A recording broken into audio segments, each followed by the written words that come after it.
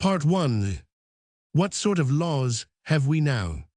Chapter 1. The situation. The actual situation under federal and state law. Not even parents can lawfully inform their married children about how to space their babies. No doctor can lawfully or adequately study the control of conception. Present provisions of federal law, scope of state laws, clinics under state laws, access to birth control. Information not only criminal but classed with obscenity. Control of conception confused with abortion. Precise meaning of term birth control in modern application. Not a crime to control parenthood, but a crime to find out how.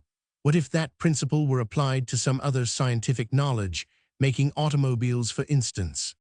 It is a crime under the federal law for a mother to write to her daughter a letter such as this.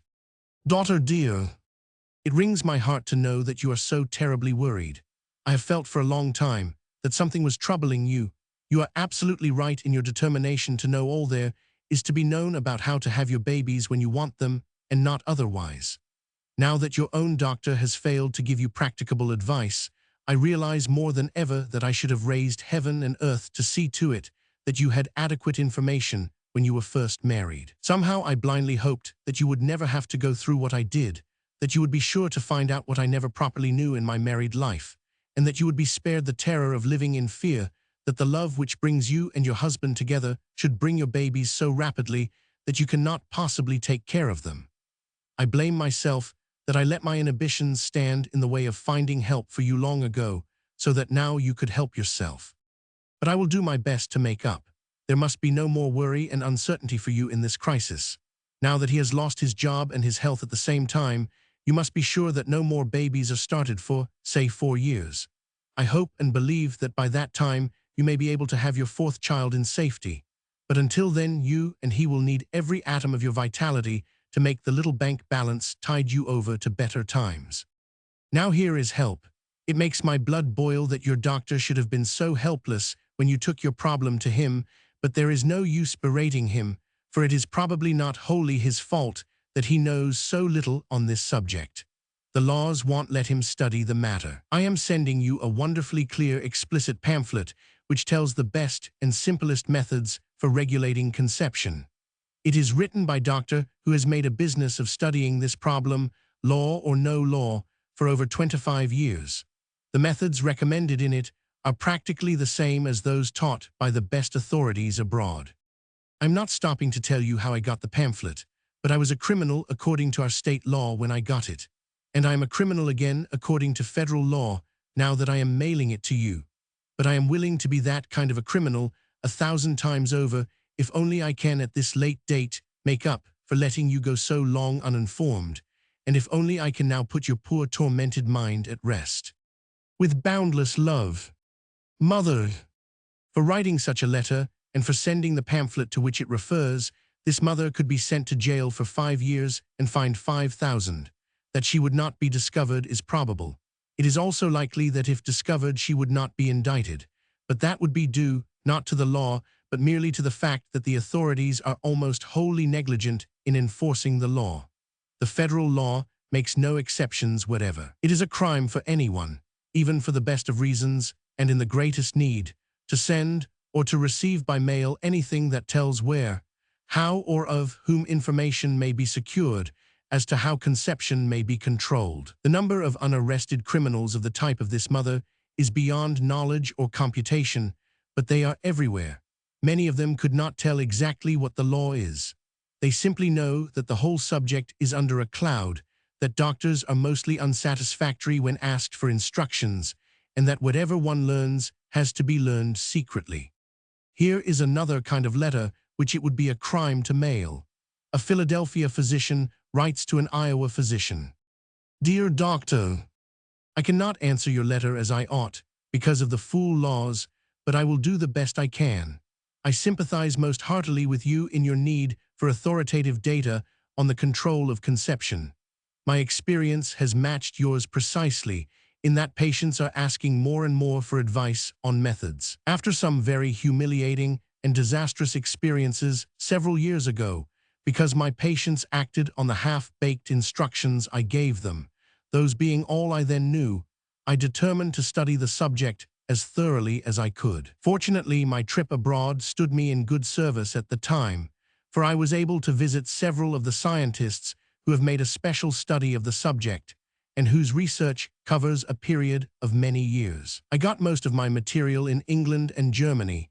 By sheer luck on my return, the customs officials did not inspect the books and the notes I had on the subject, but they could, and indeed they should under the law, have seized and destroyed them.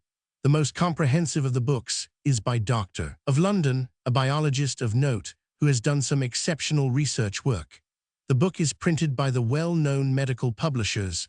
You might try ordering a copy, but the chances are that it would not come through and that you would be only wasting your time and money. So I will send you my copy by today's mail, insured, parcel post, and wrapped very securely. Let me have it back inside of a month if you can, for it is much in demand here. I am also sending with it a copy of some particularly useful items from my notes based on the experience of doctors, and also a pamphlet which you may find more helpful than any other one thing, this latter being the work of an American physician, Dr. of. It can't be signed, of course, on account of the laws, and it has to be circulated secretly. I find it excellent not only because of its brevity and soundness, but because it serves very well as a handbook of information for my patients to supplement the instructions I give them personally. I think you will find yourself wanting a quantity for distribution, especially among your patients who ask your advice by letter and who do not live near enough to come to your office. Of course, you realize that I am a deliberate lawbreaker in sending you this letter and parcel, but I would rather take a chance on being held up for it than to have you repeat my experience of advising people without adequate knowledge as to method. According to the law, you will be just as bad as I when you knowingly take from the mail the parcel I am sending. And worse yet, your state of Iowa has a law which makes it a crime to have in your possession any instructions for contraception. So be cautious. Let me know if I can be of any further use. With best wishes, as ever. Signed. Another bit of human crime is an actual instance which occurred in the experience of a Washington man who has been active in the campaign to change the laws regarding birth control knowledge. It was several years ago when the effort to introduce a bill into Congress was still new. He dropped into the office of a certain congressman whom he knew well, his errand being on another matter, but in passing he mentioned the work of the organization which had proposed the first federal bill on this subject, and inquired if he had yet met the director. Instantly the congressman was alert. "No, but I would like to, and you are just the man I want to see right now. I want you to tell me how to get all the best information there is on this question of regulating the growth of a family. I need it." He outlined his own situation. He had 4 splendid youngsters, all of them wanted and welcomed. But since the birth of the last one, his wife had not been well, and it was far from wise for her to have another one soon, certainly not for several years. Also, he was not a man of means. He could not afford to rear a very large family. The question of control had never been pressing before. Now it was imperative. Strange as it might seem, he was practically without reliable information as to methods. Would Mr. be so mighty kind as to put him in the way of getting proper instruction? He would, and 999. But it was utterly unlawful. However, he was a cordially willing criminal, and the congressman likewise cordially appreciated the friendly criminality. "Of course, you can count on me to vote that bill when it comes up in Congress," he said with emphasis that was most sincere. It is obvious from the foregoing examples, which might be multiplied indefinitely, that the present status of our laws is profoundly at odds with the beliefs and the needs of the people. What then do the people need or want in the way of laws, if they need any at all, on this subject? A necessary preliminary to answering that question is to take account of the stock of laws we already have, to inspect them open-mindedly, and then to add or subtract from them whatever common sense, justice, and self-respect may require. First of all, we have the federal law which affects the whole country. Then we have state laws in all the states but 2, which either directly or by inference form a legal barrier between the people and this knowledge. In just half of the 48 states, there are specific prohibitions. In all but 2 of the other half, the same prohibition is feasible under the obscenity laws, by virtue of the precedent of the federal obscenity law and the obscenity laws of half the states, for it is in these obscenity laws that the prohibition of the circulation of contraceptives is found. The federal law was passed first and is the model on which all the state laws are framed. The Federal Criminal Code contains 5 separate sections dealing with the subject, as follows. They are given in sequence according to section numbers, not according to the date of their enactment. Section 102 penalizes any government employee who aids or abets anyone who violates the law which forbids the importing, advertising, dealing in, exhibiting, or sending, or receiving by mail obscene or indecent publications or representations, or means for preventing conception or producing abortion, or other article of indecent or immoral use or tendency. Note the word tendency and consider the scope and power which it gives to government officials with a penchant for suppressions. Section 211, the parent of all the United States obscenity laws, declares unmailable any information or means for preventing conception. The prohibition is well-nigh limitless in scope, for it forbids any information, whether given directly or indirectly, and even includes any description calculated to induce or incite a person to use or apply any means for the prevention of conception. Section 245 covers the same ground, but applies to transportation by express or any other common carrier, from one state to another or to, or from any foreign country. Section 312 applies to the District of Columbia, which is under the direct control of Congress. It is one of the most sweeping of all the laws. It forbids anyone to lend or give away any published information, or even to have it in his possession for any such purpose, or to write where, how, or of whom information may be secured. Some of the extraordinary infringement of this section by members of Congress and officials at the Capitol will be described later in the book. Section 305 of the Tariff Act of 1922 prohibits the importation from any foreign country of any contraceptive information or means. Any such may be seized and forfeited. The maximum penalty for infringements of these federal statutes is 5 years in jail or a fine of $5,000 or both.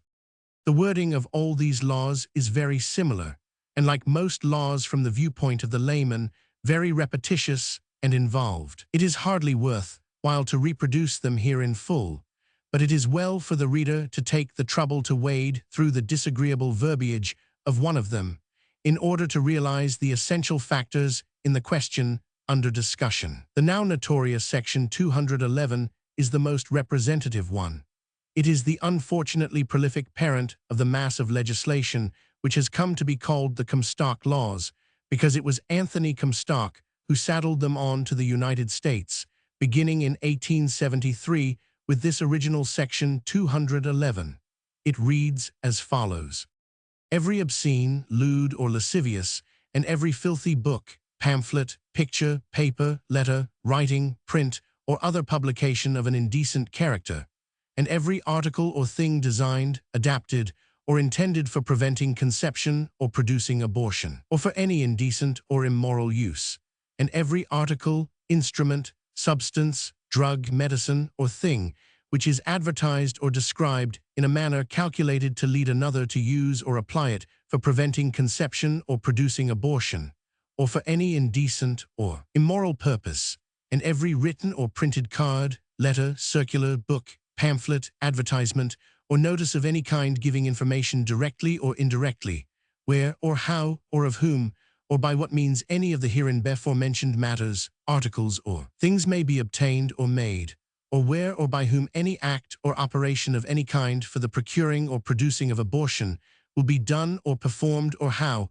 or by what means conception may be prevented or abortion may be produced, whether sealed or unsealed, and every letter, packet, or package, or other mail matter containing any filthy, vile, or indecent thing, device, or substance, and every paper, writing, advertisement, or representation that any article, instrument, substance, drug, medicine, or thing may, or can be, used or applied for preventing conception or producing abortion, or for any indecent or immoral purpose, and every description calculated to induce or incite a person to so use or apply any such article, instrument, substance, drug, medicine, or thing, is hereby declared to be a non-mailable matter, and shall not be conveyed in the mails, or delivered from any post office, or by any letter carrier. Whoever shall knowingly deposit or cause to be deposited for mailing or delivery anything declared by this section to be non-mailable, or shall knowingly take, or cause the same to be taken,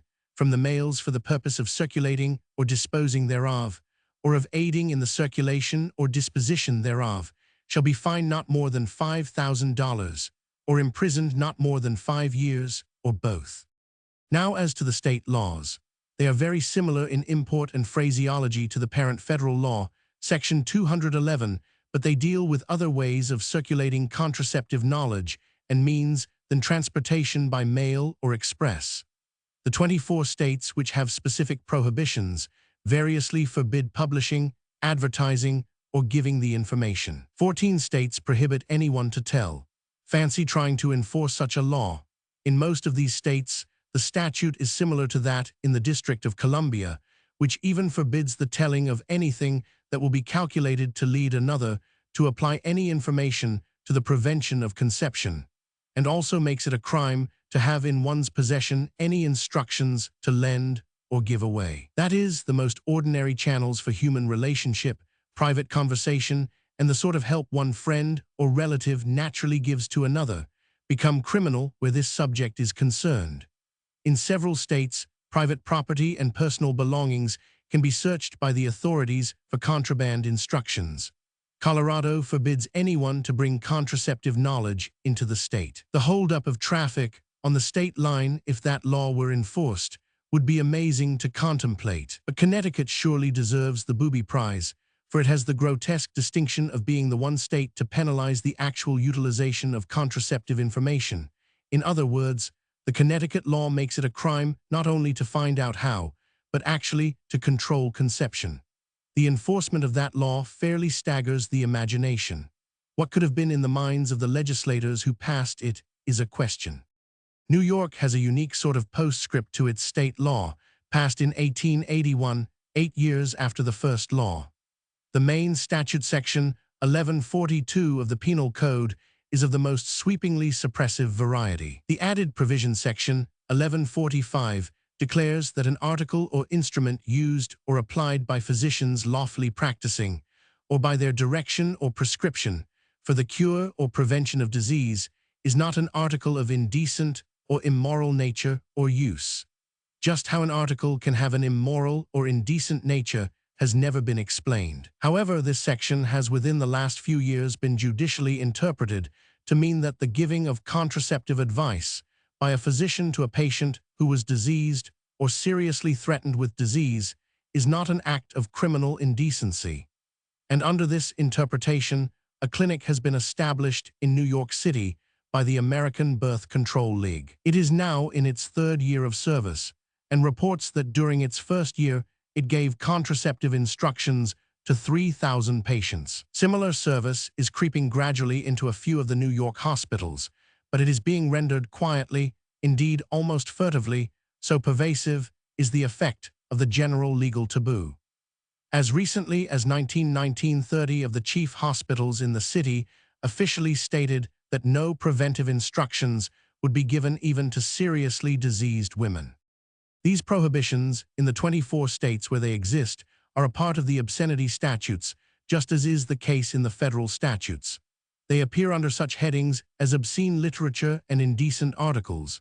In California, the prohibition comes under a general chapter heading indecent exposure, obscene exhibitions, books and prints, bawdy and other disorderly houses. None of the laws define contraceptive information as per se, obscene, indecent, immoral, lewd, lascivious, filthy, or any of the other revolting things named in the statutes, but they list it along with these things, in most cases there being no more separation from them than that which a comma affords. Section 102 of the federal law makes a still closer connection of idea, for it prohibits importing, advertising, dealing in, exhibiting, or sending, or receiving by mail obscene or indecent publications or representations or means for preventing conception or producing abortion, or other article of indecent or immoral use or tendency. This knowledge is thus definitely classed as one among other things of indecent or immoral use. Science and indecency are in fact hopelessly jumbled in the whole mass of law affecting this subject. There is not the slightest differentiation between what is scientific truth, a part of the world's store of knowledge, and things which are the expression of sexual depravity and perversion. To add to the mess, the laws link contraceptive knowledge so closely with instructions for abortion that in some of the statutes there is not even a comma between the two. In California, the prohibition of contraceptive information occurs in a statute entitled Advertising to Produce Miscarriage. Of course, the two ideas are actually separated by an abyss that has no bottom. To control the inception of life must forever remain a fundamentally different thing from the destroying of life after it exists. Abortion may be birth control, but birth control is not abortion. Just here it may be well to state precisely what is meant and what is not meant by the term birth control in its modern application.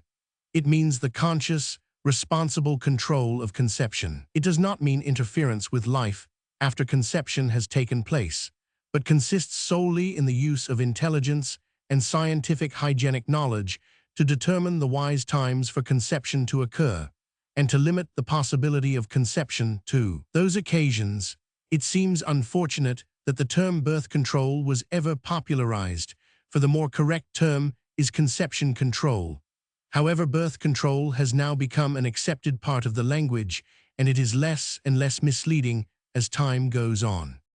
Another extraordinary factor in our laws regarding this subject is that with the absurd single instance of Connecticut, the act of controlling conception is nowhere declared a crime. It is only finding out how conception may be controlled that constitutes the crime. To regulate the incidence of parenthood and the growth of one's family is a perfectly lawful procedure.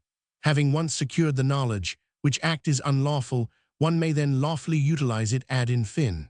The preposterousness of such a principle as a basis for law is satirically set forth in an article in the Birth Control Herald Jan. 12, 1923, from which the following is quoted. The futility, as well as the hypocrisy of standing for laws that make it a crime to secure knowledge, which it is not a crime to use after it is secured, shows up beautifully if one applies the idea to some other phase of scientific knowledge than that concerning the control of conception. Take, for instance, the principles upon which the mechanism of the automobile is based.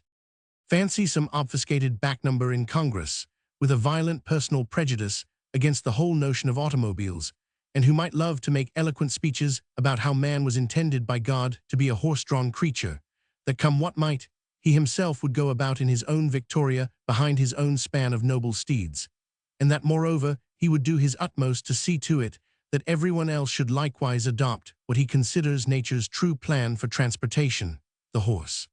Picture him then, as he sees the whole world tending to the ambition to own at least a Ford, introducing a bill à la Comstock, which would make it a crime to circulate any book, pamphlet, picture, paper, letter, print, or other publication showing how automobiles may be constructed, or any article or thing designed, adapted, or intended to aid in such knowledge, or anything which is advertised or described in a manner calculated to lead another to use or apply it to the making of automobiles, or giving information directly or indirectly how, where or of whom or by what means any of the hereinbefore mentioned matters, articles or things may be obtained, etc., etc.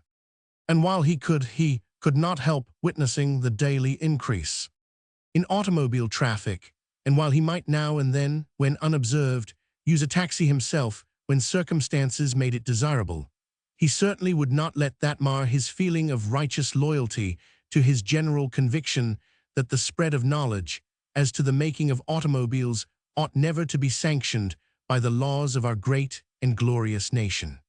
Blithering idiot would be about as complimentary an epithet as such a congressman, if he existed, would receive from his fellow members. But because the Comstock law deals with science pertaining to sex, instead of science pertaining to motors, some congressmen do not yet quite recognize the innate stupidity as well as the injustice of any governmental attempt to put a no admittance sign over any department of knowledge. As above stated, we have 24 states in which there is a specific prohibition of the circulation of contraceptive information or means. Now, what is the situation in the other half of the states? In all but two of them, North Carolina and New Mexico, there are obscenity laws modeled very closely upon the federal laws, but unlike them in that they do not mention by name the subject of contraceptive information or means. But just because the federal laws and the laws of half the states do name the subject among the penalized obscenities, these 22 other states have the strongest possible legal precedent for prosecuting, as an obscenity, if they so desire, the circulation of any sort of contraceptive information whatever, as something which is against public policy. And just because obscenity itself has never been defined in law, but can mean all sorts of things to all manner of officials, judges, and juries, there could be nearly as much opportunity to prosecute those who give contraceptive information in the relatively free states as in the states which have specific prohibitions. Indeed, this is what has recently happened in the state of Illinois. The Chicago Parenthood Clinic was organized in the fall of 1923 by a special committee and council of well-known public-spirited men and women, of which Mrs. Benjamin Carpenter was the chairman. Funds were raised to support it. Dr. Rachel Yarrows of Hull House was engaged as the physician in charge. A building was equipped, and everything was ready to function when Health Commissioner Bundenson refused to allow a license to be issued. In stating his reasons for holding up the project, Dr. Bundenson indicated that he was actuated not only by his personal disapproval of birth control, but that he felt amply justified in his position because of the precedent of the federal law. He said that advocating prevention of conception is contrary to public policy, as clearly indicated by Act of Congress. The conservative and humanitarian purpose of the clinic, as outlined by Mrs. Carpenter's committee, was to extend advice and treatment to married people only, and where the conditions are such as to make the bearing of children dangerous or prejudicial to the health and welfare of the wife or child, to prevent in every manner rational and proper recourse to abortion, now too prevalent, and to avoid as far as is humanly possible the burdening of the community with defective children and the ruination of the health of countless mothers. In an interview, Dr. Yarrows stated that the sponsors of the clinic were opposed to sensational methods and intended to present both negative and positive information that is to help overcome difficulties which prevented parents from having children, as well as to instruct those who needed to avoid or postpone having children, and to inspire ideals of family life and happiness. Dr. Bundenson was adamant, however, and he was backed by a considerable amount of vehement Roman Catholic opposition to the clinic. The case was taken to court, and the decision of Judge Harry 1000 Fisher of the Circuit Court of Cook County was in favor of granting a license to the clinic, but the opposition appealed the case. The decision of the higher court in March 1924 was that the granting of a license was entirely within the discretion of the health commissioner. There could hardly be a clearer instance showing the influence of the precedent which the federal law affords to suppress contraceptive knowledge in states which have no law against the giving of verbal personal instructions. Had there been no legal precedent outside of Illinois, in the absence of any suppressive law within the state, the health commissioner would have had no basis for his action except his personal opinion. That alone would, in all probability, not have been deemed sufficient basis for suppressing the clinic.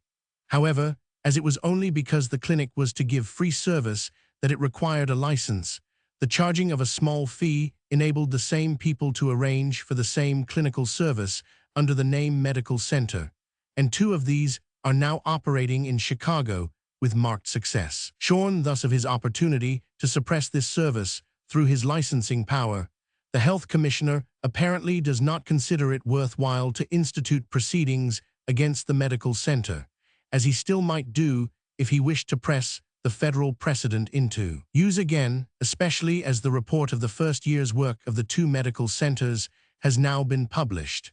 The substance of this report is given in Appendix Number 3, expurgated sufficiently to avoid making this book unmailable under Section 211 of the Federal Criminal Code.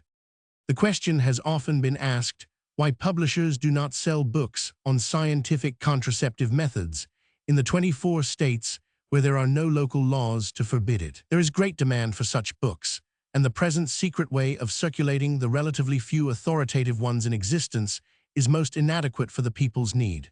As there are nearly 50 million people in these 24 states, why not give them what they need and want now, without waiting for the slow and uncertain action of Congress in repealing the federal prohibition? The answer is very illuminating. This is the situation which a publisher or bookseller would be up against if he were to consider such a thing practically. He might think first of importing a stock of books from England. For instance, the well-known little volume by the law prohibits naming it, which is so popular over there that it is now in its 9th edition. But the federal law would prevent that at the very start. For the statute reads, "Whoever shall bring or cause to be brought into the United States from any foreign country any book giving information directly or indirectly, etc." He could be fined 5,000 or jailed for 5 years for even trying it. Well then, how about printing a special edition for, say, Illinois, to be sold only in that state? It sounds hopeful, but just as soon as he got the book printed, the trouble would begin, for he could not mail any announcement of the book to anyone anywhere. He could not put a single advertisement in any newspaper or magazine, because they are mailed to subscribers, and the federal law prohibits all mailing. He might put the books on sale in the larger bookshops, say in Chicago, but if he did so without having them announced or advertised, they would not sell enough to pay for publishing. However, if they were also on sale in the shops of other cities and towns of the state, the aggregate sale might be worth, while from the point of view of human welfare, if not from that of the publisher's purse. But even that would be impracticable, because the books could not be shipped from the bindery to any other town either by mail or by express or freight, or by any sort of common carrier. The federal law prohibits all that. So there would be no way to get those books into circulation, except for one person to tell another that they could be bought, and for them to be transported from city to city by private vehicle or messenger, or to advertise them by posters and handbills distributed personally to individuals, which of course is an exorbitantly expensive method. The conclusion is inevitable that the only practical thing to do is to repeal the federal prohibition, which is the root difficulty that lies in the way of any adequate circulation of the knowledge anywhere in the United States. For a digest of the provisions of the state laws, see Appendix Number 1. For the effect of federal law upon state laws, see Chart Appendix Number 2. Chapter 2, How It Happened. How it came about that information concerning one item of science became a criminal indecency. Anthony Comstock's blundering bequest to the people. Congress, an unwitting partner. States hastily followed suit. United States the only country to class contraceptive information with penalized indecency. Legislation aimed at indecency but hit science. Europe laughs at our Comstockery. Documentary proof that Comstock and his successor, Sumner, did not expect laws to prevent doctors from giving and normal people from using contraceptive instructions. The evil that men do lives after them, likewise their stupidity and blunders. For over half a century, the people of the United States have been the victims of a great error, which Anthony Comstock and Congress unwittingly committed in connection with their commendable effort to free the young people of the country from contamination by those who were then trafficking extensively in smutty literature and inducements to sex perversion. Their error in judgment was to include in Section 211 of the Penal Code the 2 words preventing conception. In their eagerness to abolish the promotion of the misuse of contraceptive knowledge in connection with morbid and irregular practices, they rashly framed the law so as to forbid all circulation of any knowledge whatever, thus making it in the eyes of the law just as much a crime for high-minded, responsible married people to learn how to space the births in their families wisely, as for the low, vicious, or perverted few to spread information about how to abuse this knowledge in abnormal, unwholesome ways. The congressional record of the short session of Congress, which ended on March 4, 1873, shows beyond any reasonable doubt that Anthony Comstock himself had no intention of penalizing normal birth control information. He was simply so bent upon wiping out the shocking commerce in pornographic literature, which disgraced that period that he rushed headlong into the question of legislation without due consideration as to the results, which have made the United States the laughing stock of Europeans, and which have even prevented the lawful circulation of medical works for the medical profession. The record reveals the fact that the first draft of the bill contained the following exemption after the prohibition of all information as to the prevention of conception or as to abortion, except from a physician in good standing, given in good faith. Why this exemption was later omitted does not appear in the record, but its original existence proves that there was at least some glimmering of realization somewhere that a wholesale prohibition was not the aim of the statute. There is widespread evidence that present-day public opinion would not be at all satisfied with any such exemption, even if it had been left in the bill, because contraceptive knowledge is part of general hygiene and education, and not a physician's prescription as for disease, though of course the knowledge emanates naturally from the professional scientists who have made a study of this subject.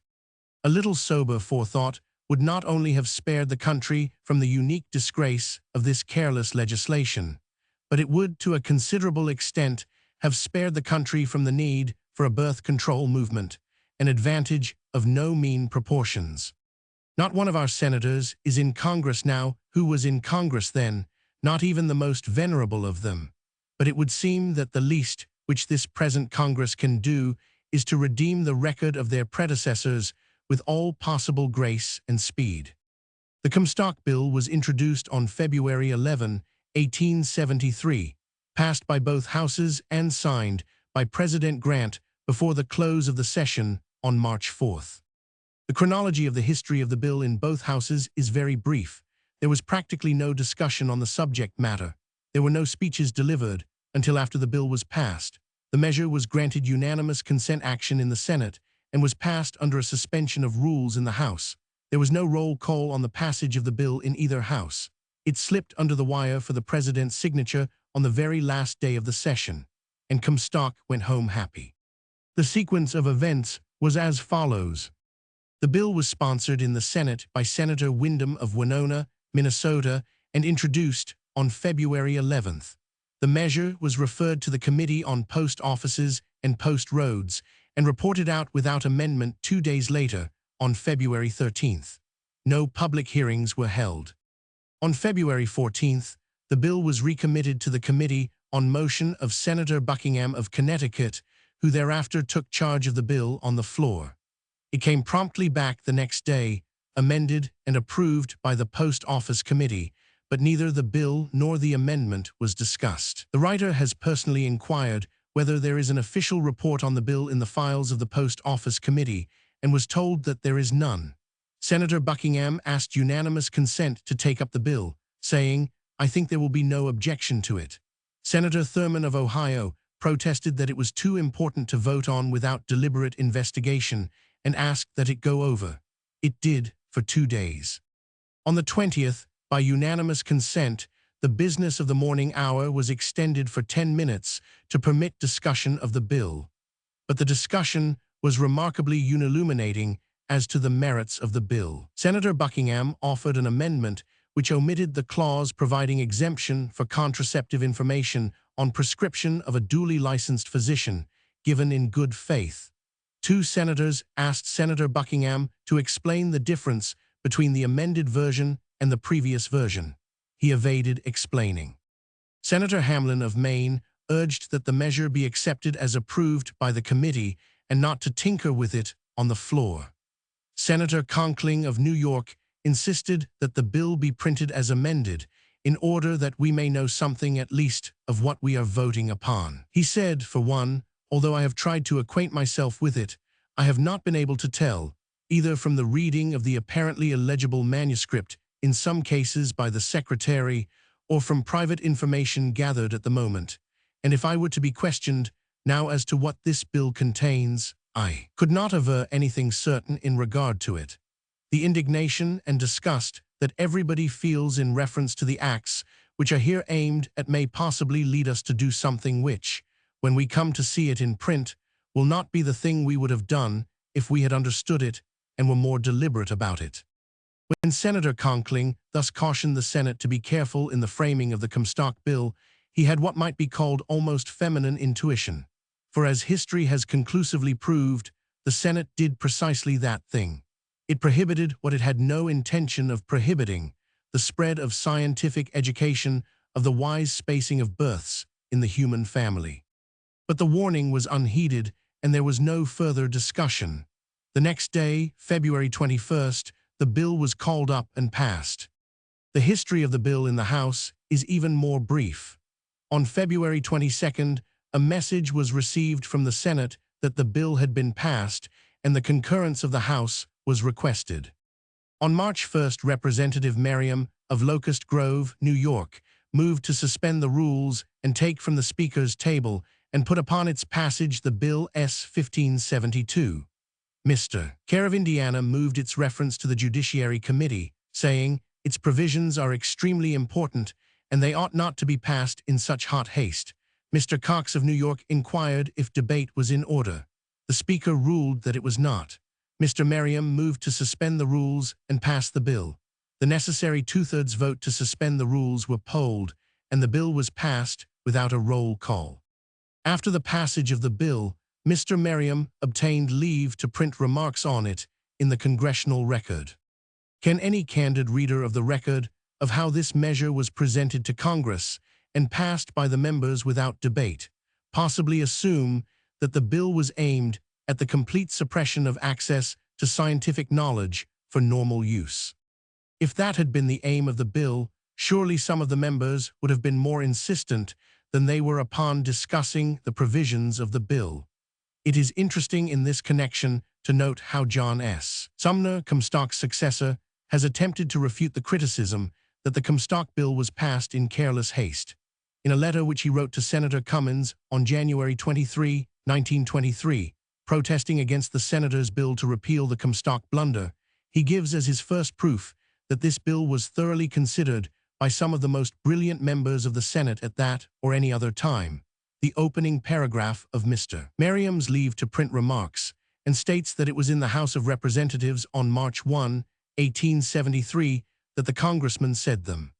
We can give Mr. Sumner the benefit of the doubt that he read the congressional record so carelessly that he did not notice that the bill was passed before the Senate could possibly have read Senator Merriam's arguments urging its passage. But it is also noteworthy that in this letter to Senator Cummins, he omits to state the date March 1st on which the bill was passed. He simply says that it was subsequently passed by the Senate. It is also significant that Mr. Sumner puts the Merriam unspoken speech at the head of page of excerpts he quotes from the congressional record, when as a matter of fact, it was the last occurrence in the Senate. It took place after the bill was enacted and was therefore no factor whatever in its enactment. For some years previous, excellent publications containing contraceptive instructions of a dignified and scientific sort had been increasingly circulated in the United States, notably the book by Dr. Troll, which was sold in such quantity in the 60s that it would rank well as a bestseller in present days. It would also still rank high as authoritative teaching regarding the control of conception if it could be published in full today. The fact that the control of conception was not once mentioned by any member on the floor of either house is most convincing evidence that their minds were not taken up with that question, but that they accepted on faith the general aim of the measure, which was to suppress gross indecencies. In this connection, a further quotation from Sumner's letter to Senator Cummins is noteworthy. Although he attempts to convince the senator that the Comstock Bill had ample attention from Congress and was thoroughly understood before it was passed, and that it was also backed by the press of the country, he was unable to muster a single quotation from a member of Congress or from the press that so much as named the control of conception, much less discussed whether information regarding it should be banned in the law. His contention has no more strength than the mere statement that each time the bill came before Congress, it was described as a measure for the suppression of trade in and circulation of obscene literature and articles of immoral use. Nor are the few press items he quotes any more specific. He tried to make them so by underlining the word articles in each one. But as there are various articles used or usable in abnormal sex practices, the mention of articles does not connote the control of conception, and certainly not the use of contraceptives in normal life. So his contention is flimsy to the last degree. Congress knew that it had voted to suppress indecent matter, but it did not know it had also voted to suppress scientific knowledge. People who well remember Comstock's procedure during the short session of 1873 have described his very effective way of getting support for his bill. He simply showed to the members of Congress whom he interviewed specimens of the disgusting pictures and publications which were then in circulation, and from which the publishers were deriving large profits. The stuff was so obviously outrageous, and it was so revolting to know that it was being diligently spread among the youth of the country, that the response of the congressmen to his proposed bill for making the matter unmailable was immediate. This is the outstanding fact which accounts for the ease with which the bill was put through without debate. In writing of his own work afterward, Comstock said, "I am positive I personally presented the full facts to the large majority, both in the Senate and House." Below are extracts from the only speech made in behalf of the Comstock bill, and that speech was never spoken on the floor of the House. Leave to print speeches have long been a peculiar and questionable characteristic of American legislation, and this instance is of exceptional peculiarity in that the speech was made after the bill was passed. In the whole long document, of which only a brief portion is given here, there is only one mention of the words preventing conception, and that is in a letter which Mr. Merriam quotes from Comstock, and this one mention is solely in connection with indecencies and perversions. Mr. Speaker, the purposes of this bill are so clearly in the best interests of morality and humanity that I trust it will receive the unanimous voice of Congress. It is terrible to contemplate that more than 6,000 persons are daily employed in a carefully organized business, stimulated to activity by all the incentive that avarice and wickedness can invent, to place in the schools and homes of our country books, pictures, and immoral appliances of so low and debasing a nature that it would seem that the brute creation itself would turn from them in disgust. With this, his opening paragraph, Mr. Merriam proceeded to express his confidence that Congress would so act, and that the outraged manhood of our age would condemn this traffic which sought to make merchandise of the morals of our youth. Recent revelations had shown that no school or home was safe from these corrupting influences, and that the purity and beauty of womanhood has no protection from the insults of this trade. Mr. Merriam said further that this trade was worse than war, pestilence, or famine. Only this subtle influence, now revealed, could explain the crime and depravity in this our day. He then praised the revelations made by one young man in New York, whose hand with determined and commendable energy is falling heavily upon the workers in this detestable business, referring to his exhibit of over 15,000 letters received by dealers in this literature from students of both sexes in all parts of the country. These and other letters in the dead letter office had exposed a regular circulating library of obscene books and pictures. Most of the book plates had been recently seized and destroyed. With the object of placing all the facts before Congress and the country, Mr. Merriam placed in the record, as part of his remarks, a long letter which he had received from Anthony Comstock of New York. The letter is dated January 18, 1873, and its first paragraphs are as follows. "Dear Sir, I have the honor to acknowledge the receipt of your favor of the 12th instant, in which you ask for a statement from me in reference to the traffic in obscene literature. There are various ways by which this vile stuff has been disseminated. First, by advertising in the above-named papers. Some weeks there is not a single advertisement in some of these papers that is not designed either to cheat or defraud, or intended to be a medium of sending out these accursed books and articles. For instance, I have arrested a number of persons, one in particular, who advertised a musical album to be sent for 50 cents. I sent the 50 cents and received back a catalog of obscene books with the following card attached. The album is only a pretense to enable us to forward you a catalog of our fancy books.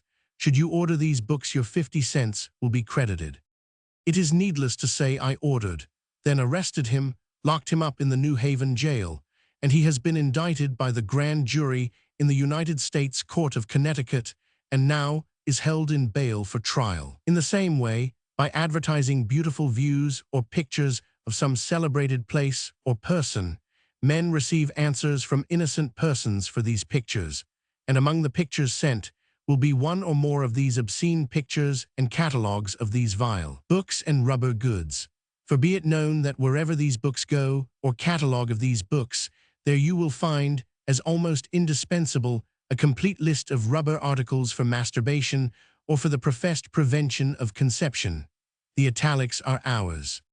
Secondly, the abominations are disseminated by these men, first obtaining the addresses of scholars and students in our schools and colleges, and then forwarding these circulars. They secure thousands of names in this way, by either sending for a catalogue of schools, seminaries, and colleges, under the pretense of sending a child to attend these places, or else by sending out a circular purporting to be getting up a directory of all the scholars and students in schools and colleges in the United States, or of taking the census of all the unmarried people, and offering to pay 5 cents per name for lists so sent.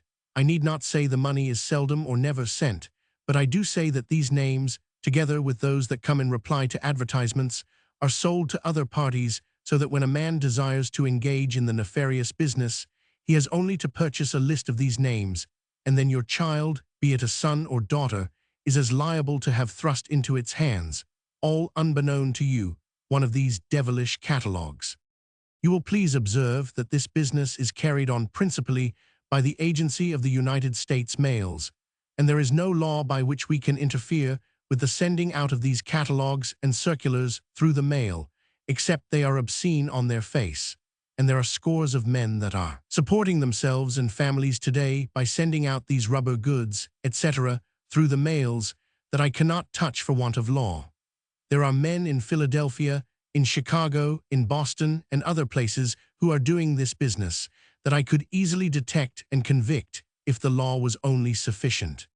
Mr. Merriam then concluded as follows: with the passage of this bill, I shall have performed a most uninviting duty.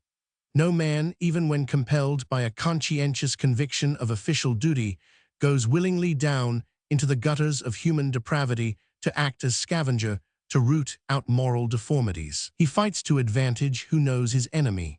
The good men of this country who regard their homes as their sanctuaries, warned by this exposure, will act with determined energy to protect what they hold most precious in life, the holiness and purity of their firesides. So much for the story of how the federal statutes happened to be fastened upon American law. The example was contagious. A veritable epidemic of state legislation in similar phraseology ensued, until ere long, there were only 2 states without obscenity statutes which echoed the federal law, and which, in many instances, went much further than the federal law in suppressive policy. American laws in this regard stand unique among those of the nations of the world. In various countries there are obscenity statutes and regulations, but in none save the United States is contraceptive information, per se, classed with penalized indecency. In no other country is science reduced to the level of obscenity in the law. Bernard Shaw said 20 years ago, "Comstockery is the world's standing joke, at the expense of the United States." Some degree of praise and a deluge of denunciation has been poured upon Anthony Comstock for the legislation he initiated, the arrests and suppressions which he accomplished, and for the spying methods he used to entrap those whose activities he considered criminal. Any final or complete estimate of his qualities and the value of his work to the people of the country would be out of place in this book, but it may be of use in considering what sort of legislation the country should have to get at something of the why of Comstock's efforts. The fairest way to arrive at an unprejudiced conclusion about him would seem to be to let him speak for himself, by quoting from his own books describing his major work, and then to give the reader representative glimpses of his work and his psychology through the words of both his ardent supporters and his adverse critics. But first it is essential to bear in mind that the dent Anthony Comstock made in American life was considerably due to the fact that he was given special power, both by Congress and by the New York State Legislature, to act as a government agent in securing arrests. This power, coupled with the almost unparalleled energy of the man, made his career exceptional. Had it not been for these two factors, it might perhaps seem clear that his psychology was not so very different from that of many less well-known folk of his day and our own, the perfectly respectable and to all outward appearance normal people who see sex as something innately nasty and dangerous. The only difference being that while Comstock, armed with his governmental power, translated his feeling into prodigious activity in the way of suppressing people, the others, lacking his official power and his energy, have remained rather inert. They have not therefore become conspicuous characters. The Comstock psychology, in modified and milder form, appears to be not at all a rarity. The way in which Comstock got his special power to enforce the federal law is described by his biographer, Rev. 100. G. Trumbull in his book, Anthony Comstock, Fighter, as follows. Immediately after the painstaking passage of the bill in Congress, Senators Buckingham, Windom, Ramsey, and Representative Merriam united in asking Postmaster General Jewell to appoint Comstock a special agent of the Post Office Department to enforce the laws. The Post Office bill was still pending. The Post Office Committee offered this proposition as an amendment, and it was passed with the bill. The Postmaster General agreed to make the appointment if an appropriation were voted for the salary and per diem expenses. Comstock went before the Committee on Appropriations and opposed the salary, on the ground that the position would thus be kept out of politics. He was appointed and held the office for 33 years. The Y-1100 paid him $100 a month to compensate him for the time lost from his business. He was still ostensibly a grocery clerk. When Cortelyou was Postmaster General, he insisted that Comstock should take a salary and be a government employee on a regular basis. At this time, also, his title of special agent was changed to inspector. This occurred in about 1910. The duties of the office, as given by the postal laws, include the following: the investigation of all matters connected with the postal service, alleged violations of law, and when necessary to aid in the prosecution of criminal offenses. Postal employees are subordinate to post office inspectors when acting within the scope of their duty and employment. Inspectors are empowered to open pouches and sacks to examine the mail therein. When authorized by the Postmaster General, they are empowered to make searches for mailable matter transported in violation of law, to seize all letters and bags, packets, or parcels containing letters which are being carried contrary to law on board any vessel or on any postal route. Comstock's special power under New York state law was in connection with his position as Secretary of the Society for the Suppression of Vice. This society was incorporated by the New York Legislature in May 1873 within 6 weeks of the passage of the Comstock Bill by Congress. Section 3 of the Act of Incorporation states the object of the society to be the enforcement of the laws for the suppression of the trade in and circulation of obscene literature and illustrations, advertisements, and articles of indecent and immoral use, as it is or may be forbidden by the laws of the state of New York or of the United States. Section 5 contains an extraordinary provision which reads this way: the police force of the city of New York, as well as of other places where police organizations exist, shall, as occasion may require, aid this corporation, its members or agents, in the enforcement of all laws which now exist or which may hereafter be enacted for the suppression of the acts and offenses designed in Section 3 of this Act. Note that the police force was to aid the society, not the society the police. An almost incredible further provision in the original Act of Incorporation was that 1/2 the fines collected through the instrumentality of the society or its agent for the violation of the laws in this Act specified shall accrue to its benefits, a provision which fortunately was soon repealed.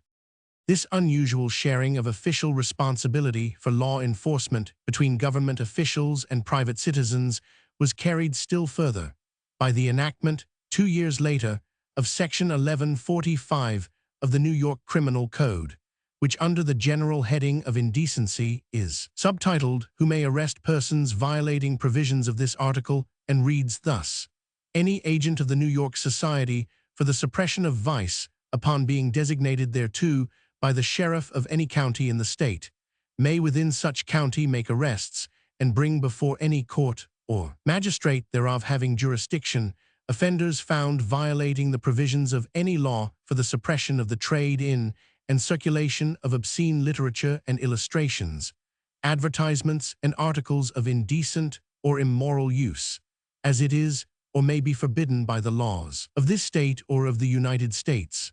According to John S. Sumner, the present secretary of the society, Comstock was always deputized by the sheriff. He liked the arresting and all that sort of thing, said Mr. Sumner with a rather tolerant smile. I don't care much for it myself. This special power with which Comstock was vested by the state was questioned, but never with sufficient force to revoke the act which conferred it. Mr. Cortlandt Palmer, a lawyer of distinction, made a most earnest criticism of the Comstock laws in the New York Observer of April 26, 1883, in which he said, "These laws tend to confine administration to certain classes. The district attorneys are the only democratic prosecutors of the cases under consideration by the Society for the Suppression of Vice." He spoke of the society as endeavoring to supplement and supplant the regular process of law by confiding the machinery of justice to special and irresponsible associations, upon whom is conferred the unrepublican power not only of prosecution, but of arrest. In selecting representative passages from Comstock's own words, space forbids the giving of any large number. Choosing is a bit difficult, because Comstock's style of expression was so redundant, so abounding in detail, that concise quotations are not easy to provide. Selections pertinent for our present use are first those which indicate his general psychology, the mental background on which he built his career, and then those which show the place he gave in his own mind to the subject of the control of conception. The titles of his two sizable books are Frauds Exposed and Traps for the Young. They constitute his life story in his own words. He was proud of having arrested 3873 persons, of whom 2911 were convicted. Satan was to him a very live foe. He dramatized the combat with this enemy to the highest degree. His reports of his adventures in making arrests read, not like the recapitulations of a dutiful officer or of a trained welfare worker, but rather like the dime novels which he so roundly denounced. He wound up the story of one of his captures in Boston with the exuberant exclamation, "Then ho for the Charles St. Jail." Satan to him was apparently the representative of obscenity, and obscenity, if not completely synonymous with sex, was very nearly so. At any rate, the idea of obscenity as an enveloping enemy permeated every other subject that Comstock touched upon. It seems as if he felt that practically all roads led to obscenity, and that it was his duty to block all the roads. In the opening chapter of Traps for the Young, after describing in detail box traps, fox traps, partridge snares, bear traps, rat traps, etc., he says, Satan adopts similar devices to capture our youth and secure the ruin of immortal souls. The love story and cheap work of fiction captivate fancy and pervert taste, rob the child of the desire to study. There are grave questions in the minds of some of our best writers and of our most thoughtful men and women, whether novel reading at its best does not tend downward rather than upward. Light literature, then, is a devil trap to captivate the child by perverting taste and fancy. The italics are ours. Fear was apparently as great a factor in Comstock's makeup as his vigor. He seemed to have little trust in the self-reliant virtue of people of any age, and almost none at all in young people. Here is another bit from the Traps. Drop into the fountain of moral purity in our youth the poison of much of the literature of the day, and you place in their lives an all-pervading power of evil. A perpetual panorama of vile forms will keep moving to and fro before the mind, to the exclusion of the good. Evil influences burn themselves in. Vile books and papers are branding irons heated in the fires of hell and used by Satan to sear the highest life of the soul. The world is the devil's hunting ground, and children are his choicest game. The chapter headings which Comstock chose for the Trap book are indicative of his mental trend. This is the list. 1. Household traps light literature. 2. Household traps continued newspapers. 3. Halftime novels and story papers. 4. Advertisement traps. 5. Gambling traps. 6. Gambling traps continued. 7. Gambling traps continued. 8. Death traps by male obscenity. 9. Quack traps. 10. Free love traps. 11. Artistic and classical traps. 12. Infidel and liberal traps. 13. More infidel and liberal traps. In a letter read on the 40th anniversary of his society, Comstock said, "Let me emphasize one fact, supported by my nearly 42 years of public life in fighting this particular foe. My experience leads me to the conviction that once these matters of obscenity enter through the eye and ear into the chamber of imagery in the heart of a child, nothing but the grace of God can ever blot it out." One wonders how lively Comstock's faith in the grace of God may have been, inasmuch as he was willing to give it so few chances to function. His own words and his actions seem to invite the conclusion that his fear was considerably larger than his faith. In an interview with Comstock by Mary Alden Hopkins in Harper's Weekly of May 22, 1915, he asserted that the existing laws are a necessity in order to prevent the downfall of youth of both sexes. To repeal the present laws would be a crime against society, and especially a crime against young women. Apparently, he felt that young women were especially weak in their power of resistance to obscenity. In the same interview, speaking of the federal law, Miss Hopkins asked, "Does it not allow the judge considerable leeway in deciding whether or not a book or a picture is immoral?" "No," replied Mr. Comstock, "the highest courts in Great Britain and the United States have laid down the test in all such matters. What he has to decide is whether or not it might rouse in young and inexperienced minds lewd or libidinous thought." Here we have at least one key to Comstock's attitude. It is evident from the passages already quoted and from his record as a prosecutor of many persons of fine standing, good taste, and high ideals, that the things which he thought could arouse lewd or libidinous thought were legion, and he detected that quality in all manner of instances when it was not at all evident to others. For example, he describes on page 163 of the Traps how he made an arrest at what he called a free love convention. He said he slipped into the hall unnoticed and looked over the audience of about 250 men and boys. "I could see lust in every face. If ever anyone had a sturdy belief in the fall of man, it would seem to be Anthony Comstock. Human nature to him was innately corrupt, or at least so large a part of it was corrupt that, in his view, it warranted suppressive laws applying to everyone, whether clean-minded or depraved. This attitude was plainly indicated in a later part of the above-mentioned interview with Miss Hopkins. She says, "I was somewhat confused that Mr. Comstock should class contraceptives with pornographic objects which debauch children's fancies, for I knew that the European scientists who advocate their use have no desire at all to debauch children. When I asked Mr. Comstock about this, he replied, with scant patience for theorizers who do not know human nature, 'If you open the door to anything, the filth will all pour in, and the degradation of youth will follow.' The italics are ours." That he dramatized himself as a hero and a martyr seems quite evident all through his career. When the hearing was held on the petition to repeal his laws shortly after they were passed by Congress, he describes the scene thus: "As I entered the committee room, I found it crowded with long-haired men and short-haired women, there to defend obscene publications, abortion implements, and other incentives to crime by repealing the laws. I heard their hiss and curse as I passed through them. I saw their sneers and looks of derision and contempt. It was not the blackening of my reputation that weighed me down, so much as the possibility that one of the most righteous laws ever enacted should be repealed or changed."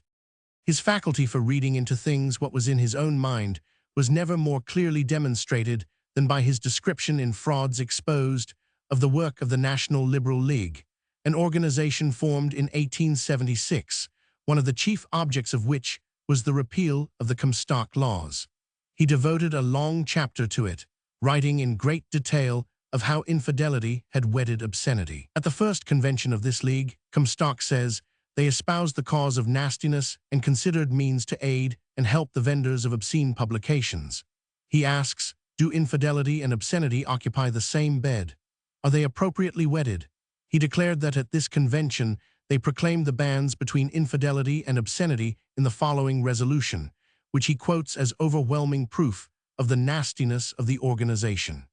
Resolved that this league, while it recognizes the great importance and absolute necessity of guarding by proper legislation against obscene and indecent publications, whatever sect, party, order, or class such publications claim to favor, disapproves and protests against all laws which by reason of indefiniteness or ambiguity shall permit the prosecution and punishment of honest and conscientious men for presenting to the public what they deem essential to the public welfare, when the views thus presented do not violate in thought or language the acknowledged rules of decency, and that we demand that all laws against obscenity and indecency shall be so clear and explicit that none but actual offenders against the recognized principles of purity shall be liable to suffer therefrom. Resolved that we cannot but regard the appointment and authorization by the government of a single individual to inspect our mails with power to exclude therefrom whatever he deems objectionable, as a delegation of authority dangerous to public and personal liberty and utterly inconsistent with the genius of free institutions. Therefore, says Comstock triumphantly, I charge that they defended obscenity for the love of it. A welter of adjectives was an outstanding feature of Comstock's books. He gives his reader very little opportunity to judge for himself as to the character of the crimes his prisoners committed, for he does not state concretely what they were, but he uses phrases about them such as diabolical trash, carrion, leprous influences, etc. On only 2 pages opened at random in the Trapp's book were noted the following words and phrases: moral vulture, terrible talons, cancer, damns the soul, frightful monster, homes desolated, whited sepulchres, putrefying sores, immense cuttlefish, turgid waters, jackal, pathway of lust. Lust is the boon companion of all other crimes. In the light of modern psychology, this choice of language carried to such extreme betrays fear and sex obsession to a degree that would hardly seem to fit a man for sound service either as a lawmaker or as an enforcer of the law. However, now let us take a look at Comstock through the eyes of others. His biographer, Rev. 100, G. Trumbull, wrote of him thus toward the close of his career. Mr. Comstock today likes to dwell upon what he calls the wonderful goodness of God in those early days of the fight for purity. And it is a story of God's work, not man's, when we remember that it was an unknown clerk, 28 years old, who had hardihood to go to the national capital with the idea of getting his own convictions put into legislative action, that finding there 2 or 3 other bills pending in the same field, one regarding the District of Columbia, instigated by the Washington Y 1100, the other by Gen. Benjamin F. Butler, amending the interstate commerce law to prohibit sending obscene matter from one state to another, he stuck to it till all were merged in a single bill of 5 comprehensive sections, that he prayed his bill through both houses in the strenuous closing hours of the winter session, and that he returned home under appointment as a staff officer of a cabinet officer of the United States. Dr. Trumbull adds that the Y 1100 gladly paid the expenses of the Washington campaign. That is the viewpoint of a friend and admirer. Now we turn to the slant from which Comstock was viewed by one of his most severe critics, 1000, Dennett of New York, editor of The Truth Seeker and a leader in the agnostic and liberal group known as the National Liberal League. Comstock alluded to this organization as debauching the public conscience and as this pestilence which drags down and never builds up.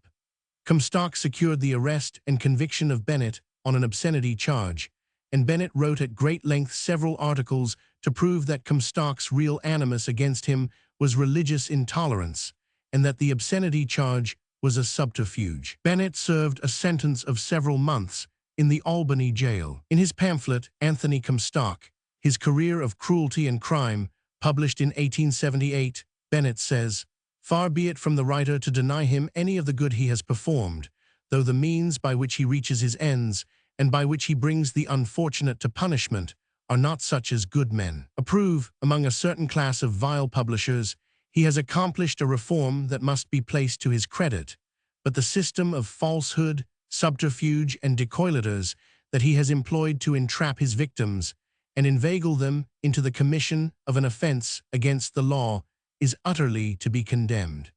The want of discrimination which he has evinced between those who were really guilty of issuing vile publications, and whose only object was to inflame the baser passions, and those who published and sold books for the purpose of educating and improving mankind, has been a serious defect with this man. While he suppressed much that is vile, he has to a much larger extent infringed upon the dearest rights of the individual, thus bringing obloquy and disgrace upon those who had a good object in view, and upon those who in a limited degree were at fault.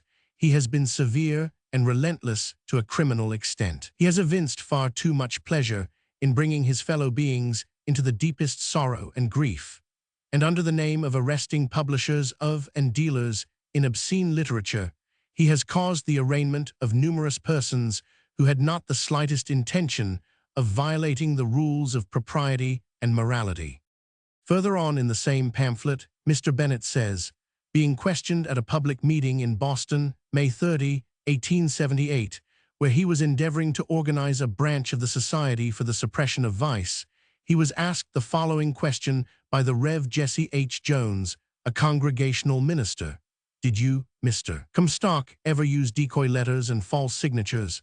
Did you ever sign a woman's name to such decoy letters? Did you ever try to make a person sell you forbidden wares, and then when you had succeeded, use the evidence thus obtained to convict them? To each of these questions Comstock answered, yes, I have done it. One of the best-known instances of Comstock's decoy system for securing arrests was that of William Sanger. As described by Mr. Sanger in a written statement prepared for his trial, in which the judge allowed him to present only in part, the circumstances were these. On December 18, 1914, a man had come to his studio, saying that his name was Heller, that he was a dealer in rubber goods and sundries, that he had read Mrs. Sanger's booklets What Every Girl Should Know and What Every Mother Should Know, that he had enjoyed reading them and was in sympathy with her work. He then asked for a copy of the pamphlet on family limitation. Mr. Sanger said he had none. The man insisted, asked if Mr. Sanger could not find one around somewhere for him, as he wanted to reprint it in several languages for distribution among the poor people he worked with and with whom he did business. Mr. Sanger took the trouble to hunt about among his wife's belongings and found a single copy of the booklet, which he gave to the man. A month later, Anthony Comstock appeared and arrested him for having given contraceptive information contrary to the New York law. The man who came to him as Heller was in reality Comstock's spy. His real name is Bamberger, and he is still in the employ of the Society for the Suppression of Vice. Mr. Sanger stated that Comstock, on the day of his arrest, had offered to get him a suspended sentence if he would plead guilty.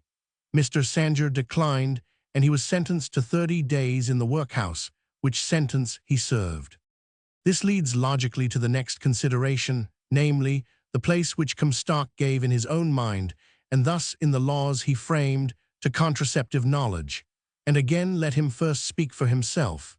In a letter which he wrote on April 28, 1915, to Mrs. Clara Gruning Stillman, Secretary of the National Birth Control League, the first national birth control organization in this country, he said, a letter dated April 23, 1915, purporting to have been sent out by you as Secretary of the Birth Control League, has been referred to this office. In this letter you say, the law, both state and federal at present, makes it a crime even for physicians to give information as to methods, no matter how essential such knowledge may be to the physical and economic well-being of those concerned. There is not a word of truth in this statement, and you cannot find a single case, since the enactment of these laws, to justify such a statement on the part of your league. Further on in the same letter he says, I challenge your league to produce a single case where any reputable physician has been interfered with or disturbed in the legitimate practice of medicine.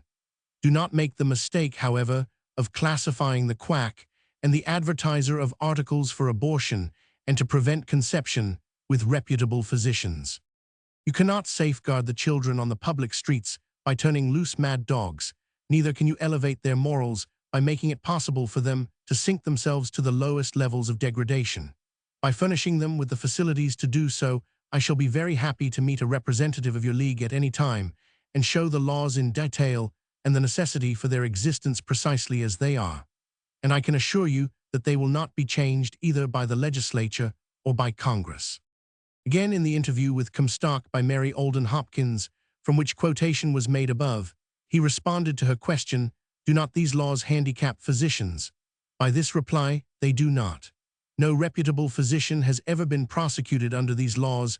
A reputable doctor may tell his patient in his office what is necessary, and a druggist may sell on a doctor's written prescription drugs, which he would not be allowed to sell otherwise.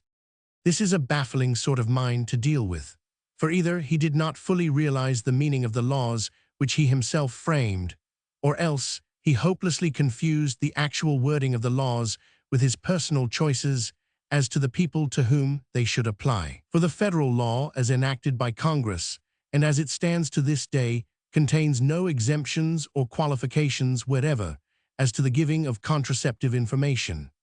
It is just as criminal for a conscientious doctor to send needed contraceptive instructions to a patient as for a sex pervert to send an advertisement of contraceptive means with his depraved literature. And in the District of Columbia, and in at least 17 states, it is just as criminal for a reputable doctor to instruct a patient, even verbally in the privacy of his own office, as it is for any low-minded person to peddle pornographic stuff containing contraceptive directions. The language of these laws is perfectly plain. They are flat, sweeping prohibitions and apply to everybody alike. It would seem almost incredible that Comstock should have dared to assert that they did not forbid physicians, or to assume that because neither he nor the government officials chose to enforce the laws on all offenders, that the laws, therefore, did not apply to all offenders. But perhaps his mind was so focused on the fact that he had not himself prosecuted any physicians whom he considered reputable, that he assumed the impossibility of their being prosecuted by anyone. However, it seems doubtful that he was quite so oblivious as to the plain import of the law's words, as to sincerely think they did not mean what they said. It seems more likely that in planning laws as he did with their sweeping prohibition, he was instinctively acting to provide himself and those who were involved in the enforcement of the laws with an absolutely unhampered opportunity to decide who among the lawbreakers were reputable and what was obscene, immoral, etc., and to pick out whatever offender they chose for prosecution. He knew, of course, that complete enforcement was utterly impossible, but to be able to make the law effective here and there according to his own will was a use of power that was very evidently to his liking.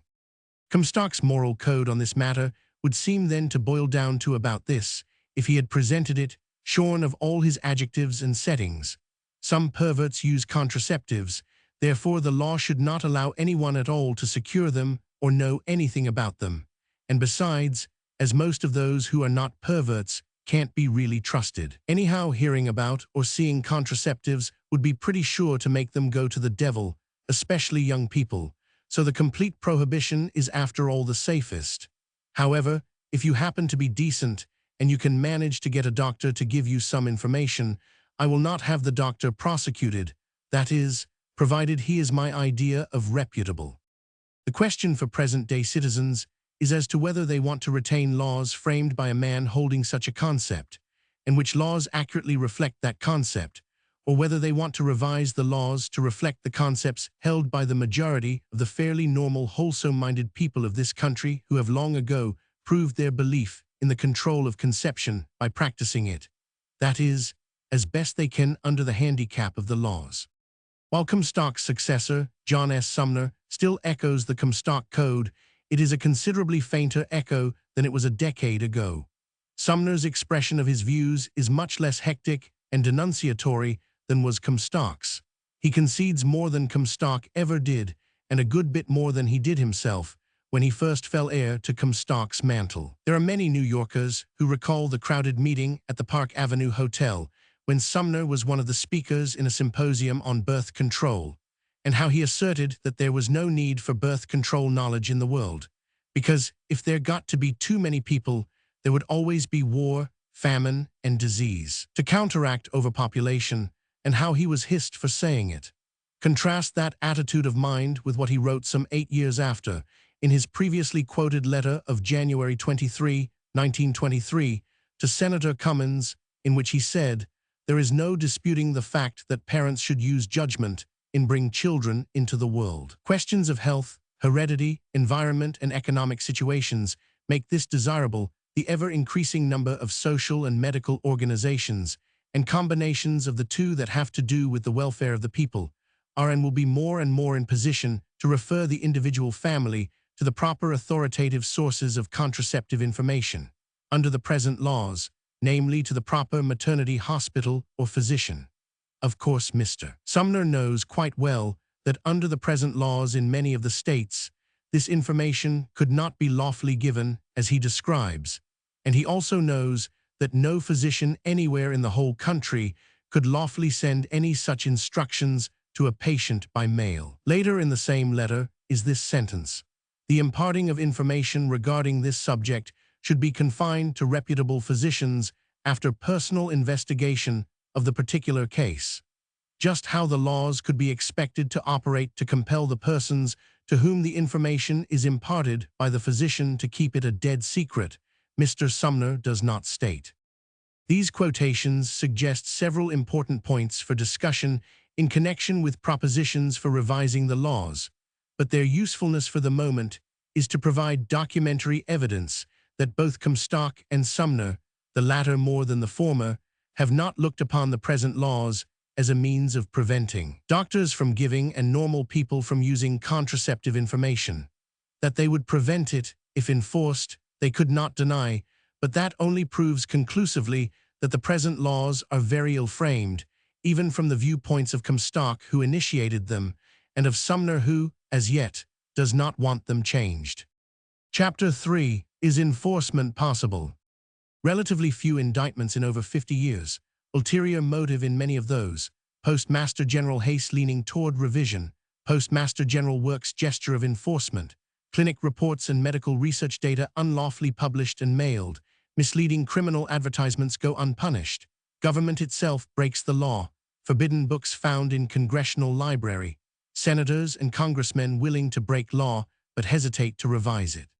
As noted in the last chapter, it was admitted by Comstock that the law as he framed it was essentially hypocritical with regard to the giving of contraceptive information. According to his own records, relatively few of the many arrests he procured were for giving contraceptive information, and a very small part of those were for that thing pure and simple, but usually because contraceptive information was involved in other matters, or when it was the most convenient means of getting a person whose arrest was wanted for other reasons. Apart from the prosecutions instigated by Comstock and his successor John Sumner, the government officials in over 50 years have made almost no effort to indict those who have broken the law, certainly no effort that is at all commensurate with the sweeping and unqualified character of the prohibition. Diligent search has been made for a complete list of the indictments in the United States for the giving of contraceptive information,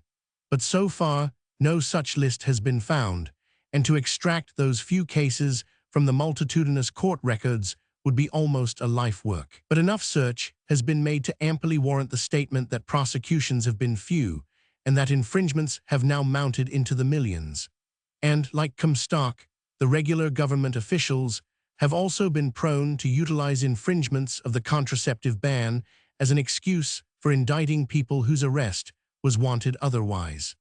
In Comstock's own book, Frauds Exposed, in which he recapitulates his 40 years of work in jailing people, the space given to contraceptive cases is only about 5% of the whole book. His greatest emphasis and the bulk of his effort went to suppressing general obscenity, gambling, and fraud. A similar proportion is found in his later book, Traps for the Young, in 500, 1000.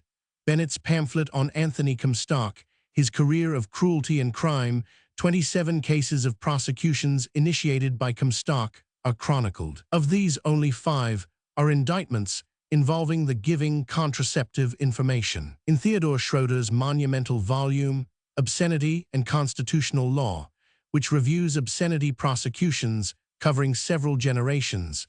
There are found to be less than 10 in which contraceptive information was the probable main factor in the case. Appendix number 4 gives a list of 23 more or less well-known cases of prosecutions with the disposition of each case. Several of them were instances where the birth control issue was obviously used as a cloak for an ulterior motive in causing the arrest. This was notably true in the recent case of Carlo Tresca, the editor of an Italian paper, Il Martello, published in New York City. The facts in the case were briefly these. In the absence of Mr. Tresca, the advertising manager of the paper printed a two-line, small-print advertisement of a pamphlet on birth control methods by an Italian physician, a publication which has been very popular and which has been considerably advertised in other Italian papers. The post office notified Il Martello that the advertisement rendered the paper unmailable, as it was an infringement of Section 211 of the Federal Criminal Code. The two lines were accordingly deleted and the edition was mailed. But shortly afterwards, the advertising manager was arrested and imprisoned for the infringement. Tresca also was arrested, though he had not known of the advertisement at the time it was printed. He was sentenced to a year and a day in the federal penitentiary at Atlanta. During and after his trial, some illuminating testimony was brought forth, showing that the birth control charge was merely a handle for political persecution. It seems that Tresca in his paper and otherwise had vigorously opposed the Mussolini regime in Italy, and the Italian ambassador, while making a dinner address in Washington, had stated that there was a certain Italian paper in New York which ought to be suppressed. Il Martello was subsequently subjected to many petty annoyances from the post office, culminating in the arrest of the editor on the birth control charge, after the offending advertisement had been promptly deleted in accord with the post office notification. During the trial, the prosecuting attorney admitted that the complaint against the paper regarding the advertisement had come from the office of the Italian ambassador. These facts became widely known. Many letters of protest from well-known citizens were sent to the Attorney General and President Coolidge, with the result that the president commuted the sentence to 4 months. It is noteworthy that Tresca's original sentence was the longest of any on record in recent years, perhaps in any years, for this sort of offense. The maximum of 5 years in jail and 5,000 fine seems never to have been imposed since the law was enacted. In the 23 cases listed in Appendix number 4, the imprisonment terms were as follows: 1 for a year and a day, 1 for 6 months, 2 for 60 days, 4 for 30 days, 3 for 15 days, and 7 were freed or their cases were dismissed. As to fines, there was 1 of 1,000, 1 of 100, 3 for 25, and 1 for 10. It is told of a judge in the Middle West that he imposed a fine of 1 cent in a case of this sort. The prisoner was guilty under the law, so the judge did his duty, but he apparently also took occasion to register his opinion of the value of the law. Margaret Sanger, the best known among birth control criminals, has served but 30 days in jail, all told, though arrested 4 times.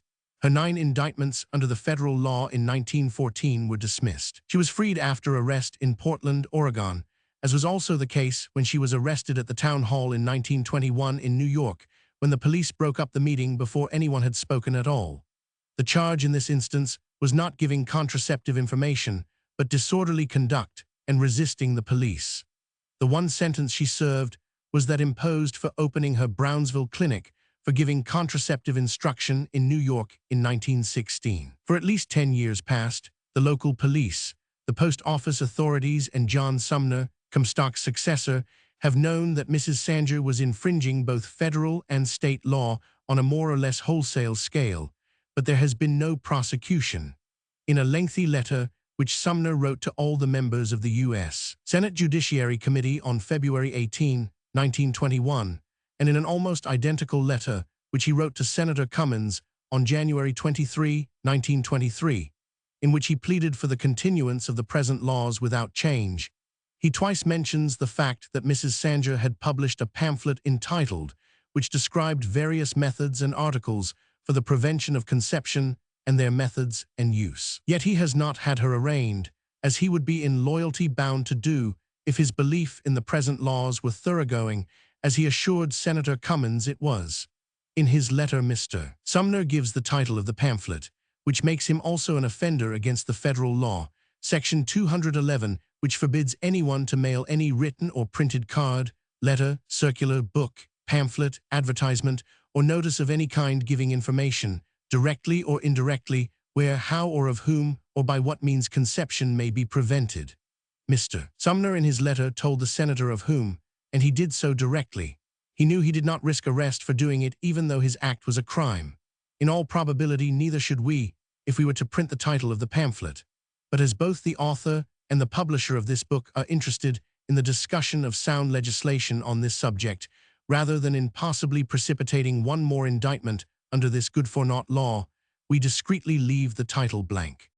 The conclusion seems quite obvious, judging by the light penalties, the few prosecutions, and the blinking at infringements, that the government, like most citizens, takes this law very lightly and has no idea of living up to its obligation to enforce it.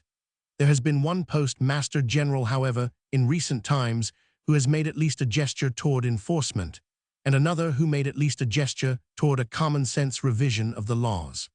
The latter was Postmaster General Hayes, and had he not resigned his position to go into the moving picture business, perhaps the United States laws on this subject would now be renovated so as to be more a reflection of the people's beliefs and more true to American ideals. The circumstances in the summer of 1921 were most propitious.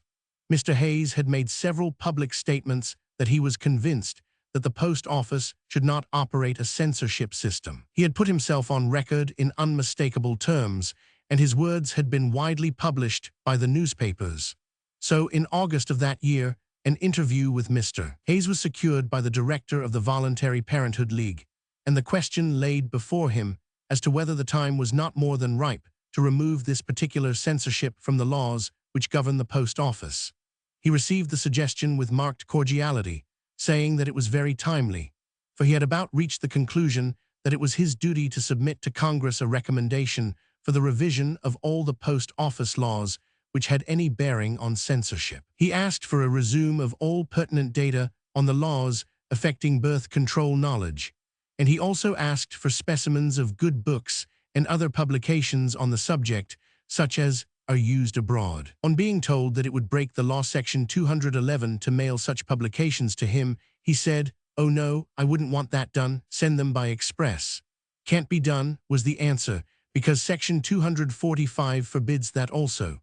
"Well then," said the Postmaster General, with an appreciative smile, by messenger.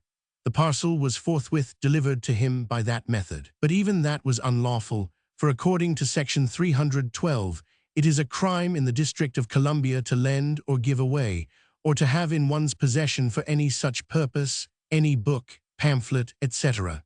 Mr. Hayes' plan to submit a revision to Congress was never carried out, perhaps because his retirement from office followed too shortly after to make it practicable, and apparently he was not of a mind to leave his plan behind him as a recommendation to his successor, Dr. Hubert Work, former president of the American Medical Association. Judging by later developments, it would have been futile for him to have done so.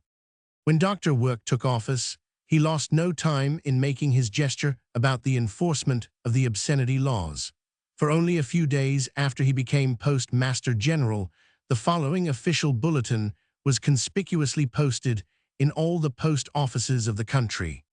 "It is a criminal offense to send or receive obscene or indecent matter by mail or express.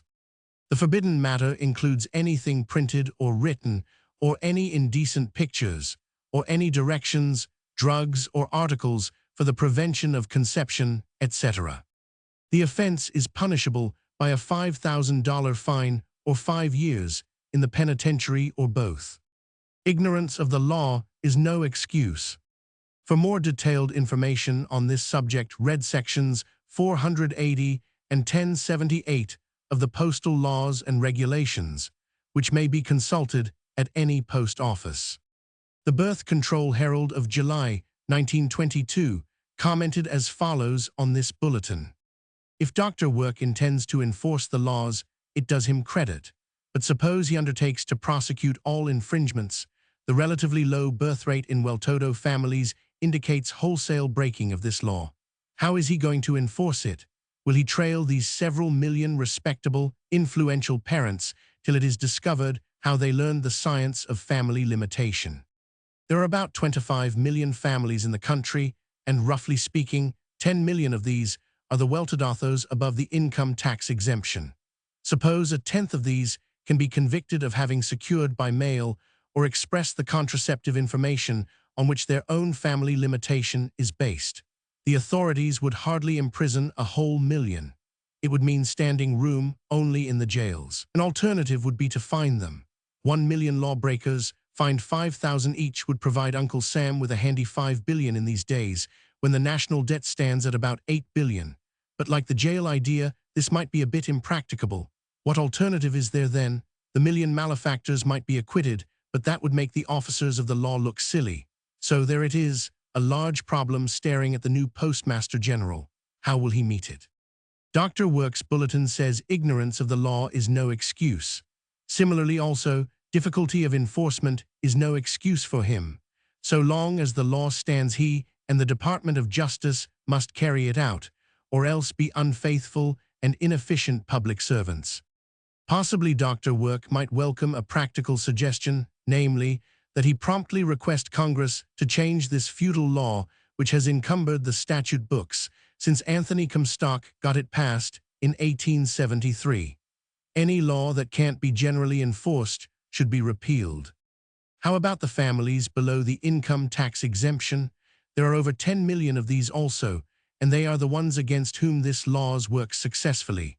Their ignorance and poverty prevent their securing the knowledge which the well-to-do get in spite of the law. This bulletin of Dr. Work's may well serve as a reminder that common fair play for these 10 million families demands that Congress shall change the laws at once. Perhaps also this bulletin will rub it into the minds of the well-to-do parents that the knowledge by which they space their own babies and regulate their own family birth rate is legally classed as obscene and indecent. How much longer do decent people care to submit to this governmental insult? Several of the best doctors who have done years of research work on methods of controlling conception are ready now to write books. One of the foremost publishing firms of America, with offices in London also, is ready to bring out an American edition of the excellent book on the control of conception by a famous British scientist, a book which has gone through 5 editions in England and is the generally accepted textbook on the subject. Our law prevents. It is time to do something beside talk. It is time to end the need for the birth control movement by demanding that Congress change the laws. However, neither under Dr. Work's administration nor that of his successor has there been evidence of any effort even remotely approaching a genuine attempt at enforcement. In fact, infringements seem to be blinked at more and more as time goes on. Very significant and interesting recent infringements are the publication and circulation of the reports on contraceptive methods used in the clinic operated by the research department of the American Birth Control League. Dr. James F. Cooper, speaking at the recent hearing on a bill to amend the New York law, stated that 5,000 copies of this report had been sold to physicians. Also the report by Dr. of the research work on contraceptive method carried on by the New York Committee on Maternal Health and published in the American Journal of and. The latter report makes a survey of all the chief methods in use at present both here and in Europe, with descriptions and an estimate of their relative merit. In neither instance has there been any prosecution or suppression, though the publishers are forthright and knowing breakers of the law. If the well-known physician who wrote the article in the above indicated medical journal and the also well-known medical publisher who issues the magazine can break the law so frankly and not be arrested, it would seem as if we might well do likewise and give their names, but we leave them blank, not only to avoid the remote possibility of arrest, but to give the reader one more means of realizing that the present laws are legal nonsense. Another striking feature of the present situation is the blatantly misleading advertisements of publications which contain no contraceptive information, but which are advertised as if they 999. Margaret Sanger's book, Woman and the New Race, has been repeatedly advertised by book dealers who lean to sensationalism, as if it contained instruction in positive methods of birth control. Various garish phrases have been used, such as "this daring woman has at last told the real truth about birth control," etc. The little pamphlet, yes, but published by the Voluntary Parenthood League to answer the objections and misunderstandings which were current several years ago, was reprinted by a sensational publisher without permission and advertised as if it gave contraceptive information. Thousands of poor worried parents have bought these books, some of them, as the writer well knows, having spent very hard-earned pennies to do so, only to find that they had bought another gold brick. The book 999, not give the one thing they wanted, and which was their sole reason for ordering it. One of the worst of such instances is an advertisement which appeared recently in one of the popular humorous weeklies. It is exactly reproduced below. Woman with her hand to her head. Don't marry until you have read our wonderful book on birth control. Tells simply and clearly all about birth control, marriage, etc. Discusses the following vital subjects: private advice to women, birth control, too many children, determination of sex, race, suicide. Over 200 pages cloth-bound. Also for a limited period only, What Every Mother Should Know by Margaret Sanger, great birth control advocate. Send no money. Pay postman too, and postage for the 2 books. Pubs Co. Broadway, NY 100. Why pay the price? The writer took the trouble to go to the address given and to inspect the book. It contained no contraceptive information whatever.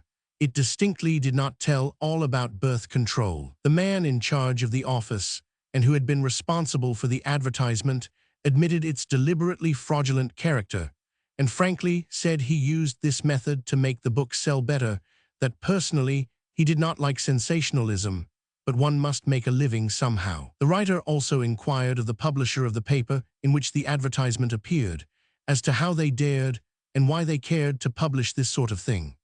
Apart from the question of taste, it would seem as if the advertisement warranted indictment for obtaining money under false pretenses for one thing, and for another that it gave notice directly where to obtain contraceptive birth control information. The result of the inquiry was a letter from the publisher's office saying that the contract for the advertisement would not be renewed. It also stated that every advertisement that had ever appeared in their paper had first had the endorsement of the U.S. postal authorities. This last is surely an amazing statement. If the postal authorities are willing to approve such crass, vulgar, and fraudulent advertisement of birth control information under the present laws, it would seem not a wild thing to demand a change of the laws, so that advertisements could be open, dignified, and honest, as they may be in England, for instance. One of the largest and most reliable of the British chemists advertises its service by the simple words, "All birth control requirements," and Co. London. One of the best-known medical publishers of England announces the important new book on the control of conception by doctor, with the natural straightforwardness that belongs to any scientific subject. One of their advertisements reads as follows, except for the omissions compelled by our laws. Its theory, history, and practice. A manual for the medical and legal professions. By 500, SC, PH, 500. Fellow of University College, London. Author's Preface. Introduction by Sir William Bayliss, FRS. Introductory notes by Sir James Barr, 1500, Dr. 100, Rolleston, Dr. Jane Hawthorne, and Obscurus. Chapter 1. The Problem Today. 2. Theoretical desiderata satisfactory contraceptives. 3. Indications for contraception. 4. Contraceptives in use, classified. 5. Contraceptives in use, described and discussed. 6. Contraceptives in use, described and discussed, cont. 7. Contraceptives for special cases. 8. Some objections to contraception answered. 9. Early history of family limitation.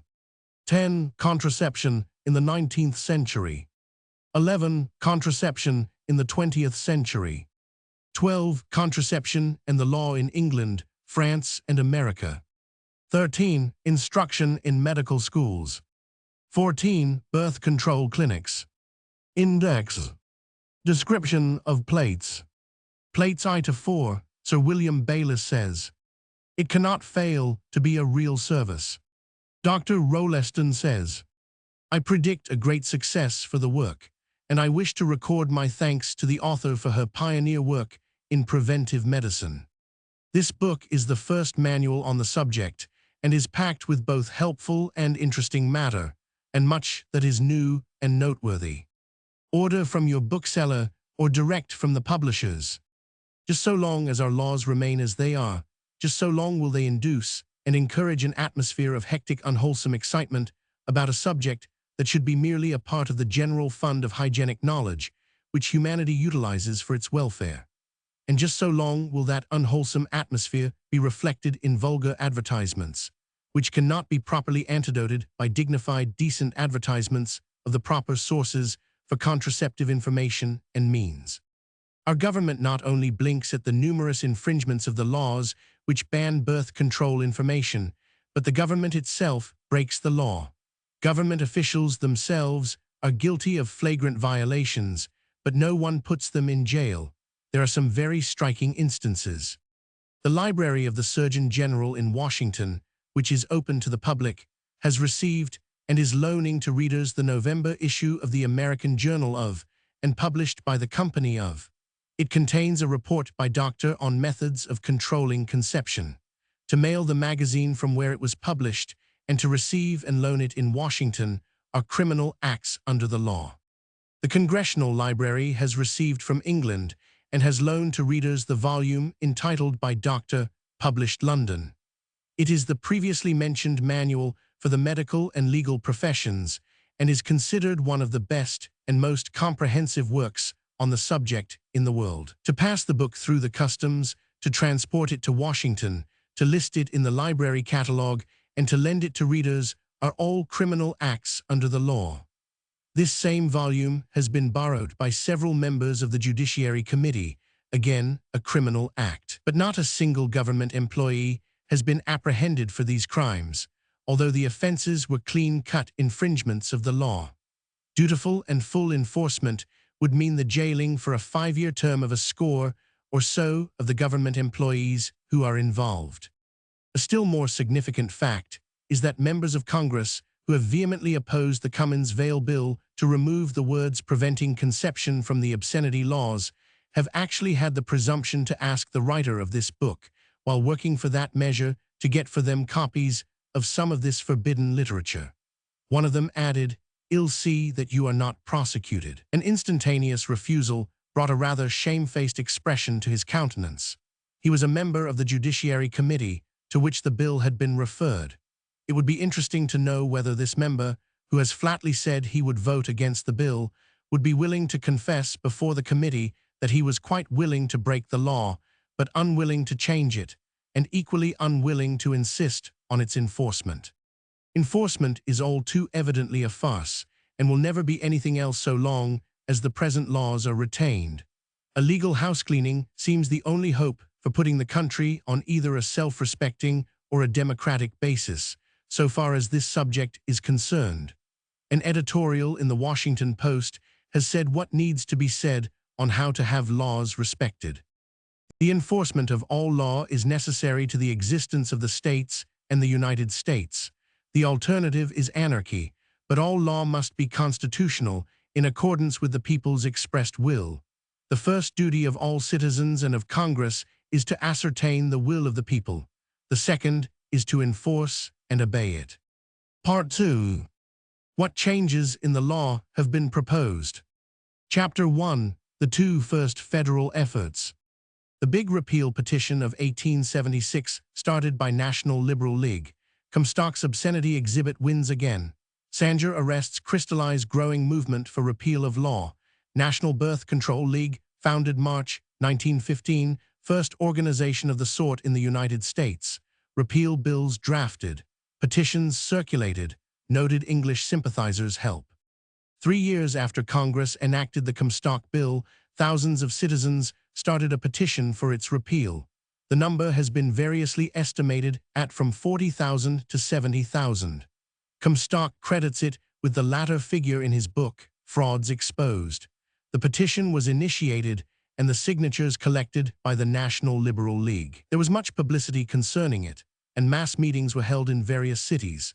It was presented to Congress early in 1878 by a committee of 7, consisting of Robert G. Ingersoll of Illinois, Chairman, Charles Case of Indiana, Darius Lyman of Ohio, J100, Smith of Massachusetts, Jonathan B. Wolfe of New York City, W. Jackson of Washington, 500-100, and J. Weed Corey of Penn Yan, NY, Secretary. The petition was a comprehensive protest against the whole spirit and content of the Comstock laws as un-American, unjust, and unwise. Section 4 of the petition read in part as follows: Your petitioners further show that they are convinced that all attempts of civil government, whether state or national, to enforce or favor particular religious, social, moral, or medical opinions or schools of thought or practice are not only unconstitutional but ill-advised, contrary to the spirit and progress of our age, and almost certain in the end to defeat any beneficial objects intended. That mental, moral, and physical health and safety are better secured and preserved by virtue resting upon liberty and knowledge than upon ignorance enforced by governmental supervision. That even error may be safely let free where truth is free to combat it. That the greatest danger to a republic is the insidious repression of the liberties of the people. That wherever publications, pictures, articles, acts, or exhibitions directly tending to produce crime or pauperism are wantonly exposed to the public or obtruded upon the individual, the several states and territories have provided, or may be safely left to provide, suitable remedies. Wherefore your petitioners pray that the statutes aforesaid may be repealed or materially modified, so that they cannot be used to abridge the freedom of the press or of conscience. The petitioners asked Congress for action on the petition, and the Committee of 7 requested a hearing on it. After more or less prodding, the House Committee on the Revision of Laws granted a hearing. Comstock's characteristic version of the insistence by the Committee of 7 on being heard was, after 6 weeks of plotting and scheming, they at last secured a hearing. Comstock and Samuel Colgate, one of the earlier officials of the Society for the Suppression of Vice, were the only ones appearing against the petition. Comstock described the event in his book Traps for the Young and says that the House Committee reported its belief that the statutes in question do not violate the Constitution and ought not to be changed. He also wrote of it in his letter of April 28, 1915, to Mrs. Clara Gruning Stillman, Secretary of the National Birth Control League, from which quotation was made in Chapter 2 of Part 1. This is the way he pictures it.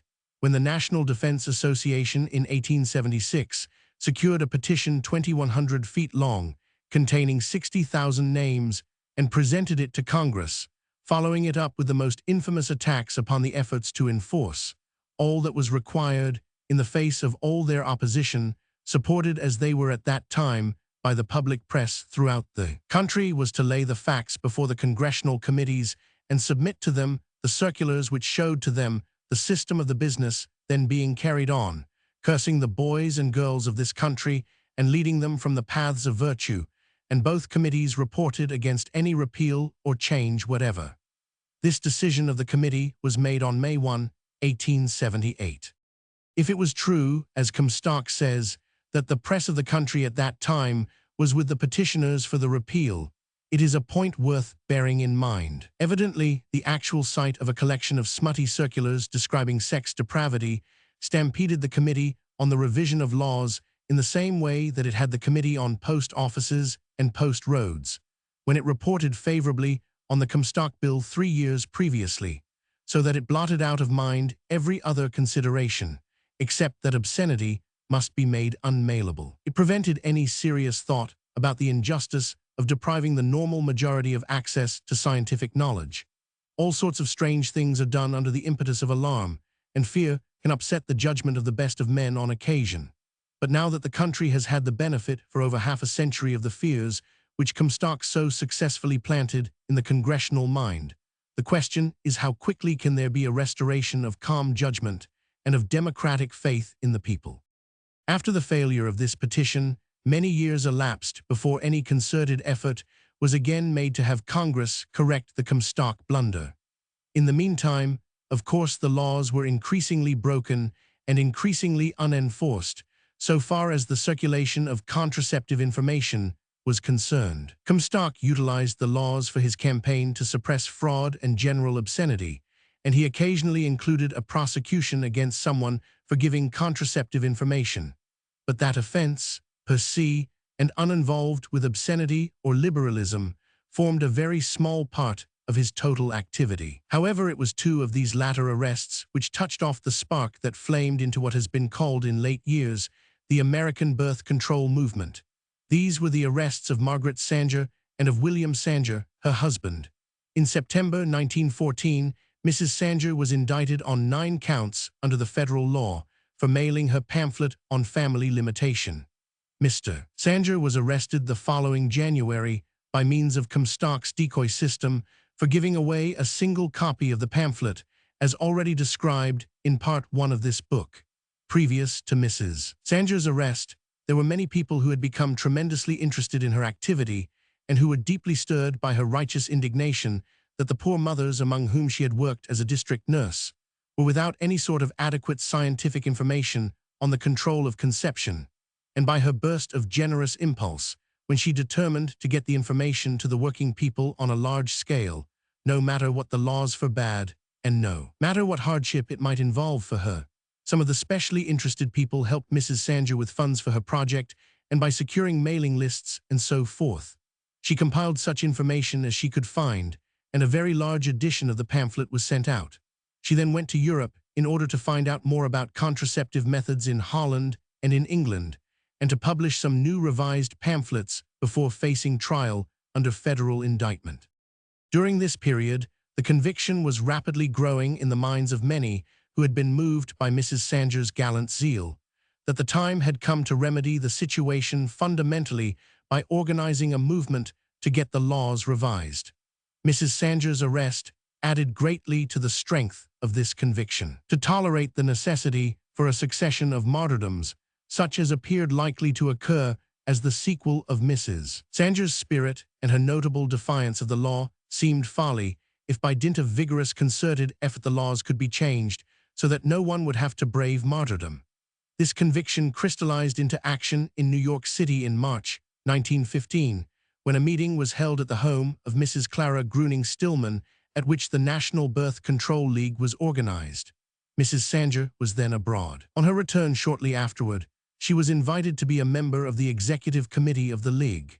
She declined, stating that she did not think it wise to be officially a part of any organization, as she was likely to have to go to jail, and she did not want her mishaps to involve the activity of others, also that she felt it to be her particular function to break the laws rather than to spend effort at that time in trying to change them. Her point of view was characteristically expressed in her leaflet called Voluntary Parenthood, which was published by the League. Describing her feeling at the sight of the suffering due to unintended and unwilling motherhood, she said, "I felt as one would feel if, on passing a house which one saw to be on fire and knew to contain women and children unaware of their danger, one realized that the only entrance was through a window.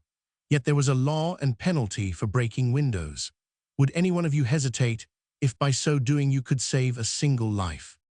The Declaration of Principles adopted by the National Birth Control League read as follows.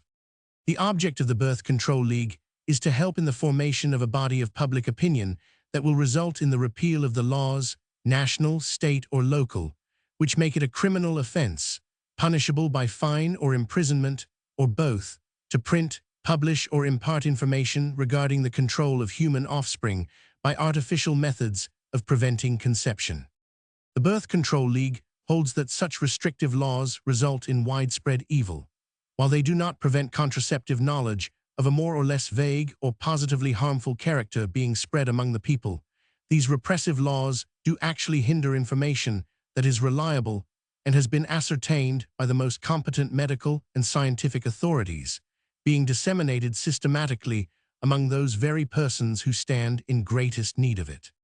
This league specifically declares that to classify purely scientific information regarding human contraception as obscene, as our present laws do, is itself an act affording a most disgraceful example of intolerable indecency. Information, when scientifically sound, should be readily available. Such knowledge is of immediate and positive individual and social benefit. All laws which hamper the free and responsible diffusion of this knowledge among the people are in the highest degree pernicious and opposed to the best and most permanent interests of society. The National Birth Control League, then, constituted the first organized and sustained effort in America to concentrate on the repeal of the specific prohibitions regarding the circulation of birth control knowledge. The petition to Congress in the 70s had included contraceptive knowledge in its protest, but was not circulated for that reason alone. It was a protest against the general content of the Comstock laws. The National Birth Control League at once set about the publication of literature urging the repeal of the laws and circulated petition slips for the amendment of both state and federal laws, which read as follows. To the state legislature. As a voter of this state, I hereby urge you to secure the amendment of the penal law, so that giving information concerning methods of birth control by the avoidance of conception may no longer be classed as a crime in the laws of this state. Name. Address. To the Congress of the United States. As a voter, I hereby urge you to secure the amendment of the Federal Penal Code, so that the transportation of information concerning methods of birth control by the avoidance of conception may no longer be classed as a crime in the laws of this country. Name. Address. A committee of 3 lawyers, members of the National Birth Control League, drafted the amendments which the League advocated for the federal statutes and for the New York State statutes. The provision was similar in both cases. It first removed from the obscenity statutes the words preventing conception wherever they occurred, then added a clause to the effect that information as to or means for the control of conception are not, per se, obscene or of indecent use. For Section 211 of the federal law, this added clause read as follows.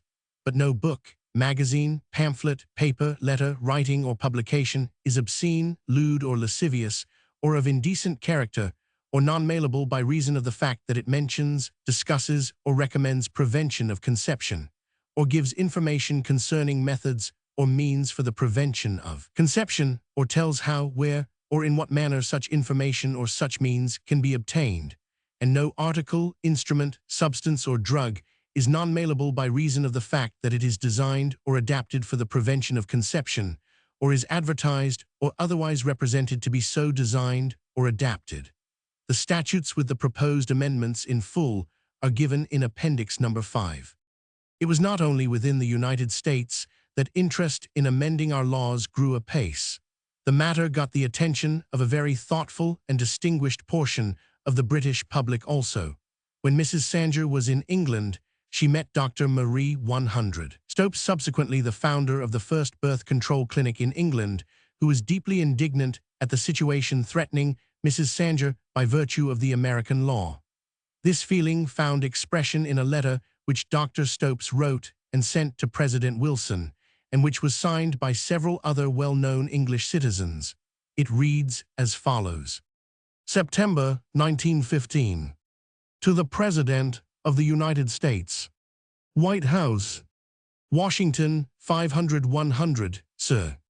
We understand that Mrs. Margaret Sanger is in danger of criminal prosecution for circulating a pamphlet on birth problems. We therefore beg to draw your attention to the fact that such work as that of Mrs. Sanger receives appreciation and circulation in every civilized country except the United States of America, where it is still counted as a criminal offense. We in England passed, a generation ago, through the phase of prohibiting the expressions of serious and disinterested opinion on a subject of such grave importance to humanity, and in our view to suppress any such treatment of vital subjects is detrimental to human progress. Hence, not only for the benefit of Mrs. Sanger, but of humanity, we respectfully beg you to exert your powerful influence in the interest of free speech and the betterment of the race. We beg to remain, sir, your humble servants. Signed by Percy Ames, 50, 500 FSA Sec Roy Soch, Leader, London. William Archer, dramatic critic and author. Lena Ashwell, actress-manager. Arnold Bennett, author and dramatist. Edward Carpenter, author of Towards Democracy, etc. Aylmer Maude, author of Life of Tulst. Gilbert Murray 1000, A. Oxford 100, 500, Glasgow 500, Lit. Prof. Greek Oxford. Marie 100, Stopes 500, SC, Ph. 500, Fellow and Lecturer UCOL, London. H. G. Wells, BSc, JP, novelist. In this connection, it may be added that the 9 federal indictments against Mrs. Sanger were presently dropped. Whether it was due in part to the weight of such messages as this is not definitely known. But the fact remains that the prosecution for the most forthright, intentional, and wholesale defiance of the federal law that had ever been undertaken up to date was not carried through to a conclusion. A fair interpretation of this act would seem to be that the government itself did not deem the Comstock laws in this regard as worth enforcing. Chapter 2. Beating around the bush with state legislation. Interest caused by Mrs. Sanger's arrest caused much activity despite wartime conditions. First repeal bill initiated by National Birth Control League in New York legislature. Lawmakers mostly in favor privately, but publicly opposed or evasive. Dr. Hilda Noyes experiment in New York Village, proving that ordinary people want laws changed. Legislator justifies state repressive laws so long as federal law stands as example. Bills introduced in New York, California, New Jersey, and Connecticut. The doctor's only type of bill appears. Further limitations. Efforts toward freedom stimulate reaction toward stiffer repression in Illinois, Pennsylvania, and Virginia. All fail. Fallacy that limited bills win legislators more than freedom bills. The year 1915, as noted in the preceding chapter, saw the lines laid down for the repeal of the Comstock blunder. The next 4 years saw considerable progress in the way of rolling up expressed approval of amending the law, also considerable fumbling around as to just how to go about it. The fact that these 4 years included the war period had a good deal to do with the latter. All social and civic projects suffered a similar sort of stalling. Sporadic bursts of agitation were easier and more in keeping with the general disorganization of life than was any steady, constructive, fundamental, organized activity. That so much was accomplished under such untoward circumstances is indication of the vital hold which the idea of doing something about the birth control situation had upon the thinking public, or perhaps one might better say the feeling public, for if as much force had gone into thinking as has gone into feeling on this subject, the question of repressive legislation would have been settled long ago. However, there can hardly be doubt that the great wave of emotional interest which grew apace after the first Sanger arrests, and particularly after Mrs. Sanger's second arrest for opening her contraceptive clinic in 1916, was useful in that it developed a ferment from which presently some clear, consistent procedure might be forthcoming which would end the need for agitation. Local birth control organizations sprang up in many parts of the country, many of them being the results of Mrs. Sanger's lecture tour. It was but natural that local groups should tackle state laws first, as most of the associations were loosely or feebly organized and slimly financed, and Washington seemed far away and Congress formidable. The National Birth Control League was somewhat in this status also. Its headquarters were in New York, and most of its active members lived there, though it had members scattered all over the country, and there were cooperating committees in several cities. So it happened that its first actual legislative move was a state bill undertaken in Albany in the winter of 1917. It was a straight repeal bill to remove the words preventing conception wherever they occurred in the obscenity statutes, and to add a new clause providing that contraceptive information, per se, was not to be deemed obscene, and that means used for the control of conception were not, per se, to be deemed of indecent use. See Appendix No. 5 for the full wording. The subject of the scientific control of conception was thus to be rescued from its legally formed association with obscenity, and to be safeguarded against the possible assumption that the subject was in itself obscene, an assumption which judges or juries of certain mental caliber might well make, in view of its long connection in the law with indecency. The bill was introduced both by a Democratic and a Socialist member of the New York legislature, an obvious disadvantage in an overwhelming Republican body. A hearing was held, but the bill was killed in committee. The pattern of the reaction of the legislative mind to this sort of proposition, which afterwards was to become so familiar to those working for the repeal of these laws, was for the first time clearly visible. The reasons for the levity, the stupidity, and the irrelevance of the legislators were not so well understood then as they came to be a few years later. But in this very first legislative tryout, the incongruity which in subsequent legislative efforts become most striking was already evident, namely, that what the various legislators said one by one in conversation with those who went to Albany to work for the bill was quite different from what they said for publication or in the committee room. Individually, a large proportion of them readily admitted that birth control already existed, that the laws were not enforced and could not be enforced, and each one thought that it would not hurt him to know all there was to be known about the subject. But they were far from willing to say anything of the sort publicly or to take that stand actively in the legislature. Instead, they went far afield with all sorts of hypothetical conjectures and professed all manner of deep convictions that this knowledge, if lawfully accessible, would be dangerous to morals, a menace to the race, and an assault upon religion. This incongruity will be more fully dealt with in a later chapter on why Congress has been slow to act. For the moment, it is enough to give a mere glimpse of legislative reaction to birth control bills. The divergence between private opinion and public action was again accentuated the following year when the National League sent a set of queries to all the New York candidates for Congress and the legislature regarding their opinion of the proposed change in the laws. The replies showed many more in favor of the bill than had been found in Albany the preceding year.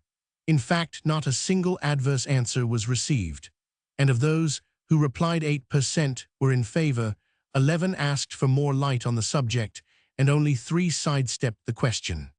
Yet that rather encouraging indication did not prevent a repetition of the same incongruous actions when a year later the National Birth Control League made another effort in Albany. It had to be checked off to educational work, for it did not result even in the introduction of the bill. The legislators of the majority party, the Republicans, shied off from sponsoring the bill, apparently because, in part at least, it had previously been introduced by a socialist, and because some of the speakers at the hearing had been radicals. This served as a first-rate excuse, in the days when any excuse was a good excuse. However, the educational work of that session was worthwhile both for the Solons and for the proponents of the bill. It was particularly illuminating for the latter, as subsequent events will show. The writer of this book had charge of the work in Albany that year, and a picture of the situation there is given in the following extracts from an article she wrote at the time for the Birth Control Review, March 1919. The legislators of New York seem to be par excellence the leisure class. They have achieved a 6-hour week. In these days of battling for 48 and 44-hour weeks, that is something of an achievement. They convene Monday evening, usually with a 2-hour session, and on the 3 succeeding mornings, with sessions from 1½ hours to 10 minutes in length. When out of session, some few of them are in committee, but the majority are fled. It is hard to know where. For the ordinary citizen with a bill in hand which it is desired to have introduced, such a situation is a problem. The whole session is only 90 days, and with legislative weekends lasting from Thursday noon till Monday evening, the time available for interviewing members and securing desirable sponsors for the bill is reduced to an appalling minimum. However, like the public, the legislators are surely moving on toward an understanding of what the birth control movement really means. Out of the 27 members interviewed in the last few days, only one declared himself positively opposed to the bill, and he decided, after 10 minutes' discussion, that he might perhaps be open-minded after all. It seems to take about 3/4 of an hour to answer all the objections the average legislator can think of, and leave him wondering what he can do next to live up to his preconceived notion that he was opposed. More often than not, they end by cordially admitting that they really have no arguments against the bill, merely a vague aversion to the consideration of the subject as a matter of public or legislative responsibility. They mostly ask the same questions and voice the same fears about removing the law which tries so vainly to suppress birth control information. They say, yes, but if everybody knows how to avoid having children, there won't be any children. Then we carefully iron out their fears by showing them that prophecies as to how it might work out are not worth so much as testimony on how it does work out. We tell them of Holland and New Zealand, the two prize birth control countries of the world, how Holland has had a ratio of increase in population next to that of Germany, and that New Zealand is a garden country for babies, that they make a fine art of motherhood there, with their wonderful chain of maternity hospitals, and that Holland and New Zealand have the lowest general and baby death rates in the world. With the race suicide bogey out of the way, they go on to their next fear, which is that there will be a terrifying drop in moral standards if contraceptive information is easily available. Then again, we reassure them by citing the other countries which have no shocking repressive laws like ours, but which nevertheless do not show any records of general promiscuity and unbridled excess, or of sexual laxity among the young. We go further and remind them that if it be true that the mass of our American young people would have so little moral anchorage that we should fear to trust them with knowledge, then something is awfully the matter with us of the older generations who have reared them, and that it is for us to hasten to develop a keener sense of responsibility for the education of all young people, as well as those of our families. And they all respond to this appeal. They would obviously feel ashamed not to. Another idea they advance with confidence is that practically everyone can now get the information who really wants it. And we reply, well, if that be true, and the law is already so much of a dead letter as that, then why hesitate a moment to repeal it? But we tell them, of course, that it is not true that everyone has the information who wants it, as is proven by the incessant stream of desperate, ill, and unhappy people who clamor for it. Also that much of the information which is now illegally and secretly circulated, especially that which is verbal, is inadequate, unscientific, and even harmful, and that it is bound to be so till the medical schools include this subject in their curricula, and until the doctors can give the information without evading the laws. Then they resort to the cynical conclusion that it wouldn't do much good to repeal the laws anyway, because the rich who ought to use the information would do it even more than they do now, and the result would be still fewer children, while the ignorant poor, who ought to use it, wouldn't, and the horde of undesirables would go on increasing just the same. And again, we present the instance of Holland, where the rich average larger, and the poor smaller families than any other country in Europe. And we gently remind them that the use of contraceptives can never be made compulsory, nor can anyone frame legislation which will open the eyes of the selfish rich to the joys and values of parenthood. These results can come from education, not from legislation. All that the laws can do is to give freedom of access to knowledge, but the wise use of knowledge is a matter of mental, moral, and spiritual growth. And they admit that too. They look very serious and responsible by the time they arrive at saying, yes, but what methods do you propose to teach? Some of them even assume that somehow or other we think the law itself can establish good methods. Whereupon we make it plain that the question of methods is the sphere of the medical scientists, that it is not for us laymen to presume to teach, and much less is it possible for the laws to determine methods. All the laws can do is to give freedom to the scientists to give the world the knowledge that has been locked in their brains and only given out surreptitiously on occasions. And all we ask is the opportunity to help to make the knowledge of the scientists accessible to all who need it. Their final question is who wants these laws changed? Where is the demand? We tell them that practically everyone wants it who understands it, and that brings up a most significant phase of the birth control movement, which has a unique psychology in that the mass of people who want information and want the laws changed so they can get it, do not and will not shout their wishes. From the housetops, the nature of the subject is one which largely inhibits an articulate demand, but that the majority of the people want it and are ready to say so if they can do it without being conspicuous is remarkably well proven by the article elsewhere in this issue, entitled, "Do the People Want It?" We never fail to impress it on the legislative mind that in the last analysis, the present laws are absolutely inconsistent with the principle of freedom to know, to think, and to do, on which this country is supposed to be founded, and that it is outrageous that the government should attempt to place any barriers between the people and knowledge, that the government may rightly discipline people whose abuse of knowledge infringes upon the rights of others, but there it must stop. It cannot curb the freedom of citizens to know all there is to know. And they admit that, too. They are amusing in their demands upon us as to the proper way of winning the change of the laws. Some tell us, you just show us enough demand for this thing and it will go through. If the people want it, let them speak up. Others say now, if you would only see that this thing is quietly accomplished, with no noise, no public hullabaloo, no newspaper headlines, no publicity, etc., it would be a simple matter for us to put this bill right through as a matter of obvious public welfare. At a guess, probably 2/3 of those already interviewed will vote in favor of our bill. In the light of much subsequent experience with the workings of the legislative mind, the writer considers that last sentence an innocently rash prediction. It should have said, "are in favor of our bill," rather than "will vote for our bill." For this has proved to be one of the questions on which belief and voting, also private practice and public statement, can be poles apart. There could perhaps be no more fitting place than here to quote the above-mentioned article, "Do the People Want It?" Here is a slice of public sentiment out of the middle of New York State. Dr. Hilda Noyes, an expert on eugenics and baby feeding, and incidentally the mother of 6 splendid intentional children, went to a district in Oneida County, where she did not personally know the people, chose at random 2 streets at right angles to each other, and visited 50 married women in succession. She explained to them just how the New York law reads, which prohibits birth control information.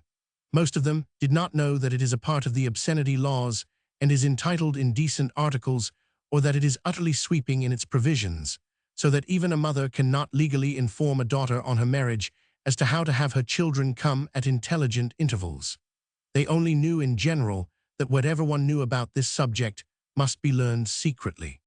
She told them how it was proposed to change this law, and asked them if they preferred to let the law remain as it is and has been for over 40 years, or to change it. 48 out of 50 said change it. By far the most significant bit of experience gleaned from the legislative effort of that year was what one of the more thoughtful members of the New York legislature said when he was asked to consider introducing the bill. "Why do you come up here asking us to consider a bill of this sort when our national laws set us the example they do on this subject? You say yourself that Congress decided that this information was not fit to print. Very well then, go down to Washington and get Congress to reverse itself, and then you will have a talking point when you come to us." It may have been merely his particularly clever form of excuse for not doing anything, but there is no gainsaying that he hit upon a rather unanswerable point. It was undeniably true that the action of Congress in passing the Comstock Bill in 1873 had influenced practically all of the states to follow suit. The fact that the New York law on this subject preceded that of Congress by a year only indicates that Anthony Comstock happened to live and do his work in New York. Both he and his biographer, the Rev. 100. G. Trumbull, said emphatically that his campaign of suppression would have been a relatively futile effort without a comprehensive federal law. Comstock used keen sense when he determined to secure not only the particular power to suppress the transportation of obscene literature that a federal law would give, but also the very great impetus to his whole campaign which the federal example would stimulate in the states for further means of suppression. The seed thus planted bore fruit within 3 months by the organization of a new association, the Voluntary Parenthood League, the immediate object of which was the repeal of the federal prohibition. And within 6 months, the congressional work was started in Washington. The story of the federal bill is, however, the subject of the next chapter. The purpose of this chapter is to survey the attempts at state legislation which have been made both before and after the work on the federal bill was begun, and to make an appraisal of their value toward the securing of freedom of access to contraceptive knowledge. More endeavors have been made in New York than in any other state. The efforts which preceded the campaign for the federal bill have already been noted. Following that time, committees, acting under the leadership of Mrs. Sanger, went to Albany during the legislative sessions of 1921, 1923, 1924, and 1925. Bills were introduced in the three latter years, and the ones introduced in 1923 and 1925 reached the stage of a hearing. No bill came to a vote on the floor of either the Senate or the Assembly. This series of bills, beginning in 1921, initiated a marked change in the policy of the legislation. Instead of a straight repeal act, limited bills began to appear, that is, with qualifications which would restrict those who could give contraceptive information to certain groups only, and those who could receive it to certain classes only. And another very striking change appeared also, namely that the subject of the control of conception was not removed from its classification with indecency, but the bill was framed to permit certain people to give and to receive the information without being subject to the penalties for indecency that would still apply to all others who give it. That is, the right of access to knowledge as a fundamental principle was abandoned and was replaced by the idea of permits and privileges, and the platform that scientific truths are not per se indecent was replaced by the inference that scientific facts are decent only when stated by certain people and are otherwise indecent, or are at least classed with prohibited indecencies. This is the proposed legislation which has come to be called, for short, the doctor's only kind of bill, but other limitations than those applying to doctors have been included. With these successive efforts in the New York legislature, restrictions were added almost every year that a bill was introduced. The measure first put forward in 1921 limited access to contraceptive information to that given by physicians or registered nurses. Then the nurses were dropped out, and no doctor could give information unless the individual applied to him personally for it. And by 1923, the still further restriction was added that access to the knowledge was lawful only for those who were married or who had secured a license to marry. These later New York bills were drafted by Prof. Samuel McCune Lindsay of the Legislative Bureau of Columbia University.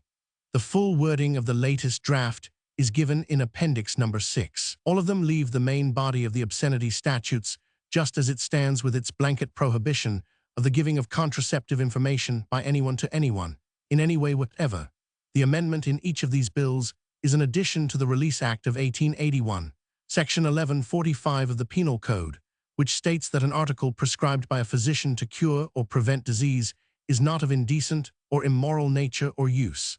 These added parts merely declare the doctor's act in giving information or in making a prescription for a preventive to be not a violation of this article.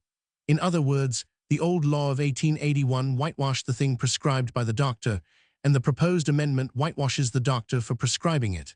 But it leaves the whole subject of knowledge about the control of conception still in the category of crime and indecency. The doctor merely becomes a privileged character within this category. Under the same leadership, similar bills have been introduced into the legislatures of Connecticut in 1923 and 1925, and of New Jersey in 1925. In Connecticut, the bill, beside restricting access to information to those who get it directly from a doctor or a registered nurse, contained a section to repeal the old law which forbids the use of contraceptives, the law which has been the prize joke of the American birth control movement. Appendix Number 7 gives the wording of the Connecticut bill. The wording of the New Jersey law is notably absurd, in that it forbids anyone to be obscene without just cause, and then adds a clause forbidding anyone even to make a recommendation against the use of contraceptives, or to give information in any way as to how or where any of the same may be had or seen or bought or sold. The amendment proposed by the American Birth Control League merely adds this sentence: the contraceptive treatment of married persons by duly practicing physicians or upon their written prescription shall be deemed a just cause hereunder. Appendix Number 8 gives the wording in full. Hearings were held in both Connecticut and New Jersey, but in neither state was the bill allowed to reach a vote in the legislature. In Connecticut, the committee advised against changing the laws at this time. In California, a bill was introduced in 1917 by Senator Chamberlain and Assemblyman Wishart to remove the words prevention of conception from Section 317 of the Penal Code, which is entitled Advertising to Produce Miscarriage. Dr. T. Percival Gerson was head of the Citizens Committee which initiated the effort. A hearing was held, but the bill died in committee, although it had excellent endorsement from some of the women's organizations and from the Los Angeles Obstetrical Society, which passed the following resolution. Resolved that it is the sense of the Los Angeles Obstetrical Society that the effort being made in California by intelligent men and women on behalf of scientific birth control is worthy of support by all having the best interests of society and its individuals at heart.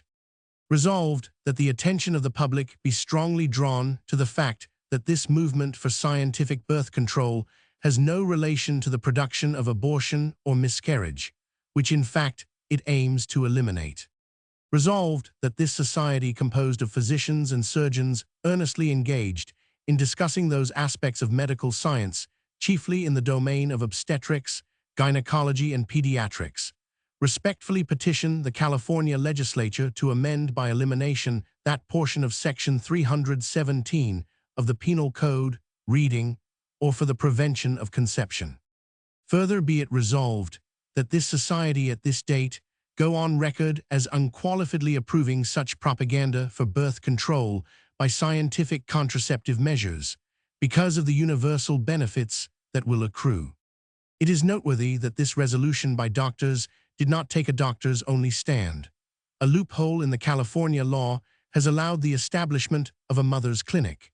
It started its service in Los Angeles early in 1925 with Dr. H.E. Brainerd, former president of California State Medical Association, as medical director, and a clinical and consulting staff of 8 other physicians.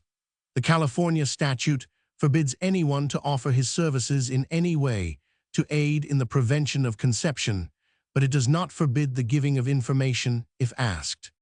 In 3 states, effort has been made to introduce laws when none existed before, forbidding the giving of contraceptive information or to make existing laws still more repressive.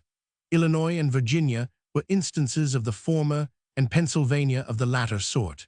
These bills all died in committee, thanks to the strong protests they aroused from representative and influential citizens. The Illinois measure was modeled upon the New York law and was introduced in the winter of 1918. Professor James A. Field of Chicago University and Dr. Charles Bacon of the Chicago Medical Institute, both of them representing the Chicago Citizens Committee for Birth Control, appeared at the hearing against the bill.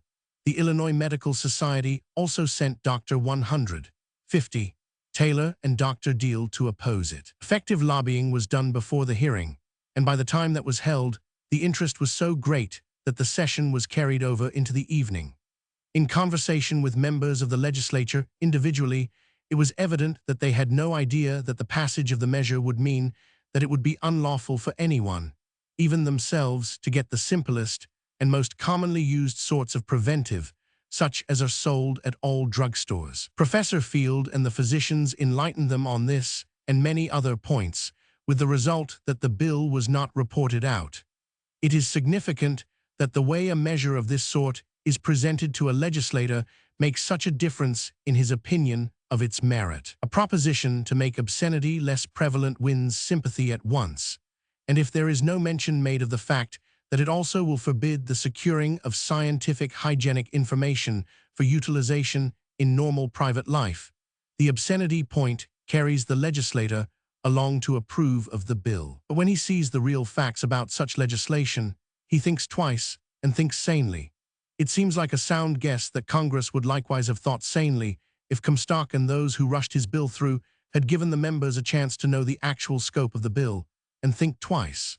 What a pity that no Professor Field and no level-headed doctors were on hand at the time to have saved the day in Washington in 1873, as they did in Illinois in 1918. The effort to put Virginia into the blacklist of states which prohibit contraceptive knowledge and means was a very recent one. In the legislative session of 1924, a bill was introduced which, according to the Birth Control Review, would make it unlawful to sell, give away, or possess any appliance or instrument for the prevention of conception. The Committee on Moral and Social Welfare to which it was referred received many protests. So also did the sponsor of the bill, Mr. Oslin, with the result that he withdrew it from the calendar before it was discussed at all in the House. In Pennsylvania, there have been 2 attempts to make the law more suppressive than it already was, which was quite bad enough. For Pennsylvania is one of the states which make it a crime to tell anyone to have in one's possession, to publish, or to advertise contraceptive information, and it prohibits the circulation of contraceptive means. The first effort was in 1917, the Stern Bill, which far surpassed any previous legislation in comprehensive suppression, for it even prohibited attempting to impart any knowledge or information tending to interfere with or diminish the birth of human beings. If opinions have differed widely as to what constituted obscenity, fancy how they would differ on what tended to diminish human birth. Isidore Stern, the sponsor of the bill, told Mrs. Alice Field Newkirk of the Main Line Birth Control League that he wanted to make it impossible to discuss birth control anywhere in Pennsylvania, in parlors or in public halls. The bill was quietly moved along through legislative routine till it passed both houses, and it was not until the 11th hour that many people knew of its existence. Then protests began to pour in to Governor Martin Brumbaugh, urging him to veto it. This he did with a very strong and forthright letter, in which he called it one of the most reactionary enactments attempted in years. The veto is here given in full, as it contains several points of importance in considering the question as to what kind of laws on this subject Americans may want. Commonwealth of Pennsylvania. Executive Chamber. Harrisburg, July 16, 1917. I file herewith, in the office of the Secretary of the Commonwealth, with my objection, House Bill No. 1643, entitled An Act Forbidding the Advertising, Publishing, Selling, Distribution, or otherwise disseminating or imparting, or attempting to disseminate or impart, knowledge or information tending to interfere with or diminish the birth of human beings in the Commonwealth of Pennsylvania, defining it as a misdemeanor and defining its punishment. The bill forbids the publishing or otherwise disseminating of any information by anybody concerning birth control in this Commonwealth. The existing laws judiciously concern themselves with this matter. This bill does not. It is by far the most drastic bill in regard to birth control in this country. It is, by like token, one of the most reactionary enactments attempted in years. The popular mind is filitive. I may judge this mind from the many letters and telegrams before Muith, all sorts of misconceptions concerning the provisions of this bill. It is not a bill to regulate the size of families, but an attempt to prevent anyone from doing anything to interfere with or diminish the birth of human beings in this Commonwealth. Just how anyone could diminish birth is not made manifest. The language is viciously vague and indefinite in the extreme. The bill might be construed to punish those that oppose the marriage of the insane or feeble-minded. Indeed, the Commonwealth's own acts in segregating these unfortunates in institutions like Laurelton would come under the penalties of this bill. It is, in other words, counter to the whole current of modern social endeavor, and as has been pointed out, could be made a convenient club for the blackmailer. It would deny a physician the duty, in defined cases, of advising his patient. It would seal the lips of mothers and fathers in counseling their children. It is an attempt to do by legislation what should be done by education. It would be a law more honored in the breach than in the observation. It is impracticable and unenforceable. For these reasons, the bill is not approved. Martin B. Brumbaugh. While it is not feasible to agree with Governor Brumbaugh that existing laws judiciously concern themselves with this matter, one may well forget that sentence in his letter in view of the forceful truth of his last 3 lines. In differentiating the proper sphere of education from that of legislation, he rendered a signal service. So also when he emphasized the folly of proposing laws which are unenforceable. 2 years later, the very same bill was reintroduced into the Pennsylvania legislature by Representative Hickernell, but it did not become a law this time either, thanks to the vigorous work of Mrs. Newkirk and some of the Harrisburg members of the National Birth Control League. The bill had been referred to the Committee on Health and Sanitation, of which a physician was chairman. He was of the opinion that such efforts to stamp out birth control belonged in the class of freak legislation, and he let his opinion be known in the committee.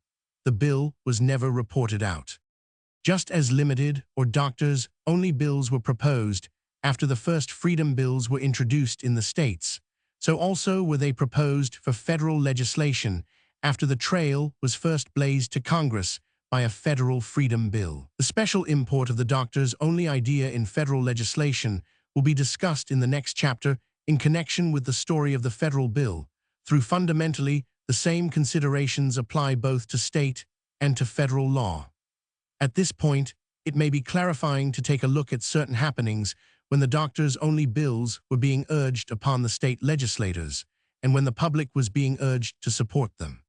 Those who have pushed these efforts to achieve limited legislation have repeatedly asserted that if the giving of information were restricted to physicians, and possibly to nurses, and given only to the married, and only on individual application, the legislators would be much more likely to pass the measure than if it were an unlimited bill, that is, a bill which would place this knowledge on just the same basis as any other knowledge so far as the law is concerned. But prophecy is one thing and history is another, and the facts in this case do not seem to bear out the prophecy. When the first of the doctors-only bills was proposed to the Albany Solons in 1921, 2 years after the second straight repeal effort of the National Birth Control League, the pattern of legislative objection was not altered one whit. The situation was precisely the same as it was when the bill asked for freedom for all instead of special privilege for a group.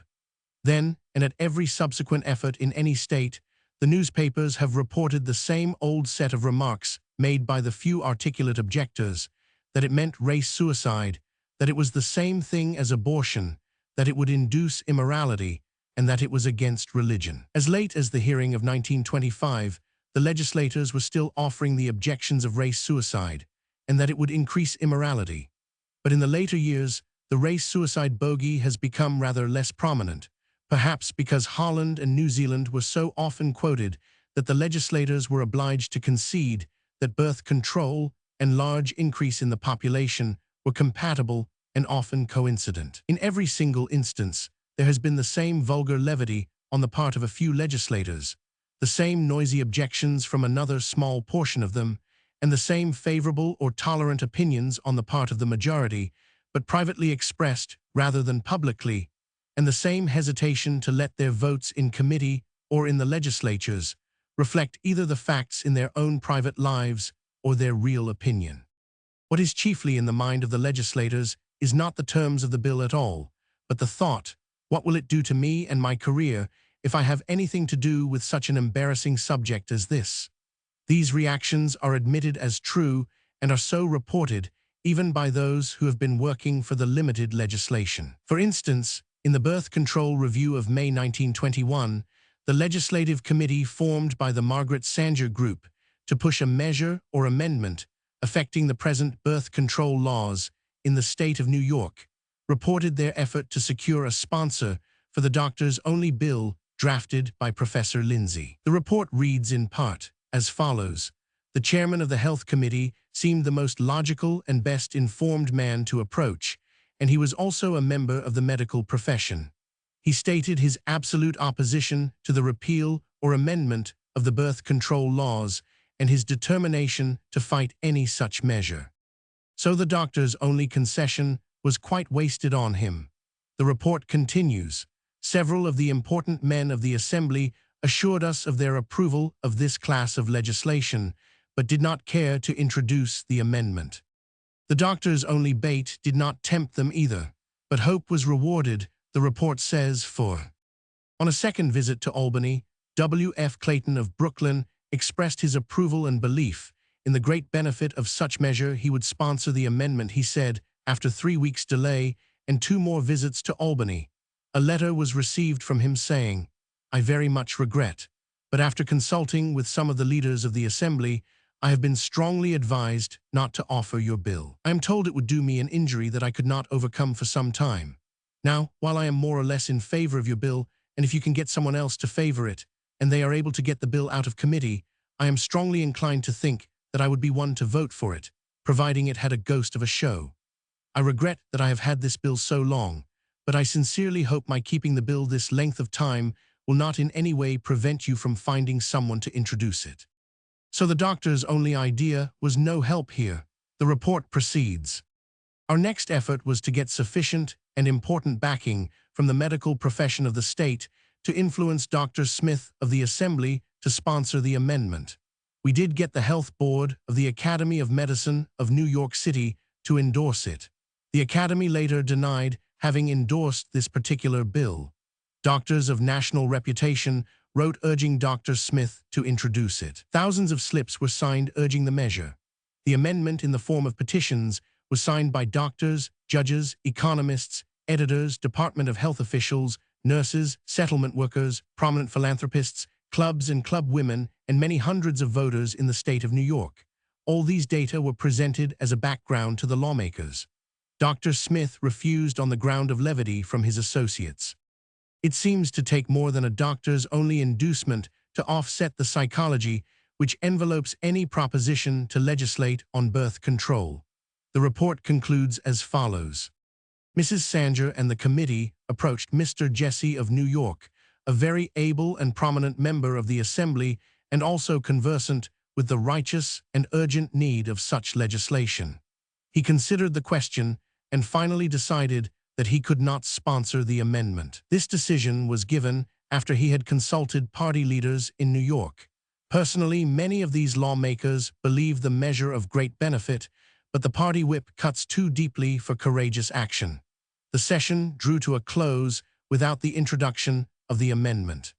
Again, when the Connecticut limited bill restricted to doctors and nurses was up for its first hearing, the newspapers were full of the same old pattern remarks from the objectors. And again, the Birth Control Review reported that the objections were that it was against the law of nature, that it was atheistic, that it struck at the foundations of Christian family life, and that it was an insult to womanhood. There was no sign that the objectors lessened or modified their opposition in any way because the proposed bill was a limited one. In 1923, when the Rosenman Bill, the most limited of any yet proposed, was defeated by the Committee on Codes, Mrs. Annie G. Porritt, managing editor of the Birth Control Review, made this comment in the magazine. "How can I wait for the laws to be changed? It means my life now. If I don't get help in a few years, I shall be dead."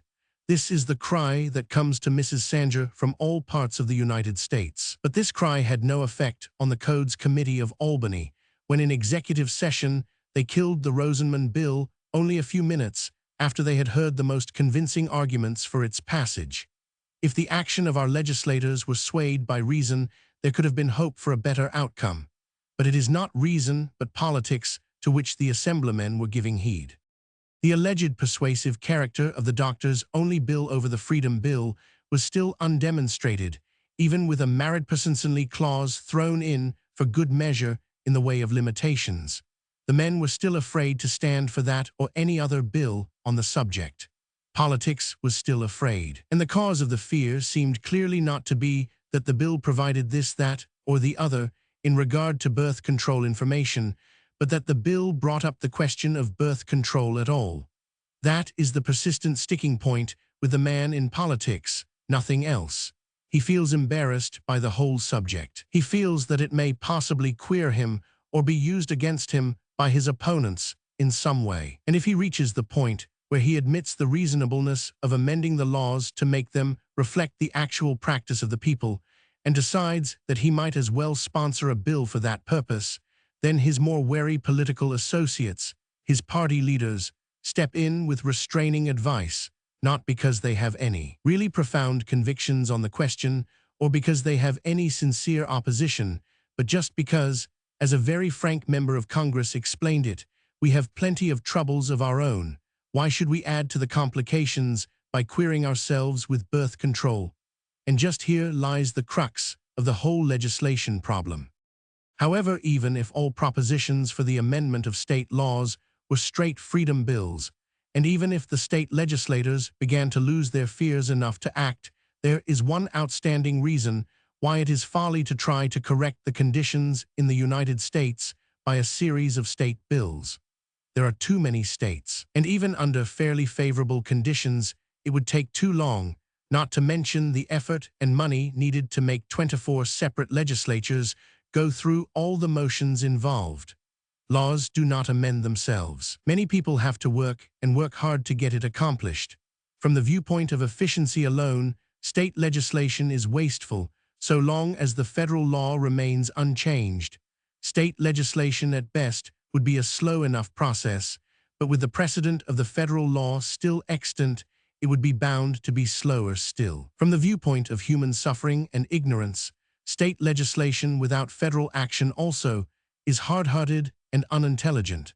Why break down the barriers to information slowly a state or two at a time and keep struggling worried parents in all the other states, waiting for the information much of which they might have quickly by the passage of the federal bill? And why keep scientists waiting all over the country for the right to import and otherwise order from publishers the books which only the passage of the federal bill will let them secure lawfully, and subject them to picking up information locally or secretly?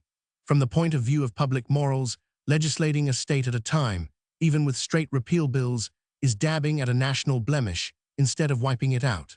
All of which considerations point directly to the need for federal legislation.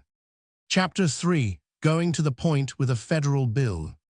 1919 sees first concerted effort to repeal federal law, initiated by Voluntary Parenthood League, an outgrowth of National Birth Control League, disbanding of earlier organization and merging of forces.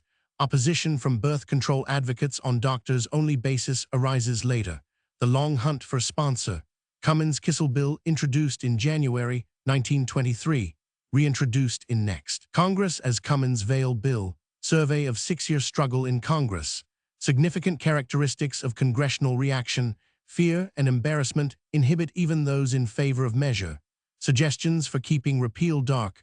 Alternate appeals to logic and humanity. Public opposition, mostly Catholic, relatively slight.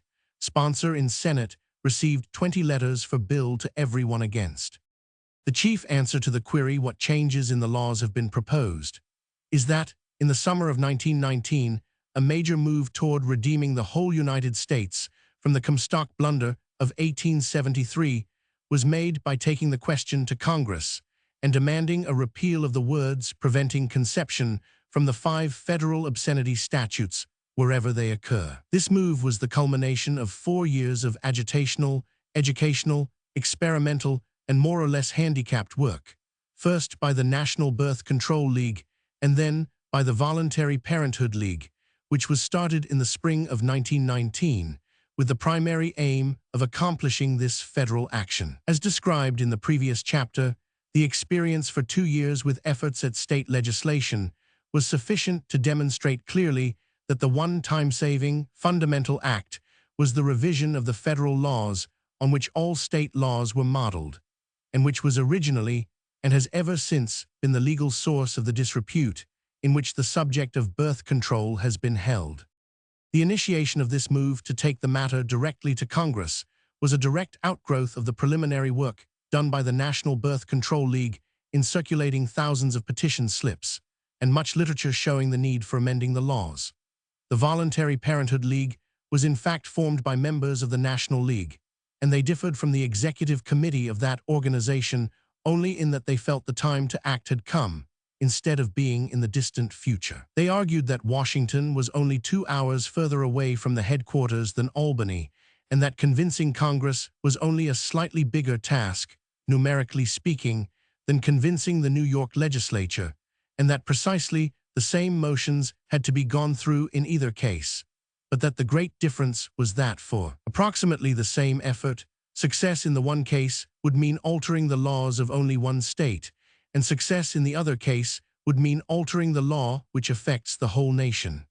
That argument won, and within 6 months, the National League had practically disbanded, and most of its members had joined the Voluntary Parenthood League. This union of forces into one active national organization lasted until November 1921, when the American Birth Control League was organized, of which Mrs. Sanger was president, and the limited state bills began to appear, coupled with opposition to the federal bill. This opposition was not officially stated in the platform adopted by the new league, but was obvious from the statements of the leaders, the refusal to cooperate, and from various editorials in the Birth Control Review, which became the official organ of the new league. Appendix No. 10 gives some of the concrete indications of this opposition. Presently, however, the opposition was modified to the extent of approving some federal legislation, that is, a doctors-only bill which was announced in March 1924. An analysis of this proposed bill will be made further on, but at this point, a condensed story of the federal repeal bill is in order. This first concerted practical measure to rescue the whole United States from the effects of the Comstock blunder has involved a 6-year struggle in Congress, and at the present writing, the end is not yet. The preliminary interviews with members of Congress and the scouting for a sponsor for the measure began in July 1919. A sponsor was secured the following March. Senator H. Heisler Ball of Delaware, who had been a practicing physician before he became senator. After delaying his promised introduction of the bill for nearly 3 months, he broke his word and allowed Congress to adjourn without presenting the measure. The sponsor hunt continued during the next session, the short and last one of the 66th Congress. A succession of senators, all of whom favored the bill, took it under consideration. Each thought it better for someone else to do it. Their various delays in deciding carried the sponsor hunt over to the new Congress, which convened in December 1921. Meanwhile, the question was carried to Postmaster General Hayes, who seriously considered including this amendment with his proposed recommendation to Congress that all the laws relating to post office censorship be revised. His consideration lasted from midsummer to the following March, when he retired from the office to go into the moving picture business. His recommendation was never made in Congress. So the sponsor hunt was again continued and lasted until January 1923, when Senator Albert B. Cummins, President pro tempore of the Senate, agreed to introduce the measure. He was the 16th senator who had been asked to sponsor the bill. He made good on his promise promptly, and the bill was introduced on January 10th. On the same day, the bill was sponsored in the House by Congressman John Kissel of Brooklyn, who answered what was practically an advertisement for a volunteer statesman to render this service. A letter had been sent to each member of the House asking if he were willing to take the lead in the House to correct the Comstock blunder. Mr. Kissel responded at once and with serious approval. The bill was a simple, straight repeal of the words preventing conception wherever they occur in the 5 federal obscenity statutes, as follows. Criminal Code. Section 102, which penalized any government employee who aids or abets in the violation of any law prohibiting importing, advertising, dealing in, exhibiting, or sending or receiving by mail any obscene publication, etc. Section 211, which makes unmailable all obscene publications, writings, etc., and all articles used for obscene purposes. Section 245, which prohibits bringing into the United States or sending by express or any public carrier all the obscene things listed in Section 211. Section 312, which penalizes anyone who shall sell, lend, give away, or in any manner exhibit, or shall otherwise publish or offer to publish, or shall have in his possession for any such purpose, any of the obscene things listed in Section 211. This section applies only to territory under the exclusive jurisdiction of the federal government. Tariff Act of 1922, Section 305, which prohibits the importation of any of the obscene things listed in Section 211 of the Criminal Code. The introduction of the bill was during the short session of Congress with the usual congested calendar. There was fairly definite reason to believe that a majority of the Judiciary Committee to which the bill was referred were in favor of it, but they were unwilling to vote it out. That is, they evaded voting on it. The session ended without action.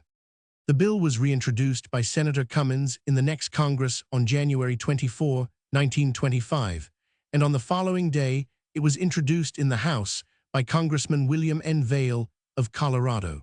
Congressman Kissel's term of office had expired with the previous Congress, hence the need of a new sponsor in the House. The bill this time carried an additional section providing that no contraceptive instructions or means could be transported by mail or by any public carrier unless they were certified by at least 5 lawfully practicing physicians to be not injurious to life or health.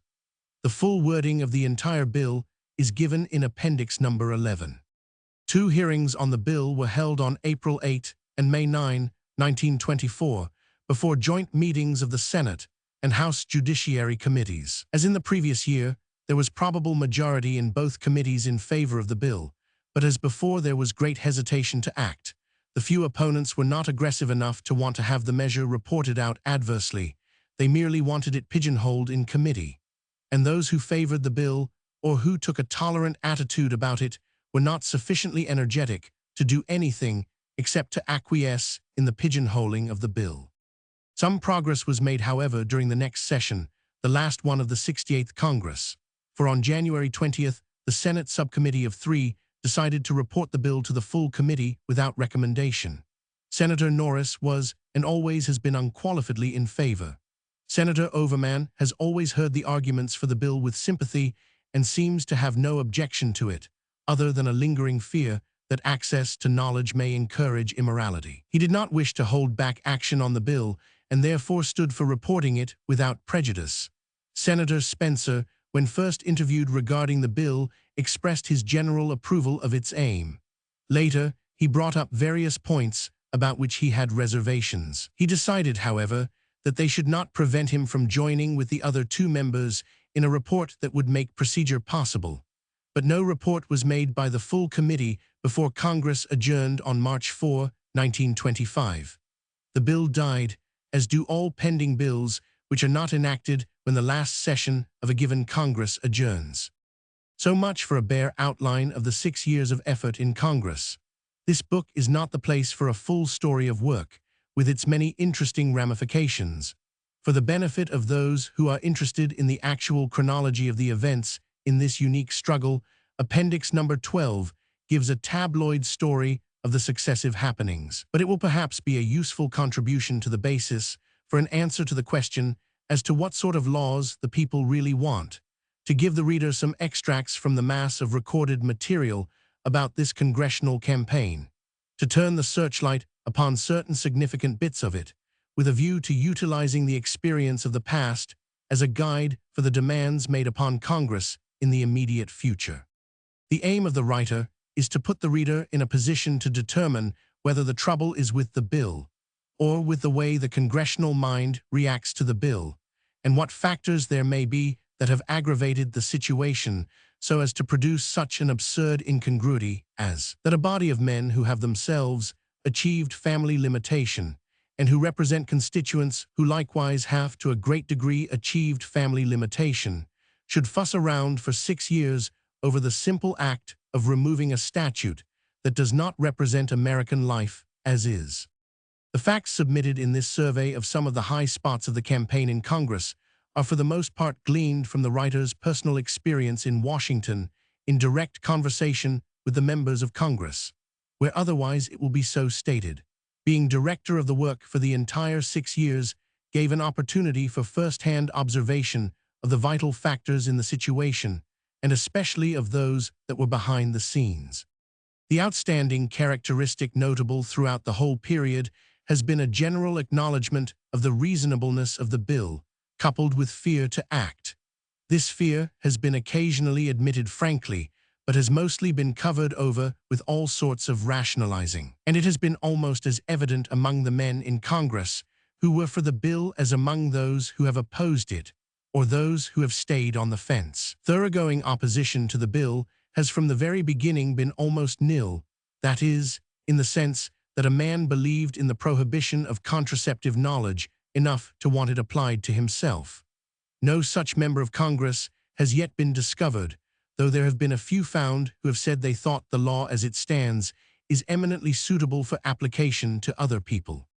The first man interviewed when the work began in the summer of 1919 was Congressman Andrew Volstead, then chairman of the House Judiciary Committee, to which committee the bill would be referred when introduced. He was instantly alarmed, said the bill could never be introduced, that if it were, the committee would never report it out, that if they did, no one would ever vote for it on the floor, and so forth.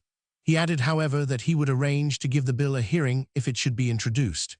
He was sure that the only way to accomplish what we wanted was to revise the penal code and quietly omit it the prohibition of contraceptive knowledge. Later, several of the senators made similar suggestions that a bill be introduced without a specific title, merely a bill to amend certain sections of the criminal code and simply omit the offending parts without explaining what was being done. Their idea was to let the bill appear to be new legislation to suppress indecency, which would sound commendable, and not say anything about the control of conception, nor bring it up at all for discussion. As put by one of the senators who is not going to stand for re-election, most congressmen are too lazy to investigate reasons. If the words presented look plausible, they will vote aye and let it go without bothering. The members who advised in this vein said that what the men would object to was not so much doing the act of repealing this prohibition as having to discuss it or having anyone know they did it. The subject was disagreeable. A related phase of fear, and one met with repeatedly, was that they would be made conspicuous in the newspapers if they got mixed up with any of this birth control talk. They had a horror of the possibility of flaming headlines that would somehow drag them into sensationalism. They had a stiff aversion to the whole business. Some of them had no other knowledge of the birth control movement than that a woman named Sanger had made a rumpus and gotten jailed, and that when they went up to New York for weekends, they saw the sightseeing automobile man point out the birth control woman on Broadway, meaning Kitty Marion, who has become a familiar figure selling the birth control review on the New York streets. Some of them confessed to a sneaking desire to get one of those magazines to see what was in it, but they didn't dare. They assumed that it contained contraceptive information, so little did they know about what the laws really permit. The fear that they would be exploited in the newspapers was assuaged as far as was possible by the assurance that they were not being interviewed for publication, that what was wanted was the quickest and quietest possible action by Congress, and that if they would simply introduce and pass the bill, a large part of the impetus to and need for agitation would be done away with, and then there would be no noise to fear, and they would have the satisfaction of having done a decent, needed act in a dignified way that would greatly redound to their credit. This assurance helped perceptibly in many instances, particularly in making them discuss the bill in private conversation without embarrassment or discomfort. The policy of not exploiting the views of the individual members of Congress in the newspapers, and especially of not giving the names of the few opponents who have made themselves ridiculous in interviews, has been adhered to throughout the work. When they have put themselves on record, as some of them did in discussion at the public hearings on the bill, that is quite another matter. Also, when the bill at the end of 6 years of effort was allowed to die in committee, a report of the stand of each member of the Judiciary Committees was published in the Birth Control Herald for the information of those who had supported the campaign to pass the bill. It was not until February 1922 that any newspaper articles on the work in Congress were sanctioned. Then a feature article was written for the New York Sunday Times and reprinted by arrangement in the St. Louis Globe-Democrat. The following excerpts from it shed light on the situation as it was reported up to that date. The initial interviews served two purposes: one, to give the congressmen a realization that knowledge about the control of parenthood is just the same simple human necessity for all the people as it is for themselves and their own families; the other, to enable us to find an advantageous sponsor for the measure. Most members were quite ignorant to the exact provisions of the present law and the way Anthony Comstock had originally lobbied the measure through. They didn't know that his proposition had been the suppression of pornographic literature and pictures primarily, and that there had been no discussion on the floor of the inclusion of contraceptive knowledge in the bill, and that Congress as a whole did not know it had voted for a law to suppress it. Some members needed to be assured that Congress is not being asked to sanction the interference with life after it has once begun, but merely to free the knowledge as to how the starting of new human life may be controlled. This distinction relieved many senatorial minds. A fairly frequent worry among the congressmen has been race suicide, but they seemed relieved when told such facts as that Holland, with its 52 birth control clinics and its established contraceptive instruction, which has been going on for more than 40 years, had up to the world's second highest ratio of increase in population in Europe. A somewhat common type of senator is he who fears that making contraceptive knowledge legally accessible will result in its abuse, particularly by the young. But he usually responds quite nobly to such queries as, if young people are safe only when ignorant, what happens when somehow they get knowledge, as may occur any moment? If American young people, as a whole, are prone to go to the devil as fast as they acquire an understanding of this subject, whose fault is it? What is the matter with us elders who have reared them so poorly? Isn't knowledge on all subjects capable of abuse, and doesn't safety lie on the far side, not on the near side, of education? However, the attitude of the large majority of those interviewed is fairly represented by the letter President Harding wrote when he was a member of the Senate Health Committee, in which he said, "I have not had time to study carefully the provisions of your bill, but at first reading find myself very much in its favor." The one most arresting fact which the congressmen were asked to face, and which none could deny, was that Congress itself, like any other group of well-to-do men in the United States, already represents the achievement of family limitation despite the laws. The Who's Who section of the Congressional Directory does not report congressmen with families of 8, 10, or 12, quite otherwise. A few weeks of quiet but energetic sampling of senatorial opinions brought us to the point of choosing as the desired sponsor one of the only two physicians of the Senate, a man who had heartily endorsed the bill from the beginning and whose cultured dignity would ensure right handling for the measure. But it took him nearly 3 months to reach the conclusion that he was too occupied with other important issues to do this measure justice. Even then he did not refuse, but merely said he could not yet see his way and urged that someone else be asked. This refusal to refuse has been characteristic of nearly all the 15 senators who have been invited in succession to sponsor the bill. All of them believed in it, but in their various ways they have passed the buxom convincingly, some transparently, some gracefully, some awkwardly, but all of them insistent that it was a job better suited to someone else. Several were too busy. Among these was one who was not a member of any major committee, who had introduced no public interest bills, and who, as observed from the Senate gallery, sits for hours on end in undisturbed quiet. One assured us he was too old, another was sure he was too ignorant of the subject. It needs a man who can give all the data in debate, as I can't. We promised him a perfect arsenal of material, all classified and condensed, but he felt sure he wasn't equal to doing it well. Another said he was interested, but better not be the sponsor as swell. Candidly, I shall be up for re-election next year, and you see. And still another, who is considered one of the pillars of the major party in Congress, a physically big man, standing something like 6'3", announced to the relatively small woman who invited him to render this bit of public service, really, he'd be afraid to introduce that sort of bill. On being told that he hardly looked the part, he spent an energetic 5 minutes trying to blot out the picture of himself as a coward. One man assured us that he was not important enough in the Senate.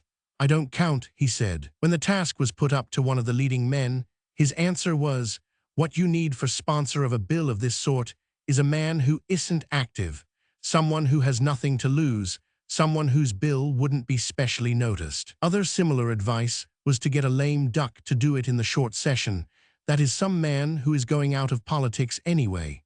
This advice is a reminder of what Senator Thomas of Colorado said in a speech after his defeat: "The only independent senators are those just defeated or those just elected." The short sessions being those which allow the lame ducks to legislate just as if they had not been defeated for re-election, has been dubbed the Don't Carry a Damn session, and it is generally considered the heyday for freak legislation. This bill is placed in that class by the scornful, But all the while the members were acquiring a better understanding and a more obvious respect for the measure. Almost everyone who was consulted responded to our suggestion that, apart from their individual views on the measure, they would do everything possible to ensure for the discussion of the question in the cloakrooms, in committee, and on the floor an atmosphere of dignity and seriousness which the subject deserved. An influential representative of the old guard Republicans said, "This is a new idea to me as a subject for legislation, and I must give it more thought, but I can see its social importance, and certainly I can assure you right now that I will do my utmost to see that a proper atmosphere for the discussion is established." This was the senator who turned the tide of refusals and introduced the bill the following year, Senator Albert B. Cummins of Iowa. More and more men were found whose attitude was like that of a Middle Western leader who said, "I see no reason why I shouldn't support it." The interviews frequently developed into perfectly good mothers' meetings.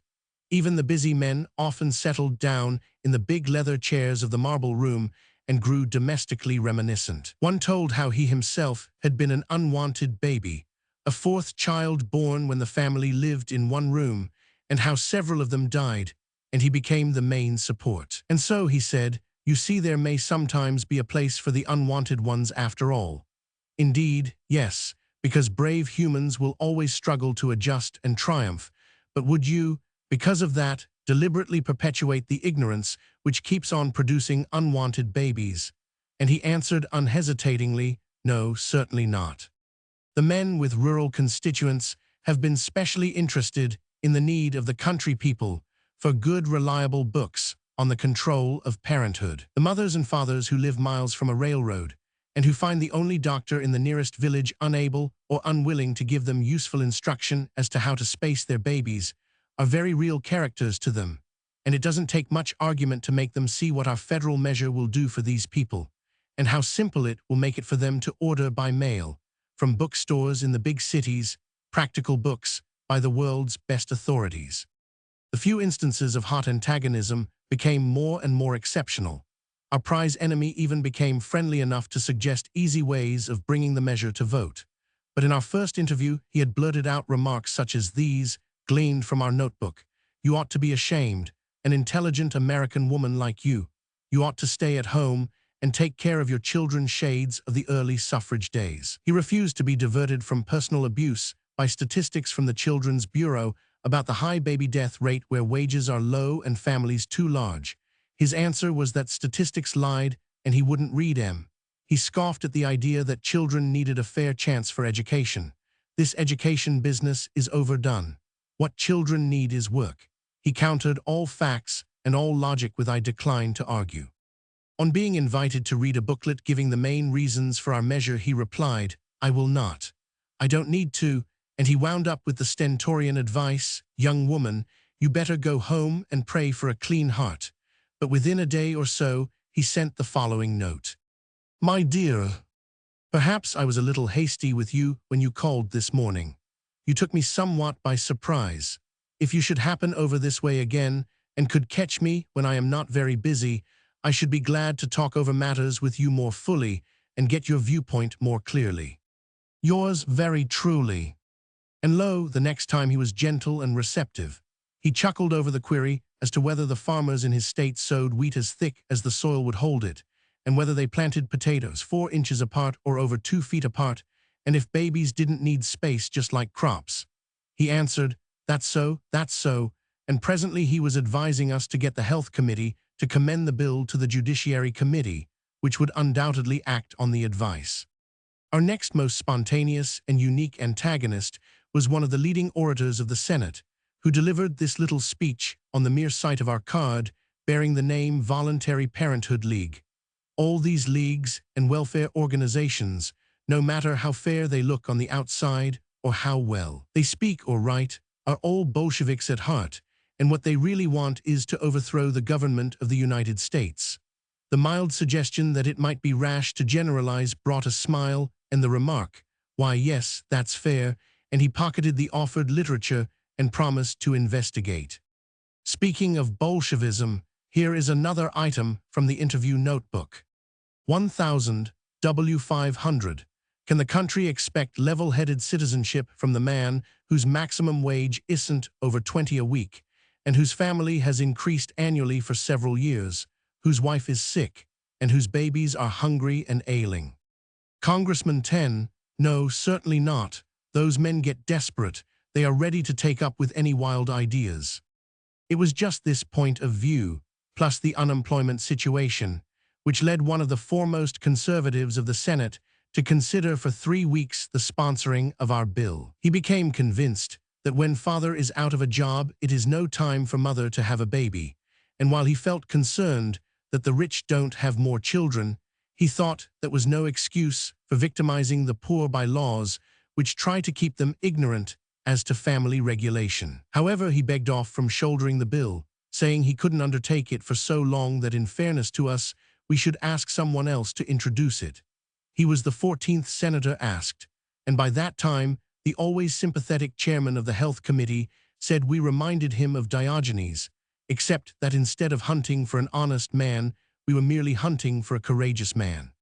An outstanding independent of the Senate, one of the truly busy members, frankly explained what ailed most of them. Congressmen are such cowards, said he. Believe in it? Of course they do, and privately they will all say so, but that's mighty different from sponsoring the bill. I know, I've been here 12 years. A Catholic congressman from an industrial district crowded with mill workers listened soberly to the figures of the baby death rate in his hometown, 130 per 1,000, as compared with New Zealand's world record of 50 per 1,000. The conversation went about like this. Suppose we look at this thing practically.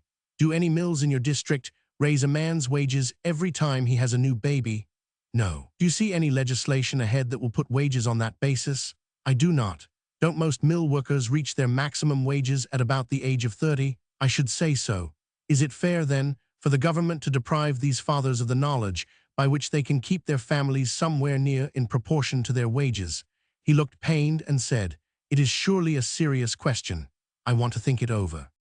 Very few congressmen have even the partial excuse of belonging to a church which disapproves the scientific control of parenthood. In this connection, it is interesting to note that a Catholic member who began by saying, "Even if I had no religion at all, I should oppose your outrageous idea," ended by asking for our literature and admitting he was relieved to find that we did not seem to be, as he had thought, an immoral lot who were assaulting marriage and the home, and he recognized the fact that our proposed change in the law was merely to make access to information legal, not to compel people to use it, and that, therefore, the change would not be an intrusion upon anyone's religious faith. Sound argument and indisputable facts made very perceptible headway for the bill as the interviews accumulated. But the one snag which has always entangled the best of logic is the fact that the nature of the subject embarrasses Congress and therefore inhibits action, even though reason urges action. Over and over again have suggestions been made by members of Congress for trying to accomplish the repeal without having it show. Some of these suggestions have already been noted. Another came from one of the Republican leaders in the House who said, "If only you could think some innocuous other way to amend the present statutes, you could slip your claws out at the same time, and it would go easily." Another prominent member of the House advised, "Get your action at the same time that the proposed amendment is presented to add moving picture reels to the list of articles proscribed in the obscenity laws. While they add films, you quietly subtract preventing of conception."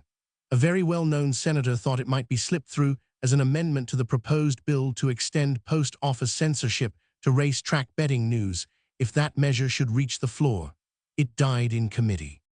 None of these indirect methods has seemed wise procedure, partly because the little subterfuge would not work, and when once discovered, would produce a situation even less to be desired than that induced by plain lack of courage to introduce the straight bill, but chiefly because indirection seems inherently unworthy when it is devised to cover an attitude that is not in itself thoroughly creditable.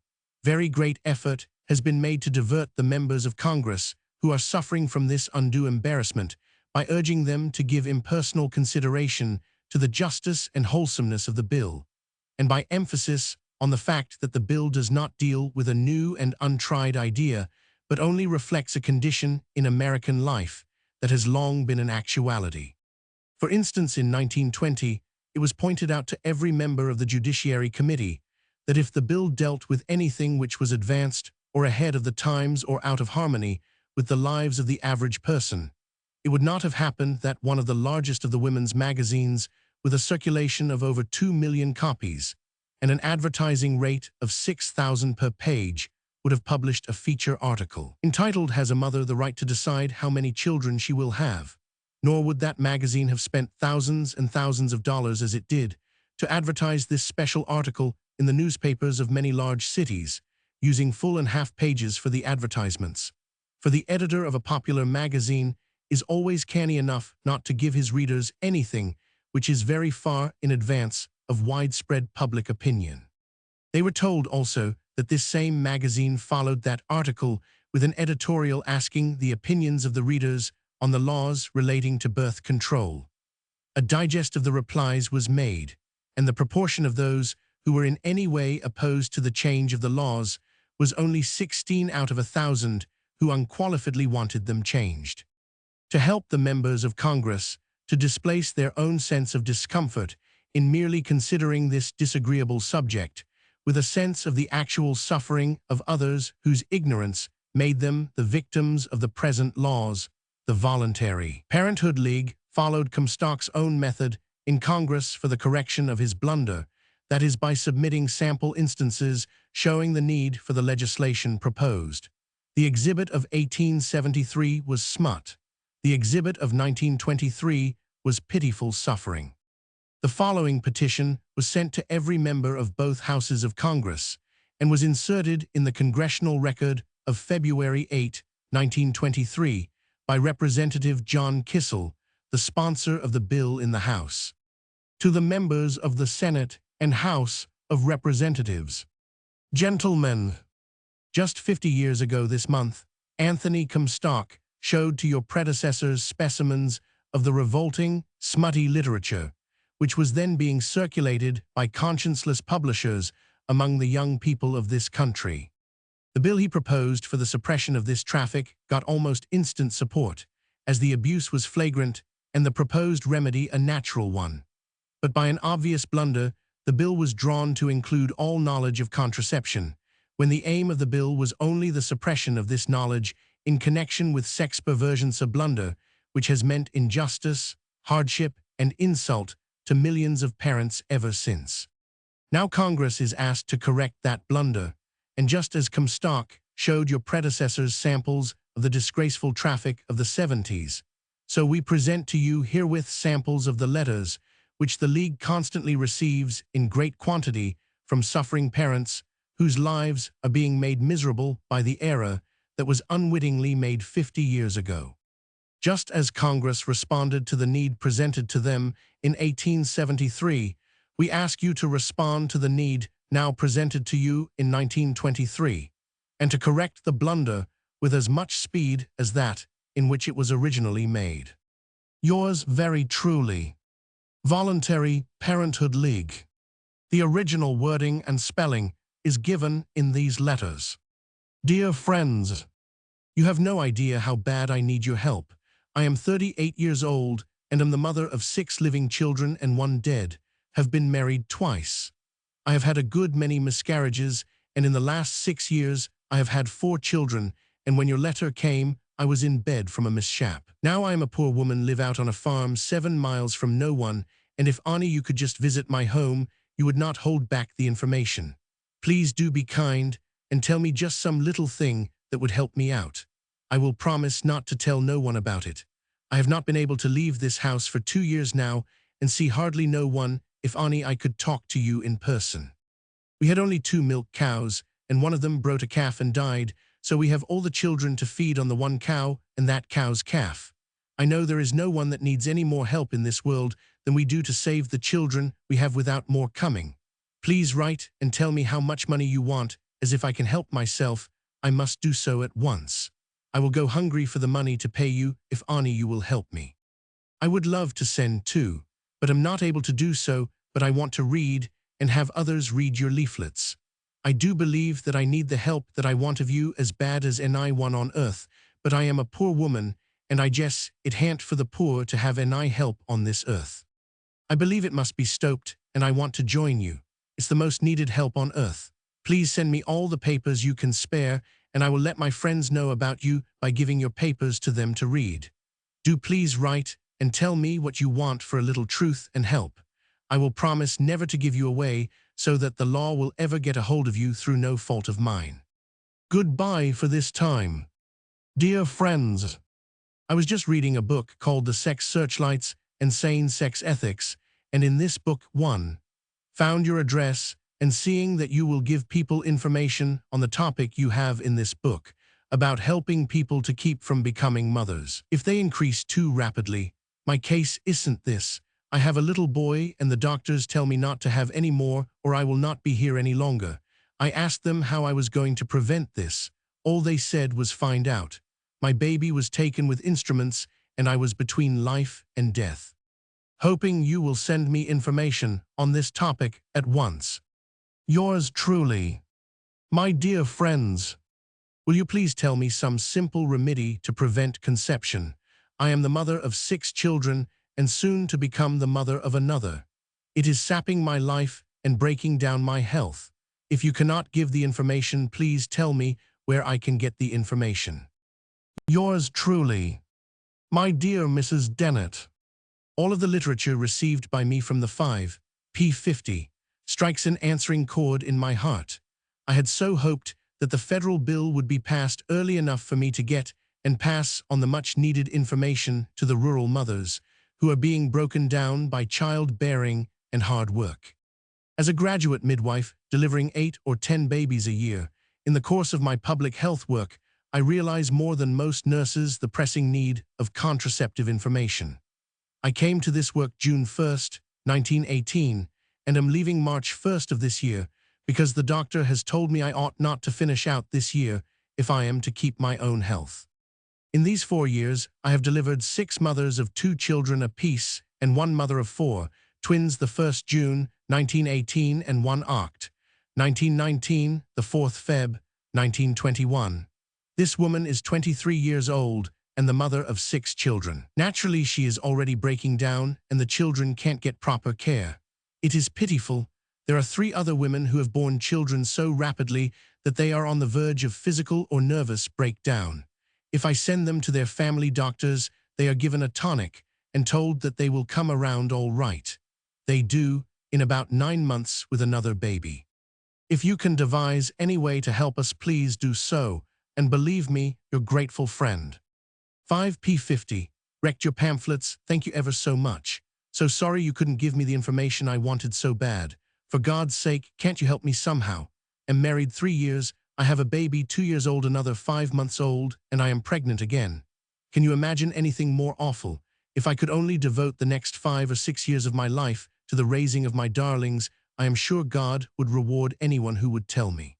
I swear if I become pregnant a 4th time, I will do something desperate. What I would say about my husband had better be left unsaid.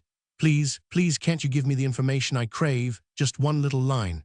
I will pray for you every night of my life. May God bless you and help you along in the wonderful work you are doing. I thank you for anything you will tell me, and if you will not, I thank you just the same. Once more I ask for our dear Lord's sake, please, please help me. 1 Discouraged Mother. Voluntary Parenthood League. I have received the literature you sent and wish to thank you, although it cannot help me at present. I may be able to help some other poor sufferer. I would like to become a member or be able to send some money, but it is impossible at present. We are 4 months in arrears in our rent, the children have scarlet fever, and my husband was out of work for 6 months. Then he invested the little we had in a business, but we cannot keep up with our bills. And now this other expense coming again. I love little children, but don't like to see them suffer from lack of attention and care. Sincerely yours. Dear Madam, I am writing to see if you can help me any. I have 2 children whom we adore, and I am living on the prairie, 40 miles from a reliable doctor, and no crops for 5 years. Before I married for several years, I suffered with rheumatic arthritis terribly, but was free from it for several years. When my baby was 2 months old 2 years ago, we took the flu. My husband took it first, and I struggled around to look after the others. It was 45 below, and we would have frozen to death if the fires went out.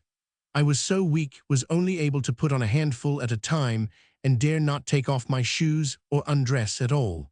My husband was inclined to violence and was just crazy. We managed to put out a flag, but it was not seen for 3 days. At last help came after we had been sick about 10 days. The neighbors' men took it in turns to watch and nurse us in twos. Women are scarce here, but one would come in now and again as they could. I had pneumonia and dysentery, and I was unable to move in bed. Baby was taken away. She was nearly starved to death, unable to get any nurse from me, and I did not know it, poor little mite.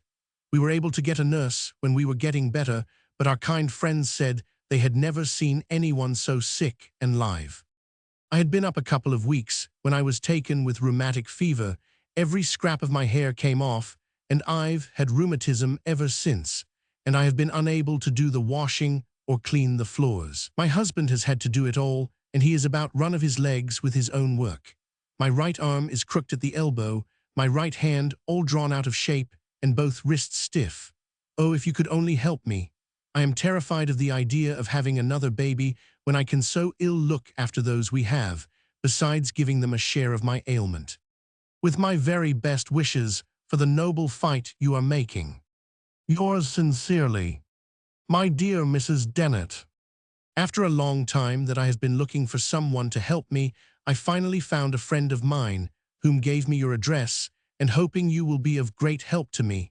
I'm a girl of 25 years of age, been married 4.5 years, had 2 babies, both with critical instrument cases. It meant either the child or my death.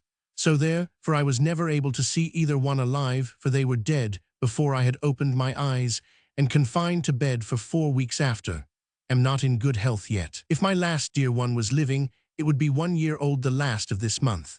It was a little girl, and the first one a boy. But you see, I was left empty-handed both times. Now the doctor tells me if I should have another, it would mean my life, as my bones are very small and won't give. And yet they won't tell me how to prevent it. All they say is it's against the law, and if they would help me it's very expensive, they say, as my husband is working and his daily wages will not permit us to spend too much. So will you please advise me what to do? Of course it's against the law, but I don't see why it would be in a case like this. If you do help me, it will be very much appreciated by me. Ill remain. Yours truly. In contrast with the struggles of the ignorant, on whom the laws are still an intolerable burden, the members of Congress were asked to consider their own status, as revealed by themselves in the biographies which the members provide for the Congressional Directory. The biographies in the Congressional Directory are not uniform in the facts presented about the members, but a survey of those biographies which mention the children at all shows clearly that a restricted and controlled birth rate is the general custom. The average number of reported births is found to be 2 per family. The largest family recorded is 11, and these children were born during a period of 23 years. Successive annual births simply are not found. In the 225 congressional families noted, the number of children is as follows. 1 family has 11 children. 2 families have 10 children. 1 family has 9 children. 3 families have 8 children. 1 family has 7 children. 7 families have 6 children. 16 families have 5 children. 22 families have 4 children. 40 families have 3 children. 80 families have 2 children. 46 families have 1 child. Many of the congressional families are smaller than the eugenists usually consider desirable. But however much the members of Congress, like others of the fit class, may be open to adverse criticism by students of race progress, the fact remains that the old Comstock law to enforce ignorance as to the control of parenthood has long ago been frustrated by Congress itself. Alternation of logic with appeal for simple fairness and human interest has characterized the whole period of work in Congress. No single approach to the subject affects all men alike. And while no appeal has thus far overtopped the towering inhibition which has held them back from acting, The combination of the different appeals has apparently prevented them from being willing to kill the bill outright. Almost no one in Congress wants to go on record against it, but they squirm at going on record for it. The special reason for giving here some of the specimen appeals that have been made is in order to better facilitate an understanding of the cause of the inhibitions, for in that understanding lies the clue to their demolition. Toward the close of the session in the winter of 1923, when every effort was being made to bring out at least from the Senate Judiciary Committee a favorable report on the bill, and when there was only one day left on which the committee would meet before the end of the session, the following letter was sent to each member. To the members of the Senate Judiciary Committee, in again urging you to report out the Cummins Bill S-4314 next Monday, February 26th, on behalf of my League, I beg you to think of the request in the most simple and human way possible. The bill is simple because it merely rectifies a blunder made by Congress 50 years ago. It was contraceptive knowledge in connection with sexual depravity that the original statute aimed to suppress, not the knowledge for normal use. The proof of this statement has previously been submitted to you. The logic of the measure is also simple, for the application of this knowledge in controlling conception is not a crime. Therefore, it is absurd to maintain a law which deems it a crime to learn what that knowledge is. I beg you to be human about it. Act on this measure as if the need for knowledge were your own, instead of that of millions of poor people. Suppose you were a young man on a small wage, with a frail wife and more children already than your pay could support. Would you be patient on hearing that your senators were too busy to spend the 5 minutes it would take to send this bill on its way to passage? Suppose you had any one of the many good reasons that millions of parents have for needing desperately to get this knowledge in decent, scientific, reliable form, instead of from hearsay and in abominable underground ways. Wouldn't you put that need first? Would you stop to debate about the French birth rate or any other irrelevant question?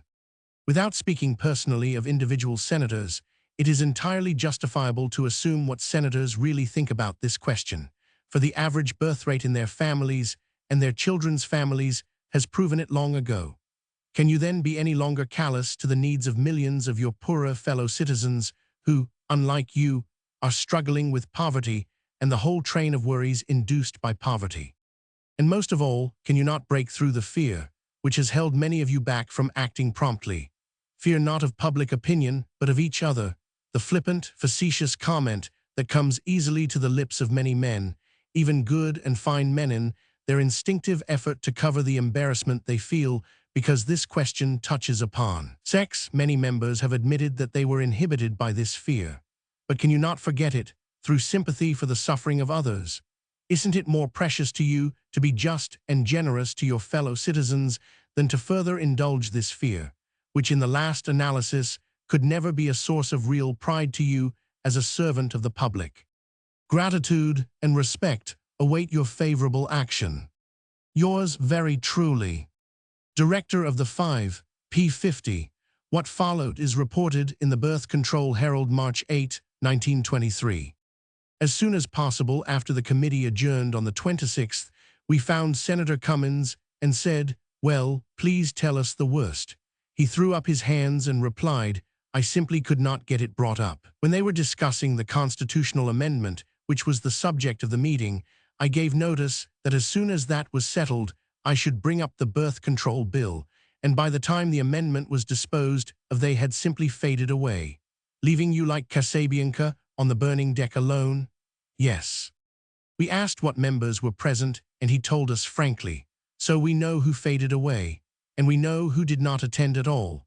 The nearest approach to an excuse that any had who were in favor of the bill is that some of them were not present at the moment that Senator Cummins announced that he would ask the vote of the committee. But they all knew beforehand from us that the senator was going to ask the vote on that day, so the record stands squarely as one of evasion. It is quite true that most of the judiciary members were genuinely busy, some of them very busy during the last few weeks of the session. But that 5 minutes could not have been found for allowing the probable favorable majority to vote to report out the bill is taxing credulity farther than most people are willing to stretch it. Indeed, Senator Cummins was quite candid in saying they simply don't want to vote on it. We inquired if it was not chiefly because the subject embarrassed them, and he assented. We discussed a bit with him this curious fact that human sympathy did not overcome embarrassment enough to just vote. We did not ask them to talk, merely to act. The senator granted that the effort had been very educational. He added, "And now, as the farmers would say, you will have to spit on your hands and go at it again. And next time you will win." We asked Senator Dillingham if anything mitigating could be said regarding the statement of Senator Cummins that the judiciary members had faded away when they knew the vote on the bill was to be called for. He said, "No, Senator Cummins was absolutely accurate. That is what they did do, fade away. And yours was not the only bill they did that to either. They did it to some of mine also." He said he was very sorry for our disappointment and that the postponement was inevitable in view of the fact that they all had so many other irons in the fire, each one having a lot of special interests of his own that absorbed most of his time, and that on top of their preoccupation with other matters was their sheer distaste for a bill of this nature. We reminded both him and Senator Cummins that the busy excuse was nothing new, that we had had that hurled at us at the very beginning of the first session of the present Congress. But they both agreed that, with our bill introduced early in the next session and a hearing held, we should be in a position to expect results in a fairly short time.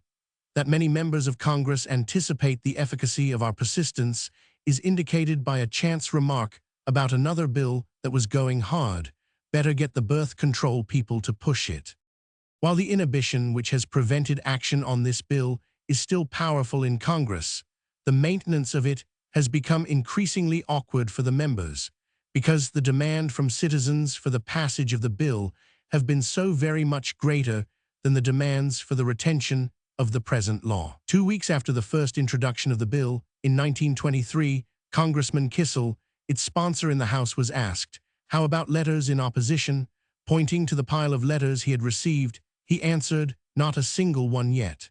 This fact was presently published in the Birth Control Herald and elsewhere, with the result that 56 letters in opposition came to the congressman. Most of them were obviously from Roman Catholics, and a large proportion of these were in stereotyped phrases almost identical in wording.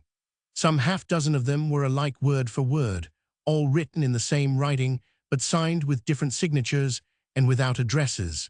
When Congressman Vail introduced the bill, he had a similar experience. One group of such letters came from a Middle Western city in which the dictation from the shepherd of a church flock had evidently been acted upon with absolute literalness, for the wording was precisely the same in all, though some were on white and some on pink, some on large and some on small sheets. All were handwritten and all were signed by women.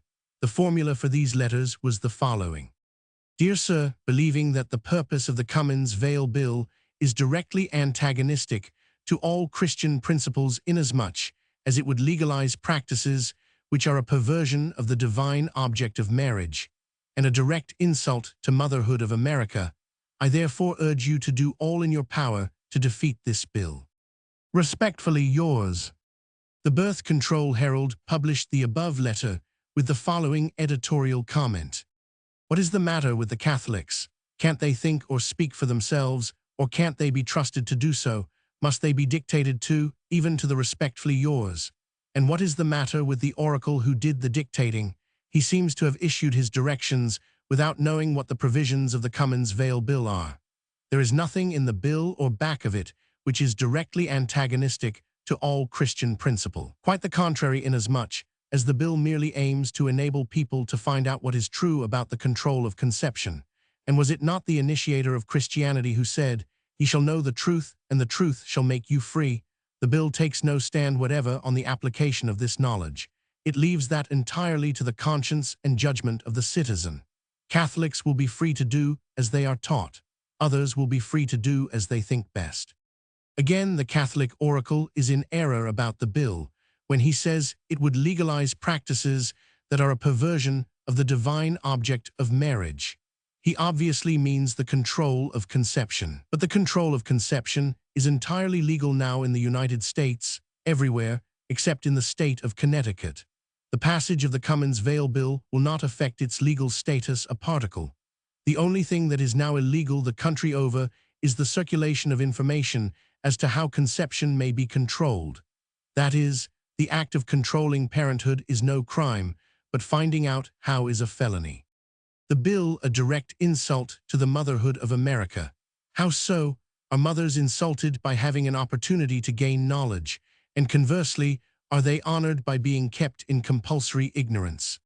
The Roman Catholics who spoke in opposition to the bill at the hearings in 1924 claimed to represent several millions of individuals, but none of them gave any evidence that the individuals had been consulted or had taken any mass action in conventions, meetings, or the like. Leaders simply spoke for the members of the church en masse and assumed their opposition to the Cummins Vale Bill because the church teaching has been that the control of conception is wrong. They discussed the question of birth control rather than the issue of the bill, which is only the right of the citizen to be able to find out, lawfully, what birth control is. It does not necessarily follow that Catholic citizens, who may most conscientiously believe and act upon what the Church teaches regarding the utilization of birth control knowledge, are therefore opposed to freedom of access to the knowledge. Indeed, there are some striking examples to the contrary, including a Catholic United States senator. And the fact remains that the Church as such has not officially taken any stand against this bill. It has merely preached against birth control. It is interesting in this connection to note that in the last congressional election, one of the leading Catholic clergymen in Denver openly advised his congregation to vote for the re-election of Mr. Vale, as he was valued far more for his stand on some other questions than he was disliked for his stand on this one question.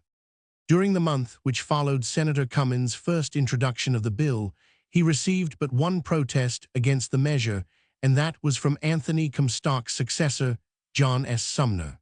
The Birth Control Herald had this to say regarding the letters the senator received. Senator Cummins' secretary has courteously allowed the Voluntary Parenthood League officers to review the letters which the senator has received regarding his bill. It is a remarkably representative collection containing commendation from every sort of American citizen.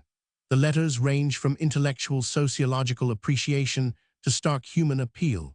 Some are on important organization letterheads, and others are on poor paper in cramped handwriting. They come from doctors, lawyers, clergymen, educators, social workers, fathers, mothers, teachers, and just folks, the normal thinking, responsible citizen sort of people. The happy mothers write, who are proud of their wisely spaced families, and they urge the senator to push his bill hard so that all the other mothers may have the knowledge that they have. The mothers who have been wrecked by their own ignorant parenthood write too, and say pathetically, this bill will help mothers of the whole country. And the one most insistent message in most of the letters, in one form or another, is that the thinking people want this bill passed. At the bottom of the pile appears the 11-page letter from John Sumner, consisting of elaborate irrelevancies and many inaccuracies, and permeating it all is the revelation of his own cynicism regarding the moral character of the mass of the people, particularly the young people, who, according to his idea, should be kept as ignorant as possible on this subject, because he is sure they cannot be trusted with the knowledge. If John Sumner thinks to inspire the young by thus handing them a wholesale insult, he will perhaps meet an illuminating surprise ere long. A large batch of the letters Senator Cummins received after his second introduction of the bill was similarly reviewed, and the proportion of letters for the bill to those against it was 20-1. Chapter 4. The Hearings on the Cummins Vale Bill and the Aftermaths. Delay in arranging hearings analogous to delay in sponsoring bill. Joint hearings by Senate and House Judiciary Subcommittees held on April 8 and May 9, 1924. Mr. Vale in opening remarks pleads for restoration of American freedom to acquire knowledge, which was taken away 50 years ago. Birth rate in United States proves that people want to get some information in spite of law. Catholic speakers discuss birth control, not the bill. Wages of government employees quoted as reason for passing bill. Prof. Field shows historically that suppression does not suppress. Mrs. Glaser argues for freedom for scientists to learn and teach regarding control of human fertility. Mrs. Carpenter shows how federal law operates to prevent Chicago Clinic. Prof. Johnson gives eugenic viewpoint. Hearing reopened at request of Catholics. Lengthy irrelevancies. Congressman Hersey heckles the witnesses. Report of Senate Subcommittee ASOP to the workers for the bill. Unique effort to get vote of full committee before adjournment as aid to reducing inhibition in next Congress. The hearings on the bill and the circumstances connected with them offer further light upon the workings of the congressional mind, or rather the reaction of congressional feeling concerning this subject. With all due allowance for the fact that the congressional calendar is always crowded, and that most legislation in the nature of things under the present system may, and usually does, move very slowly, there has been every evidence that the impulse to postpone committee consideration and action on this bill as long as possible was most compelling in the Judiciary Committee of both houses. It was a replica of the hedging about sponsoring the bill, which had characterized the few preceding years, when the various desired sponsors passed the buck by saying at the beginning of a session that they were so very busy getting their important projects started they could not stop to consider taking on this measure too, and toward the close of a session they were similarly so driven finishing up their important projects that they couldn't think of anything else, and in the middle of a session they were just as able to find alibis as at any other time. As Senator Cummins has repeatedly said, the men dislike the thing so. The last introduction of the bill was made fairly early in the first session of the new Congress, that is on January 30th. Yet it was not until the middle of March that the chairman of the Senate Judiciary Committee could be persuaded to appoint the necessary subcommittee in order that a hearing might be held. And it was not till a week later still that the chairman of the House Judiciary Committee decided as to which of the three standing subcommittees he would refer the bill. The first hearing was held on April 8th, jointly by the Senate and House subcommittees as a time-saving arrangement. The subcommittee chairman declined to ask their committees for a vote on reporting the bill until after the testimony given at the hearing should be printed. Weeks of delay followed before the printing was achieved. During this time, it became obvious that some plan was holding things up, and presently it appeared. The hearing was to be reopened at the request of the Roman Catholics. At the first hearing, the chairman had made the usual inquiry, "Is there any other opponent of the bill that desires to be heard?" There was no one. The opposition had exhausted its resources with 5 speakers, so the hearing continued with the testimony of the remaining 4 out of the 10 speakers in favor of the bill. At the second hearing, which did not come till May 9th, no new points were made, but a very long paper was read elaborating the Roman Catholic arguments against birth control, and emphasizing the fact that the Catholics were not willing to trust their own people if access to contraceptive information were made lawful. This delay carried over consideration of the bill by the subcommittee so late into the session that they claimed it would not be possible to make a report and have it acted upon by the full Judiciary Committee previous to adjournment. And the relief of some of the members over once more putting off action on the birth control bill was plainly evident. This relief was covered in many instances unconsciously so by all sorts of argument which was quite irrelevant to the bill, but which served well enough as a means of making the question seem vastly complicated, and one over which a conscientious lawmaker must ponder long and hard. In the strenuous effort which was made to secure at least a committee report before the adjournment of Congress, the following appeal to stick to the point was sent by the director of the Voluntary Parenthood League to every member of the Judiciary Committee. Judging by conversation with members of the Judiciary Subcommittee, there seems to be a great temptation to discuss the Cummins-Vail bill emotionally rather than logically. As all the members are lawyers, I hope it will not be taken amiss to urge that, at the meeting to decide on reporting the bill, the discussion will be strictly limited to the law points. I respectfully venture this suggestion because of the short time remaining in which to act during the present session, and not because the ramifications of the subject of the bill are not important. They are indeed. And we who are specially voicing the public need for this bill are, in common with the members of the subcommittees, deeply interested in the problem of population, sex education, the morality of the young, and all other questions allied to the control of parenthood, but we realize that they are outside the practicable and legitimate field of legislation. They are problems in sociology and education. They therefore should not be entangled at this time with the very simple reasons for reporting out this bill at once. A brief resume of the reasons followed, which is not given here, because a similar and more comprehensive one is to be given later. Congress might be excused for not repealing these defunct laws long ago on its own initiative, but now that large numbers of citizens have, for 5 years, been definitely asking Congress to act, there can be no tenable excuse for not making an immediate and favorable report. But the temptation to postpone decision and to befog the issue with irrelevancies won for that session, and the bill had to go over to the short session the following December. The hearings report gives many significant sidelights as to the psychology of those who appeared for and against the bill, and of certain members of the Judiciary Committee. It is impracticable to quote lavishly here from the 7 to 9 pages of the document, but a few of the remarks which bear most pertinently on the salient points for the bill, and some which indicate the attitude of the committee members may well be noted.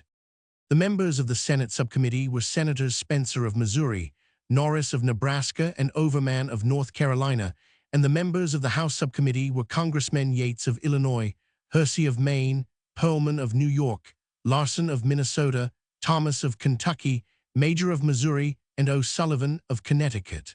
Senator Spencer presided. Mr. Vail in his opening remarks said, "These bills do not propose any new or strange legislation, and these bills themselves do not propose to teach birth control." He was at once interrupted by Mr. Hersey, who asked, "You said that this is no new matter. Is there any legislation of this sort that has been passed hitherto?"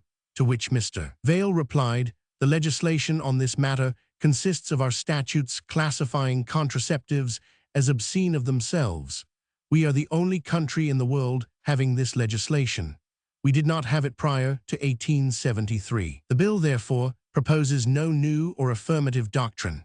It simply proposes to make lawful what was lawful in the United States prior to 1873.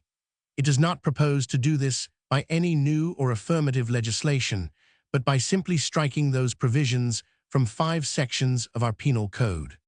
Let me, at the outset, refer to a question which immediately bobs up in the minds of everybody with whom you discuss this subject. They say it will promote immorality.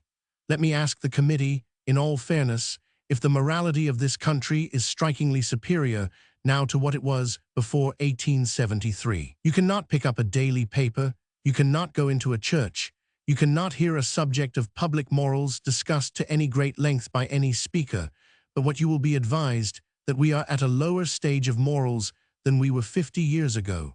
50 years ago, we did not have such a statute on our books. Certainly, the insertion of this proviso in our statutes has not noticeably increased the morality of the United States.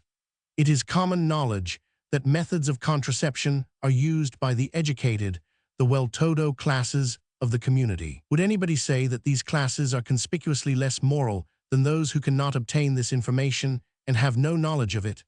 I think that would be a great reflection on many people, with certainly a highly developed civic consciousness, people prominent in every good work of the community, all of whom, as a matter of common knowledge, of which this committee can take judicial notice, do have and use this information. I submit, in all fairness, by merely removing the provisions which we put into the code 50 years ago, and which did not exist theretofore, we won't be rushing on a downward path, so far as we can judge by our own experience of that of any other country. Now that raises another question. Is lack of knowledge the best method or even a safe method to prevent vice? Would you insult your daughters by insinuating to them that it is only because they cannot get such information as this that they remain good? Of course you would not. Why then pass that insult to every other daughter in the United States? And furthermore, if this knowledge can be obtained, though unlawfully, and we all know that it can be obtained unlawfully, or at least without the sanction of law if it can be obtained, why then, merely to make it illegal is a very poor way to protect anybody's morality, because they can certainly get the information. At the close of his remarks, Mr. Vale introduced the writer, who in turn introduced the other witnesses for the bill. Her own remarks included the following.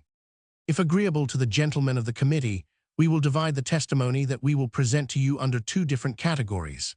1. The direct reasons for the passage of this bill from the point of view of law and the rights of citizens.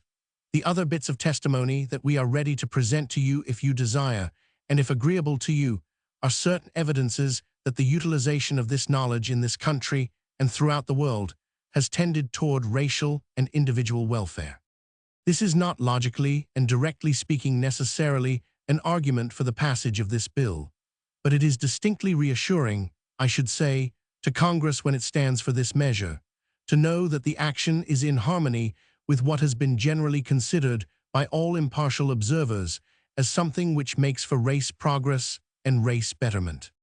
To begin with the logic, which is less human but possibly more convincing to a committee made up exclusively of lawyers. The continuance of the 5 statutes which this bill proposes to amend seems to us not tenable, either on grounds of justice or public policy, because first, the majority of the people do not approve of the suppression of knowledge of the regulation of parenthood by the control of conception. When I make this somewhat dogmatic statement, I offer to you the best and most conclusive proof there is, namely, the official figures on the birth rate of our country. The birth registration area, if I am correctly informed, covers 22 states, but presumably the population of those 22 states is of about the same character as the population of the remainder of the states, and therefore the birth rate, so far as is recorded, is an exceedingly valid argument. The birth rate for the country, averaging those states, stands at 22, 1,000. Birth rate that I might call natural, that is unguided by the mind of man and simply resulting from instinct and physical impulse, would run from 50, 1,000 up, and 50 is an exceedingly conservative figure. Therefore, family limitation by intention has already long been in the world, and for a very long period, in spite of the fact that we have maintained for half a century laws which theoretically keep our entire population in absolute ignorance. No citizen, so far as I know, has yet come to Congress and said this to his representative or senator. Will you please keep these present laws as they stand now? I personally consider the control of conception rightly classed as indecency. I have no knowledge on the subject, and I don't want any. Moreover, I wish my ignorance legally perpetuated because I do not think I should be trusted with it. I need to have my government protect me from the temptation to misuse it. No citizen, I take it, has thus far come to you with that plea on his own behalf. The protests, and you have received some against this measure, Rahave, seem to be wholly on the ground that access to this forbidden knowledge would be dangerous for somebody else, not for the people who themselves protest. Unless it can be proved that there are more citizens who deliberately ask to be kept in ignorance than there are those who want access to this knowledge, there can be no justification for not passing this measure. In view of the proof which the birth rate gives, that the majority believe in, because they achieve family limitation, it is hardly likely that those who want to be kept in ignorance can be anywhere near a majority. Asking that others be kept in ignorance is not a valid argument for any legislation. The abuse of knowledge should be handled in some other way than attempting to maintain ignorance on the part of the population. The present laws, as they stand, are predicated on distrust by the government of the mass of its citizens, which is an intolerable principle for laws in a supposed democracy. It is a principle, for instance, which no member of Congress would care to expound, I think, let us say, in a pre-election campaign. Fancy a senator or congressman making a campaign address in which he would state that he deemed his constituents too weak morally to be trusted with scientific knowledge about sex matters. It is incredible. We do not ordinarily cast a wholesale insult upon our fellow citizens. We think too well of the average American to do that, and certainly no such insult should be found in our laws. Reverend John A. Ryan, speaking on behalf of Catholics in general, said, "We regard these practices, about which information is proposed to be given, as immoral, everlastingly, essentially, fundamentally immoral, quite as immoral as adultery, for instance, or rather a little more so, because adultery, whatever may be its vicious aspects, does not commit any outrage upon nature, nor pervert nature's functions. We maintain that these practices are detrimental to the family, that they are not in the interest of better families, that they mean the promotion of selfishness within the family and a great reduction in the capacity to endure, the capacity to face hardships, the capacity to do little things, to do the things of life without which there is no consistent achievement or any kind worthwhile. Dr. Lawrence Litchfield, former president of the State Medical Society of Pennsylvania, testified that he had practiced medicine for 36 years. I have been interested in international movements for the control of and the abating of venereal diseases, child labor, and tuberculosis. All of these problems for the benefit of the human race bring us back one after another to the necessity for intelligent birth control. The human race has the same right and need for scientific development that other animals have. We have many laws and many books and many theories that control the breeding of animals, but the breeding of human beings is left entirely to chance. Senator Spencer, is there any law in Pennsylvania against a physician freely communicating to his patients? Dr. Litchfield, yes. If a patient of mine whom I believe would be seriously injured by not having the information to prevent conception wrote me for such information, I am legally unable to send it to her. If she comes into my office and the doors are locked, I tell her what I think is wise. Senator Spencer, do the doors necessarily have to be locked? Dr. Litchfield, the information cannot be given publicly. Senator Spencer, but I mean, there is no law in Pennsylvania, is there, which prevents a doctor from communicating information of this sort to his patients? Dr. Litchfield, there is, as I understand it. I might say further, as a side light on this question, last summer in Europe my wife and I found a book which we read and thought would be a very good thing for our young married daughter to have, and I decided to import some of these books and give them to my patients who were recently married. I sent an order to England and received an answer that the book could not be imported because it was regarded as obscene. Mrs. S. J. Bronson, Secretary of the Voluntary Parenthood League, spoke for the bill from the practical standpoint of the wage earner and said in part, Congress need look no further than to the vast arm of government employees to find ample reason for the immediate passage of this measure. The human story revealed in the pages of dry figures of the official register is most compelling. It shows that in the federal civil service alone, there are 548,531 employees.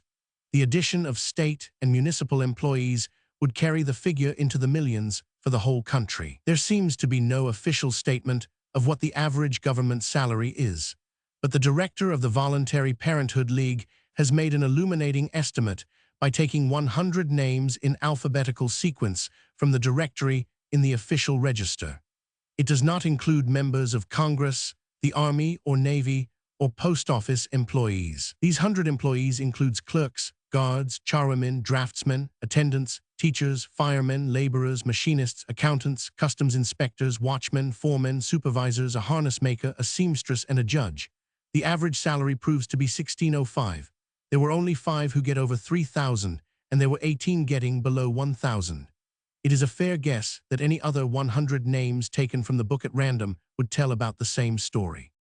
Now, is it fair play for the government to retain laws which try to keep its own direct employees in utter ignorance as to how to regulate their families somewhere in proportion to their earnings? As the government can never provide unlimited wages for its servants, it ought at least to allow them legal access to the knowledge by which they may, if they choose, safeguard themselves against unlimited families. Please also bear in mind some representative facts about non-government wage earners. In the peak of what was called war prosperity, the average wage in the shipyards was only $14.11, nearly 300 short of the standard set by the War Labor Board. The average wage of the railroad workers in the same period was $11.37. Dr. P.P. Claxton, former Commissioner of Education, gave $630 as the average school teacher's salary in 1918. The average weekly wage of the New York factory workers before the afterwar slump was $23. And in 169 sorts of factory work in Massachusetts during the first year of the war, only a little over 1/7 of the adult males were earning about $25 a week. At the same time, health authorities agree that a growing child should have a quart of good milk a day. Also, that there is no adequate substitute for milk. At 15 cents a quart, the bill for milk alone for 6 children would be over $6 a week. Of course, a man earning $25 a week cannot provide that and all the other necessities too, and so his babies are puny. Or if they pull through, it is at the expense of the parents' vitality, or else charity steps in to save them. And when the children reach adolescence, the age when most of all they need alert, intelligent parents, the father and the mother especially, the mother are worn out and dull, unfit to take a strong hand in rearing a race that will have brains and brawn and character. The point I urge is fair play for the millions. These and other millions to follow will for an indefinite period make up the actual majority in this country. They cannot be left out of consideration. They are the people. We are bound to believe that on the whole they are decent, normal, responsible folks who naturally love children and want as many as they can wisely rear. But they cannot afford so very many, nor have them so close together that the family welfare depreciates beyond redemption. That parents and children should be crushed by the very things which ought to be the cause of their deepest happiness is too ironic. Congress surely has the heart to look at this matter humanely. All too often young married couples start out in life with an inadequate income even for the preparation of the first child, and the young wife finds she must continue working for the first year at least in order to help meet the expense which the birth of a baby involves. No decent, self-respecting woman wants to become the object of charity. Gentlemen, I ask you in particular to bear in mind the great army of these young married people who are facing life and parenthood with high hopes and ambitions, and who have no background of financial security, with nothing but their individual earning power to safeguard themselves and their children. It is somewhat the fashion nowadays to decry the young people, and doubtless some of the worry is warranted, but also there are unnumbered thousands who long for and are working for everything that is fine and beautiful, including families of sturdy, well-born, and well-bred youngsters who will make the next generation. On behalf of these young people, I beg you to enact this bill, so they may have free and proper access to whatever help science can give them in the vital task that is ahead of them. The Secretary of the National Council of Catholic Women, Miss Agnes G. Reagan, claimed that the bill requested Congress to open the gates that information ruinous to Christian standards of family life may stream through the mails and flood the land. She asserted that birth control methods are all contrary to the moral law and forbidden because they are unnatural, that they were intrinsically wrong as lying and blasphemy. As to the effect upon young people, she said, I speak from a rather wide and perhaps a sad experience in investigating conditions among young people who have become delinquent, and in many cases their delinquency was due to the fact that they could secure at the present time information concerning such practices, and that information will certainly be much more widespread if this bill should be passed. No one who has had dealings with young people has the slightest doubt. The United States, in opening the mails to this sort of literature, will do something that would be fatal to our young people. Professor James A. Field of Chicago University, speaking for the bill, gave some historic proofs that legal attempts to suppress knowledge, especially that connected with sex, only serve to stimulate thought, increase curiosity, and promote education. He instanced the situation in England about 50 years ago when obscenity prosecutions were instituted for circulating two hitherto relatively unknown pamphlets, both as it happened written by Americans, Moral Physiology by Robert Dale Owen, who was a member of Congress from Indiana, and Fruits of Philosophy by Dr. Knowlton of Boston. And then what happened? The case against Charles Bradlaugh and Annie Besant came before the greatest and highest court in England. What would happen if the same high jurisdiction in this country took up a little pamphlet that nobody had heard of, and such a pamphlet were taken up and challenged as destructive to public morals? Everybody would want to know what the pamphlet was all about. Well, that is what happened in England. There the pamphlet had sold to a small extent, really negligible in its extent, for 40 years. During the progress of the trial, it sold to the extent of 125,000 copies. The Solicitor General prosecuted the case and admitted those figures. He apologized to the jury. He said the case was a mischievous case in its origin and bound to be mischievous in its results. He said he was really sorry he had anything to do with it. The Chief Justice, in summing up, said everybody that had followed the case would agree on that no more ill-advised and injurious case had ever been brought before a court in his opinion.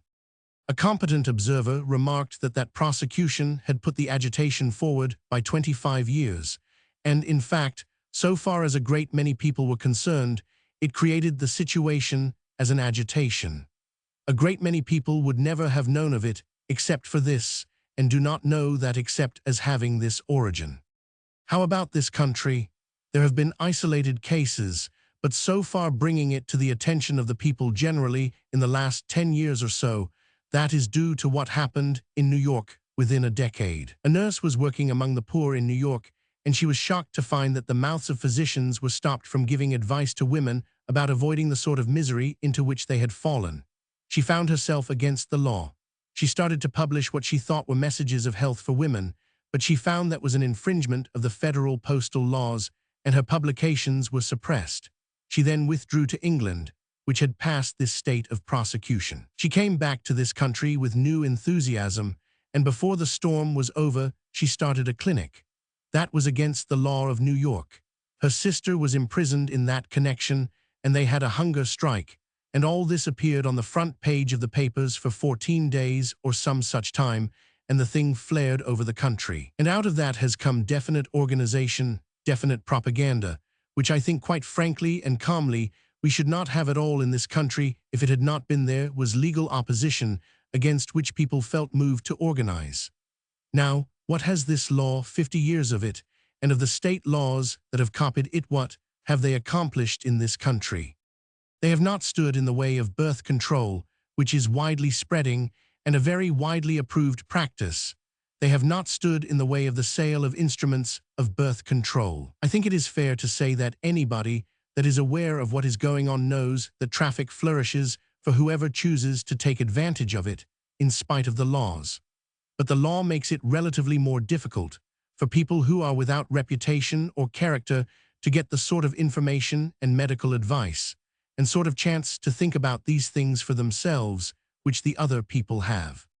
An exceptionally pertinent presentation of salient points was made by Dorothy Glaser, who spoke also for her husband, Dr. Otto Charles Glaser, who is the head of the Department of Biology at Amherst College. It seems to me that there is a slight misunderstanding on the part of the various religious organizations here represented, especially the Catholics, about the Veil Bill, and I would like to discuss it from the scientific point of view. I feel that we only stand on our rights as American citizens on this proposition.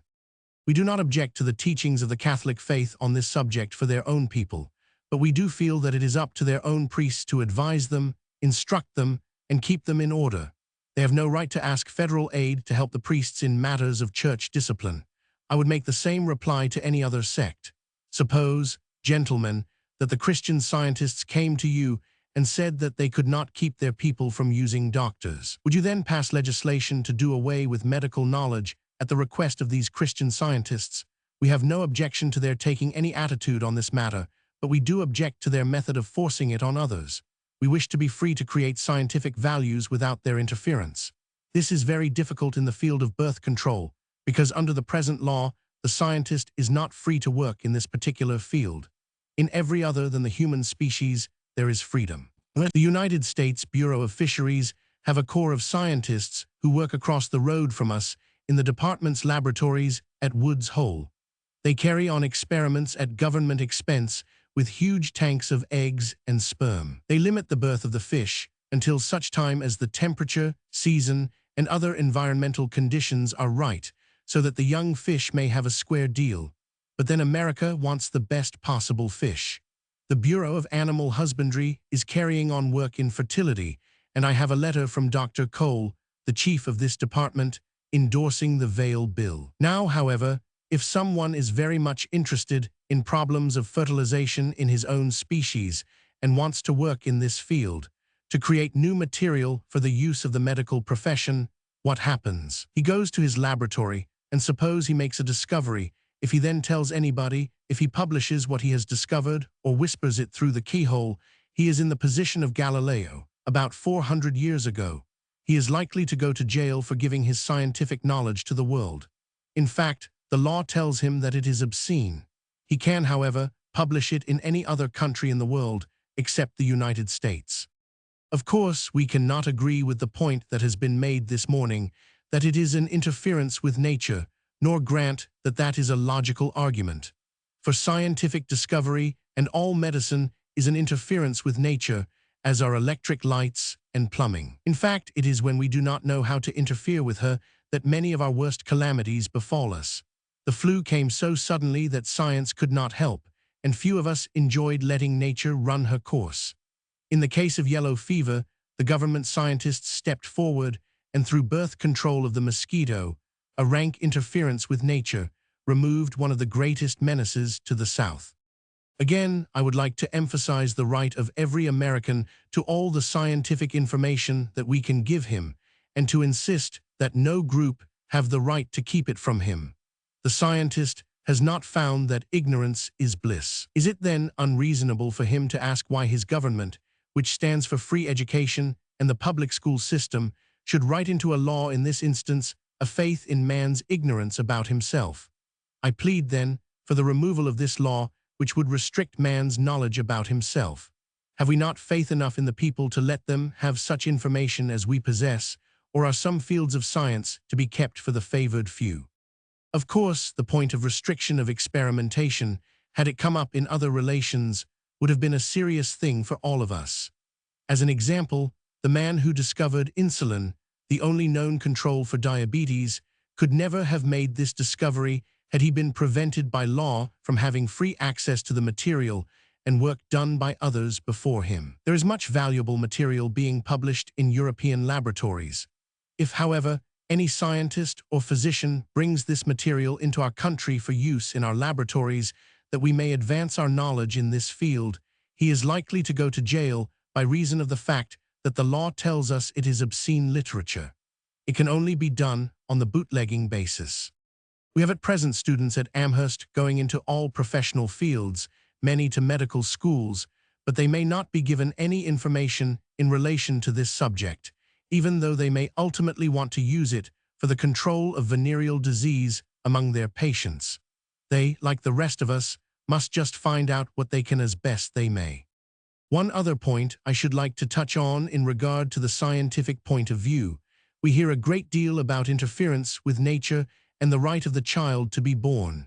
To speak perfectly frankly, for a scientist this is nonsense, for in the light of the facts, it leads to the reductio ad absurdum. I am sorry if I shocked the Reverend Father, who has just told us that these are things not even to be mentioned among Christians.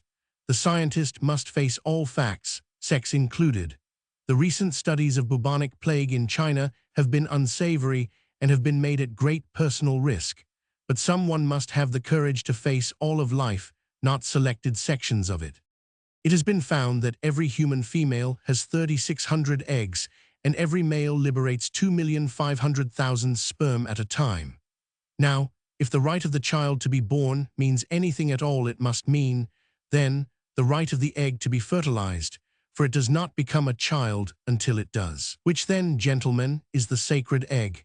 I would say that it is that egg which is fertilized at a time when both parents are in a position to give it a square deal, to give the child food, care, and the sort of environment which goes to the making of a decent American citizen.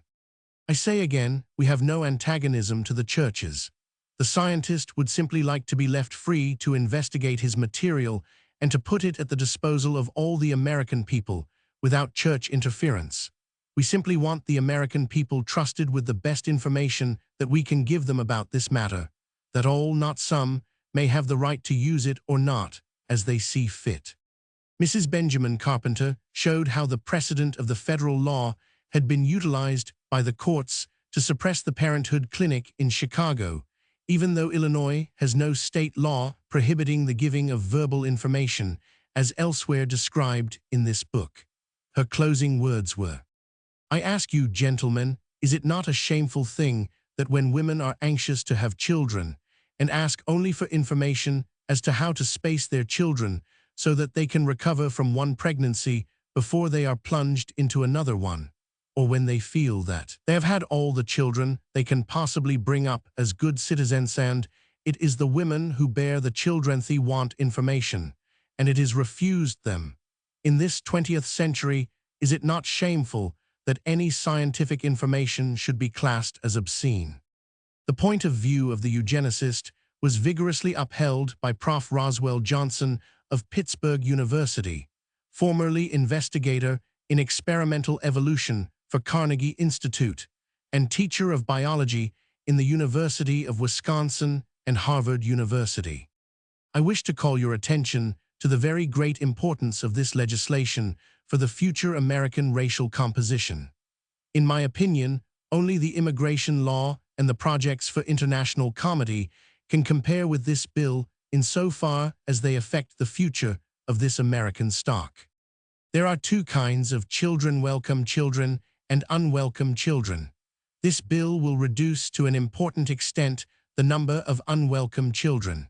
It will increase to a considerable extent the number of welcome children. Now, if the individual himself will cooperate in this matter, why should we not seize on that opportunity?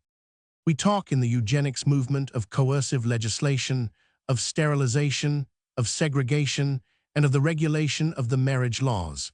But here is a case where the individuals themselves, many inferior individuals, say, "I won't have this child if you will show me how not to have it." So I urge you not to continue the present law, which will mean absolutely and certainly a large continued contribution of inferiors to our stock. Gentlemen, this is an urgent matter.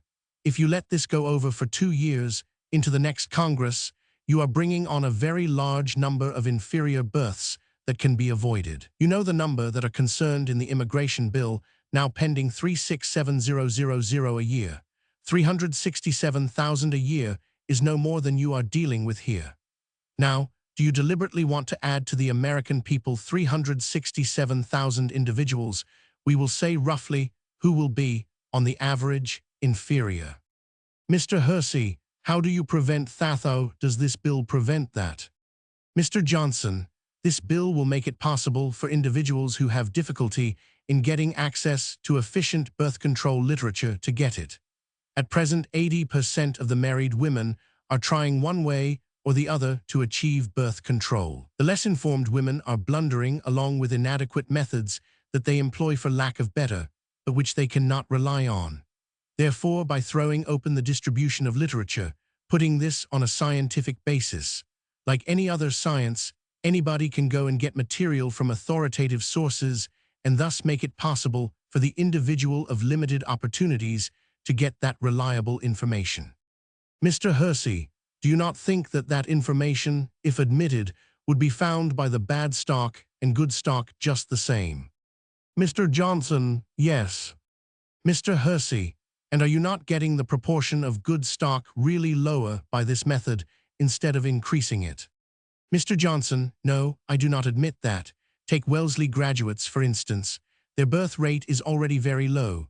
The existence of birth control methods has already had its effect. The scientific group as a whole knows now relatively reliable methods.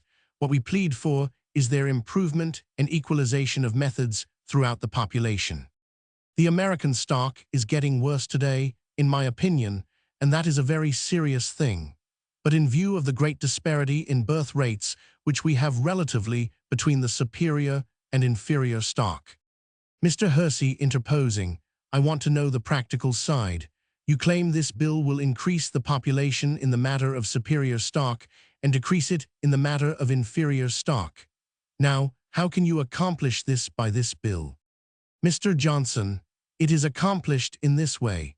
If you decrease the proportion of inferiors in the population, you increase the general economic and social welfare of the whole population. Senator Spencer, you increase the relative number of superiors. Mr. Johnson, yes, and absolutely also. If we increase the social welfare, then the superiors are willing to have more children and will have more children. One of the things that prevents superiors from having more children is the excessive reproduction of inferiors.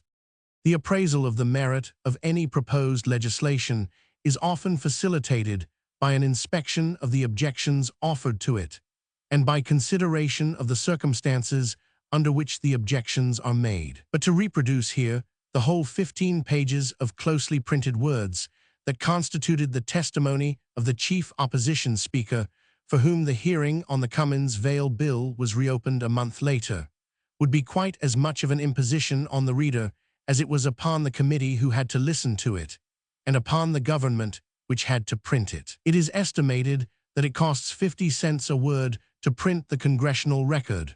Reports cost presumably about the same. But in view of the grave inhibition as to action which afflicted the Judiciary Committee, it may be that they felt grateful rather than imposed upon, for the delay involved and the time consumed. It put off the responsibility of doing anything just so much longer. It may be significant that the chairman of the hearing said, at the close of this interminable statement, "We are very glad to have heard from you," and no such similar appreciation was expressed to any of the other speakers. Circumstances under which this second hearing was held are noteworthy. It came on May 9th. 10 days previous, it was discovered that the reports of the first hearing were all ready to print, but were being held on official order. On May 3rd, the director of the Voluntary Parenthood League was told by the secretary of the chairman of the House Subcommittee that the chairman of the full committee wished some additional material added to the hearing report, and that the printing would be delayed on that account. As several written statements had been filed as part of the testimony which there had not been time to have read at the hearing, the assumption was that this material was another such statement. But by May 7th, it was learned that the hearing was to be reopened on the 9th. There was no publicity on the announcement, and it was only at the 11th hour that Mr. Vale himself was notified. Fortunately, friends of the bill came on telegraphed call to be on hand to answer the opposition or the queries of the committee. Another noteworthy fact in the circumstances is that the chief speaker for the opposition at this second hearing was a young Catholic woman, a social worker, Miss Sarah E. Laughlin of Philadelphia, who 3 years previously had joined the Voluntary Parenthood League with professions of great interest. She had paid regular annual membership dues, which act, according to the membership blanks, constitutes endorsement of the objects of the League, the first of which is the removal of the federal law which prohibits the circulation of contraceptive information. Most of her testimony was discussion of the morality of birth control rather than the question of the right of the citizen to have access to the knowledge, which is the point of the bill. It was a general denunciation of the birth control movement and the procedure of its advocates. The following excerpts are characteristic of the whole. Miss Laughlin, Mr. Chairman, in this instance, I am representing the International Federation of Catholic Alumni. That organization is exactly what its name implies, a federation of the alumni of the Catholic academies and colleges of the United States and some other countries. I am here today because I am in the position at present of chairman of the Bureau of Girls' Welfare in that organization, and therefore I must be concerned about such matters of public welfare as are involved in this bill. Because of a difference in training and a belief in the conserving value of a decent reserve, we are not nearly so vocal as the proponents of this bill, but see it as our duty to become more so, as it seems that this is necessary to safeguard the moralities which we believe to be involved in this question. Partly through the activities of the Voluntary Parenthood League and the Birth Control League, sex relations and allied subjects were removed from their proper place in medical textbooks and necessary instruction in right conduct by proper authorities to each new generation, and have become in many quarters matters of general conversation, even in mixed gatherings. As a professional social worker who has dealt with a number of girls, I cannot state too strongly the unfortunate effect of this general stimulation of discussion of sex matters, about which everybody admits from a scientific point of view very little is known. Just as we have never shirked considering any phase of human nature when human interests were to be served, we do not now evade our obligation to state publicly our point of view on the proposed measure, however much we regret the necessity.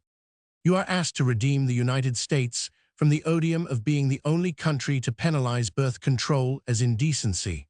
We think this is not an odium, but shows a wise concern for the mental and moral health of our people. We think it preferable to the English problem of recalling indecent and improper literature after it has once been released. We do not advocate the dissemination of this knowledge any more than we would advocate the dissemination of doses and methods of administering deadly poison. This sort of knowledge is in the possession of all physicians. We do not feel that we are discriminated against because it is not made readily accessible to us.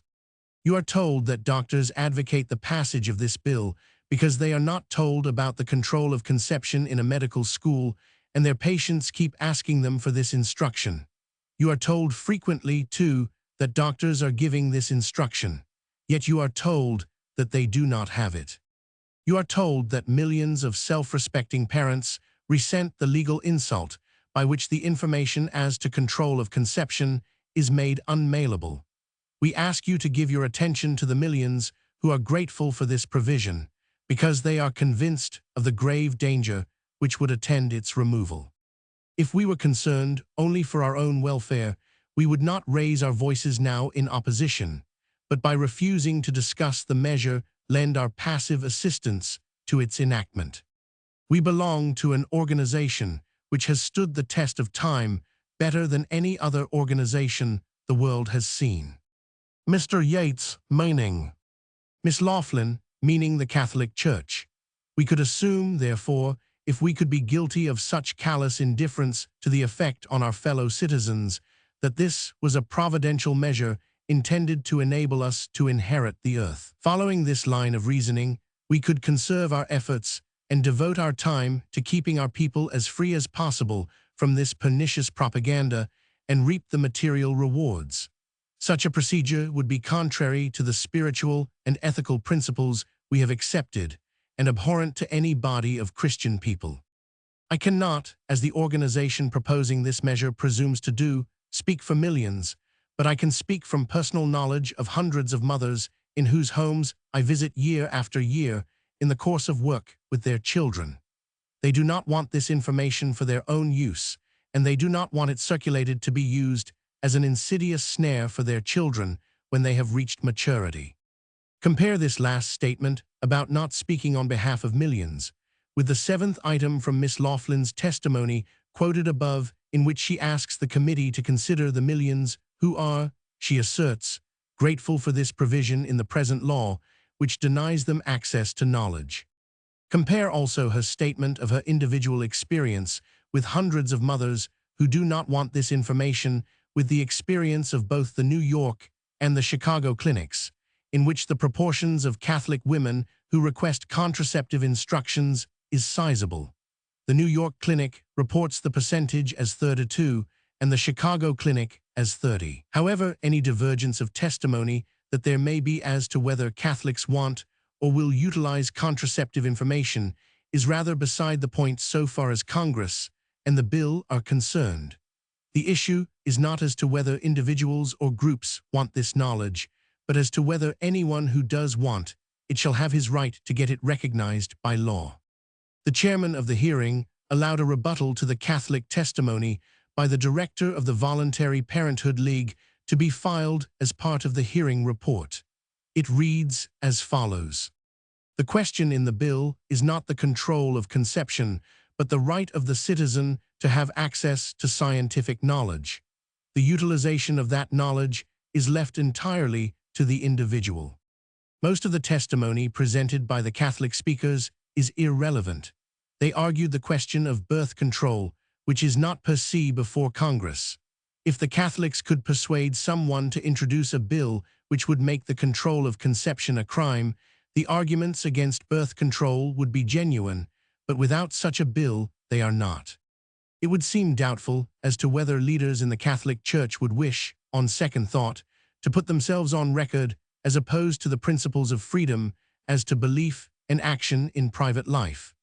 As they wish to conserve these principles as applied to their own right to teach and preach their beliefs, they may well take thought about trying to utilize law to suppress the right of others to do the same. There are about 18 million Catholics in this country. As therefore they form less than 1/6 of the population, their protest against the Cummins Vale Bill amounts to a demand that the laws of the country should be made to reflect the religious creed of a small minority. Moreover, their protest against the bill implies a distrust of their own church people that will prove embarrassing to the leaders if persisted in. Since the teaching of the church is against the use of contraceptive knowledge, are the leaders to announce thus publicly that they have so little faith in the efficacy of church teaching and so little trust in the moral rectitude of the church members that they would wish to invoke the arm of the law to keep the people in ignorance? If the church people cannot be assumed to have the loyalty and strength to live up to their own beliefs, it is surely stretching the bounds of reasonableness for the Catholic leaders to suggest that the non-Catholic population, which is 5/6 of the whole, should go without this knowledge in order to protect the Catholics from their own weakness. The inappropriateness of the Catholic attitude is well brought out by the following excerpts from a recent letter from a member of our League to the chairman of the Senate Subcommittee of the Judiciary. You would not agree that, at the behest of the Methodists or the Elks or the Young Men's Hebrew Association, there should be passed a federal law to apply to the whole American public, which law represented merely a belief. You cannot, then, believe that a law should fail to pass merely because it does not accord with the Catholic belief. A law, being a rule of action, should not stand for what is simply an article of faith. The Cummins Vale Bill does not enjoin any action or the refraining from any action. It simply will give legal status to certain scientific knowledge and means which are now proscribed. No one will be compelled to learn the knowledge. No one will be compelled to use the means. No belief will be interfered with. No rule of action will be laid down. The principle of making laws to satisfy a religious group, crystallizing religious beliefs into rules of action for all the people, went out of this government with the adoption of the United States Constitution. Various inaccuracies in Miss Laughlin's statements regarding the publications of the Voluntary Parenthood League were answered at the hearing, but that part of the report is not germane to the subject of this book, except as to the correction on one point which led to a series of question and answers which give light on the working of the minds of some of the committee. Mrs. Dennett, there are one or two other inaccuracies that it is worthwhile to comment upon. One was that this knowledge is already in the possession of all physicians. That is not the case. We have here the president of one of the state medical associations, who will be glad to give you further facts in regard to it. The fact that we receive quantities of letters from physicians asking us to provide them with such knowledge from our headquarters, a thing we cannot do legally, of course, is sufficient to refute that statement. Mr. Hersey, you have just made a statement denying that this knowledge of birth control, if that is the proper term, is in the hands of the physicians of America today. Mrs. Dennett, on account of the laws primarily. Mr. Hersey, well, someone has got it. What proportion of the physicians of America have that information now? Mrs. Dennett, it is quite impossible for us to tell. I do not know that any survey has been made. Mr. Hersey, who has thorough information upon this subject? Mrs. Dennett, nobody, so far as I have yet heard, in the medical profession or among students of biology, claims to have final and complete information. Mr. Hersey, does the Organization for Birth Control, which you represent, possess the information that you want disseminated now to the public? Mrs. Dennett, the organization consists of thousands of members. Do you mean all the members, or the officers, or what? Mr. Hersey, any part of your organization? Mrs. Dennett, it has some information, certainly. Mr. Hersey, is that information perfect information? Do you know anything about the remedy that you are asking for?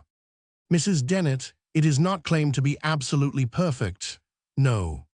Mr. Hersey, do you know what you are asking this committee to do, madam? You are asking us to do this, to report out a bill here, assuming from evidence before this committee that this committee has definite information that there exists at the present time, in somebody's mind, this information that you say is so precious, to be disseminated among the people, and which we know nothing about. We have no evidence that anybody possesses the perfect remedy for this evil of which you complain, bearing of children.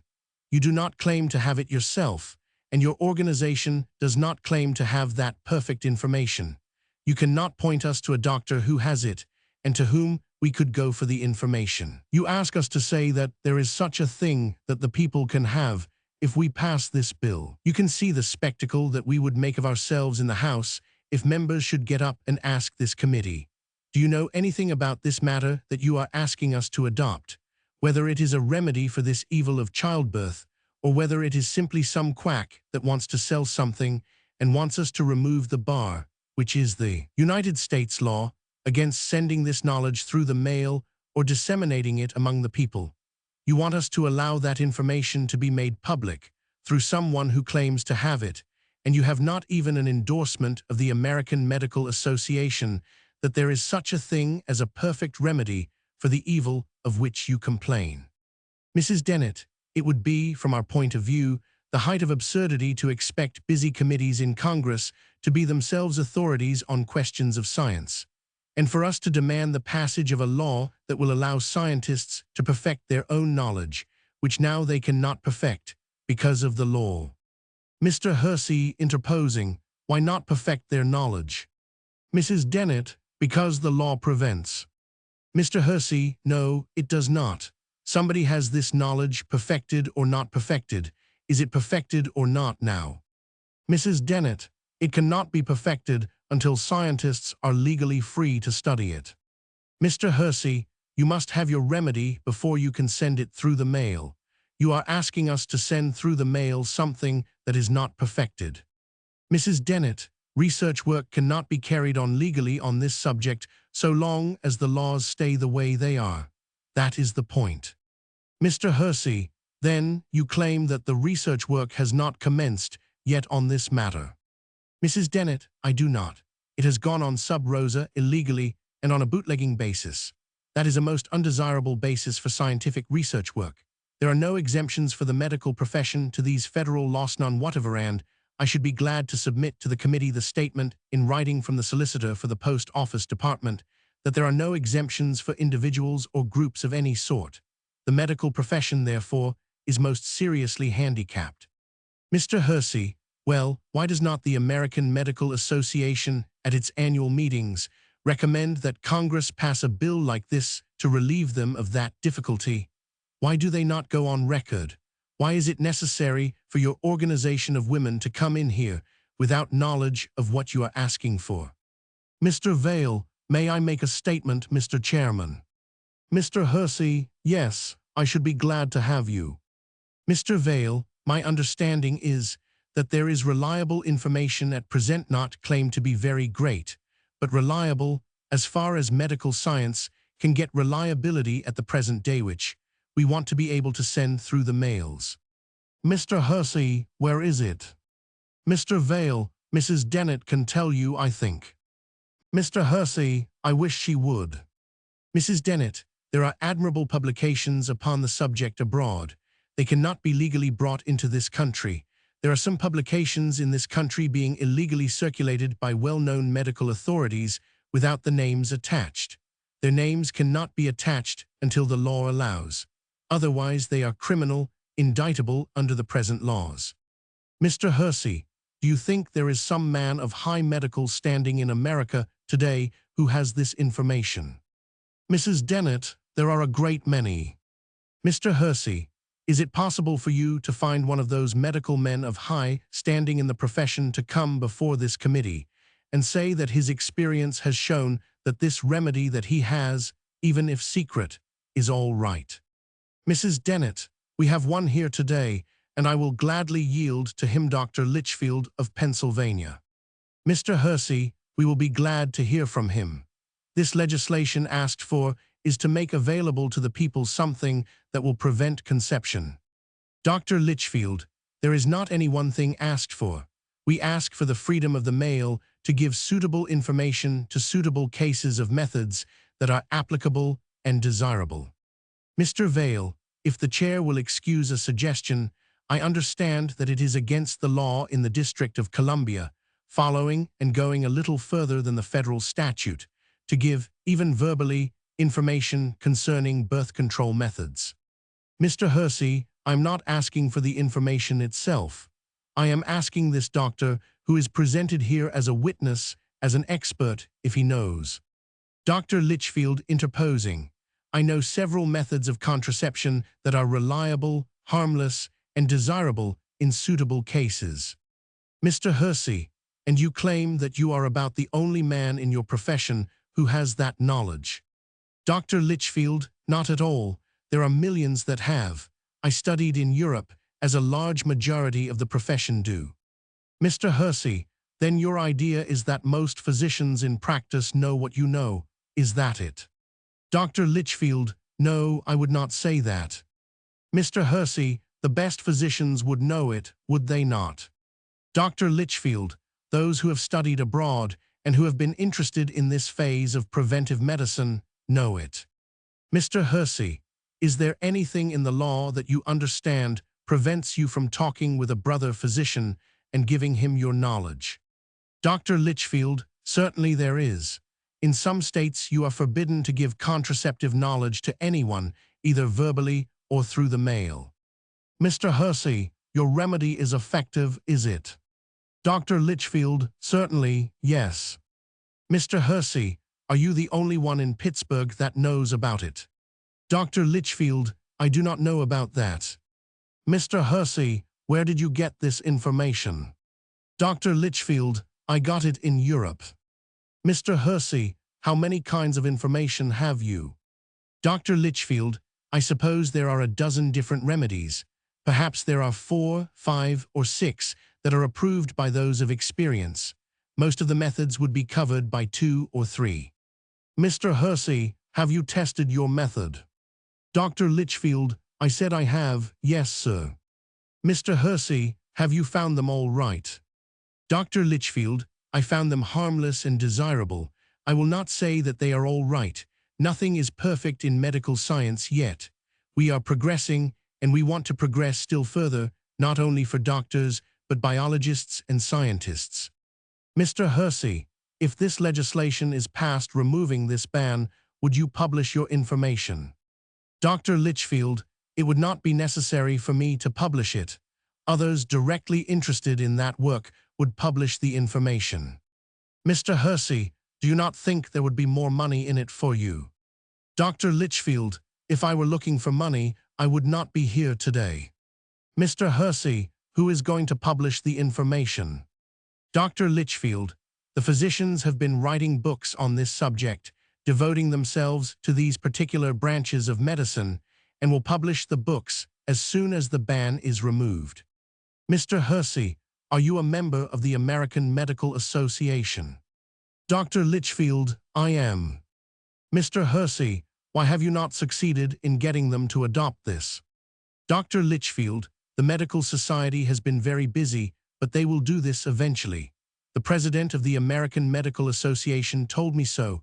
I met him in conference at Atlantic City, and he said all the members were in favor of birth control, and it was only a question of time that we should have it. I'm not authorized to give his name, but he stands as the first man in American medicine. Mr. Hersey, where you felt you had a patient bearing a child who would be in danger of her life, there is nothing in the law at present that would prevent you from pursuing your remedy, is there? Dr. Litchfield, there is something in the law of my state that prohibits me. Mr. Hersey, the proponents of this measure contend, as I understand, that some of them do not want to have the trouble with the child. They do not want to have the child on account of the annoyance. Dr. Litchfield, no, the statement that was made this morning that morality depends on opportunity for conception is an insult to American women. I have been practicing medicine for 25 years, and I do not figure that the morality of the young American women would be influenced in the slightest degree if contraceptive methods become public property. I think morality is something higher, and I do not think Congress is asked to pass statutes in favor of morality any more than they are asked to pass a law that everybody should be a Roman Catholic. Mr. Hersey, when was this ban fixed? Dr. Litchfield, 1873. For 5 years, Mr. Hersey, like all members of Congress, had been receiving literature and data frequently, which gave the history of the Comstock Law and all the pertinent facts concerning it. Mr. Hersey, and the immediate thing desired here is the repeal of the prohibition of the use of the males for these methods. If this law were passed, you would be confronted by your state. Dr. Litchfield, we would have to have the state laws changed. Mr. Hersey, do you mean to say that at the present time you are prohibited by your state law of advising a patient or communicating through another doctor methods of birth control? Dr. Litchfield, yes, sir. Mr. Major, do you not think that the main trouble in this country now is lack of children instead of having too many? Dr. Litchfield, too many children in a certain strata is very undesirable. Mr. Major, I remember the old poem, there was an old woman who lived in a shoe, who had so many children she didn't know what to do. There was another old poem, there was a woman who lived in a shoe, who didn't have any children, she knew what to do. I have heard that all my life. Dr. Litchfield, I do not think that knowledge will prevent the average woman from having children. Mr. Major, but they do not have many children. I can remember my grandmother and her 3 sisters, 4 women married before they were 18, who raised over 11 children and lived to be over 80 years of age. There are 7 in my family. I have a daughter with 2 children. If it keeps on, her daughter will not have any children. That looks to be the trouble. The people that ought to have children do not. A bill like this, to put this information around in newsstands where it can be picked up anywhere, as these women say, I do not know how you feel about it, but I have always felt the very fear of consequences. I have felt that it would promote immorality. I want to say another thing to you, Doctor. I was state's attorney in my court and my county, which is one of the best in the world, for 6 years, and during that time, I suspect I had at least 4 seduction cases a year. There has not been a seduction case there now for 20 years. That looks like this information is leaking out in some way. Dr. Litchfield, it is not getting in the right hands. Mr. Major, it is getting out.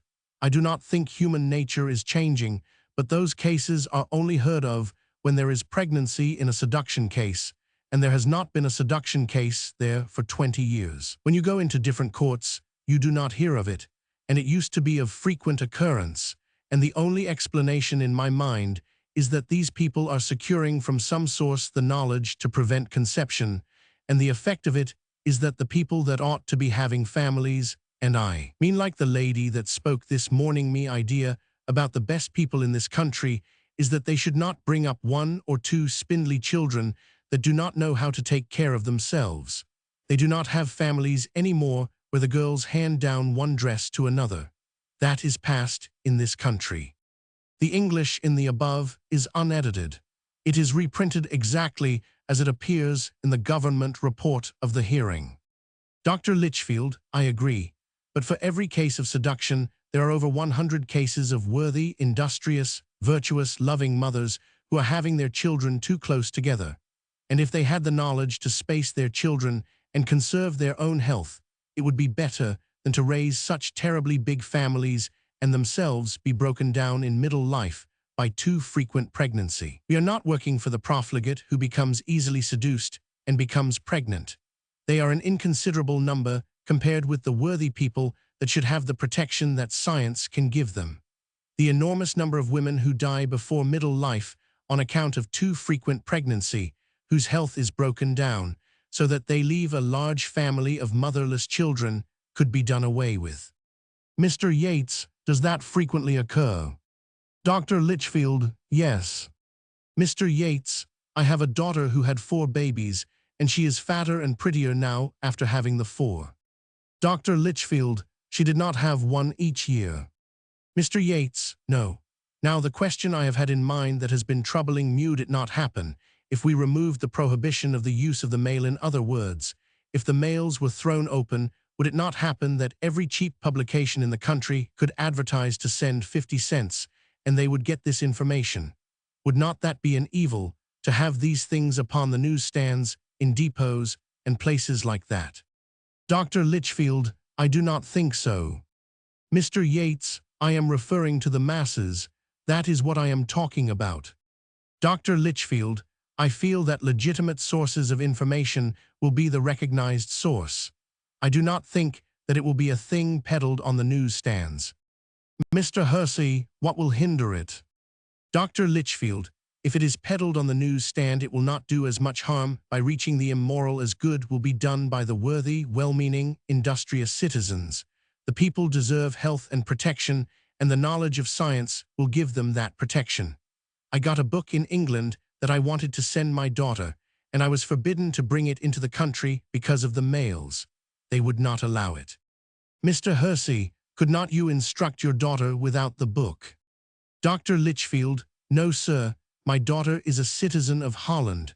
I would like to give this book to all young friends, patients of mine who are about to be married. Mr. Hersey, why not give it to the members of the committee?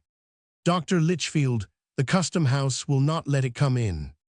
Mr. Hersey, I would like to submit it to my home physician, whom I trust. Dr. Litchfield, would you like me to smuggle a copy in? I know how. Mr. Hersey, you are asking us to pass something that we do not know anything about. Dr. Litchfield, we want the freedom to use the mails. Mr. Hersey, using the mails would bring it in. Dr. Litchfield, but we are liable to get caught. If the reason for the verbal fencing on the part of the writer under the heckling of Congressman Hersey is not readable between the lines, it is well to say that it was for two reasons. One, the natural hesitancy of a layman to make specific claims as to just what the medical profession knows, as such statements should come from the physicians themselves. The other, a desire to avoid being led into giving any information which would render the reports of the hearing unmailable, under Section 211. Mr. Johnson, it has been stated that this is a distasteful subject. Gentlemen, it seems to me that even if true, it is irrelevant. The Judiciary Committee must deal with many things distasteful, but I do not believe it is true. How can anything which deals so fundamentally with one of the three fundamental things of life be distasteful? That is an utter inconsequential consideration. I wish to call attention to the fact that there is in some states a law that says that a refusal to cohabit for 1 year is a ground for divorce. A method of control of reproduction, which is sanctioned by a large number of people, that by the natural method that is, abstinence at periods in the monthly cycles also prohibited as to dissemination by the males by this law. Mr. Hersey, you are giving us the secret. Mr. Johnson, that is one of the methods and is considered natural and hence not opposed by the opponents of this law. Mr. Hersey, known to every woman in the world. Mr. Johnson, yes, and it is very unreliable. Mr. Hersey, is it as reliable as your method? Mr. Johnson, no. Mr. Hersey, do you know the method advocated here? Mr. Johnson, yes, there are several methods. Mr. Hersey, better than that one. Mr. Johnson, why, of course. Although Congressman Hersey was the one committee member at the hearings who talked at length, his mental processes were by no means representative of the Judiciary Committee as a whole. Most of the others evinced clearer thought and a more wholesome viewpoint, but many of them were willing enough to let Mr. Hersey go on. Some confessed to getting amusement from it, and some were apologetic about his surprising ways, but all of them who preferred postponement to acting on the bill derived comfort from knowing that Mr. Hersey's antagonism would furnish excuse for further consideration for quite some time. And it proved to be serviceable in this regard, for at last accounts, he was still saying that the bill would never be reported out of committee if he could help it. And the 68th Congress adjourned without seeing the bill reported, that is, not by the House Judiciary Committee, though the Senate subcommittee did give it a unanimous report without recommendation. During the next session, when every effort was being made to produce a vote on the bill from the two full judiciary committees, the advocates of the bill were offered still further hearings. This offer was made by the chairman of the House subcommittee and also by a member of the Senate Judiciary Committee, both of whom gave as excuse for not coming to a conclusion on the bill after 5 years of consideration that they were so terribly busy. The calendar in this short session was so jammed with important legislation. There was so much stuff to read about endless bills. I sent my secretary for the data on one the other day, and would you believe it, Mrs. Dennett, there were 7 volumes, implying that he had not had time to read the report of the hearings on this bill. Yet they offered more hearings, by way of still further congesting their own calendar. No one can deny the existence of a legislative jam in every session of Congress, or that business piles up appallingly in every short session. 3 weeks from the end of the last session of the 68th Congress, Senator Stanley said on the floor of the Senate, Congress has before it, in the present session, 17,946 bills, resolutions, and joint resolutions. As in most Congresses, the large majority of these bills relate to private or local matters like individual pensions, buildings, bridges, etc., and relatively few deal with public questions or national welfare. The conduct of members of Congress under these circumstances and the choices made by the steering committees as to which measures shall be scheduled for attention and allowed a chance on the floor, and also the number and character of the unscheduled measures which are taken up and passed by unanimous consent, make serious food for thought for citizens with inquiring minds. Near the close of the session, it was obvious that the Cummins-Vail bill would not be allowed any sort of a chance by the Senate Steering Committee, even if reported out by the full Judiciary Committee in time for a vote on the floor without discussion. In fact, the leading member of the Steering Committee was quite explicit in saying so. It looked as if the report, without prejudice, as at first suggested by Senator Overman, and without recommendation, as finally filed by Senator Spencer, had been only a sop to those who had labored for the bill, a safe tribute to their patience and hard work. However, the proponents of the bill, because of the inescapable conviction that the chief reason for congressional inaction had been the general distaste of members for dealing with it openly, decided upon a plan for possibly getting a favorable vote from the full Judiciary Committee of Senate before adjournment, as a means of helping to break down the inhibitions of the other members of the Senate, and so to pave the way in the next Congress for easier and quicker passage of the bill. Senator Cummins, then chairman of the Judiciary Committee, said he would call for a vote of the committee on the bill at any time before the end of the session if a majority were willing to vote for a favorable report. It would require 9 votes to win the report. The plan adopted was an unusual and informal one, a sort of layman citizen's way of cutting through the tangle of business. There were but 26 days left in the session, including Sundays. The carrying out of this plan was described as follows in the Birth Control Herald, March 10, 1925, under these headlines: a mental daily dozen prescribed for the Judiciary Committee by the 5 P50. As an aid to action on Cummins-Vail bill, method urged as congressional minute saver in legislative rush toward close of session. Not to Walter Camp's records, but to the tune of facts and reasoning arranged by the Voluntary Parenthood Director, the members of the Judiciary Committee in both Senate and House were urged to stimulate healthy thought on the Cummins-Vail bill, with a view to reaching a committee decision by the time the 12th mental exercise was finished. This dozen of setting up exercises were prescribed as an aid toward overcoming the paralysis of the reasoning faculties, induced by the embarrassment of sex consciousness, which seemed to rise to the surface in the minds of most of the members when dealing with the birth control bill. The dozen consisted of a daily sequence of notes to each member, each note covering a single point for the bill, and so short that it would take no more than 2 minutes to read. The plan was offered as a first aid to minutiae in the legislative rush toward the close of the session. 1 reason a day keeps the no time for consideration argument away. There are spare minutes despite the legislative jam. Observation from the galleries proves it, says Director Dennett, after her long experience in watching the members of Congress write, talk with each other, swap jokes, or have 40 winks, while their colleagues deliver themselves of their views at great length on the floor. The 12 notes are given below. To save space, the introductory and closing words of each note are omitted. February 6, 1925. Point 1. Accepting the probability that there will not be time, before the close of the present session, to have the Cummins-Vail bill discussed at length, either in the Judiciary Committee or on the floor, we are asking each member of the Judiciary Committee to consider informally the very few simple points in the bill, with a view to securing, if possible, a vote in committee without appreciable debate. We sympathetically recognize the fact that, under the existing congressional system, thorough consideration for all bills is a physical impossibility for the individual congressman, no matter how conscientious he may be. Also, that group consideration in committee or by the whole House is subject to great limitation.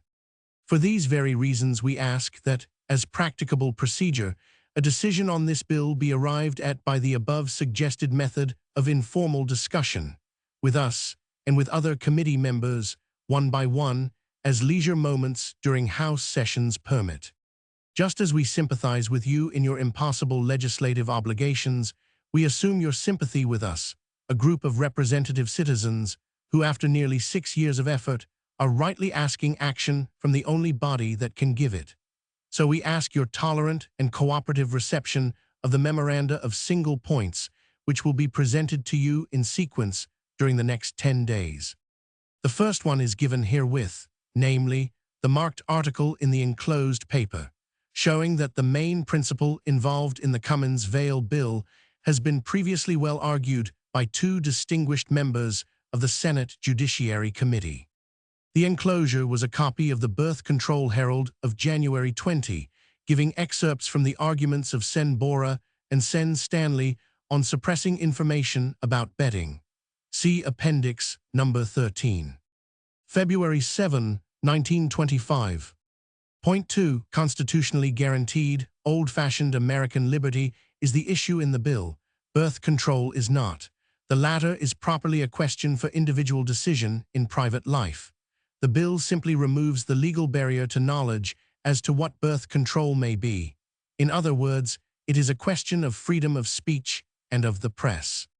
Members of the Judiciary Committee are credited with judicial minds and the ability to disassociate relevant from irrelevant argument. Much of the previous discussion, both informally and at the 2 hearings, has been irrelevant. 1e. About birth control. The few facts which constitute the relevant arguments have, so far as I know, never been denied by any member of the committee. February 9, 1925. Point 3. No law exists which defines information as to the control of conception as per se, obscene, indecent, or in any way immoral. This information, therefore, should not be legally classed with penalized obscenity, indecency, and immorality. The Cummins-Vail bill removes it from this classification, but the bill leaves the 5 statutes in question, amply empowered to suppress any particular instance of this information, which is given in a way that warrants judicial decision that it is obscene, indecent, or of immoral import. The existing laws originally aimed at obscenity, not at science, but because of hasty enactment, the scientific information was prohibited also. The Cummins-Vail bill removes the error. February 10, 1925. Point 4. The control of parenthood by the utilization of contraceptive knowledge is an act which is entirely lawful throughout the whole United States, with the single exception of Connecticut, where an obsolete law making it a crime still remains on the books, the only instance of the sort in the world. But to secure or to give this knowledge via any public carrier is a crime under federal law and also under the laws of 24 states, whose obscenity statutes have been modeled closely on the federal statutes. To deny to citizens the use of public carriers to convey knowledge regarding an act which is in itself lawful is a legal abnormality that should long ago have been corrected. The Cummins-Vail bill will do it. February 11, 1925. Point 5. There is no denying that the control of parenthood is already a general practice among educated Americans, including, of course, members of Congress, as it is among educated people in all countries. Our prohibitive laws obviously, therefore, do not reflect the policy of what we call our best people. When the universal trend of intelligent people is to get and make use of the contraceptive knowledge which the laws forbid, that is, to become lawbreakers, Is it not high time to change the laws? The Washington Post, in an editorial recently said, the first duty of Congress is to ascertain the will of the people. The second is to enforce and obey it. February 12, 1925. Point 6. The portions of the present laws which the Cummins-Vail Bill will repeal are unenforced and unenforceable. The prohibition of the dissemination of contraceptive knowledge is probably the most broken of all the laws on the statute books. The existing traffic in contraceptives is appalling from the point of view of law enforcement. If Congress does not believe in the existing laws enough to even protest against the utter laxity of the authorities, whose duty it is to enforce the laws, it surely should hasten to remove from the authorities the obligations which they will not and cannot fulfill. February 13, 1925. Point 7. One of the most shocking features of the unenforceability of the present laws prohibiting the circulation of contraceptive knowledge is the great and rapidly increasing volume of underground information and means which circulates despite the laws. This information is almost wholly unauthorized by reputable scientists, is largely unreliable and inadequate, is considerably harmful and dangerous, and alas, is even vulgar and smutty in its form. The means, which are camouflaged as for other purposes, are an opportunity for conscienceless profiteering, and like the information, are uncertified by proper authorities. The only effective antidote possible is to make the circulation lawful, so that it can be properly inspected and made subject to the Drugs Act, and so that the first-class medical experts may have a lawful and decent opportunity to denounce the quacks and profiteers, and to supplant their abominations with dignified, reliable, scientific, hygienic information. The Cummins-Vail Bill opens the way for this tremendously needed effort on the part of our best doctors, who are now tied hand and foot by the laws, or are obliged to resort to the undignified process of bootlegging their scientific teaching. The doctors can save the day if they are given a chance. Is it fair for Congress to hinder any longer? February 14, 1925. Point 8. The St. Louis Times recently published the leading editorial, which follows. A bill for moral health. Nothing comes closer to the minds and hearts of healthy Americans than the begetting, bearing, and rearing of children. Unfortunately, this subject has been relegated to the limbo of the unclean, the indecent, the nasty jokesmith, and much teaching and thinking has made it so. A long step toward cleansing the people's minds and hearts of the prevalent false standards, clearing the visions and correcting conclusions, has been taken by the Voluntary Parenthood League. But it has taken this organization of influential citizens 5 years to overcome the paralyzing fears that beset both rulers and people, and get the Cummins-Vail Bill into Congress. Honorable physicians and scientists have been blocked from circulating wholesome information on contraception. Nevertheless, charlatans flourish like weeds. Practically every boy and girl can talk glibly of the subject, and their misinformation has come principally from foul sources. It is time to protect physicians and social workers and save our children from false, foolish, and foul ideas of life, to make the human body and its functions clean subjects of definite knowledge and control. Congress should pass the Cummins-Vail Bill unanimously in the interest of public health, morals, and decency. February 16, 1925. Point 9. As a member of the Senate Judiciary Committee has recently brought up a point which frequently occurs in discussion, it may be well to call it to the attention of the other members. 1. That the control of parenthood can be achieved without the utilization of any scientific knowledge, merely by abstinence from the relationship which results in conception. This is offered as a reason for retaining the law which bans knowledge of scientific methods. Apart from the question of the constitutionality, justice, or propriety of such prohibitive legislation, it must be remembered that in the marital relation abstinence does not have the sanction of law. In many states, refusal to cohabit, as an element of desertion or of cruelty and indignity, is ground for divorce. Hence, abstinence thus penalized is no free or practicable alternative for the compulsory ignorance decreed by the statute. Thus it follows that the only sort of parenthood which has the thorough sanction of American laws is the irresponsible, unintentional sort, parenthood of no higher standard than that of the wild animals. Is it not high time to make the laws catch up with civilization? February 18, 1925. Point 10. Government officials themselves are guilty of flagrant violations of statutes prohibiting circulation of contraceptive knowledge, but they are not indicted for their crimes, one more evidence that the government makes no valid effort to enforce the laws on this subject. The following recent instances are noteworthy. The Library of the Surgeon General has received and is loaning to readers the November issue of the American Journal of published by the Company of. It contains a report by Doctor on methods of controlling conception, the report being the result of research by the New York Committee on. To mail the magazine from to receive and loan it in Washington are criminal acts under the law. The Congressional Library has received from England and has loaned to readers the new volume entitled by Doctor, published by London. It is a manual for the medical and legal professions and is considered one of the best and most comprehensive works on the subject in the world. To pass the book through the customs, to transport it to Washington, to list it in the library catalog, and to lend it to readers are criminal acts under the law.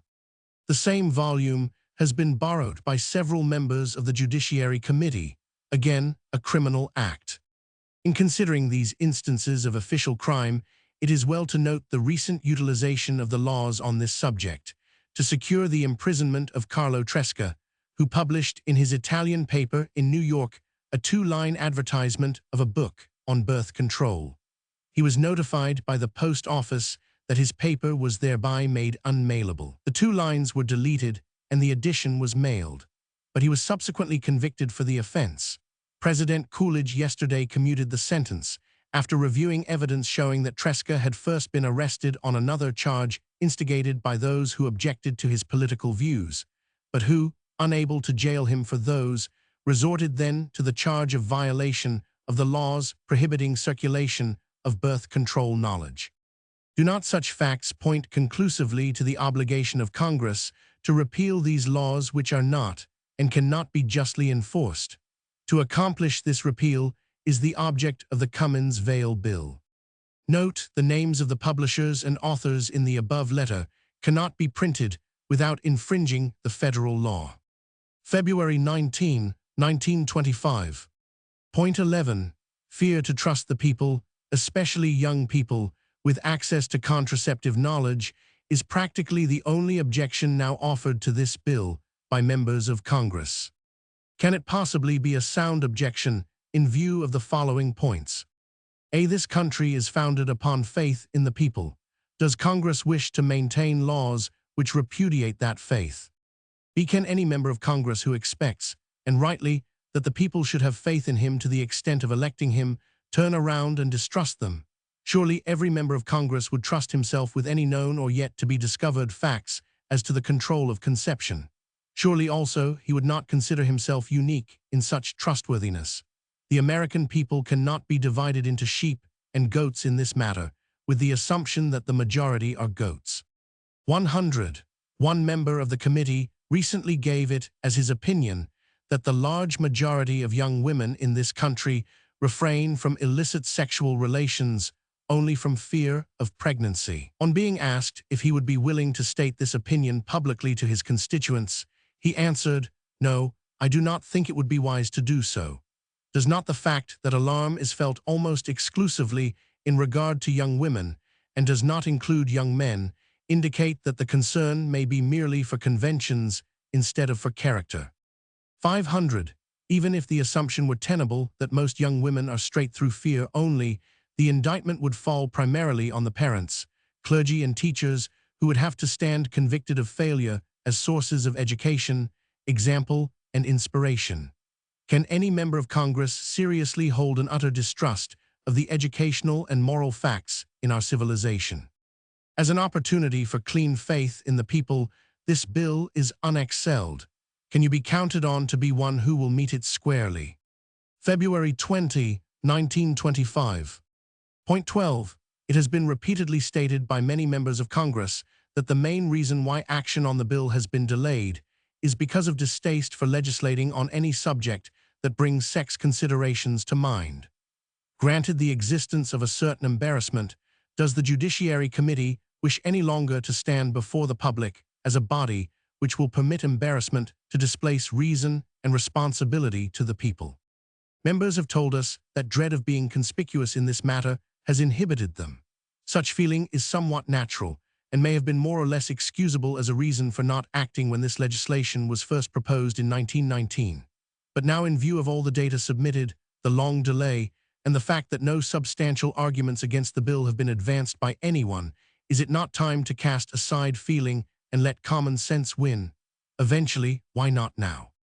We wish to honor each member of the committee with the assumption that he will prefer to base his stand upon a courageous sense of decency and justice to the people, rather than on either embarrassment or fear. Regardless of whether there may or may not be opportunity for action on the floor during the session, are you not willing now to state whether, in your individual opinion, the bill should have at least favorable report from the committee on the merit of the question? We respectfully request your statement as to what your own stand is, and enclose for your convenience a slip and an addressed envelope.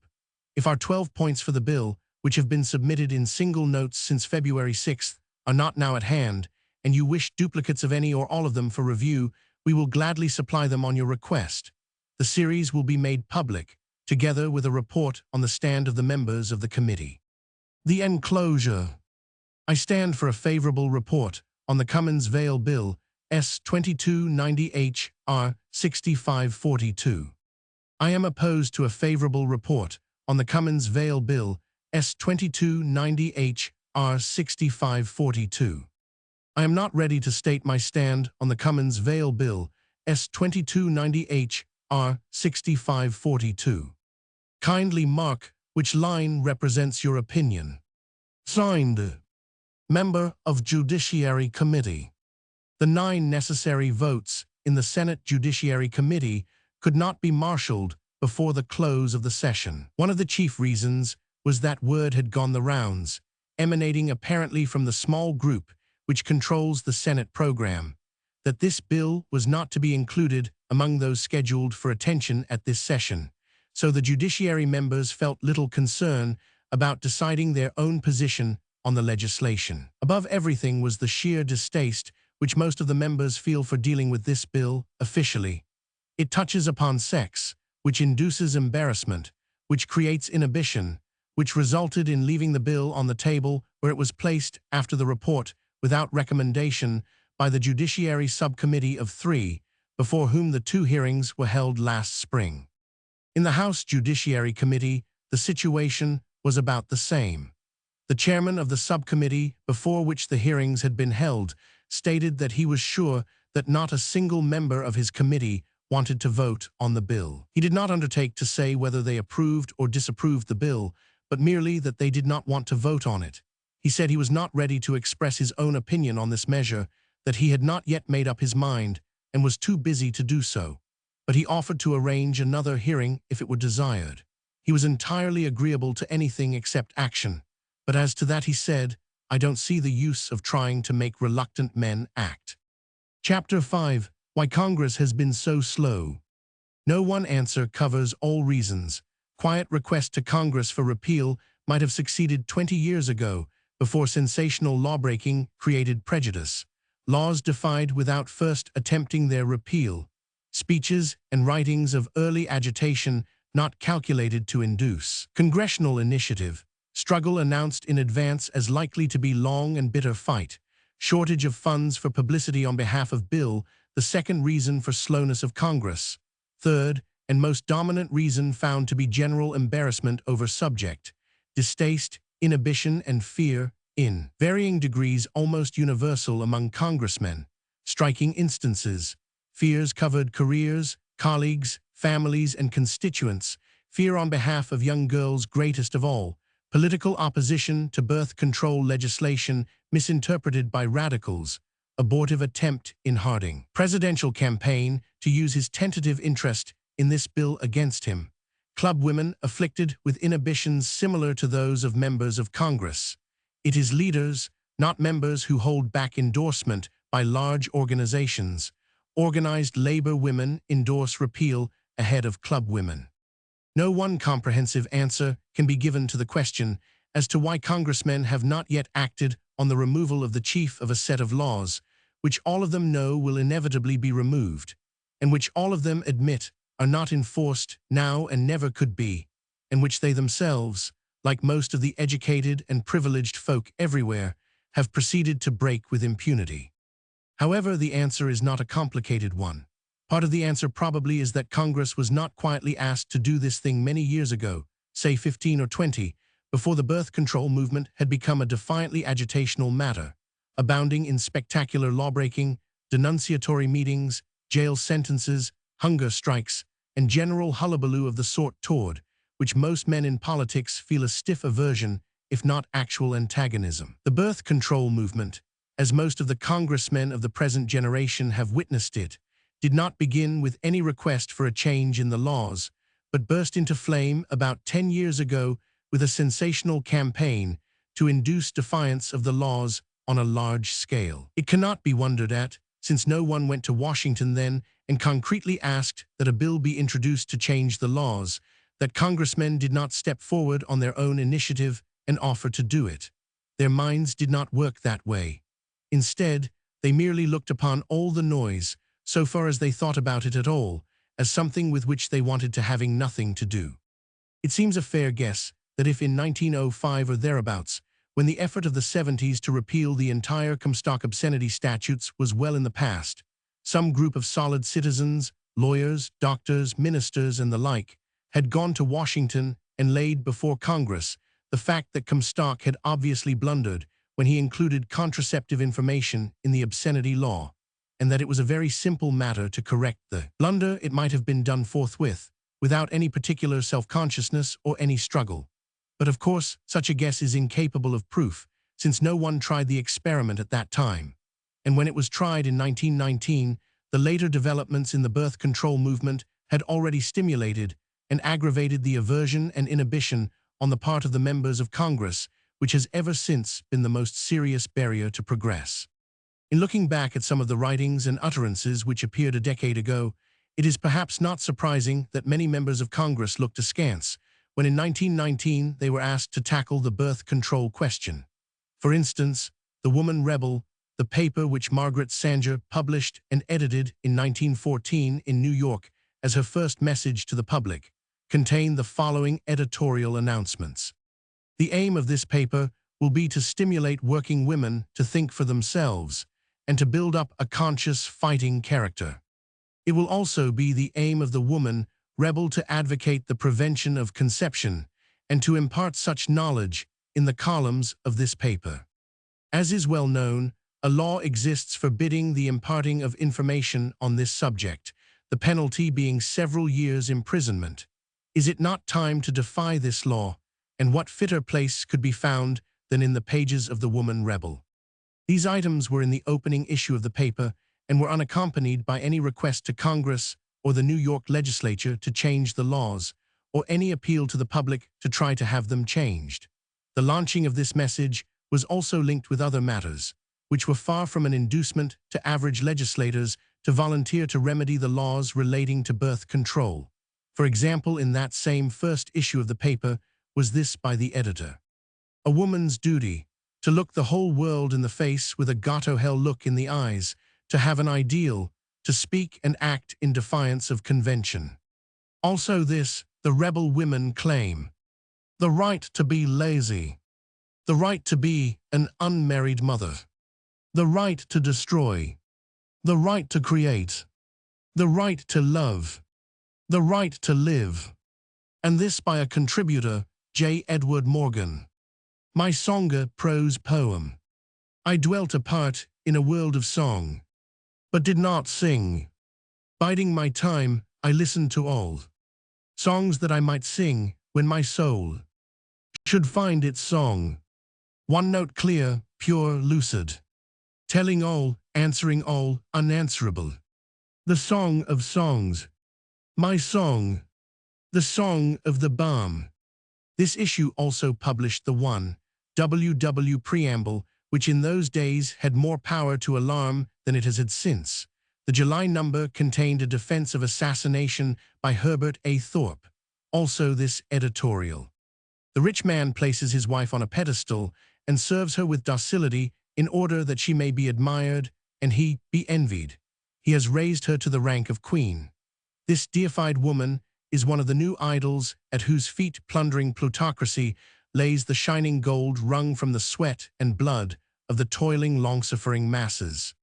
If we do not strike the fetters off ourselves, we shall be knocked about till we forget the fetters we have done with your civilization, and your gods let us turn a deaf ear to the trumpeting liars clamoring for protection, patriotism, prisons, police, workhouses, and large families. Leave them to vomit their own filth, and let us take the good things Mother Earth daily offers unheeded to us her children. In the July issue, there was also the announcement of the forming of a birth control league, one of the objects of which was to agitate vigorously for the repeal of state and federal laws against the spreading of knowledge relative to methods for the prevention of conception. But no officers were announced other than a secretary. No later notice of a program appeared, and the organization seems never to have functioned enough even to begin carrying out any legislative program. The magazine lasted less than a year, and over half the issues printed were declared unmailable by the post office authorities.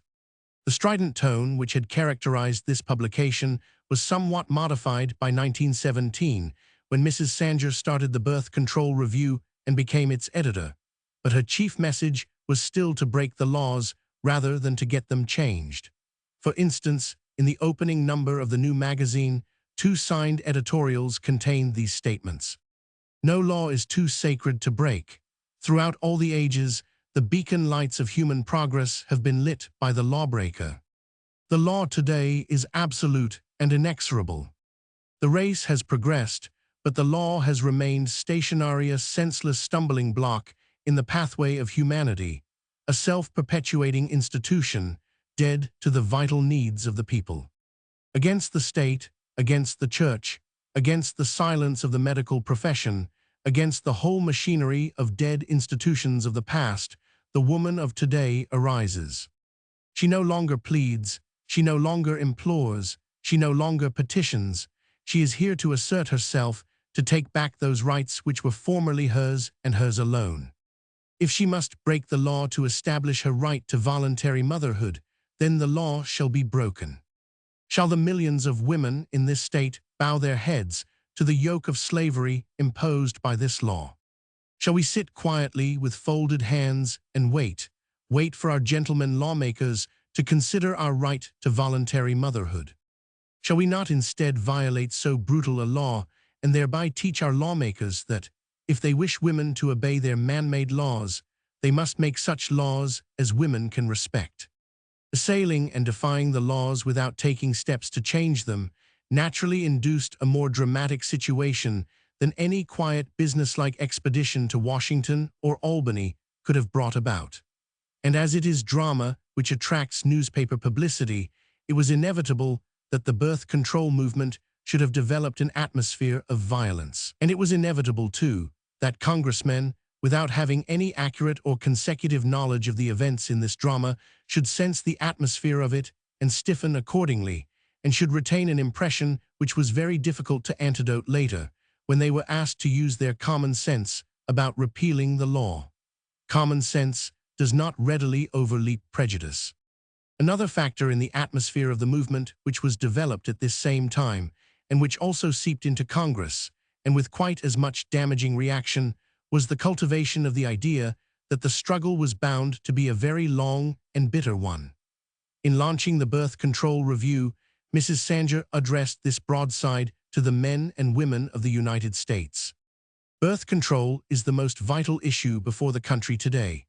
The people are waking to the fact that there is no need for them to bring their children into the world haphazard, but that clean and harmless means are known whereby children may come when they are desired, and not as the helpless victims of blind chance. Conscious of this fact, heretofore concealed from them by the forces of oppression, the men and women of America are demanding that this vitally needed knowledge be no longer withheld from them, that the doors to health, happiness, and liberty be thrown open, and they be allowed to mold their lives, not at the arbitrary command of church or state, but as their conscience and judgment may dictate.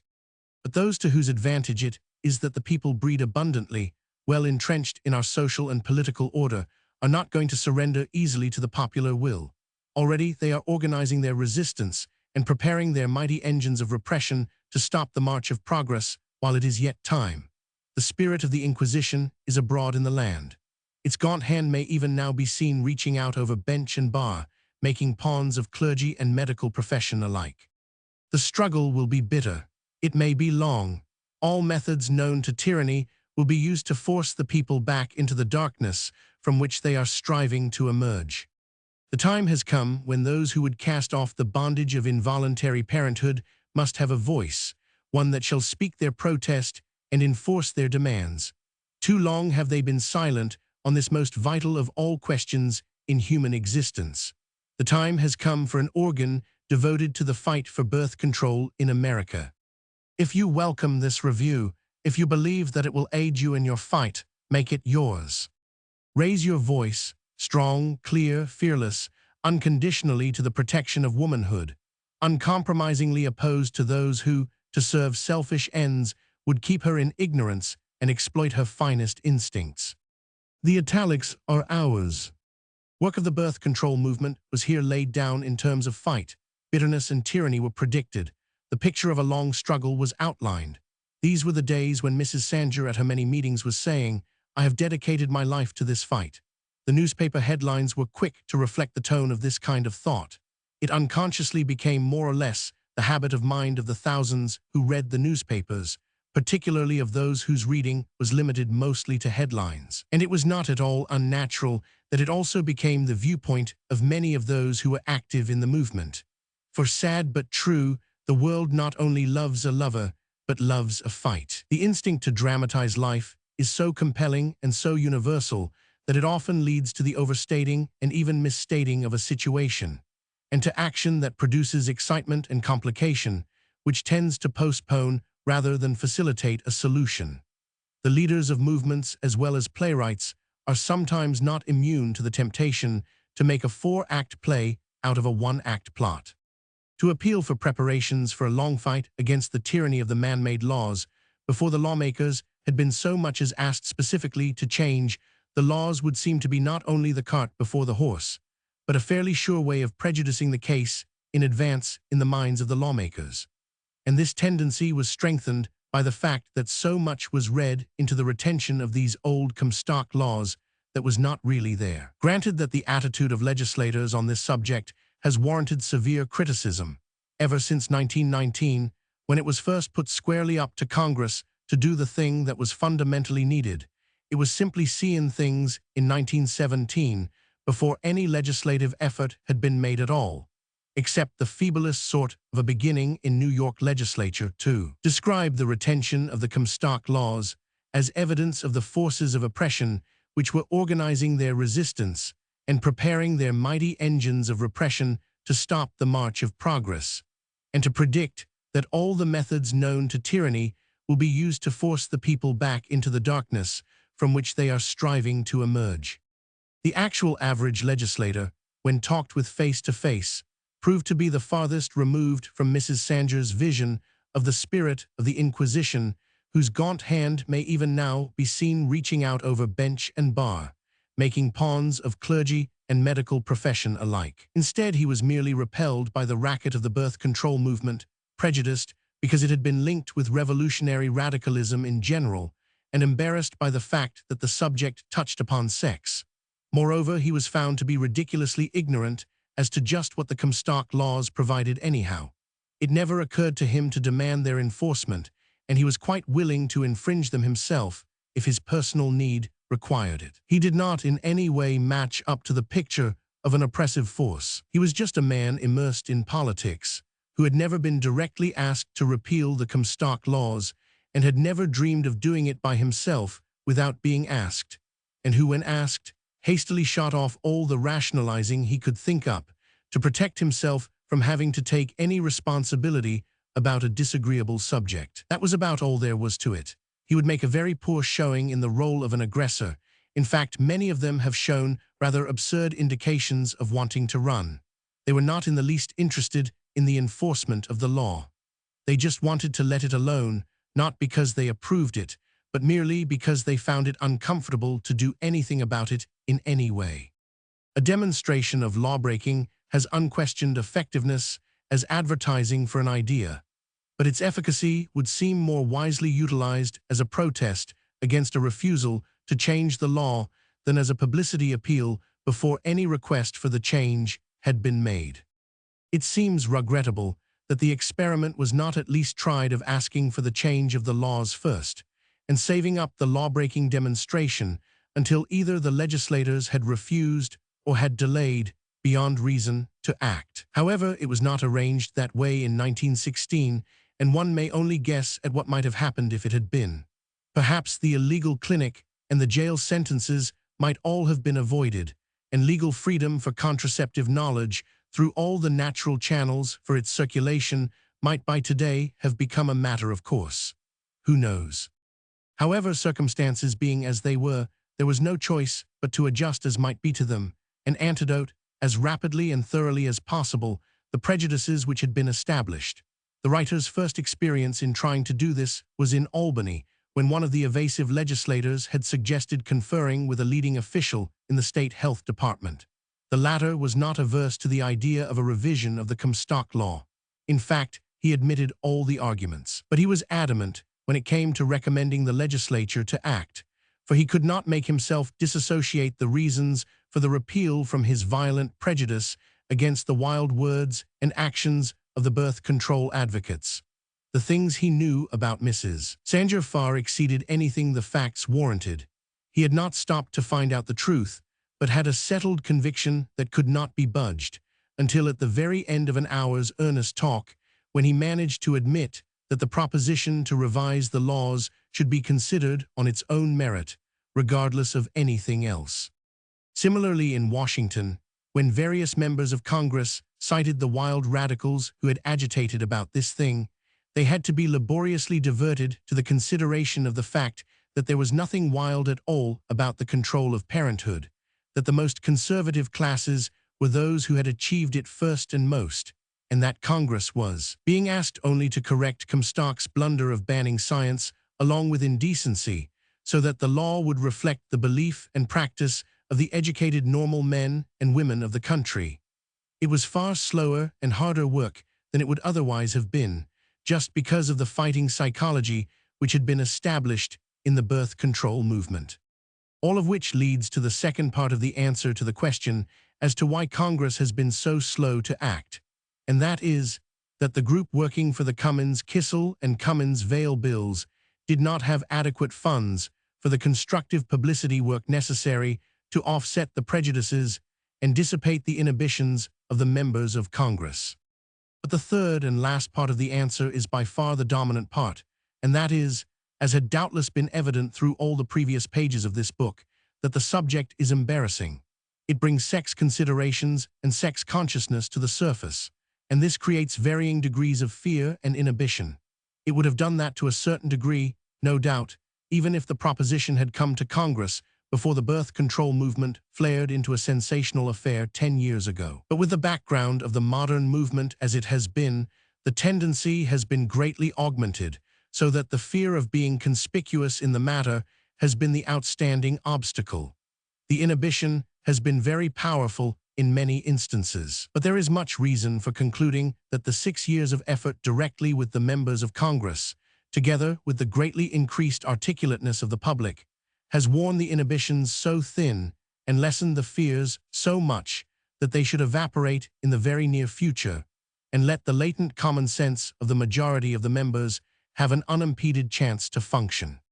An assertion of this sort, that sex consciousness and fear have been the chief reason for the delay in Congress, needs the backing of proof especially as one dislikes to believe it and would prefer to assume it to be impossible. It must be said at the outset that probably the same reaction would have been found among any other 435 men if placed in a similar position. The members of Congress are presumably representative of American life and feeling. They are not unique. The attitude of almost any average citizen with regard to birth control is that he wants the information, but he does not want to make himself conspicuous in getting it. Just so with members of Congress. And the sticking point with them was that they would have to be conspicuous in regard to it if they sponsored the bill or voted it out of committee. In giving various instances of the evidence of the fear and distaste which have been so chronic among the members of Congress, it is best, for the purposes of this book, that they shall stand just as instances without names. It makes relatively little difference what particular senator or representative said or did this or that. The only matter of consequence is that this inhibition has been notably prevalent, and that it is the one thing which has chiefly held back the bill from passage. The general policy of the Voluntary Parenthood League has been to report in its paper the character and episodes of the blockading of the bill, and all official action regarding it, but not to make public the revealing interviews with the individual members of Congress. The one exception to this custom was at the close of the 68th Congress in March 1925, when a report on the stand of each member of both judiciary committees was given in the Birth Control Herald March 10. It was prefaced as follows. The following resume of the stand of the members of the Senate and House Judiciary Committee on the Cummins Vale Bill is compiled from their own statements either in interviews or in letters. The interviews have been promptly and carefully recorded immediately after their occurrence and are now on file in 3 volumes in the office of the Voluntary Parenthood League. When the League began its work in Congress in the summer of 1919, no publicity was given to the interviews with the various members.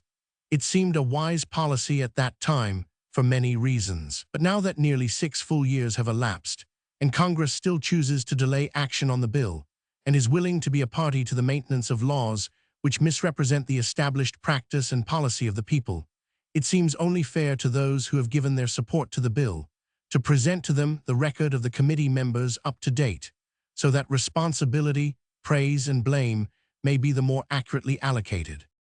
Since the first introduction of the bill, each member of both judiciary committees has received from the 5p50 about 50 separate letters or publications in regard to the bill, beside the many letters and telegrams which have been sent by individuals from all parts of the country. They have all received the report of the 2 hearings on the bill. They have all been interviewed, some of them so repeatedly that the records cover many pages in the interview books. The Birth Control Herald. Senator Cummins, as noted in a previous chapter, repeatedly said that undue sex consciousness was the reason the men on the committee tried to shelve the bill and to avoid a vote on it. Senator Dillingham, who died in 1923, said there was no question but that embarrassment was the major difficulty which prevented the men from doing justice by the bill. Space forbids even the jotting down of all the indications of this fact, which were accumulated in the observation of Congress in 6 years, but the following bits will serve as examples. The 2 senators who returned literature sent to them and marked it refused. The senator who declined interviews on the ground that he would not discuss this bill with any woman. The senator who evaded interviews for over 2 years, and who then vibrated between declaring that he would not say a word previous to a public hearing and explaining his general fear of the whole question of birth control, and who wound up a hectic dissertation on the subject with this remark: "If I were the creator and were making the universe all over again, I would leave sex out. It is too powerful, too dangerous." The senator who said, "The whole subject is so damn nasty, I can't bear to talk of it or even think of it." The senator who said this bill is practically an invitation to lechery. The representative who construed it as a personal insult, that a digest had been made from the autobiographies in the Congressional Directory showing the average number of children in the families of the members of Congress, and who confessed in the middle of a long tirade that the reason Congress didn't act on the bill was that the members were afraid of it. The evidences of fear were found to be numerous and various, but all of them seemed quite clearly due, directly or indirectly, to some form or other of distrust of human capacity to integrate this phase of sex knowledge into life, with safety, to morals, or regard for decorum. These fears were almost wholly in regard to or on behalf of other people, not themselves, and the range of the fears covered their colleagues in Congress, their families, their constituents, the Catholics, the public in general, but most of all the young people. The high school girl who is guaranteed to go to the devil from learning what birth control information is, has been by all means the most vivid character in the whole realm of birth control fantasy.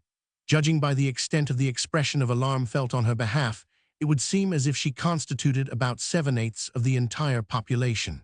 At any rate, she has seemed to fill the whole horizon of many of the members of Congress. No such concern was expressed regarding the young boys. The one fear, however, which did relate to the member of Congress himself, was as to his own career, and the effect which taking an interest in the bill might have upon it. In discussing the extent of this fear, one of the senior senators ventured the opinion that there never was a man in public life who did not consider his career first. He has to, if he is going to get anywhere. More than one senator refused to sponsor the bill on the ground that it would give too good an opportunity to political opponents to have fun at his expense. The type of fun they anticipated was apparently somewhat like that in which some of the congressmen indulged when Mr. Kissel first introduced the bill. The story which then went the rounds of congressional gossip was that Kissel, being a lame duck, will be out of a job in 2 months, and so he has introduced the birth control bill to pave the way for getting rich by manufacturing contraceptives. Mr. Kissel shed the jollying with good grace, and when one of his colleagues inquired why he wanted to do a thing like sponsoring that bill, he came back cheerfully with, because there were 434 of you others who wouldn't. But there was a more serious side to the possibilities of this sort of fun, as recognized by one of the representatives who was facing a re-election campaign at the time when he was asked to consider sponsoring the bill. He was very candid in saying that he did not intend to be defeated, and that he knew he had political enemies who would not scruple to use this bill against him by circulating stories which it would cost him more to contradict and explain than he cared to spend. And he added, "Maybe you will call that political cowardice, and maybe it is, but anyway that is where I stand." There seemed to be general agreement that anything sexy had special power to damn a man in public life. "I can't afford to touch it" was an often heard remark from men who thoroughly approved the bill. The dread of facetious or vulgar comment from other members of Congress was a very real and often indicated dread. A senator who was defeated for re-election was horrified at the suggestion that he might help the bill along as a service in the last session of his term. "If I were to vote for this bill, my people wouldn't let me come home," he said. Another senator who sincerely wanted the bill to pass felt very cramped in his advocacy of it because of the fears of his family, who thought the thing not nice, and that it was not good for his reputation to have anything to do with it. In the case of one representative, his fears loomed so large that they encompassed the whole population. "Why," he said, "if Congress should do such a thing as to pass the bill, the population would rise like a mob, and the only reason they are not doing it now is because they don't know it is under consideration." A senator whose fear regarding the 14-year-old girls was well nigh an obsession and who said, "You want to make everybody prostitutes," was able, when speaking seriously, to modify his fears only to the extent of saying, "If this information could be confined to the intelligent and cultured people and kept out of the hands of the vicious and ignorant, it might be another matter, but that can't be done." From that, he argued that no one should be allowed to have it, although he had admitted previously in the same conversation that information did circulate anyway in spite of the law. The most striking element in the expression of all these fears has been the way in which the fear, and the sex consciousness which is back of it, seems to prevent the use of the mind in an ordinary logical fashion. 2 and 2 do not make 4, but 100, or any preposterous number. No conclusion is too absurd to jump at when impelled by this fuddled embarrassment and vague terror. Some of the most squeamish members have taken refuge in the stout declaration that they have never heard of the bill and don't know anything about it, or about the subject of birth control. And this, in spite of the fact that they had received many letters and much literature for over 5 years. They have been so occupied in devising ways to wriggle out of discussing the bill at all, that they failed to realize how they gave themselves away within a few minutes after they knew nothing about it, by telling of how they had talked the matter over with other members, and they all agreed that nothing can be done about it in this session. The general tendency of the members who have been beset with fear has been to avoid all talk and consideration as much as possible. But one member of the House Judiciary Committee was an exception. He leaned to loquacity, as his remarks give a vivid picture of the lengths to which fear and super-sex-consciousness can distort an otherwise reasonable mind.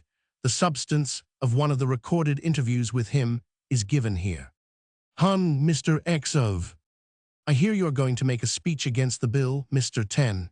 Yes, if necessary I am, though I expect to kill the bill in committee. But I shall make a speech on the floor if I have to. It is a great advantage to be a lawyer if you are going to work against this bill, Mr. 10. He agreed heartily to that, said it was an advantage on any bill to be a lawyer. Yes, for you will have the sort of mind that whittles away all the irrelevant stuff and puts attention on the real points of the bill, and those are very simple as well as important. I see what you are driving at, Mrs. D, but to my mind, the most important consideration is the danger which this bill would make for young girls, and I am against it for that reason. Do you then really distrust the majority of young girls? He thought he did, that he had to, as a practical man, knowing the world and its ways. If you had been a lawyer, as I have, and tried quantities of bastardy cases, you would see why. Asked if he didn't think a lawyer's experience was like a doctor's, limited largely to the pathological side of life, and that one had to consider the great fairly normal majority. Well, he felt the majority were weak, and could be safeguarded only by their fear of getting in a family way. Would you be willing to say that publicly, Mr. X? It is a pretty serious thing for a man in public life, representing the people, to say he distrusts them. I can understand your talking that way privately, but would you want to say it openly?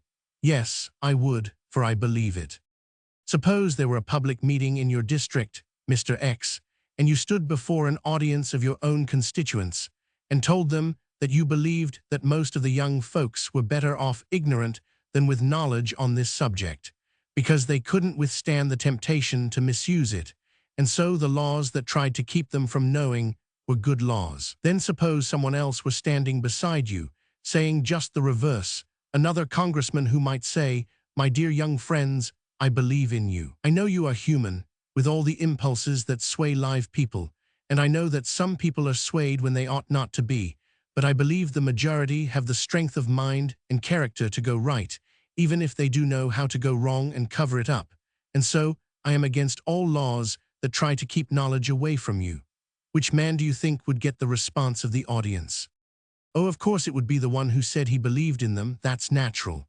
They would want to believe in themselves too, but think how it would be that night, when the young girl goes out with the boy, and she can't help thinking, what difference will it make if nothing ever shows?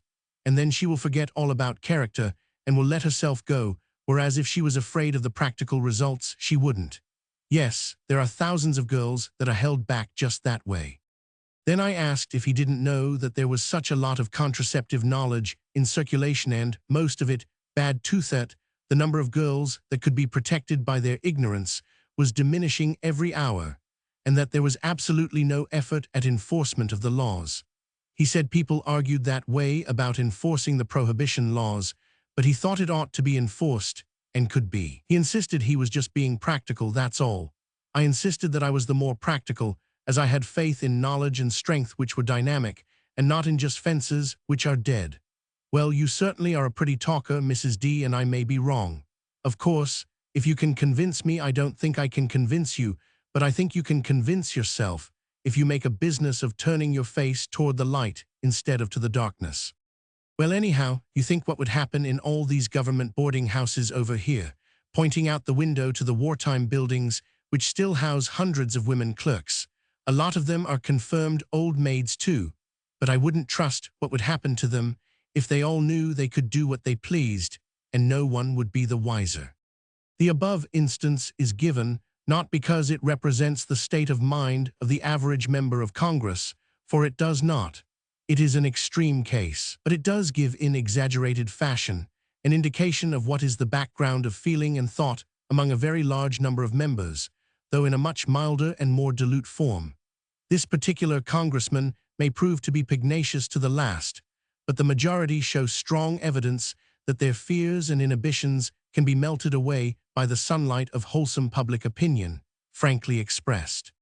It cannot be too emphatically stated that the average member of Congress would probably much rather be reasonable in this matter than not. But he has not quite reached the point where it is as easy to be reasonable as it is to be evasive. However, it has not been altogether rare to find a perfectly untrammeled mind like that of one of the leading senators, who sailed into brisk consideration of the bill like a fresh breeze on a muggy day. Of course, I don't see how anyone could vote against it. On being told that some of the senators on the Judiciary Committee seemed too inhibited to want the bill reported out, he said, "Prudes, are they?" and ran his eye over the list of committee members to locate the prudes. "There are Senator so-and-so and so-and-so, surely they will be for it, just plain common sense." "And decency," added the interviewer. "A combination of both, yes." He would speak to some of the members. He saw no reason on earth why it should not pass. As the fear about the young people has been the most persistent of all fears expressed by members of Congress, and the one about which their minds have been most ruddy, a special answer to it was prepared and sent to every member of both houses. It was entitled, "Yes, but won't it increase immorality? Isn't letting down the bars dangerous?" And the substance of it was as follows. When congressmen say, "Yes, but won't this letting down the bars mean that the unmarried and the young will have nothing to deter them from illicit relations?" We, in turn, make these queries. Well, will it? Do you really believe that most people have no positive standards of conduct? Are they kept what is called straight only by their ignorance of the fact that sex relations need not result in parenthood unless so intended? Is it your sober opinion that fear of results and ignorance, as the control of conception, are the only deterrents from general promiscuity? When a congressman voices this wholesale distrust of his fellow citizens in regard to contraceptive knowledge, is it irrelevant to inquire if the expressions of faith in the people, such as appear in pre-election campaign speeches, are all mere platitudes? If you do really consider most people intrinsically unworthy in this regard, are you ready to go before your constituents and tell them so? Are you willing to explain to them that your hesitation about the Cummins-Vail bill is because you think they are so weak or so vicious that they would abuse contraceptive knowledge if it were made easily accessible? A fair test of the validity and even the sincerity for any such generalization as this is to apply the idea to our own selves. Surely we assume that our own lives are decently guided by something beside mere fear of consequences. We can hardly consider ourselves unique in this regard, either. We cannot think that we have any personal monopoly of principles, moral standards, or good taste. We surely cannot picture ourselves as standing alone in the world on a pedestal of superiority, with all the others below in a morass of moral obliquity. If we dare trust ourselves with this knowledge, and we know we do, must we not also dare to trust others? All these disconcerting inquiries are seldom pressed home, however, with most congressmen, for they usually think twice rather quickly, and they admit that the tendency of a few to abuse knowledge is no reason for trying to keep the mass of people ignorant. They admit, when they stop to think, that knowledge of all kinds can be abused, and that it is abused every day by some people. Even reading, writing, and arithmetic are abused by forgers, embezzlers, and the like, but that is no reason for not teaching these prerequisites of civilization to everyone. The elements and natural forces can be dangerous for mankind as well as beneficent. Fire, water, and electricity can all do frightful damage if they get out of hand, but under proper human control, they are blessings and fundamental necessities. But it is the case of the young that stays longest in the mind of the doubting congressman as a cause of apprehension. Usually it is the young girl whose virtue he thinks can be safeguarded by keeping her ignorant. If he is asked why the sex distinction, he is apt to admit that what is being safeguarded is convention rather than virtue, as the girl's lapse would become known while the boy's need not.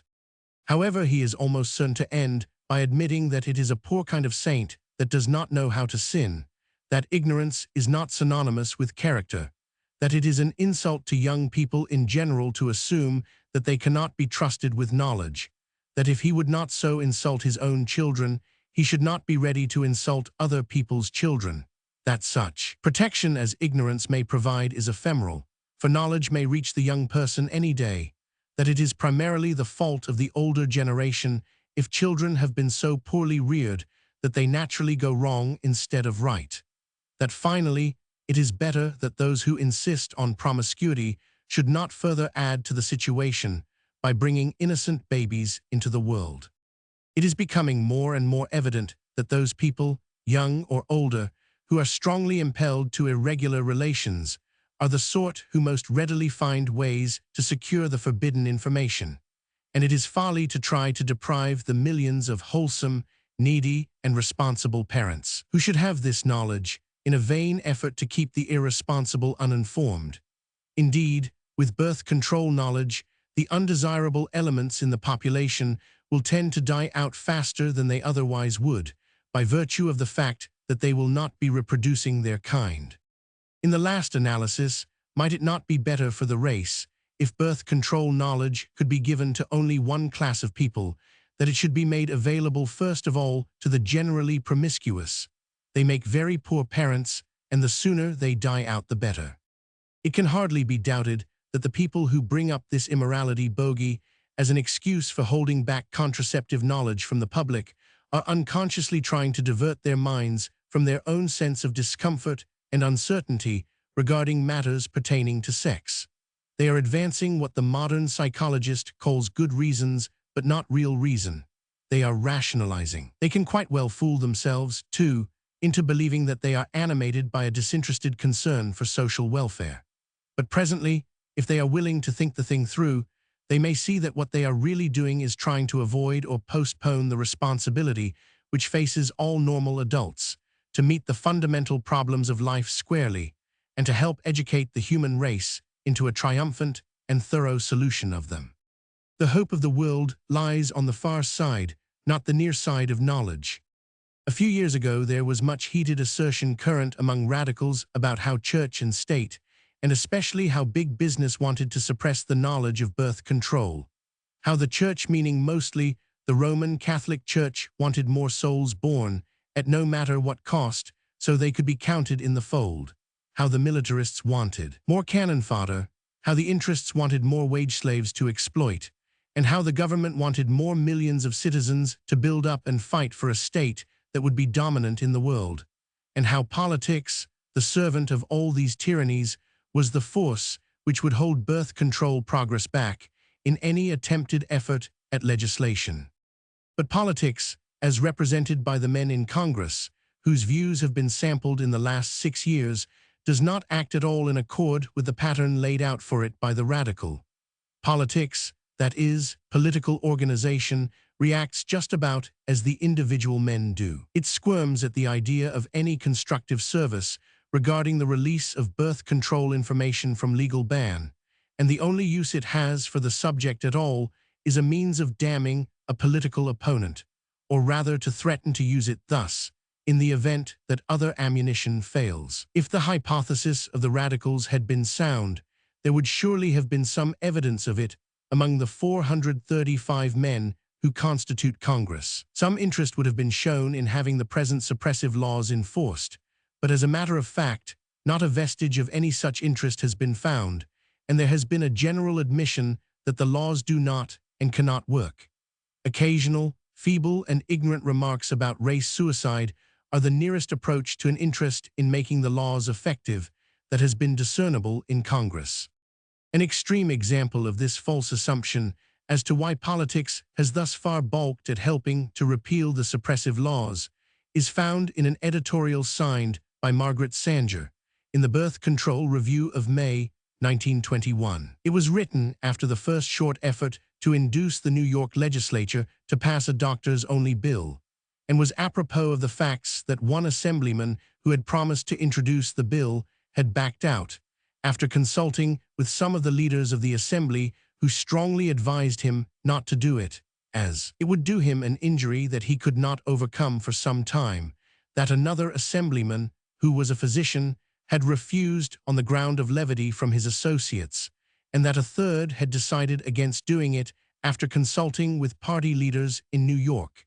Part of this editorial comment was as follows: to expect aid or even intelligent understanding of birth control from the typical Albany politician, to be disappointed because of the ignorance of these so-called legislators, to be discouraged because of their failure to remove the coercive and criminally obscene insult to American womanhood from the statute book's thighs, would be to succumb to emotion rather than to profit by the invaluable knowledge we have gained from our experience at Albany. The great fact is this: we can expect nothing from the politician of today. If we must use the weapon of politics to further the progress of birth control, it must be the politics created by ourselves.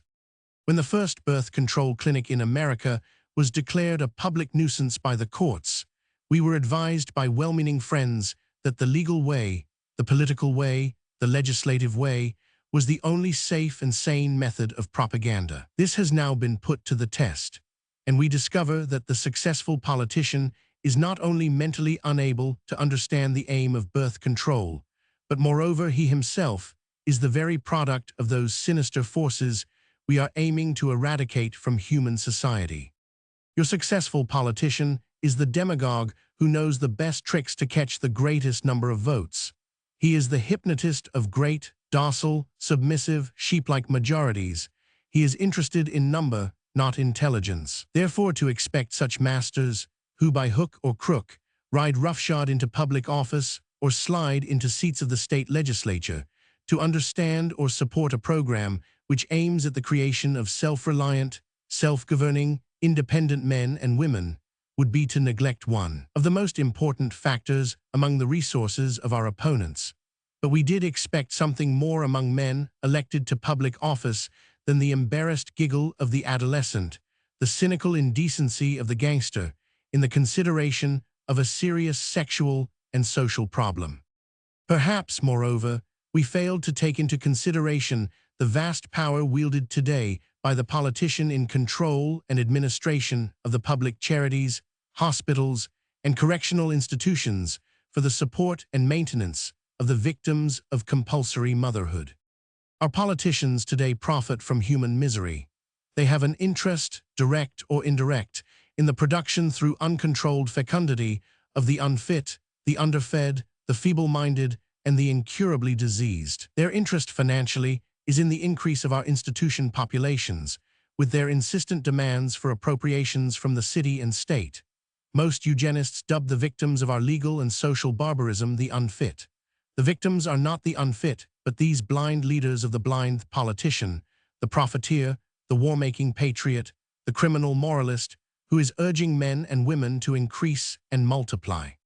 Statements of this sort were repeatedly made at public meetings for a number of years. They came to be so widely circulated that they were generally accepted among many of the groups which were agitating for social revolution or reconstruction, without much of any analysis to find out whether or not they were an accurate interpretation of the opposition of politics to changing the laws affecting birth control information. It is perhaps not strange that this sort of talk became common, but it had two serious disadvantages: one that it shot wide of the mark, and the other that it served to increase the prejudice of lawmakers against the whole program for correcting the laws, and added perceptibly to their distaste for taking a personal part in that program.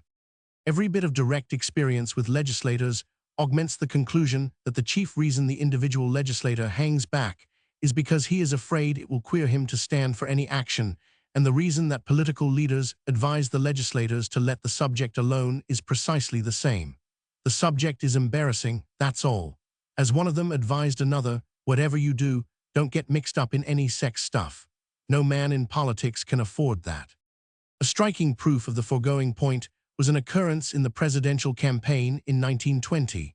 Senator Harding, when a member of the Public Health Committee of the Senate, since abolished, had written to the director of Voluntary Parenthood League saying, "I have not had time to study carefully the provisions of your bill, but at first reading, I find myself very much inclined in its favor." This statement was given to the press. Presently it was taken up by some of the opposition campaign speakers who ran short of thunder, and they began spreading the news that if Harding were elected president, government means would be used to enforce birth control. No details were given, but it was insinuated that the project would be an unheard of intrusion into private life. A representative from the Democratic headquarters was sent to the office of the Voluntary Parenthood League to secure a photostat copy of the note which Mr. Harding had written. The young man who bore the message happened to be interested in the work of the League, and he frankly admitted that the errand was distasteful to him, as the distorted use it was planned to make of this note was such as would not only reflect discredit upon Mr. Harding, but upon the League. He said he considered it most unwise campaign tactics, and he was the more disturbed over it, because some of the campaign managers had admitted that they themselves approved the bill, but as they considered it a good handle for slurring Harding, they were perfectly willing to use it in that manner for campaign purposes. Their plan, however, was checkmated by some of the level-headed women then active in the Democratic campaign. They instantly notified the men that it would never do. They reminded the men that no matter how relatively silent the organized women of the country might have been on this subject, there was no doubt whatever that they believed in controlled parenthood. Obviously, for they had achieved it, and any discreditable slam at birth control would be nothing but a boomerang for the Democratic campaigners. The whole idea was promptly abandoned.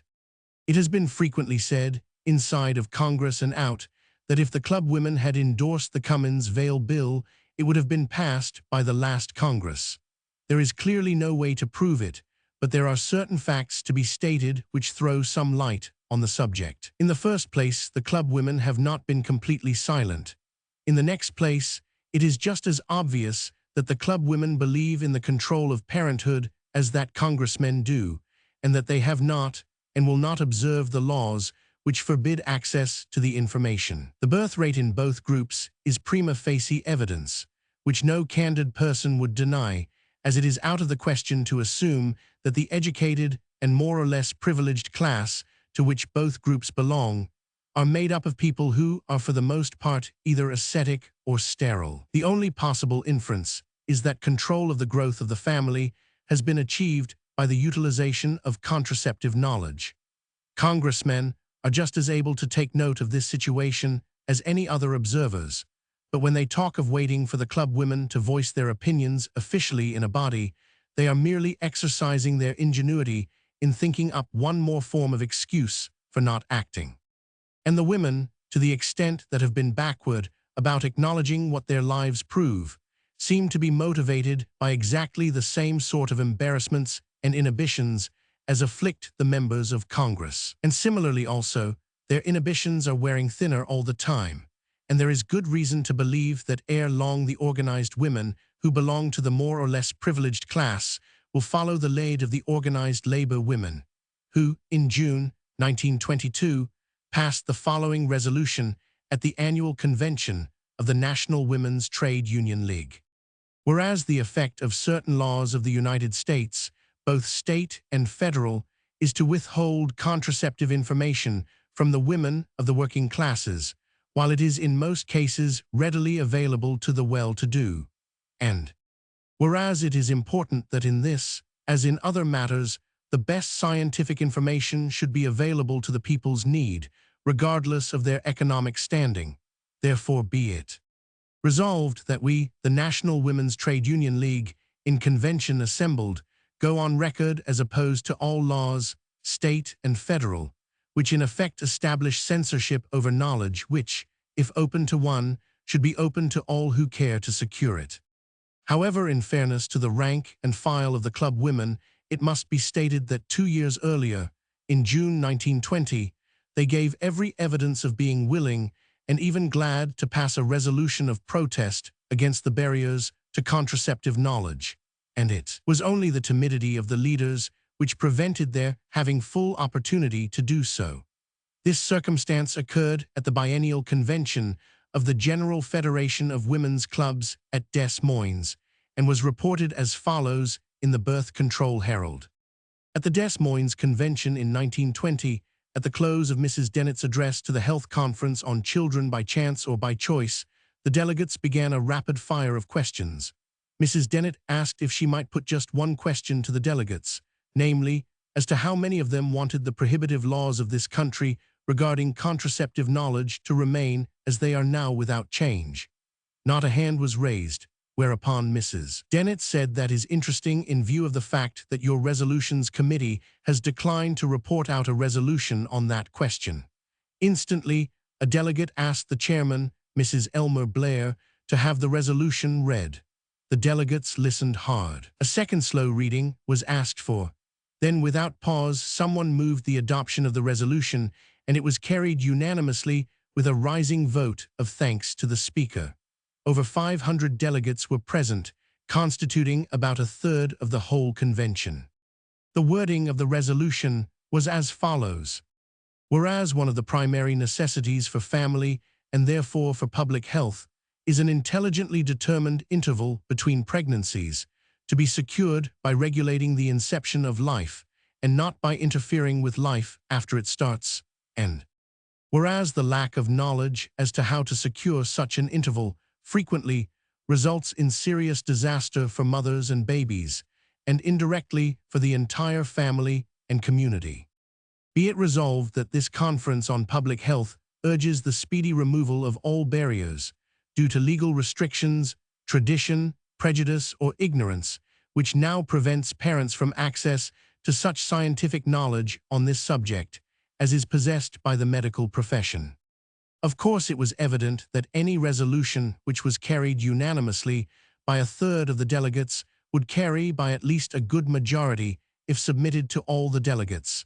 And the rebuke thus administered to the resolutions committee created quite a bit of consternation among the officers of the Federation. But the resolution was not submitted to the whole convention, nor has one been allowed to come forth at any subsequent convention, although considerable effort has been made to have it done. The nearest approach to it has been the making of a recommendation by the officers that the whole subject of birth control be studied by the clubs. If, as some of the club women say, the chief reason for not endorsing voluntary parenthood is because the Catholic members are opposed, it would seem a perfectly simple matter to remind the Catholic women, in the first place, that they are a very small minority, and in the second place, that there is nothing compulsory about the use of contraceptive knowledge. If Catholics wish to remain ignorant on the subject, they are and should be entirely free to do so, but they should not seek to enforce ignorance on others. B100, Herald. It is said that the Catholic clubs have threatened to secede from the Federation if a birth control resolution were passed, and that the leaders are so concerned to keep up the membership in the Federation that they, like the political party leaders, have put organization first and left fair play to the mass of citizens to take care of itself as best it might. But there seems also evidence that the excuse about the Catholics is in part, at any rate, a cover for the underlying excuse of embarrassment about dealing with the subject at all. Practically all roads of investigation in this matter lead back to this one difficulty. If that were overcome, the minor obstacles would seem inconsequential. A situation similar to that found in the women's clubs has developed in public welfare organizations of many sorts. The members were ready to move, but the leaders and officials were full of doubts and excuses. Ever since 1918, various members of the Social Work Conference, which annually gathers together representatives from nearly all the public welfare organizations of the country, who have been clamoring to have the question of birth control placed on the official program of the conference, but thus far it has been relegated to sideshow meetings. In 1922, the request was formally made in a resolution passed with but one feeble dissenting vote, at a meeting with several hundred delegates present, but the officers have still held back at all the subsequent conferences. This inhibition of leaders has been so persistent that a definite effort was made by the director of the Voluntary Parenthood League to try to help them break through it and release their naturally helpful instincts so they could function without hindrance. It took the form of a semi-open letter, which was marked not for publication at present, and read as follows. Dear Citizen, the Cummins Vale Bill has widespread, splendid, and rapidly increasing endorsement, but there are still some persons of consequence who believe in the aims of the legislation, who say, I do not feel free to express my opinion on account of my position. They explain that as they are officially connected with this or that organization, they are obliged to forgo giving any endorsement, though personally in hearty sympathy. They are fearful lest their individual opinions should be deemed official. This attitude is noticeably frequent among leaders of women's organizations and welfare groups. They say, until my organization speaks, I cannot do so. But large organizations as such speak their views only at annual or even biennial conventions, so they are often precluded from giving timely assistance to important moves for social welfare. Thus, the leaders are prevented from letting their individual opinions be of service at critical moments. Granted that it is a real problem for officials to determine what is absolute wisdom in working out the dual functions of personal and public life, is it not a mistake to assume that an officer of an organization is of necessity so submerged in the office as to lose all personal identity and freedom of opinion? Officers are seldom chosen unless they are persons of significance apart from the position. Office holding should not be allowed to obliterate that significance. In regard to removing the drastic laws which prohibit access to birth control knowledge, I believe there are very few leaders of fine mind and good heart like yourself who can be satisfied to remain silent any longer if they realize the good they may do by speaking out. And further, I believe that an analysis of the probable other reasons that doubtless account, in many instances, for the silence up to date may make it easier to help in this important matter. Are you willing to think it out with me? Looked at quite simply, it seems to be just matter of generous spirit. It is plain that not only leaders, but a large majority of members of social, civic, and welfare organizations are of the well-taught or educated class which has already obtained and utilized birth control knowledge, despite the laws. The birth rate in families of this class is clear proof that the majority believe in family limitation. Otherwise, they would not so universally have achieved it. To assume that sophisticated people who have learned enough of this legally forbidden knowledge for the effective use in their own lives are not willing to let the millions of unsophisticated poor have legal access to similar knowledge is to assume a degree of conscious selfishness that is unwarranted. They would not shut their hearts against the multitudes of mothers, such as the wife of the rural delivery letter carrier, who writes as follows. I have searched far and wide for knowledge. I have been given advice how to produce abortion, but life was too dear to risk that. So I have stumbled along hoping someday to gain the desired knowledge. In my 13 years of married life, I have given birth to 8 children, beside 1 miscarriage following an attack of flu pneumonia. I have 5 girls and 2 boys living. The oldest girl is past 12, just ready to pass into womanhood.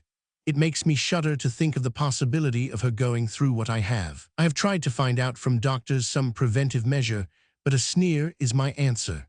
I am now only 36 years old, far from being too old for pregnancy, but I feel I cannot possibly bring any more into the world to suffer I know not what. If I had not had one of the best husbands God ever made, I believe I would not have been able to bear up under it all. With only an RF 500 carrier's salary for living, it has been a struggle for us both. But God willing, I am going to persevere till I find out how to prevent pregnancy occurring so often, not only for myself, but for my 5 girls, and also for countless other girls to take our places in the future. The consciousness of belonging to the privileged class, which has obtained at least some of this knowledge in spite of the laws, should be enough, I sincerely believe, to make the leaders who have, till now, held back their endorsement, feel that any further holding back is unworthy of their true responsibility as leaders. A leader is one who, finding the way good and right, opens that way to others. But something seems to inhibit this natural and generous response to human need, something beside holding office. What is it? Let me tell you the situation, as we who are shouldering this work for birth control legislation have found it. I think that the elusive something may be discovered and the barrier eliminated. In the first place, officers are by no means consistent in refusing to express opinions because subjects are outside the direct scope of their organizations. So, is it not a reasonable inference that, when this excuse is offered in regard to birth control legislation, it is unconsciously used to cover some other reason? The leaders often tell us that they would have had this subject presented to their organizations, but they feel that the time is not yet ripe, that the members are not ready, etc., yet they well know that the members believe in family limitation and spaced births as they achieve both. Is not this inconsistency an excuse what the psychologists call a defense mechanism, and is not that mechanism unconsciously built up to cover embarrassment?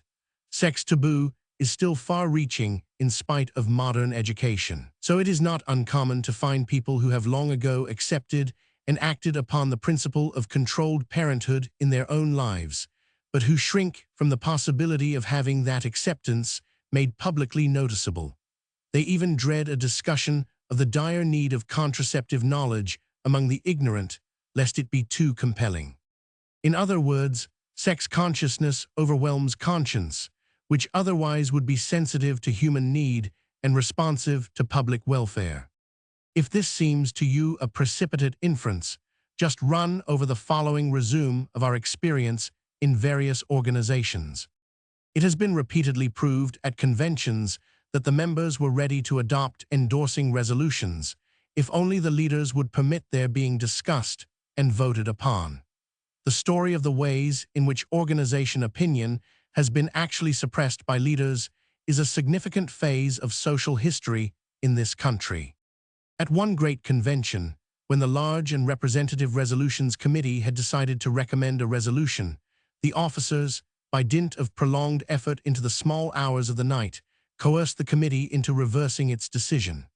At another, when it became evident that a resolution would be carried if discussed on the floor, the officers, by appealing to administration loyalty, succeeded in preventing a vote to permit discussion. At another, after being refused by a small resolutions committee and the board of directors, the resolution was brought up from the floor when a full third of the delegates were present and was carried unanimously. At another, after the resolution had been carried by a sizable majority of the members, the leaders maneuvered a vote to rescind. At another, over 600 delegates voted to ask their directors to put this subject on the official program of the next year's convention. It has not yet been done, though 2 years have elapsed. Over and over at meetings of various sorts, the audience has been asked how many of those present want the laws suppressing birth control information retained, and hardly a hand has been raised. How many want them repealed, and nearly every hand has come up.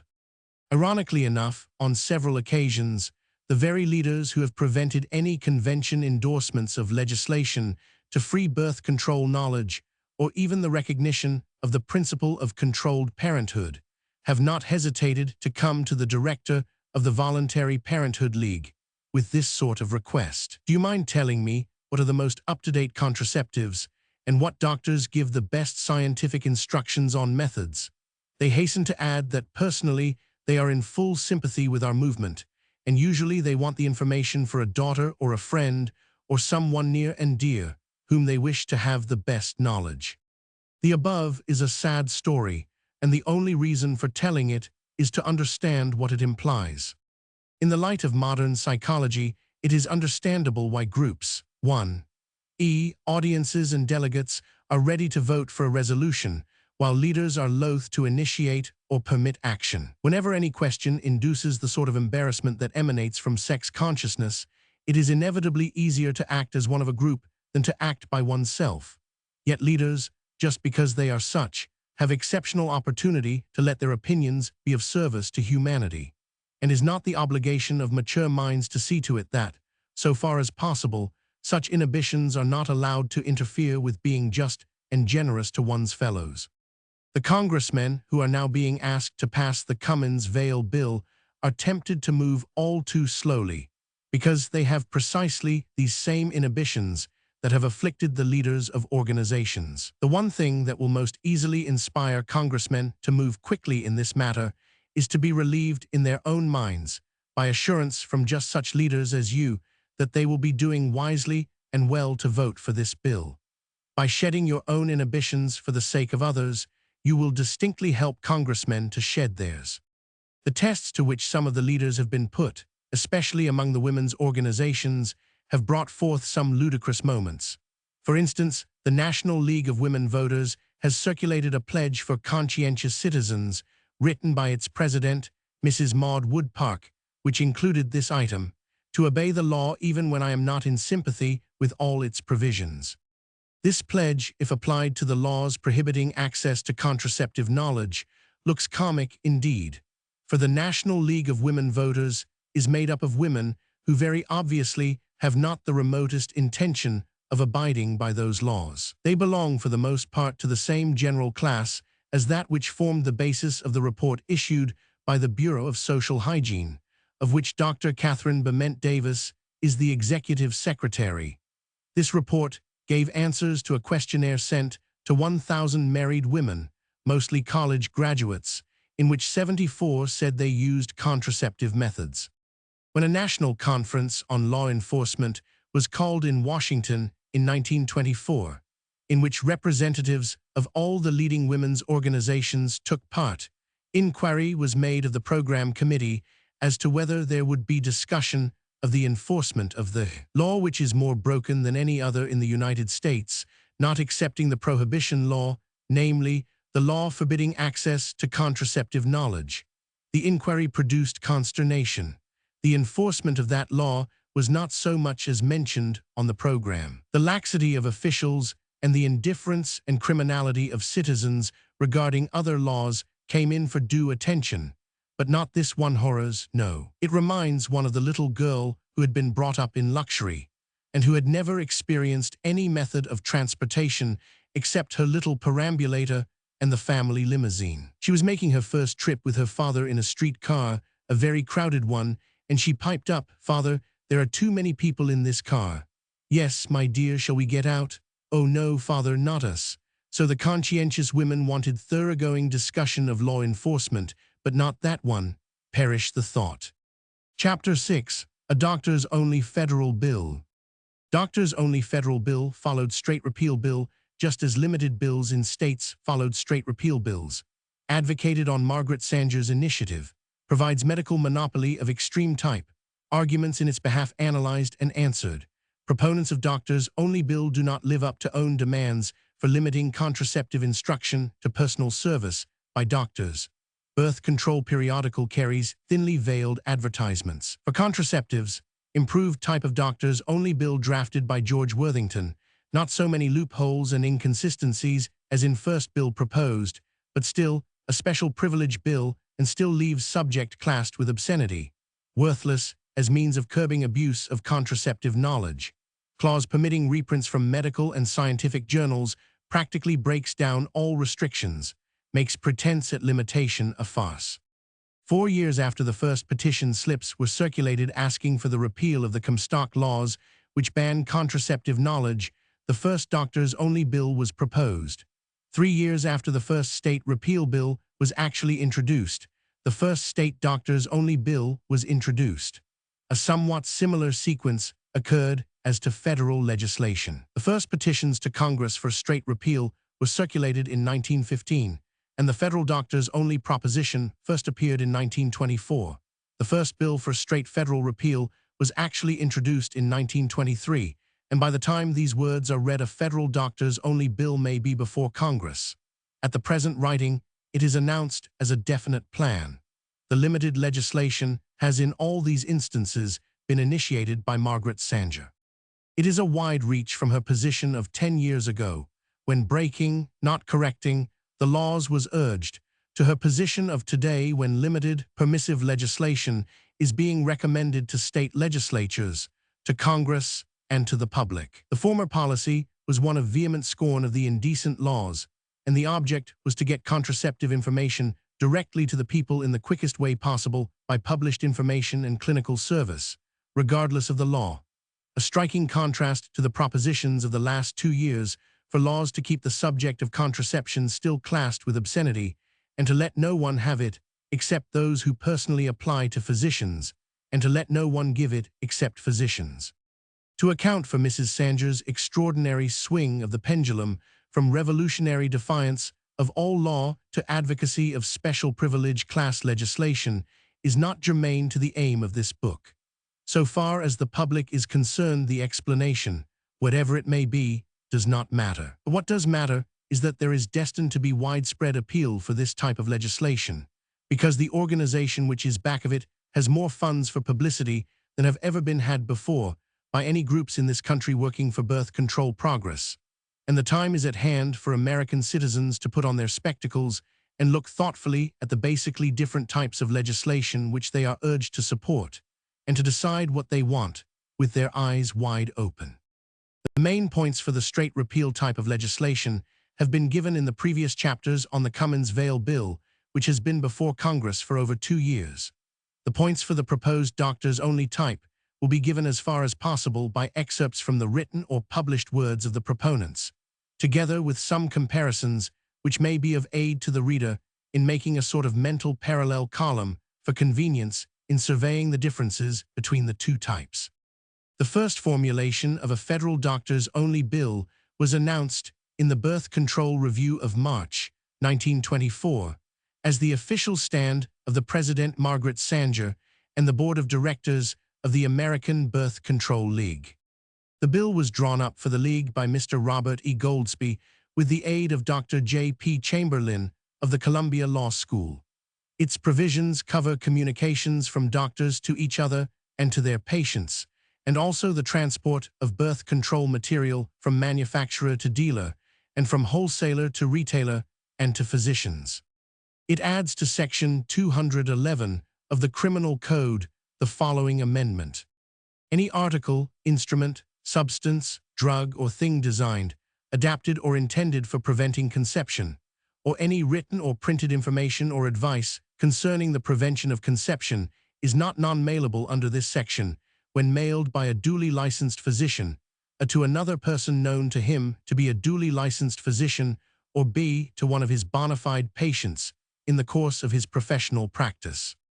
Any article, instrument, substance, drug, or thing designed, adapted or intended for preventing conception is not non-mailable under this section when mailed in the regular course of legitimate business by an importer to a manufacturer or wholesale dealer in drugs, or by a manufacturer or wholesale dealer in drugs to an importer.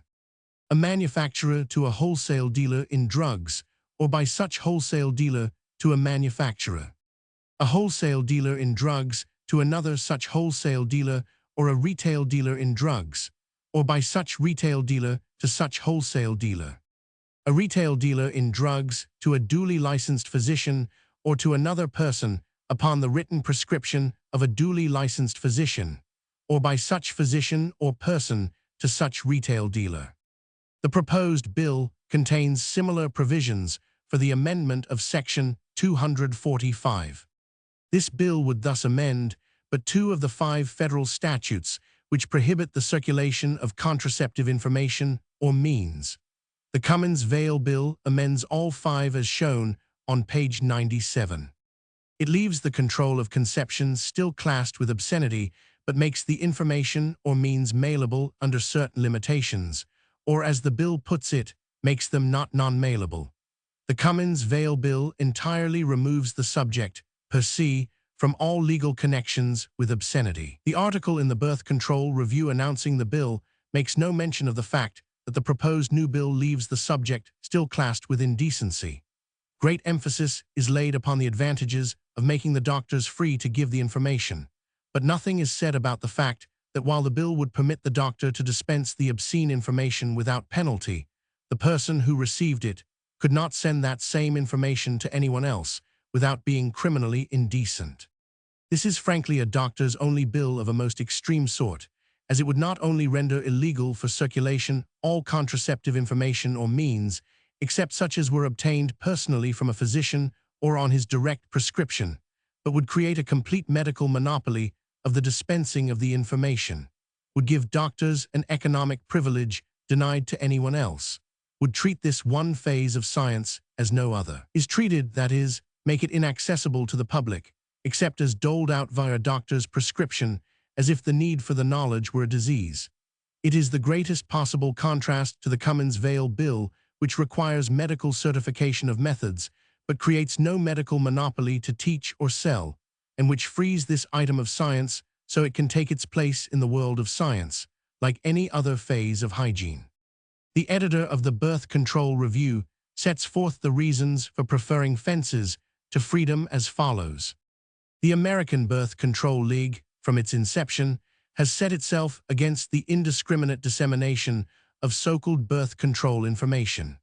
It holds that responsible controlled motherhood can only be attained if women first receive practical scientific education in the means of birth control. Scientific education implies the individual treatment of each woman according to her physiological needs, and this is impossible if she depends on advertisements or printed matter, which may or may not have been written with a thorough knowledge of anatomy and physiology, of the biological factors in conception, and of the nature and action of drugs and medicines. The implication seems to be that the repeal of the federal ban would release only unreliable information, whereas it would likewise release all the best and most authoritative information. All knowledge has to compete with ignorance, and no laws can prevent the struggle. What knowledge needs is an open field in which to make its effort to overcome ignorance. Holding this view, the American Birth Control League was convinced that a campaign for the repeal of these federal laws was of secondary importance until some educational work had been done. The first object was to remove in the public mind the idea that birth control implied one simple method that could be told by one person to another over the back fence, that it was the same for everybody, and that once told, nothing further remained to be done. It would surely seem as though a better demonstration of the futility of unsuitable methods could be made if it were made lawful to discuss and compare methods, than if, as at present, it is a crime to circulate anything which even names them. For the last 2.5 years, the American Birth Control League has been working by means of conferences and of the review to educate the public in the many aspects of the subject: sociological, economic, social, biological, physiological, and psychical. It has worked for the establishment of birth control clinics in New York State under the limitations of the New York law, which permits the giving of birth control information in cases of disease, and in other states where the state laws do not place this restriction on the medical profession. The federal law does not affect the internal affairs of the individual states. It does not prohibit the establishment of birth control clinics or the giving of advice and prescriptions by doctors in their public and private practice.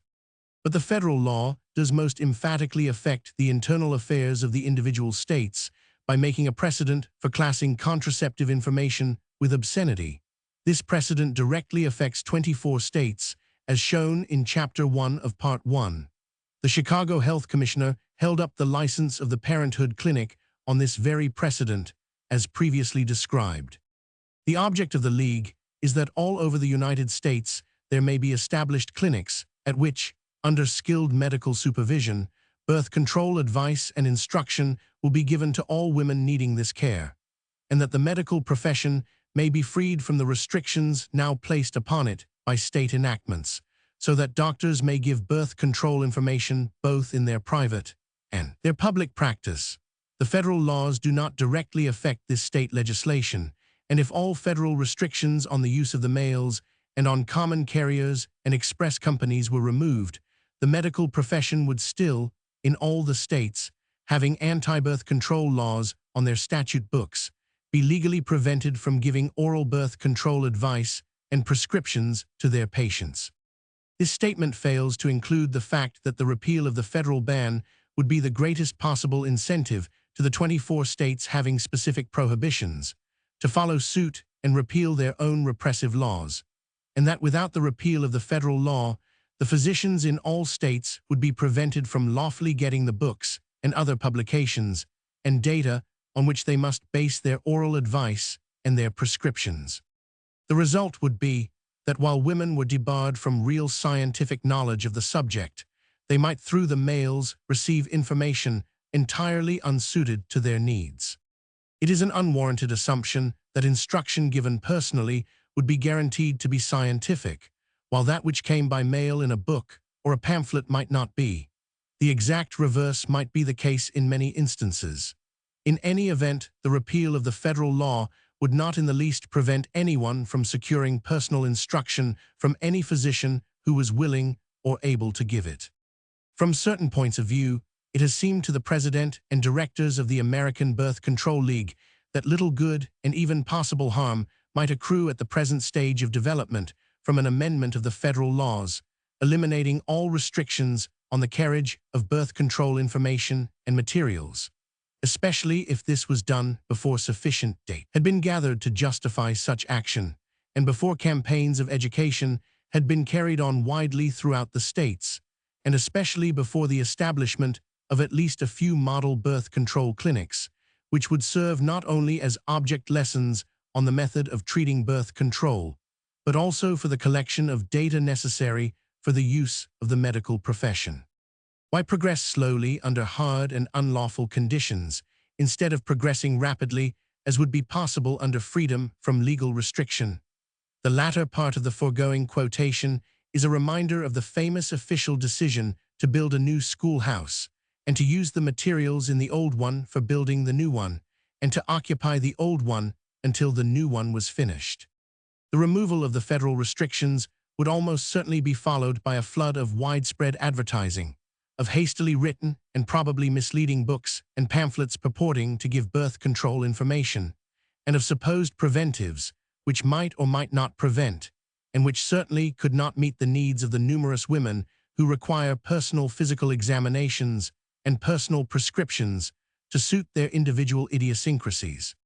Any hastily written, inadequate, or spurious information that might be circulated would have to compete with all the best, carefully written authoritative publications from abroad, and all the writings of many excellent American physicians who have long been ready to publish their wisdom on the subject. There are at least a dozen well-known American physicians who have studied contraceptive methods for 25 years or so, and who are ready to do their part toward the education of the profession and of the public by publishing technical books and pamphlets for the physicians and simplified hygienic instructions for the layman.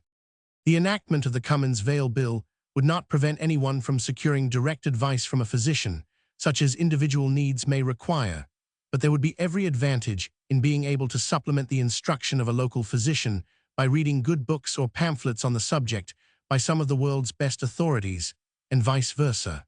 To argue as if the removal of the federal ban would interfere with individual instruction is putting up a man of straw. Moreover, if the opinion had been consistently held by the editor of the Birth Control Review that no one should receive any contraceptive instructions except those given to the individual by a physician making a prescription to suit the individual idiosyncrasies, and after making a personal physical examination, the review would not have carried, as it did for many months, advertisements of contraceptives that were so thinly veiled as to deceive no one. They were advertised as antiseptics. 5 such advertisements were in the very issue which contained the announcement of the new doctor's only bill, and the arguments that no one should have instructions except personally from a doctor. Any reader of the magazine could order these contraceptives by mail from the firms which advertised them, and the orders would be filled with no personal prescription or physical examination, and with no medical endorsement of the methods. All 5 of the methods thus advertised may be very inadequate unless used in certain circumstances and combined with other safeguards. Yet the review allowed its readers to run the risks and took the profit from the advertisements. These advertisements were presently discontinued after the magazine had been seriously criticized for publishing them. And further, one of these contraceptives was recommended by name in Mrs. Sanger's pamphlet on family limitation, in which she described various methods. Since 1914, 10 editions of this pamphlet have been sold or distributed.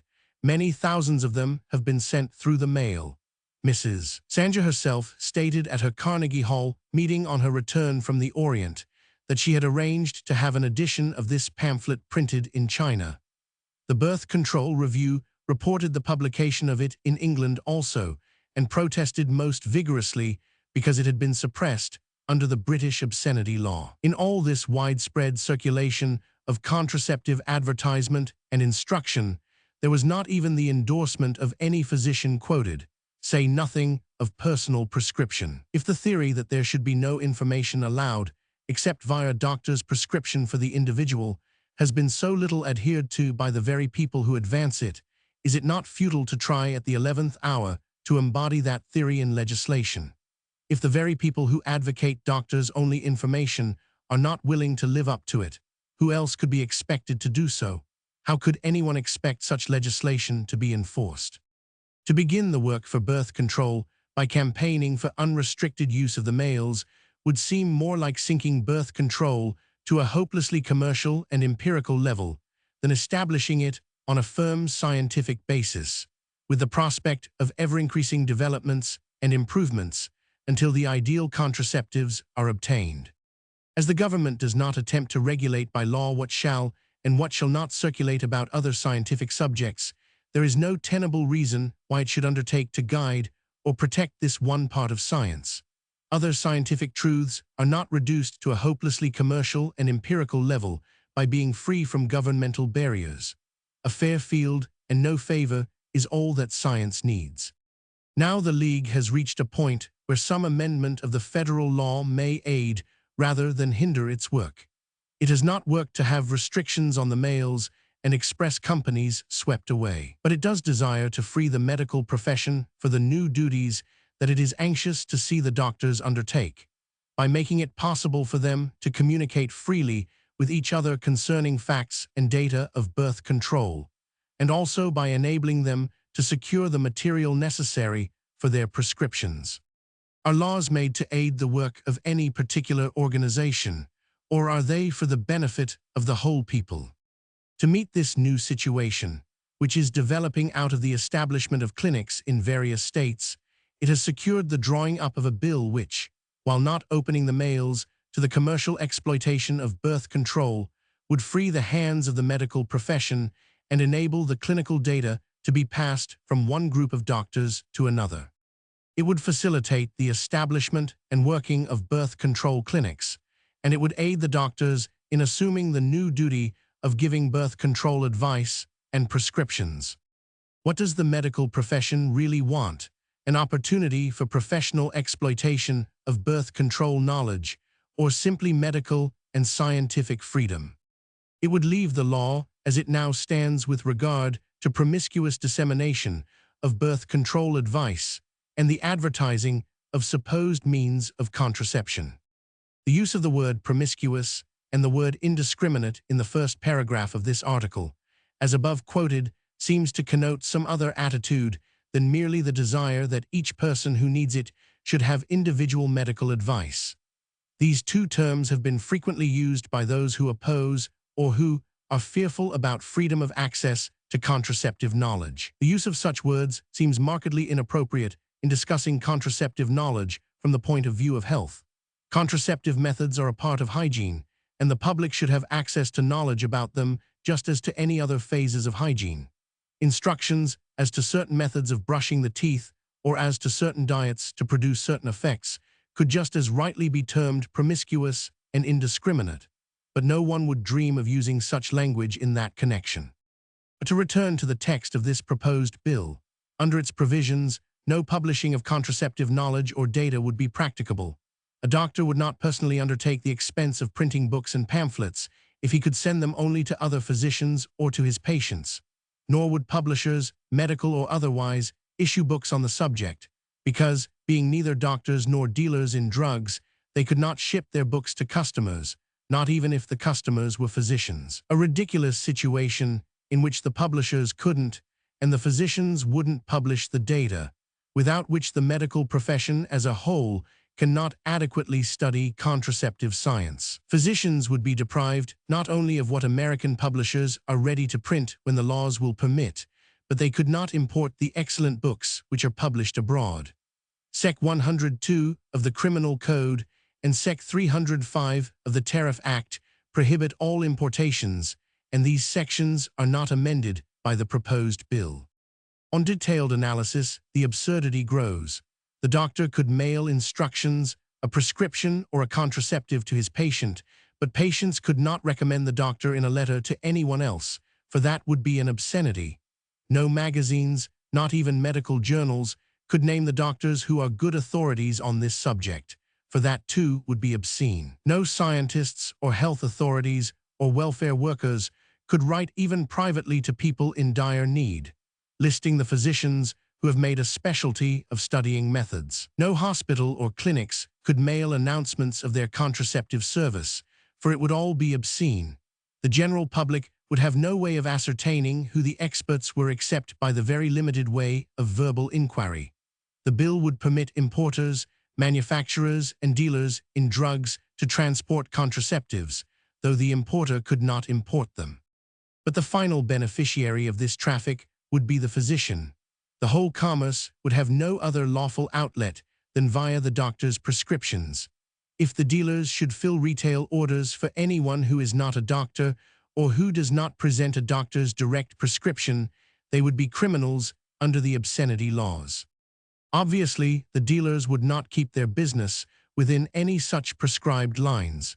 Even under the present laws, dealers sell contraceptives in ever-increasing quantity. They are either camouflaged as protection against venereal infection and as treatment for local ailments, or are sold on a plain bootlegging basis. Any attempt to keep this traffic within the bounds of this proposed bill would be just so much paper. No responsible legislators could be expected to take it seriously. The country is burdened with enough unenforceable laws already. Not only will dealers sell contraceptives anyhow, but the one thing individuals can be counted upon to do is to spread the news as to what doctors give good advice, to repeat and copy their prescriptions ad infin. Information exclusively by the doctor-to-patient system is ruined at the start. No possible laws could enforce it. Due either to the criticisms on this proposed legislation or to unaided sober second thought, this bill has recently been supplanted by another doctors-only bill, which is now supported not only by the officers of the American Birth Control League, but by the New York Committee on Maternal Health, a group made up mostly of physicians under whose auspices research work in contraceptive method is being carried on. Dr. Robert 50. Dickinson is its chairman. This new bill is somewhat less restrictive and has fewer inconsistencies and loopholes than the first proposed bill, but is nonetheless a medical monopoly bill in intent and is nonetheless class and special privilege legislation. And like the first one, it leaves the subject of the control of conception still classed in the obscenities and penalized as a criminal indecency. It also has the same stuttering provision which makes contraceptive information and means not non-mailable under certain conditions. These conditions are when they come from or are sent to a doctor, a medical publisher, an importer, manufacturer, or dealer, and with a final provision that the retail dealer cannot send anything of the sort to anyone except a physician or someone who has a written prescription from a physician. It provides for importing and exporting under similar restrictions. This newest version of a doctors-only bill has been drafted by George E. Worthington, acting director of the Department of Legal Measures of the American Social Hygiene Association. It reads as follows. Section 211, to be amended by adding the following. Provided that standard medical and scientific journals and reprints therefrom and standard medical works, which contain information with reference to the preventing of conception, are not non-mailable under this section. Provided further that any article, instrument, substance, drug, or thing designed, adapted or intended for preventing conception, or any written or printed information or advice concerning the prevention of conception is not non-mailable under this section when mailed by a duly licensed physician to another person known to him to be a duly licensed physician, one of his bona fide patients in the course of his professional practice, a printer or publisher, or by a bona fide printer or publisher to a duly licensed physician. Any article, instrument, substance, drug, or thing designed, adapted or intended for preventing conception is not non-mailable under this section when mailed in the regular course of legitimate business by an importer to a manufacturer or wholesale dealer in drugs, or by a manufacturer or wholesale dealer in drugs to an importer. A manufacturer to a wholesale dealer in drugs, or by such wholesale dealer to a manufacturer. A wholesale dealer in drugs to another such wholesale dealer, or a retail dealer in drugs, or by such retail dealer to such wholesale dealer. A retail dealer in drugs to a duly licensed physician or to another person upon the written prescription of a duly licensed physician, or by such physician or person to such retail dealer. Section 245, to be amended by adding the following. Provided that any drug, medicine, article or thing designed, adapted, or intended for preventing conception, or any written or printed matter concerning the prevention of conception may be imported into or exported from the United States by a duly licensed physician, or may be transported in interstate commerce within the United States, if consigned by a duly licensed physician, to another person known to him to be a duly licensed physician, or to one of his bona fide patients in the course of his professional practice. Any drug, medicine, article or thing designed, adapted, or intended for preventing conception may be imported into or exported from the United States by a person, firm, or corporation, including a manufacturer, engaged in an established legitimate business of importing and exporting drugs, or may be transported in interstate commerce within the United States, if carried or shipped in the regular course of legitimate business, by an importer to a manufacturer or wholesale dealer in drugs, or by a manufacturer or wholesale dealer in drugs to an importer. A manufacturer to a wholesale dealer in drugs, or by such wholesale dealer to a manufacturer. A wholesale dealer in drugs to another such wholesale dealer, or a retail dealer in drugs, or by such retail dealer to such wholesale dealer. A retail dealer in drugs to a duly licensed physician or to another person upon the written prescription of a duly licensed physician, or by such physician or person to such retail dealer. Section 312, to be amended by adding the following. Provided that the sale, loan, gift, exhibition, or offer thereof, of any article, drug, instrument, or thing, designed, adapted, or intended for preventing conception, or the giving, writing, or supplying of any oral, written, or printed information concerning the preventing of conception, by a duly licensed physician to another person known to him to be a duly licensed physician, or to one of his bona fide patients in the course of his professional practice, shall not be an offense under this section, nor shall it be an offense for established wholesale or retail dealers in drugs to sell, lend, supply, give away, exhibit, possess, or transfer to one another in the regular course of legitimate business, or to a duly licensed physician or to another person, upon the written prescription of a duly licensed physician, any article, drug, instrument, or thing designed, adapted, or intended for preventing conception. Any person obtaining any such article, drug, instrument, thing, or information in pursuance of this section may lawfully possess and use the same.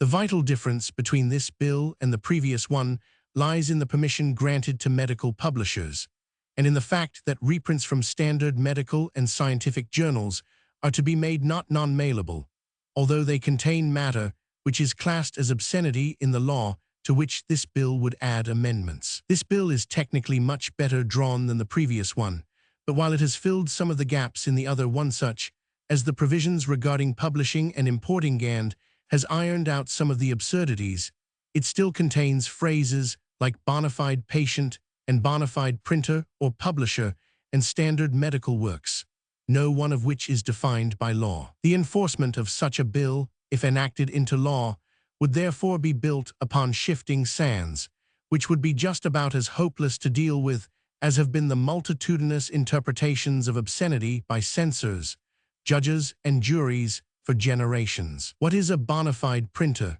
and what constitutes a standard medical or scientific journal, whose standard would the law sanction? Standards vary widely at any given moment, and from decade to decade they vary prodigiously. Indeed, it is not so long ago that it was not standard to relieve the suffering of childbirth. It was not orthodox, it was irreligious. Perhaps there were some who deemed it obscene. Laws should contain explicit terms, and not those whose interpretation can vary so as not only to nullify the intent of the law, but so as to result in limitless injustice to the public and to the individuals against whom they are enforced. The inclusion in the Bill of reprints from standard medical and scientific journals practically breaks down any sort of practicable restriction, for anyone can make reprints. If reprints, as well as the books and journals themselves, are made mailable, it means that almost anyone who wants contraceptive information can get it, and anyone who wants to can give it. And if, as has probably been the case, there is any idea on the part of those who devised this form of legislation, that restrictions of this sort will prevent the wrong people from getting contraceptive information or will prevent the abuse of contraceptive knowledge, they might as well abandon the idea at the start as to try to inflict so unenforceable a statute upon American citizens who are already staggering under a huge mass of unenforced and unenforceable laws. Those who are impelled to misuse contraceptives and to abuse the knowledge are quite clever enough to utilize reprints from the best authorities on contraception. There would be no such thing as keeping the knowledge within what anyone's notion of what proper bounds may be. There is no such thing now, even with our sweeping and unqualified laws. This proposed bill makes the effort to limit the accessibility of knowledge into a mere gesture.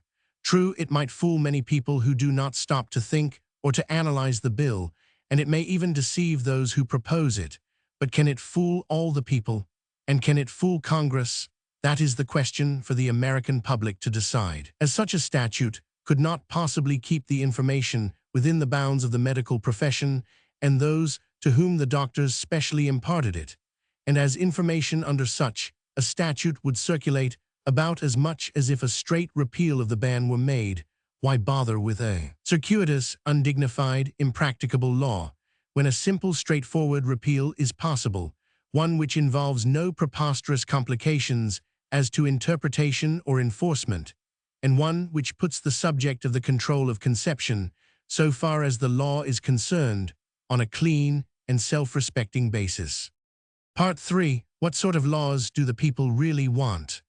Chapter 1. Do physicians want a doctors-only bill? Probably most physicians have not yet thought what sort of laws they want. Resolutions by medical associations depend largely on way subject is presented and by whom. Doctors have no interest in retaining obscenity connection as such. Only few want doctors-only bill for mercenary reasons. Endorsement proposed for American Medical Association in 1920, sidetracked in department. President of A1000. A. Cordial to idea of straight repeal. American Institute of Homeopathy and various local medical associations endorse Cummins' Vail Bill. New York Academy of Medicine took doctors-only stand on recommendation of small subcommittee when many members are for straight repeal. Conferences of doctors and lawyers in Chicago and New York advise against all limited legislation. Dr. Pusey, ex-president of American Medical Association, warns against silly legislation. Straight repeal, the only recommendation of doctors and lawyers. Unfair to attempt to hold medical profession legally responsible for moral use of contraceptives. Doctors on the whole more interested in professional prestige and credit for devising contraceptive methods than in any exclusive control of their use. Naturally, the offhand answer to such a question as do the physicians want a doctors-only bill is that some do and some do not. There is no accurate way of estimating the proportion of each kind, but there are some significant points to be surveyed as to the reasons offered by those who do stand for it.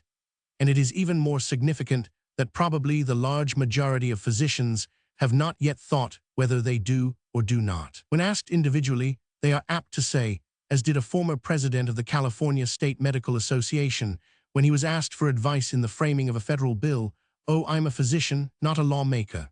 I must leave that to the experts." But he emphatically believes in birth control and in the responsibility of the medical profession toward the subject. In his retiring presidential address, he said, "It is up to the profession to urge the repeal of the laws against birth control." When the question of birth control legislation has been brought up at meetings of medical associations, it is perhaps safe to say that more resolutions have been killed in committee than have been submitted to the members for a vote. the reasons being about the same as those which have inhibited Congress, including consideration for the feelings of Catholic members. The vote on those which have been submitted has depended considerably on the way the resolution was worded, and somewhat on who proposed the resolution. This is no disparagement on medical associations. It might quite as truthfully be said of almost any sort of organization. It is a human failing to vote aye in meetings on any proposition which has a generally good-sounding purpose, or which is introduced by someone in whom the people present have general confidence. It is only occasionally that resolutions are dissected with care by any large body of people and voted upon with full comprehension of their meaning. This human disability operates just as effectively one way as another, unless the question at issue is very clear-cut and the pro and con positions are very sharply defined. It seems more than likely that many medical associations would quite readily endorse such a bill as that drafted by Mr. Worthington and described in the last chapter, if someone were to present it with a speech emphasizing the need of the people to have reliable scientific information and to be protected from all manner of quackery and commercialism, and if nothing were said about how the bill leaves the subject of contraception still a criminal indecency, and how such a law could not possibly be enforced to give the protection it is aimed to provide, or how it would establish a class privilege in the exploitation of birth control information. On the other hand, it is just as likely that many medical associations would endorse the Cummins-Vail bill if it were presented as a means for rescuing contraceptive science from all legal connection with indecency and giving to the medical profession the opportunity it has long needed to study and teach the control of conception on the same basis that it teaches all other subjects which relate to health, that is, with freedom, and also an opportunity to put out of business, by critical publicity, the vendors of worthless or harmful contraceptives who are now carrying on camouflaged or bootlegging operations. Indeed, such endorsement has already been made by a number of medical associations, as well as by hundreds of well-known individual physicians. While resolutions in general may usually be taken with a grain of salt, it is also fair to assume that neither medical associations nor any other groups of intelligent American citizens would naturally take a stand against the principle of freedom in education if they once recognized the issue clearly. That there is a small percentage of the medical profession which is animated by a mercenary motive in regard to the giving of contraceptive instruction, and would therefore stand for a doctors-only bill must be regretfully admitted, but with the cheerful guess that it is a very small proportion. There is one leading obstetrician known to the writer who protested against his wife's attending a parlor meeting on birth control, on the ground that if you encourage that sort of thing, you know our income will be cut in two. Instances are not unknown, too, of physicians who have recommended a doctors-only law, and who have profiteered quite shockingly in the contraceptives which they sell at present unlawfully to their patients. The most forthright instance known to the writer was that of a physician who was very strenuous in advocating a doctors-only law, so much so that he was the means of having that recommendation formulated officially by a local but large and important medical association. In private conversation, he admitted all the reasons for a complete repeal of the restrictive laws. He granted that the subject was not obscene, that ignorance and half-knowledge made widespread suffering and disaster in family life, that people should be able to get reliable scientific instruction and get it quickly. Yet he stuck to the doctor's only idea in its most narrow form, that is, that no information should be available except by personal consultation with a doctor. He was fearful lest the repeal of the federal ban would produce a flood of quackery. When asked if he did not have confidence that the medical profession would rise to the occasion and to educate the public as it ought to be educated on this subject, just as it rose to the occasion when the war came and educated both the soldiers and the public on the matter of venereal disease, his answer was, "What do you take us for? We are not reformers. We are busy men with our livings to earn."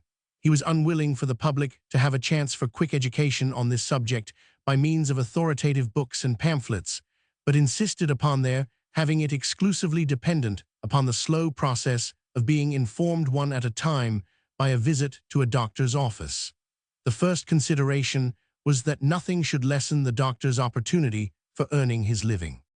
Contrasted with this attitude is that of physicians like Dr. Lawrence Litchfield of Pittsburgh, former president of the Pennsylvania State Medical Society, who spoke at the hearings in Washington on the Cummins-Vail bill and whose remarks have been quoted in a previous chapter. Representative similar opinions are the following. Dr. George Bloomer of New Haven, Con. It is better to enlighten people by education than by legislation. I do not feel as a matter of principle that the regulation of birth control should be entirely in the hands of physicians. There are many cases where the problem is not a medical one at all. Dr. Jerome Cook of St. Louis. No distinction should be made between this and other forms of medical knowledge, and no restriction should be placed upon the spread of knowledge. Dr. Alexander Forbes of Harvard Medical School. The one thing I feel sure of is that the principle in the present law, classifying contraceptive knowledge as obscenity, is essentially hypocritical and unsound. Dr. A.B. Emmons II of Harvard Medical School. Education rather than watertight legislation. Censorship of manufactured articles. A few good popular articles of sound advice and vigorous warning against dangers and quacks by leading medical authorities is about all that can be done. I believe in leading rather than prohibiting. Dr. Alma Arnold of New York. Enlightenment by education rather than by new laws. We have too many laws now. Logic and education of the individual must take the place of snoopery by appointed guardians. Dr. Charles S. Bacon of Chicago. Any attempt to limit the teaching of contraception to a class will be, I think, useless. Worthless drugs and appliances will probably disappear in the course of time because of disappointments resulting from their use. If laws regulating the sale of poisons do not suffice, they should be amended.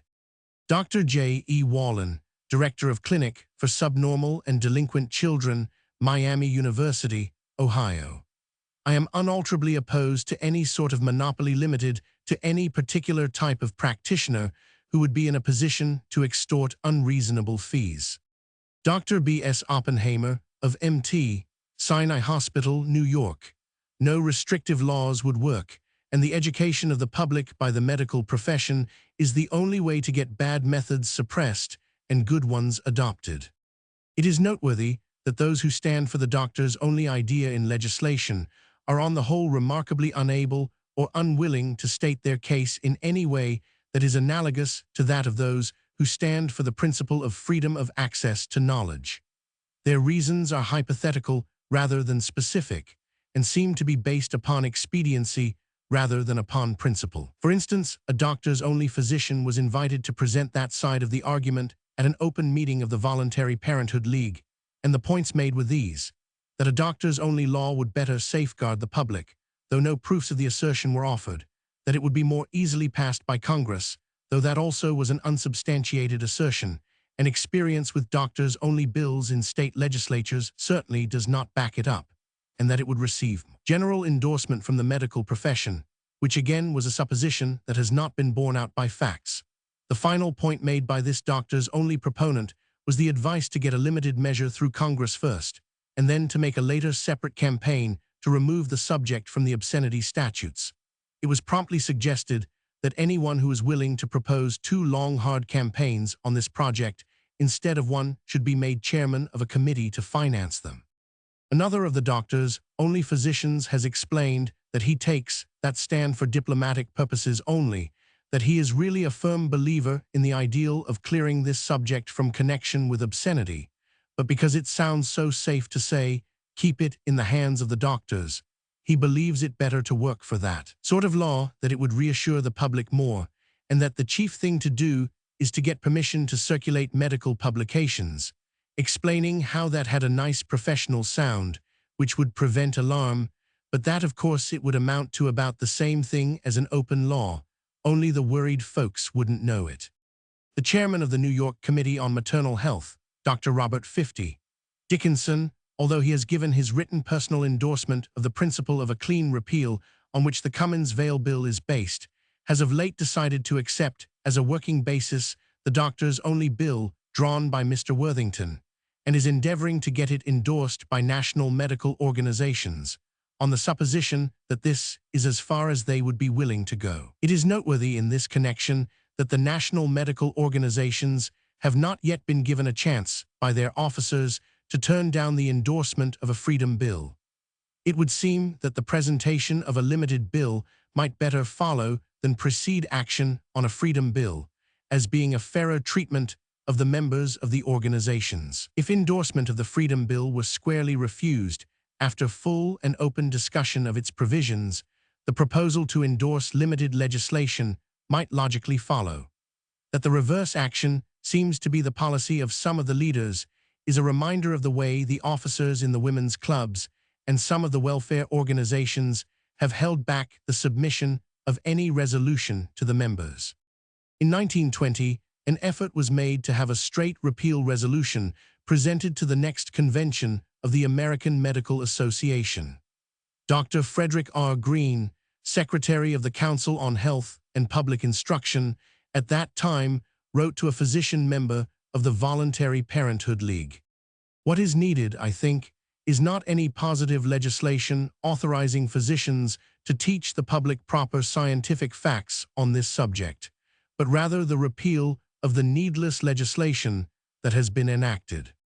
In referring to Comstock as the source of this needless legislation, he said, "Comstock was a fanatical social reformer who carried his views regarding purity to a ridiculous extent. In fact, it is only in late years, since Freud has shown the real workings of this type of mind, that we are able to understand the reason for some of Comstock's efforts." A few months later, the director of the Voluntary Parenthood League and a physician member of the National Council had a personal conference with Dr. Green, with the result that he agreed to submit, as a part of the tentative report of his Council on Health and Public Instruction, a resolution favoring the removal from the obscenity statutes of the ban on contraceptive knowledge. If the 5 other members of the Council should approve of including the resolution in the report, it would then be presented to the convention of the whole American Medical Association, and if accepted as read, would stand as the endorsement of the association. The resolution was worded as follows: "Whereas one of the primary necessities for family, and therefore for public health, is an intelligently determined interval between pregnancies, to be secured by regulating the inception of life, and not by interfering with life after it starts, and whereas the prohibition of the circulation of information on the control of conception should never have been included in federal or state obscenity laws. Be it resolved that the House of Delegates of the American Medical Association recommends the removal of this prohibition from the obscenity statutes, and be it further resolved that for the protection of the public against unhygienic information, new separate statutes be enacted, providing that all information circulated and all materials sold for the purpose of controlling conception must bear specific endorsement by duly licensed physicians." For some unexplained reason, the resolution disappeared from consideration. The only indication of a reason was one which hardly seems to be sufficient to be the whole cause, namely, that owing to a delay in printing the tentative report, the members of the Council on Health and Public Instruction received letters from interested physician members of the Voluntary Parenthood League, urging the adoption of the resolution previous to their receiving from the Secretary of the Council copies of the tentative report containing the resolution. It seems unlikely that an unwitting mishap of this sort would be the only thing which prevented procedure, if procedure was what was wanted. Judging by letters from the interviews with members of the Council, there was general hospitality to the idea embodied in the resolution. When Dr. Litchfield spoke at the second hearing on the Cummins-Vail bill in May 1924, it will be remembered that he replied to Congressman Hersey's question as to why have you not succeeded in getting them, the American Medical Association, to adopt this, by saying, "The Medical Society has been very busy, but they will do this eventually. The president of the American Medical Association told me so. I met him in conference at Atlantic City, and he said all the members were in favor of birth control, and it was only a question of time when we should have it. I am not authorized to give his name, but he stands as the first man in American medicine. When Dr. William Allen Pusey became president of the American Medical Association, he made a very forthright appeal for the utilization of contraceptive knowledge as imperative for health and social welfare, and he is opposed to the retention of the Comstock laws. In his address at the last International Neo-Malthusian Conference in New York, he said, "The first prerequisite to satisfactory study of any subject is free access to the knowledge of it, and that necessitates the unrestricted interchange of experience and information among scientific men. That is not allowed now upon the subject of methods of birth control. We are not in a position where we can freely determine the merits and demerits of the subject. It is not that methods of birth control are not discussed and practiced. They are everywhere. But the facts and the fictionaire passed from individual to individual, ignorantly, crudely, unsatisfactorily, and in ways that are often vicious. It is only scientific, decent discussion of the subject that is prevented, the sort of discussion that is necessary and can only be had when it is untrammeled among self-respecting men who can bring to its consideration knowledge and wisdom. To see that this is brought about as quickly as possible is a thing worthy of the vigorous efforts in that direction that are now being made." The italics are ours. The American Institute of Homeopathy, the national organization of the Homeopathic School of Medicine, has already passed a resolution in favor of the straight, clean repeal as provided in the Cummins-Vail Bill. Several state and local medical associations have done likewise, and so far as the writer knows, there have been only 2 instances where a medical association has gone on record in favor of doctors-only legislation. One was the Ohio State Medical Association, the other the New York City Academy of Medicine. The latter organization forms a rather striking instance of the way forceful leadership and minority opinions can be made to dominate a membership, which is either passive or holds other views. Early in 1920, the Public Health Committee of the Academy was asked to endorse the straight repeal measure, which later became the Cummins-Kissel Bill. The committee had 29 members. The question was referred to a subcommittee of 5, which presently reported against endorsing the bill, and the report was accepted by the Health Committee. The subcommittee did not approve, on the grounds that such amendment would remove every obstacle to the indiscriminate distribution of information relating to and advertisements of methods for prevention of conception, both from lay and professional sources.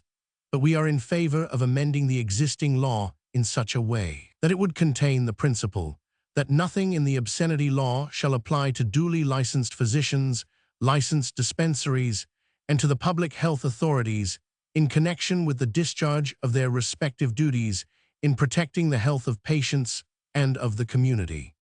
It was known that there were many members of the Academy who were not accurately represented by this decision, and who did want the subject removed from the obscenity statutes, instead of merely permitting physicians to infringe the law without being subject to penalty. Indeed, some of the more prominent of the 29 members of the Health Committee had previously signed the Statement of Endorsement, which constituted the platform of the Voluntary Parenthood League, and which contains the following paragraphs. "We desire to help in supporting a body of public opinion, which will lead to so amending the federal and state laws that it will not be a criminal offense to give out information on the subject of birth control, and that such information will not be classed with obscenity and indecency. We believe that the question as to whether or not, and when a woman should have a child, is not a question for physicians to decide except when a woman's life is in danger, or for the clergy or for the state legislators to decide, but a question for the individual family concerned to decide. For these reasons, the Health Committee was asked to reconsider, but declined, although some of the members as individuals expressed sympathy with the broader aims of the freedom legislation. A few months later, the new protective clause of the Cummins-Vail Bill, or at least the forerunner of it, was formulated. This was to provide a separate statute, quite apart from the obscenity sections, to the effect that no printed information as to methods of preventing conception, and no ingredients compounded for the purpose of preventing conception shall be transportable through the mails or by any other public carrier in the United States, except such as bear endorsement by duly licensed physicians or public health authorities. It was thought by the officers of the Voluntary Parenthood League that such an addition to the bill would meet the views of those who wanted medical restrictions for the sake of protection to the public, at the same time that it was not class or privilege legislation, and it was consistent with the main part of the bill by which the subject was removed from the obscenity laws. So once more the Health Committee of the Academy of Medicine was asked to consider. The answer this time was that the Secretary did not believe that the committee would care to take up the matter of amendments anew. In conversation later, the Secretary said that it was not the function of the committee to determine exact legal phraseology, but merely to express broad principles which they had sufficiently done previously when they adopted the report of their subcommittee. He did, however, express his own interest in the fact that the League seemed to have come around to the view of the Academy Committee. He evidently did not grasp the wide difference in principle and see that the Academy Committee recommendation would establish a medical monopoly of the distribution of information, while the new protective section proposed by the League would secure medical sanction for methods, but without the possibility of monopoly.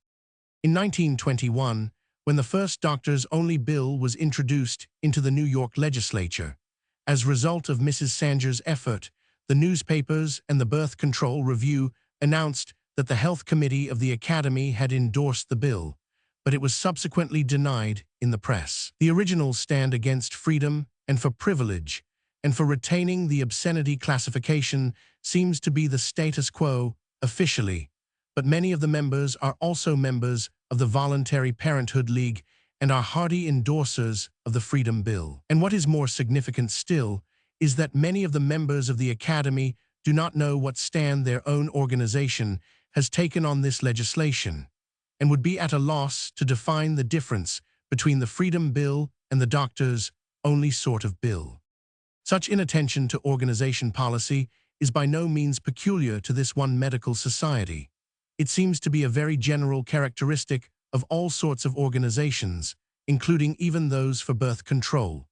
People join organizations because of the general object and their own general interest in that object, but that is not at all the same thing as taking careful note of the means propounded for achieving that object. So it happens that a few active members, like chairmen of subcommittees, can commit whole organizations to a policy that would never be adopted if the individual members had all the facts in hand and took the time to weigh the merits of differing propositions. And when once a decision has been officially adopted, it is considerably difficult to have it changed.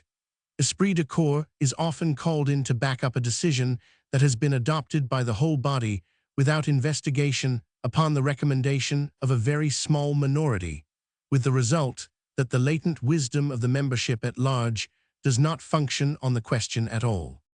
In the instance of the New York Academy of Medicine, just described, the workings of this sort of esprit de corps conscience were not without a humorous side.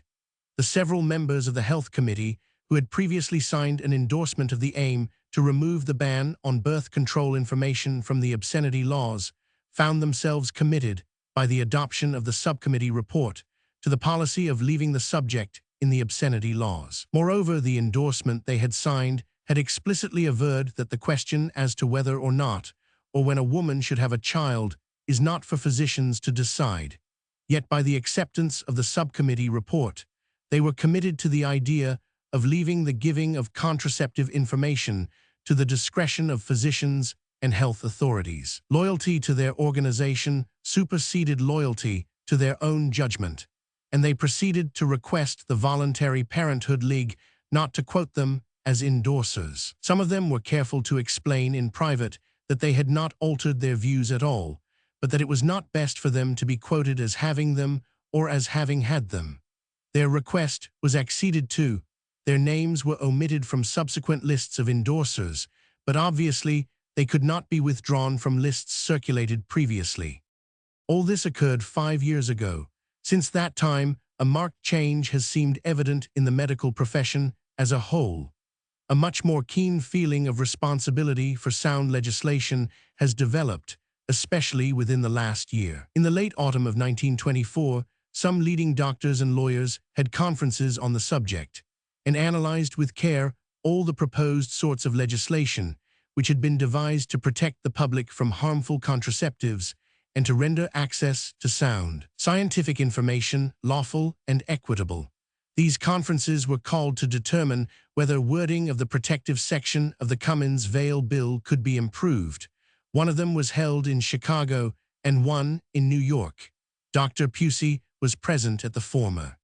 The consensus of opinion at both conferences was against all doctors-only types of legislation and for straight freedom for science. The doctors as a whole were of the opinion that an unencumbered clean repeal of the contraceptive prohibition laws would give the medical profession a larger chance to serve the public well than any other proposed measure. The lawyers emphasized the fact that no possible statutes can guarantee sound instruction for the public, that only education can approximate that result, and law cannot and must not prescribe education. The conferences even advised against the protective section of the Cummins-Vail bill as inadequate and sure to be meaningless in many instances of its application. There was general opinion that the existing Food and Drug Act will apply effectively to suppress fraudulent contraceptives when the ban against the circulation of contraceptives is removed. These conferences were reported in the Birth Control Herald, from which the following excerpts giving salient points are taken. The doctors-only type of legislation heretofore has had sincere approval from a considerable number of physicians who are unquestionably beyond the appeal of mere money-making in the giving of contraceptive instructions. They were bent upon having good methods taught, knowing full well how harmful and fraudulent methods are being secretly and illegally circulated at present.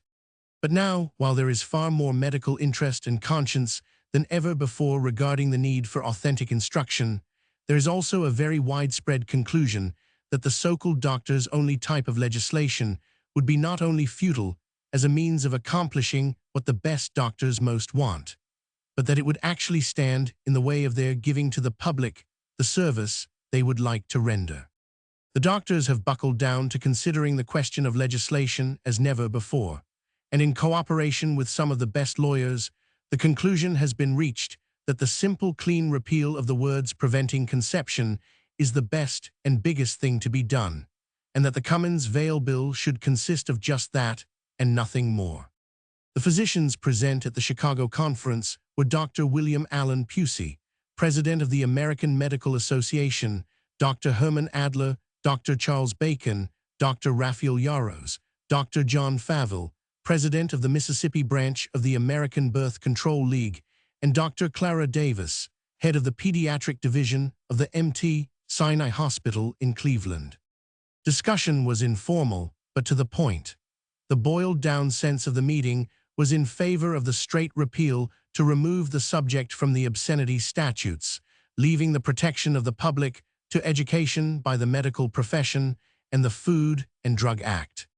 All the chief propositions for securing substantial protection by legislation were taken up and found wanting. They were turned down as elusive and inadequate, and even as stumbling blocks to progress. Dr. Pusey, whose forthright views on birth control became widely known when he discussed the subject in his presidential address before the convention of the A1000.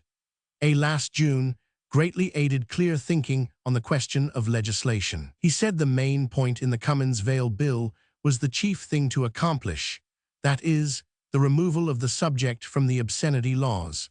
He did not wish to say definitely that no sort of protective legislation was a possibility, for he had not had the time to consider all the alternatives to the vanishing point.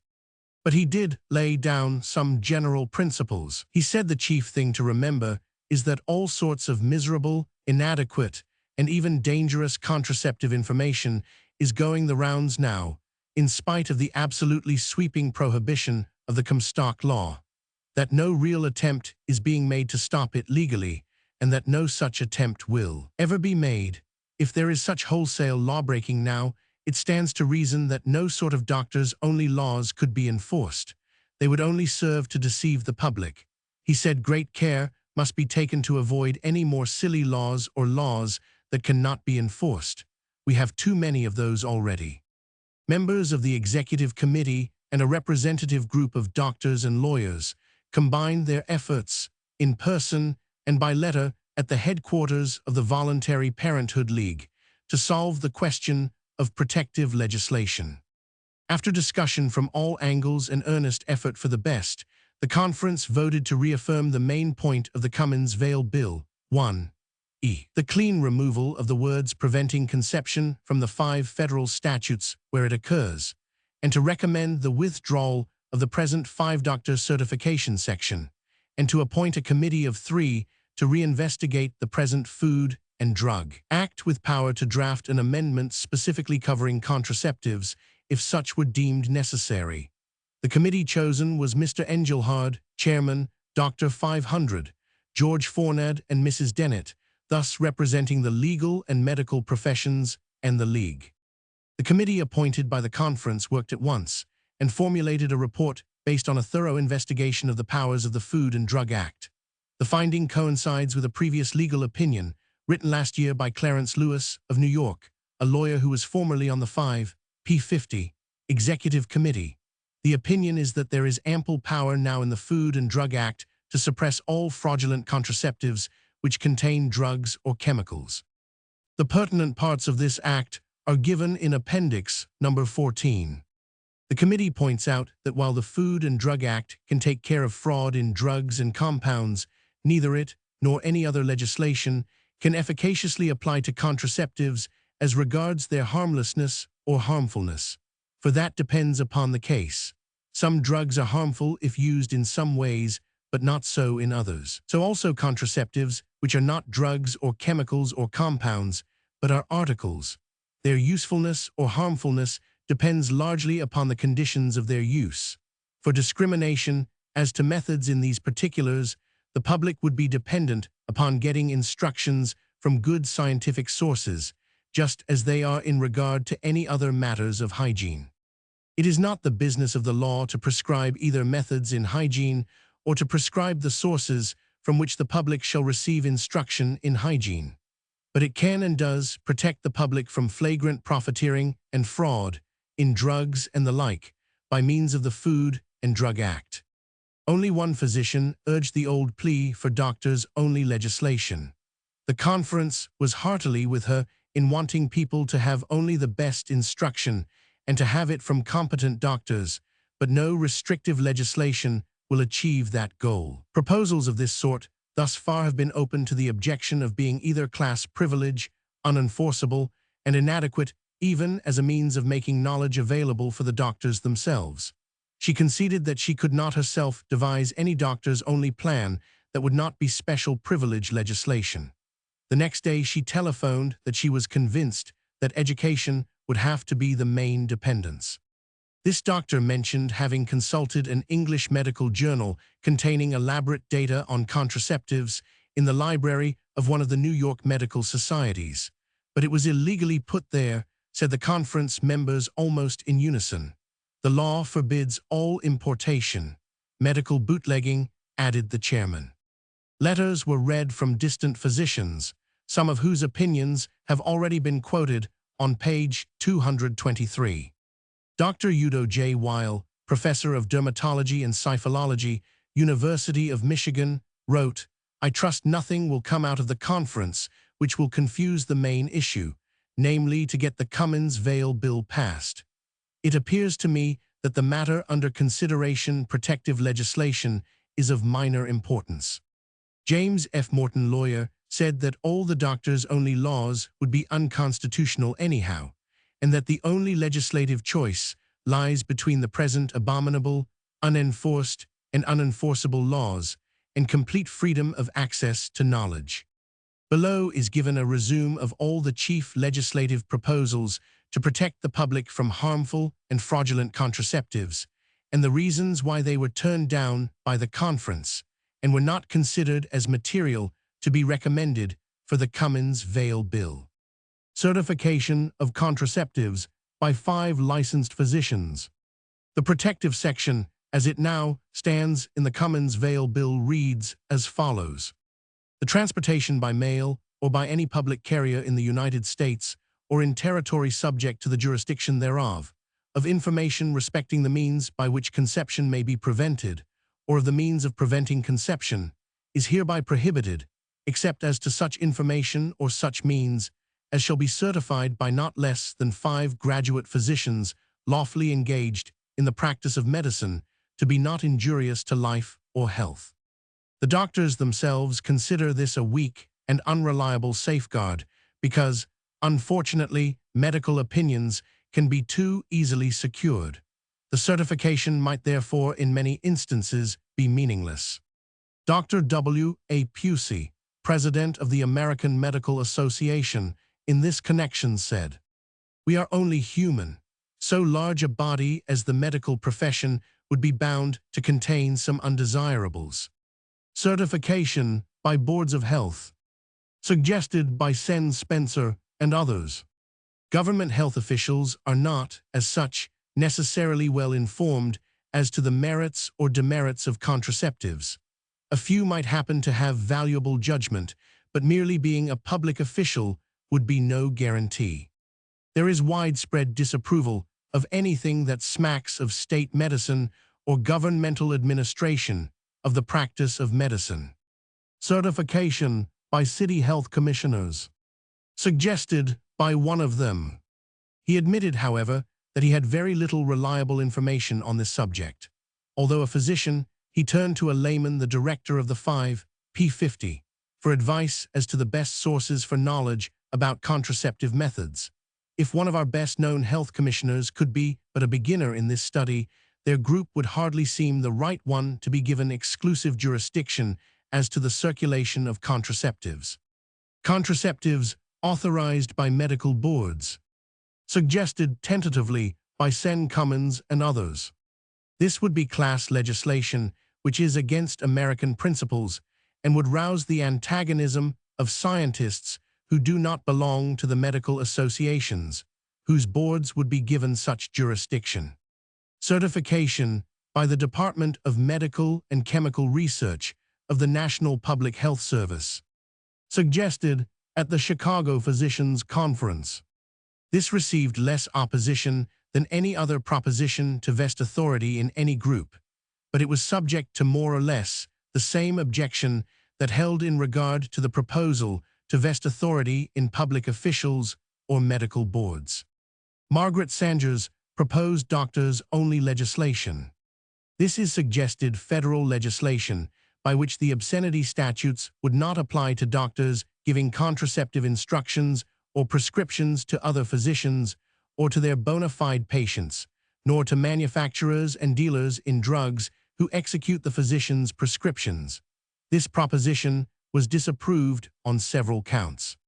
First, because it leaves the subject of contraceptive science still classed with obscenity. Second, it is merely a permit to physicians to do what would be a crime under the obscenity law for anyone else to do. Third, it would establish a medical economic monopoly of the circulation of contraceptive knowledge.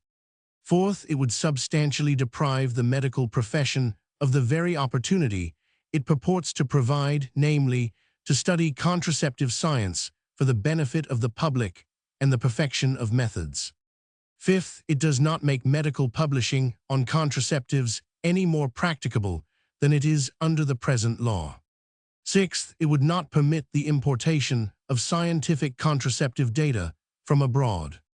The conference took place before Mrs. Sanger had abandoned this form of doctors-only bill in favor of the form subsequently drafted by Mr. Worthington, as described in the previous chapter. Some of these criticisms are not applicable to the Worthington draft, but the first and second ones do apply.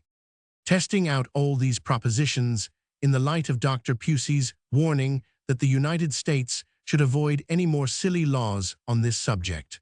All but one are open to further objection in the ground of wholesale unenforceability. The present protective section of the Cummins-Vail Bill is the least unenforceable, with its provision for certification of methods by at least 5 licensed physicians. Under that provision, there would be relatively little temptation to evade the law. But all the others would be more or less unenforceable, the Sanger proposition most of all. Out of all the dust of discussion, the straight repeal emerges clear and clean. The doctors said it was the only practicable legislation, and the lawyers that it was the only sound legislation. It has been noticeable that physicians, in discussing birth control legislation, if they have leaned at all toward laws to keep the imparting of information exclusively in medical hands, have done so with a view to safeguarding the people from harmful or fraudulent methods, and have not urged it as a means for regulating morals. But laymen, notably club women, quite frequently have jumped at a hasty and thoughtless conclusion that somehow, if the knowledge is kept by law in the hands of the doctors only, and is given out by them according to their discretion, it will be kept from reaching those who want to utilize it in illicit relationships. This assumption is the flimsiest kind of self-deception.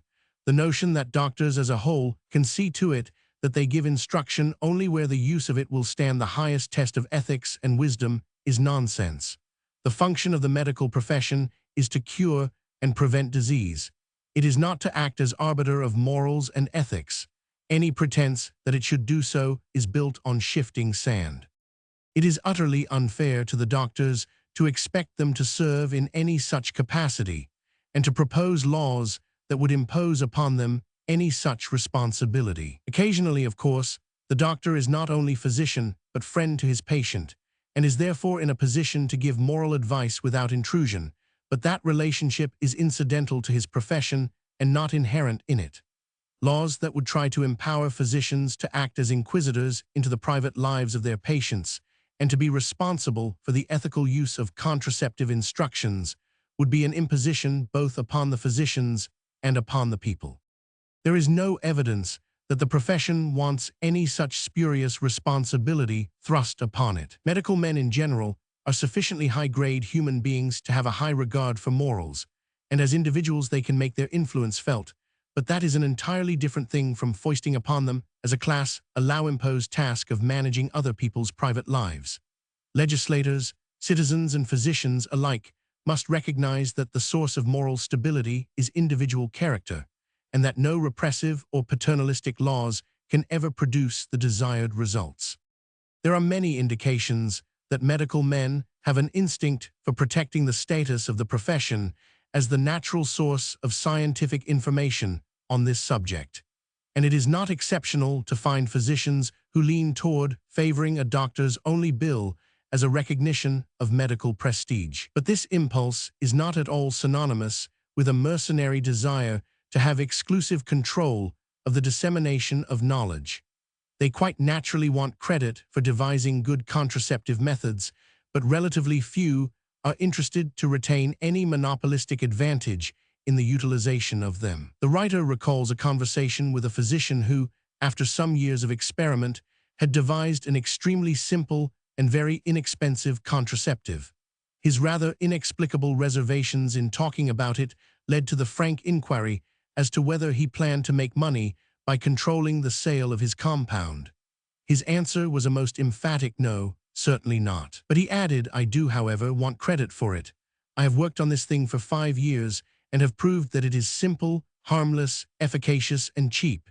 It has solved the problem for my own patients and will do the same for thousands of others. All I want is that the formula shall stand as a part of my professional record." He solidly approves the freedom idea in legislation. Chapter 2. What do the people want? People's first individual want is reliable contraceptive information. Strong probability that people prefer decent, enforceable laws to those which are dirty and unenforceable. Choice cannot be put up to United States town meeting fashion. Reader asked to make own choice by elimination of what he does not want. Do you consider contraception indecent? Should laws penalize the decent majority to reach the depraved few? Should the control of conception itself be made a criminal act by law? Abstinence as method of birth control has no legal standing in the U.S. Do you want unenforceable laws? Can doctors' only laws accomplish their own aims? Are they enforceable? Do all contraceptives require personal medical instruction? Proponents of doctors' only bill admit they do not. English Birth Control Organization disapproves doctors' only stand. Best known English authority on birth control is biologist, not 1,500. Are laws to control improper advertising of contraceptives practicable? Average Citizen 2, occupied to analyze legislative proposals. Proponents of limited legislation backward about explaining their bills to the public. They refuse to debate openly or confer privately with the proponents of the Freedom Bill. What do the people want? No doubt, the first conscious want of most people so far as birth control is concerned is simple, reliable information about methods.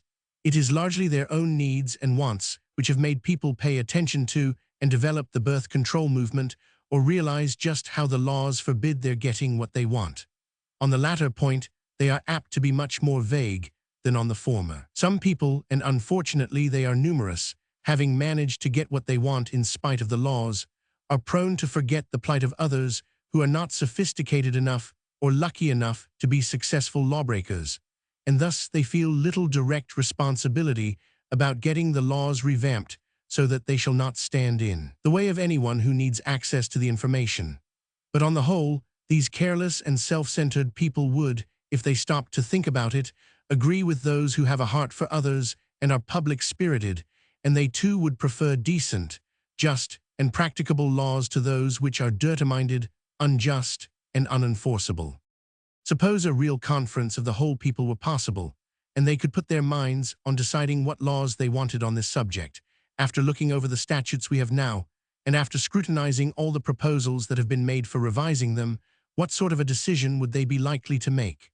What would their conclusion be, if left entirely to their own devices, with no experts to tell them what to say, and with the whole responsibility on their own shoulders? They would doubtless be deficient in putting their ideas into legal phraseology. The technician might have to be called on for that. But would they be likely to vote any sort of suppression or restrictions upon themselves? Is there any precedent in history for a body of people ever doing that? Have people ever united to express their lack of faith in themselves and said, "Let us have laws to keep us from knowing this and that, as we cannot trust ourselves to use the knowledge rightly"? On the contrary, whenever people unite in demands for themselves, are those demands not always for freedom rather than for repression? But since a United States town meeting on this subject is a wild hypothesis, perhaps the next best thing would be for the reader to look upon himself as the one person upon whom the answer to this question rested, with the responsible knowledge that whatever he really wanted would forthwith become the law of the land, and realizing also that what he basically wants is, probably 10 to 1, what most everybody else wants too. The simplest way to reach a conclusion about this law question would seem to be by elimination. First then, do you want the laws related to birth control to remain as they are now? Do you approve the legal company the subject is in under such law classifications as obscene literature, indecent articles, and entangled with such adjectives as lewd, lascivious, filthy, and immoral? No, you wish it rescued. Then the bill to repeal those two words preventing conception from all the obscenity statutes is what you want. But wait, it may not be so simple as that. How about those who do feel that the control of conception is more or less indecent, the people who have somewhat comstocky minds, to whom any reminder of sex is a danger? Are they anything like a majority? If so, would you want to let the laws remain as they are in deference to their feelings? Though no one can prove it, they are probably nothing like a majority, but even if they were, should the normal, clean-minded people be penalized for their sake? And further, is it the proper function of government to maintain laws to protect people's feelings about sex or anything else? Those who want to may feel as indecent as they please about the control of conception. They do not need laws to help them do it. The function of law is to protect people's rights. As no one's mere feelings are an intrusion upon another's rights, it is no concern of the law to deal with them. The laws as they stand now are a gratuitous insult to the great mass of the people who do not consider the control of conception indecent. Do you want that legal insult maintained? Then how about those whose chief interest in the control of conception is in connection with actual sex depravity and perversion, and who wish the information for that purpose. Do you want the obscenity laws to remain as they are, for the sake of trying to make them apply to those people? Hardly, because they are undoubtedly a small minority anyway, and they are quite clever enough to break the laws successfully, besides.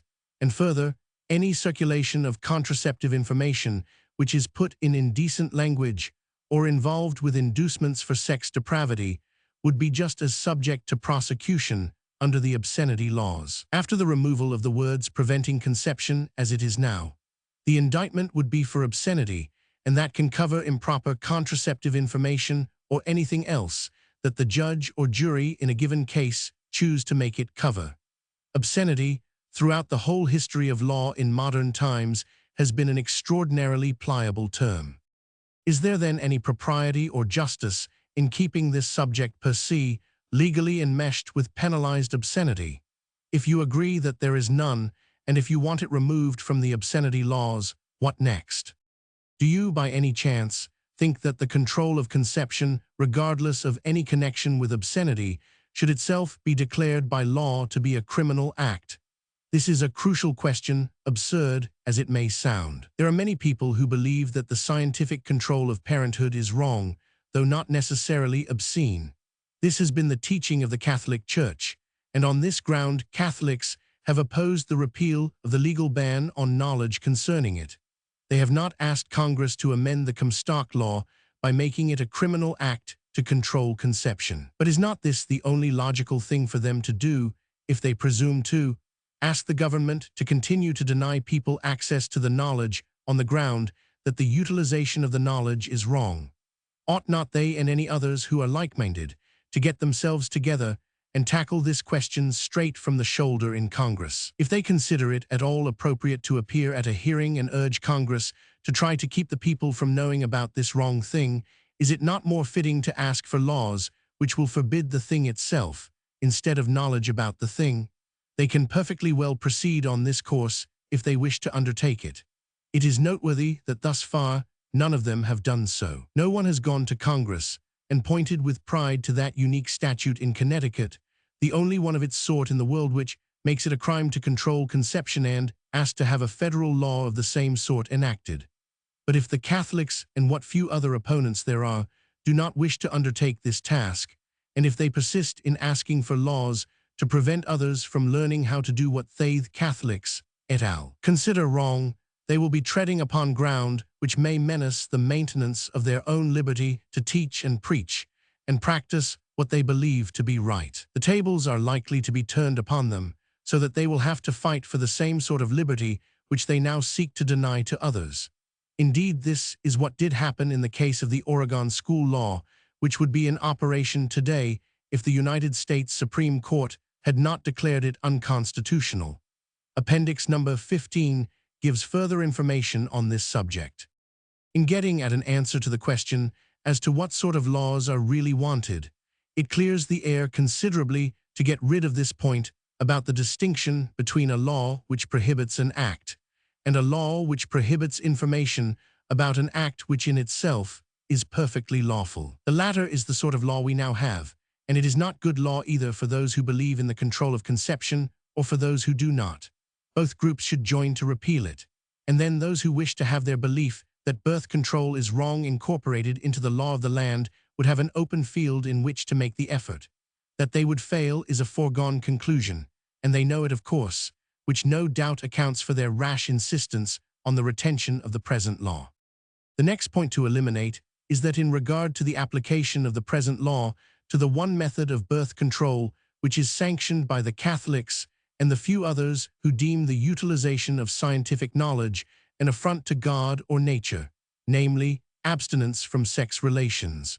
The writer has a letter from Rev. John A. Ryan, director of the National Catholic Welfare Council, in which he says, "There is no question of the lawfulness of birth restriction through abstinence from the relations which result in conception." This assertion has been repeatedly made by other opponents, but that it is a mistaken assertion was pointed out by Congressman Vail and by Prof. Roswell Johnson at the hearings on the Cummins-Vail bill.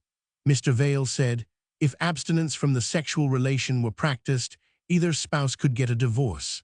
Abstinence itself is not sanctioned by law. According to common law precedent, the wife gives her services to her husband in exchange for her necessaries. Services are interpreted to mean household services and consortium or sex relations. Necessaries are interpreted to mean food, clothes, and shelter. The law does not sanction a wife's withholding her services, either household or sexual. If she does, it is deemed desertion, and in many states desertion is a ground for divorce. Thus it seems that abstinence is not only illegal, because it is a method of birth control, the giving of information about which is prohibited by law, but it is also illegal because it is withholding the services which a wife is, by law, bound to give in return for her necessaries. In other words, so far as the law is concerned, there is no room for abstinence. It follows, therefore, that the only sort of family which is legally approved in these United States is that in which there are as many children as it is physically possible for the parents to produce. This legal situation constitutes a downright poser for the so-called purists who advocate the abstinence of marital sex relations except for procreation. For abstinence is one method of birth control. It certainly prevents conception. To teach any method for the prevention of conception is prohibited by law throughout the United States, yet the purists teach their method. Therefore, the purists are guilty of breaking the law. Query, why are they not prosecuted? This question then becomes a poser for the government. Silence has been the only answer. This leads to the next point to be cleared away in the process of finding out what laws are really wanted or what ones it is worthwhile to want. That is, as to enforceability. Clearly, the present laws are not enforced. The government has not the remotest idea of trying to enforce them, and if it tried, it would fail. It might mean jailing at least half the population. It simply cannot be done. The knowledge is circulating whether or no. The cat is out of the bag, and it is quite useless to wave the empty bag any longer, as if somehow the cat could be persuaded back. Better cast the old bag aside, as it is full of holes anyway, and let the cat be given a decent home, instead of being obliged to skulk furtively in alleys and eat from garbage pails. Moreover, it is a cat that has not only the proverbial 9 lives, but more nearly 90 million lives. It cannot be caught or killed, much less bagged. Do you, or does anybody really want unenforceable laws? The question answers itself. If the principle of enforceability is a prerequisite for law, and if the present law is abandoned because it does not live up to that principle, is anything more needed than merely to put the old law in the waste basket? In other words, just to remove those 2 words preventing conception from all the obscenity statutes in which they occur. Is any further legislation needed? And if so, is there any sort which, first of all, meets this fundamental requirement of enforceability, and which also will achieve the ends for which it is desired? And if those ends are not achievable by laws which can be enforced, then they will have to be achieved, will they not, by some other agency than law? The 2 ends to be achieved for which other legislation has been proposed are, first, that only authoritative scientific contraceptive information shall be given to the people, and second, that all information on the subject shall be kept away, so far as may be possible, from those who would misuse it, or who might be tempted to misuse it, so that immorality and depravity may not be thereby increased. Suppose, for the moment, that you feel so strongly about the desirability of both those ends that you are inclined to favor any legislation which is aimed to achieve them. Then, bearing in mind the basic requirements of enforceability and efficacy, you scan with a fresh eye and a responsible spirit the legislation which has been proposed. You find in it 2 principles: one, that all contraceptive information and means which are circulated shall bear authoritative medical certification that they be not injurious to life or health. That is, the certification shall be by lawfully practicing physicians. The other principle, that contraceptive information may lawfully emanate only from a certain class of the people, the medical profession, and be given only to people who qualify in certain ways. That is, those who are physicians or those who receive it personally from physicians as bona fide patients of the same, and that contraceptive means may be sold only to those who personally present a physician's written prescription for the same.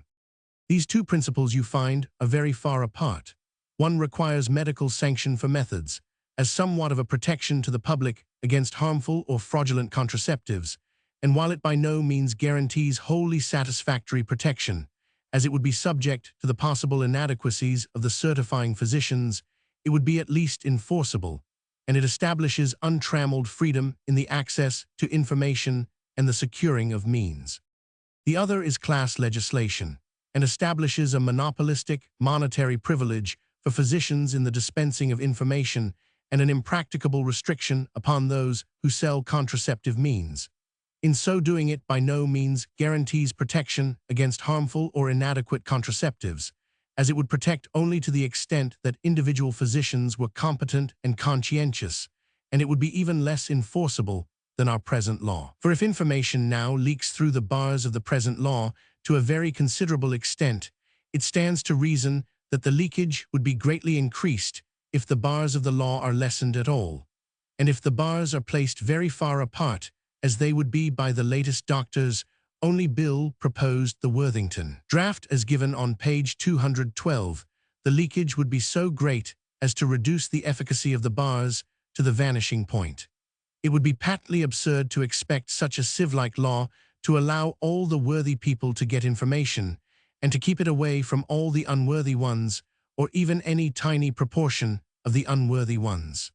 So if the final effect of this last proposed doctor's only bill would be about the same as the Freedom Bill, so far as access to information is concerned, why go all round Robin Hood's barn to achieve it, instead of doing it directly and simply? Why try to fool oneself or anybody else into thinking that any law can possibly be devised that will allow many millions of people to learn certain facts, and which will at the same time keep those facts a profound secret from the balance of the people? Does not such a proposition seem to be the outcome of mental processes somewhat akin to those of the man who cut 2 holes in the barn door, a big one for the old cat and a little one for the kitten? Glance back to the changes in limited legislation which have been proposed since 1881, when the first one appeared, long before the modern birth control movement. It was in New York State, and it permitted doctors to give any instructions, including by inference contraceptive instruction, to cure or prevent disease. In 1919 began the rapid succession of limited bills by which some of the legal bars were to be removed. First, doctors and nurses were to be allowed to give information. Then the bars were thickened by eliminating the nurses, leaving the doctors in sole possession of the special privilege. Then, to thicken the bars still further, the doctors could give it only to the married or to those having a license to marry. Then came the first federal doctors-only proposition, by which doctors could inform other doctors and their bona fide patients, and dealers could fill contraceptive prescriptions from doctors, but no publications or importation of publications were to be allowed. Then, as the force of criticism began to be felt, and the Cummins-Vail bill progressed to the point of being reported out by the Senate Judiciary Subcommittee in Congress, the bars began to be thinned out again, and in 1925 the Worthington draft appeared, which would permit doctors to inform each other and their patients, and allow dealers to fill physicians' prescriptions, and would also permit medical and scientific publications, and reprints from the same. You find that these legislative proposals have swung all the way from a tight doctors-only bill to a bill that is framed in the language of a doctors-only bill, but which actually would not function as such. The point has almost been reached when, by the removal of bar after bar in the doctors-only type of bill, one might say that things equal to the same thing are equal to each other, inasmuch as the last version of the doctors-only idea would be practically the same in effect as the Cummins-Vail bill, so far as the accessibility of contraceptive information is concerned. That being the case, is not the very fact that the limited bill proposition has been pared down till it would release information about as completely as a freedom bill, a most forceful reason for scrapping it now in favor of the freedom bill? If the restrictions are so riddled with exemptions as to be only the shadow and pretense of restriction, why go through the motions of keeping them? If such pretension at restriction should fool anyone into thinking they were genuinely efficacious, it would but serve to make the law an errant hypocrisy. If they would not so fool anybody, why bother to try to put them into law? Is it not time to bear in mind Dr. Pusey's advice to avoid framing silly legislation, as we have more than enough of that kind on the statute books already? Why add to the welter of laws we have, when we can better achieve what we want by merely subtracting errors from the existing laws? As Life observed, 38,844 laws were proposed in the United States last year, of which 10,809 were actually enacted. Our national sport used to be baseball. Probably most, if not all of the doctor's only proponents would be quite willing and even glad to have this subject removed from the obscenity classification in law, if they could see a feasible way to keep the doctor's only provision at the same time. But that would force them to propose a law that would frankly be a legal permit for class privilege. It would be too obvious to attempt with decorum. So they try to accomplish the same end by the indirect method of providing exemptions for doctors under the existing obscenity statutes. But just as a rose by another name would smell as sweet, is not a wrong by another name just as offensive? This thought brings up the next point for consideration as to the sort of laws it is worthwhile to want. Even if the latest form of doctors' only bill does break down the restrictions so that they would be a mere gesture rather than a genuine law, do you want any laws passed which are based on the idea of privilege? If so, would you be willing to be quite candid about it? Would you be willing to ask a member of Congress to introduce a bill which would be a legal permit for certain people to give contraceptive information and certain people to buy and sell contraceptives, and would forbid all other people to do the same? If you would shrink from such a blatant betrayal of democratic American principles as that, are you not in all conscience bound to stand for a law which would be true to those principles? If you are not willing to do openly and directly a thing which you knew to be unsound in principle, could you possibly persuade yourself to do it indirectly? Suppose, then, you have a healthy scorn of pretensions, legal and otherwise, and you find yourself averse to any legislation that could be rightly deemed double-faced, and you proceed in your survey of legislative proposals. You may find that the point about the need for personal prescription of contraceptives, which is so stressed in behalf of the doctor's only bills, still troubles you. You wonder perhaps if there is not some sound way to make a legal provision that would work out so as to give the people just what they individually need in the way of contraceptives and protect them from means that are unsafe or ineffective. If so, there are these facts to consider. There is doubtless great advantage in having the personal advice of a thoroughly well-informed physician as to contraceptive method. It is reassuring if nothing else, even if not imperatively needed in most cases. For average individuals with normal physique, a professional prescription is by no means always necessary, but exceptional physical conditions do need special attention, such as only the doctor or an experienced nurse can give. Under the present handicap of the laws, advice from a competent physician is of a special use because he can warn his patient against the many worthless and even harmful methods which are being secretly advocated. But when publications on the subject can be openly circulated, the difference between the good and bad methods can be made clear by authoritative spokesmen, and the general public can learn the main facts about this sort of hygiene in the same natural way that they learn about dental and dietetic hygiene and so forth. There is no need to make a medical mystery of this knowledge or to assume that the public will be lost in hopeless ignorance unless a doctor prescribes specially for each individual. The simplicity of some of the best methods makes such an attitude an absurdity. At the last hearing in the New York legislature on a doctor's only bill, the Birth Control Review reports Mrs. Sanger as saying that the Clinical Research Department of the American Birth Control Leg teaches methods so simple that once learned any mother who is intelligent enough to keep a nursing bottle clean can use them.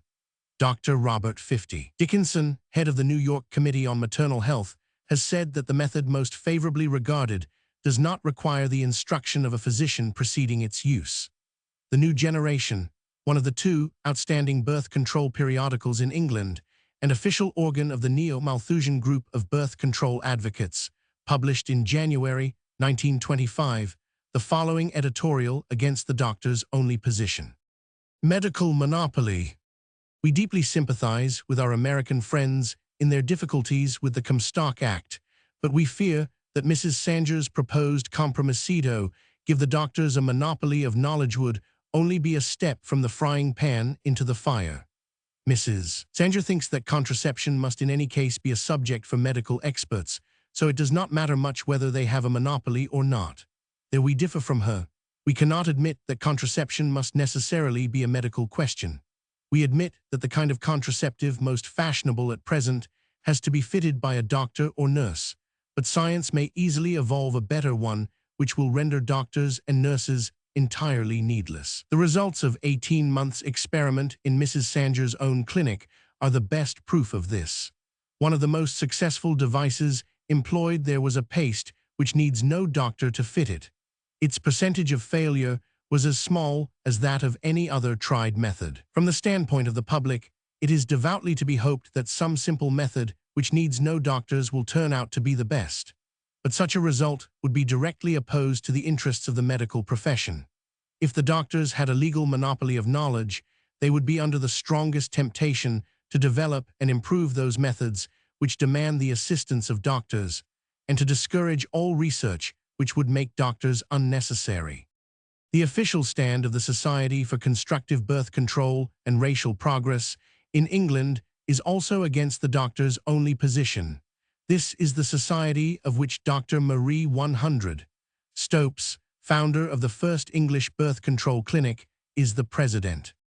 A striking bit of evidence, which is related to this point, is that the best-known authority on this subject in England, and the one from whom many physicians both abroad and in this country have learned most of what they know about the control of conception, and who has written a large volume of the subject, is a biologist who has scientific degrees but who is not an 1,500.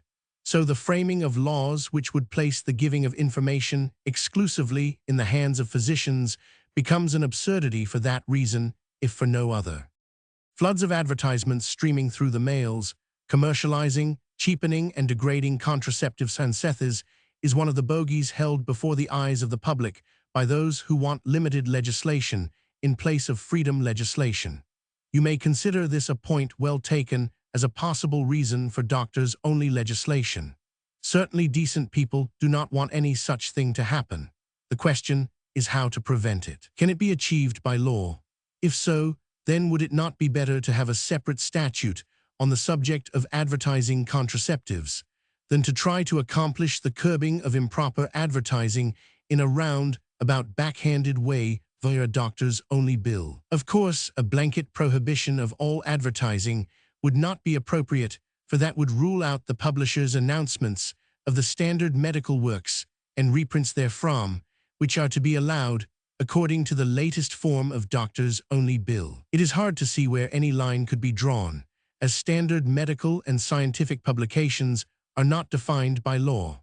What conceivably might be done is to pass laws similar to the obsolete one in Holland, which forbids the display of contraceptives in shop windows, and so forth. But on the whole, would it not be best to have the laws simply provide an open field, and let the dignified authoritative scientists compete with the quacks and the spurious folk, with faith that eventually the best would win, very much as the increased public knowledge of general hygiene is steadily putting quackery into the background?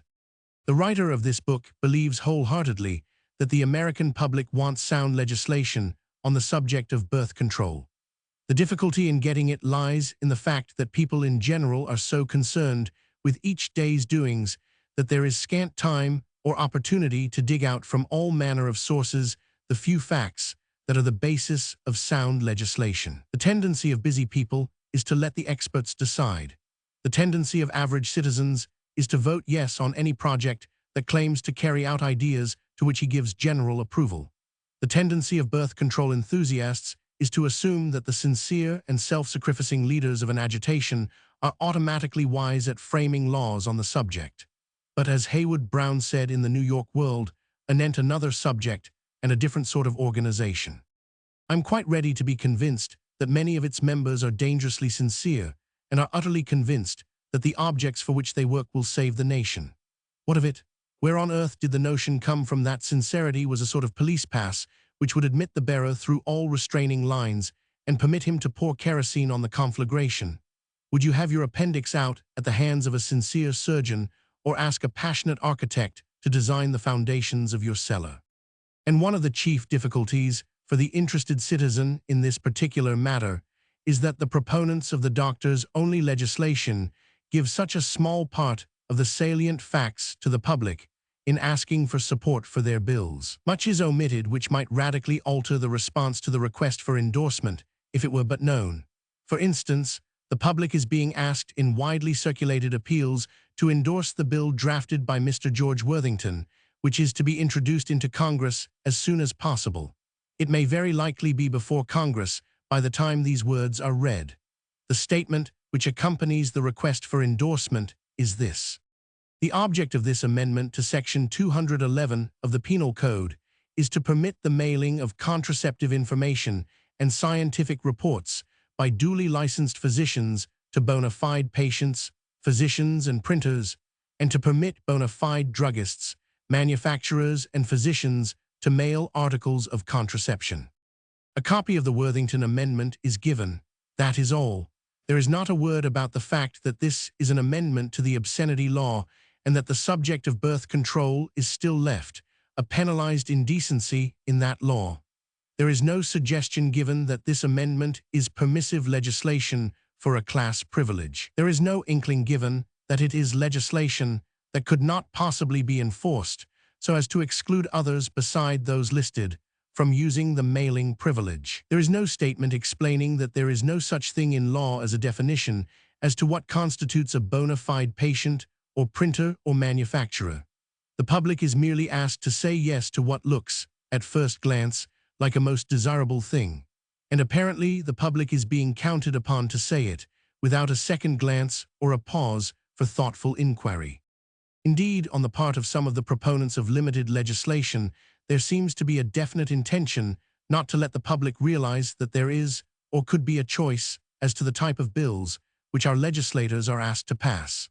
A striking example of this tendency has appeared in New Jersey.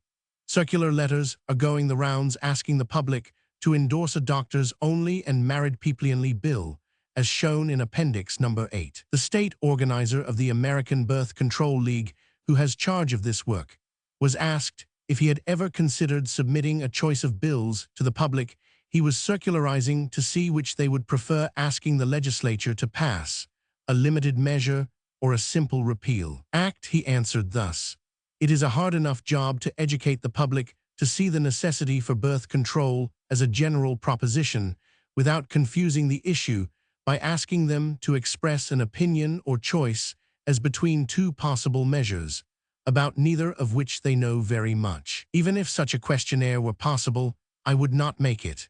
It is noticeable that the letters which are being circulated asking for endorsement do not inform the New Jersey people much of anything even about the limited bill proposed. Yet the endorsement which these New Jersey citizens send in will be used to convince the legislature that the people want this particular bill, as proved by their endorsements.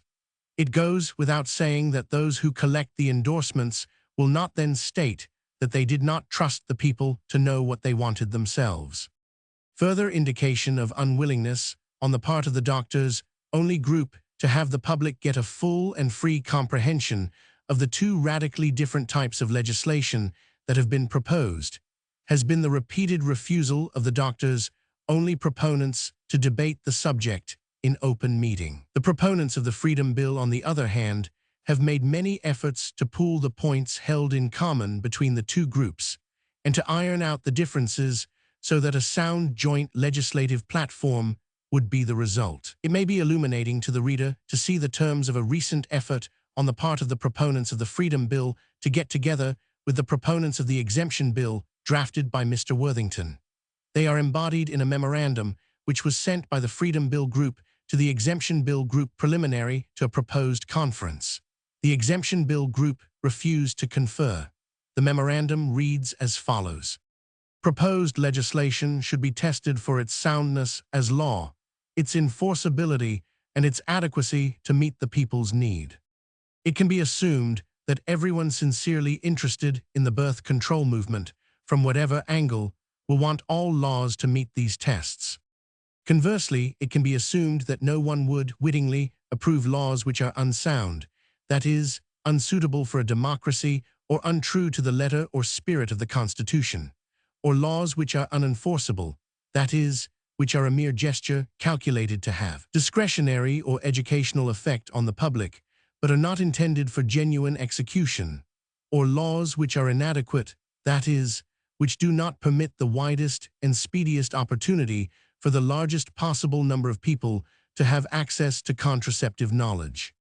It can be assumed also that in the effort to find a legislative platform which the public and all who are specially interested in the birth control movement can be asked to support, there should be no provisions proposed which are based upon personal, organization, or professional partisanship, that the platform should represent only intrinsic merit, regardless of priority of effort, individual reputation in leadership, or of professional prestige.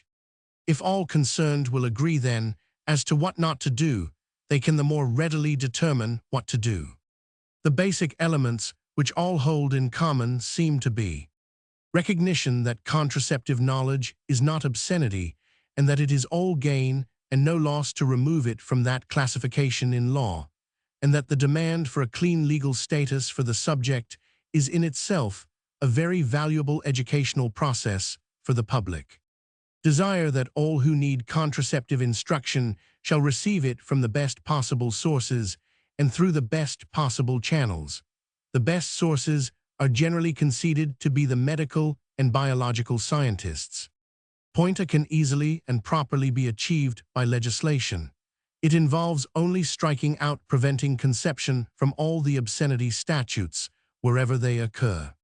But point B presents great difficulty, if not impossibility of achievement via legislation, not, however, via publicity and a campaign of education.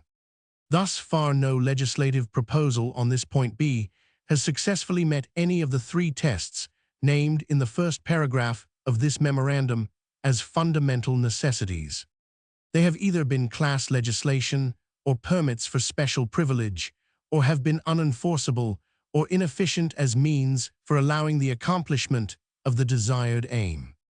Unless there is some genius who can now frame a law that is adequate to provide for point B and which at the same time is free from the serious legal sins noted above, is it not the part of wisdom for all who are working in the birth control movement to join in approving legislation to achieve point A and then work in their many various ways to achieve point B by a vigorous publicity campaign that will be so widespread and effective that all America will shortly know that the best way to get contraceptive instruction is to consult the best medical and biological authorities.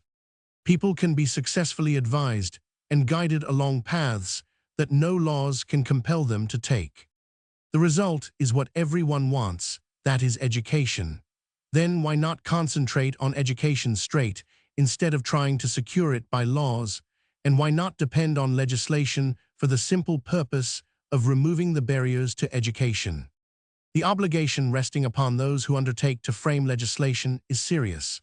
They must see to it that the enthusiasm of the large groups interested in birth control is not wrongly capitalized.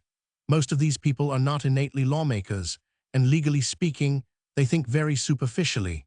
They do not differentiate between enthusiasm for a humanitarian project and providing the legal processes that clear the road for the achievement of the project. Knowing, as we all do, that large numbers of people will endorse any sort of proposed birth control laws out of sheer enthusiasm for the big cause, it behooves the few who devise legislative procedure to hand to the legislators and to the public propositions that are thoroughly sound, just, and efficacious. We must carefully safeguard our country, at least so far as our movement is concerned, against the addition of any more laws that are superfluous, spurious, or ineffective. We shall do well to bear in mind that education is the great thing, but that it needs an open road in order to progress rapidly, which the repeal embodied in the Cummins Vale Bill would accomplish. If such a thing were possible, that the people really wanted, knowingly, the enactment of a doctors-only special permit exemption bill, and also knowingly did not want the enactment of a freedom bill, then they ought to have what they want. Democracy is government by the people. It is not necessarily good government, but at least the people should know what sort of legislation they are choosing when they sign endorsement slips and petitions. Many of these have been circulated in the past, and many are being circulated now. There is a notable difference between the two sorts. Those circulated in behalf of the Freedom Bill have plainly stated that the bill was to remove the ban from the obscenity laws, so that anyone who signed could know that he was expressing his approval of that act. Those which are being circulated on behalf of the special permit, exemption, not non-mailable bill do not state that the subject is being left in the obscenity laws. If the assumption is that the people would approve leaving the subject in the indecency classification in laws, then it would seem to be only fair and square to ask them to say so explicitly, for it is a good deal of an assumption. It needs proof before it can be believed. In justice to themselves also, should not the proponents of the limited legislation state clearly what their proposed law would do and would not do, in order that no one should have opportunity to charge them either with carelessness or with duplicity? Chapter 3. Can the people get what they want? Congress will do what the people want if the request is made clearly and forcibly enough. Inhibitions are waning. Later generations will not bless birth control workers or Congress if legislation is bungled now. Danger of blundering as Comstock blundered. Those who mean well regarding legislation must do well. Present laws unconstitutional. First-class legal opinion deems all doctors' only laws unconstitutional also. Time to discard governmental distrust of the people. The people can get just what they want from Congress and the state legislatures regarding the birth control question if they make their wants known definitely enough. If they leave it wholly to the relatively few citizens who take the trouble to go down to Washington and worry bills through Congress, they may wake later to find that misguided enthusiasm has done for this generation what Comstock did for his generation enacted. Laws which were well meant, but which have worked 99. Some senator of our day may have to warn Congress, as did Senator Conkling in 1873, lest we do something which, when we come to see it in print, will not be the thing we would have done if we had understood it. It is doubtful if any thoughtful members of Congress or any clear-headed citizens could be proud if it should happen that the laws affecting birth control were amended so as to create a special privilege in access to knowledge instead of freedom for all, if they established monopoly instead of equal opportunity, or if they created paternalism instead of democracy. No one in later years would bless Congress for passing another batch of unenforceable laws. And it is safe to say also that American citizens would not bless any birth control advocates who, after endless talk and the expenditure of time and money which congressional work requires, should persuade Congress to leave the subject of birth control still mired in the obscenity laws, where Comstock and Congress, meekly acquiescing, placed it over half a century ago. Much water has gone under the bridge since birth control corrective legislation was first proposed. Congressional inhibitions have considerably lessened. The whole subject in press, pulpit, fiction, and private life is on a more wholesome plane than ever before. The time is ripe to have that improvement reflected into sound legislative action. Congress will just as willingly do the fine thing as the flimsy thing if the people demand it.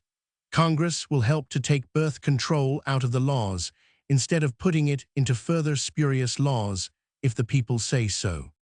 It is up to the public to let the birth control workers know what is wanted, and for both the birth control workers and the public to let Congress know what is wanted and wanted with the best that is in people's minds and hearts, not what is dictated by their superficial fears, their doubts, and their shames. Professor Raymond Pearl has said, "The cure for the defects of birth control, paraphrasing the old remark about democracy, is more and more democratic birth control. And surely the cure for the defects of legislation regarding birth control is more and more democratic legislation." It has to be admitted that the American public has often been shockingly easygoing about responsibility for the sort of laws that its representatives enact.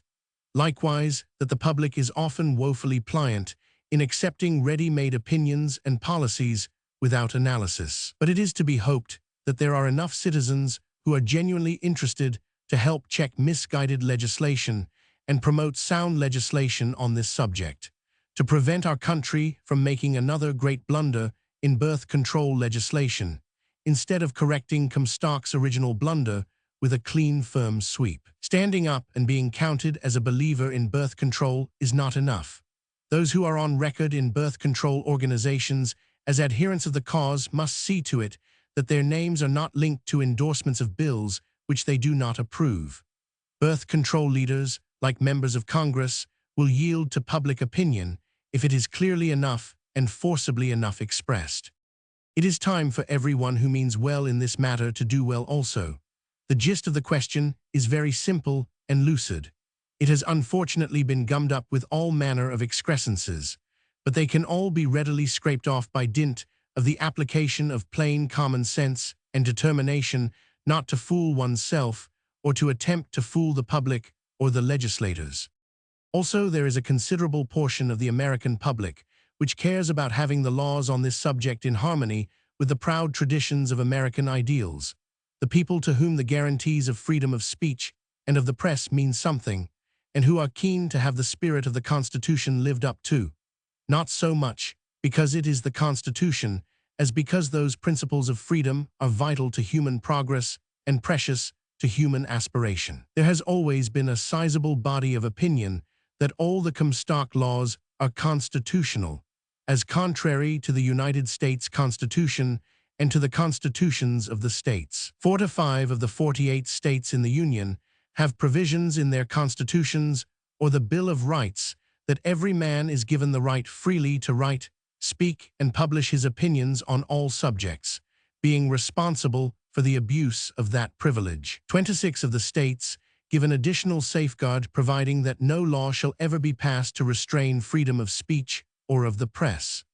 Cortlandt Palmer, in 1883, wrote a vigorous article in the New York Observer in criticism of the Comstock laws, in which he said, "Sometimes a mistaken method of preventing vice entails worse evils than the vice it would prevent." The liberals oppose the methods of these postal laws, the federal obscenity laws, because they regard them as an example of saving at the spigot and losing at the bung, an instance of expending a dollar to save a dime. The question straightway narrows itself into one issue, viz., that of method. It is agreed on all hands that obscenity should be checked, and if possible eradicated. The only point is how. We regard these laws as unconstitutional, useless, unnecessary, impolitic, and immoral. They are unconstitutional because the United States Constitution simply empowers Congress to establish post offices and post roads no more. How then can these words be construed to authorize our representatives to sit in judgment on the moral quality of the parcels entrusted to the mails?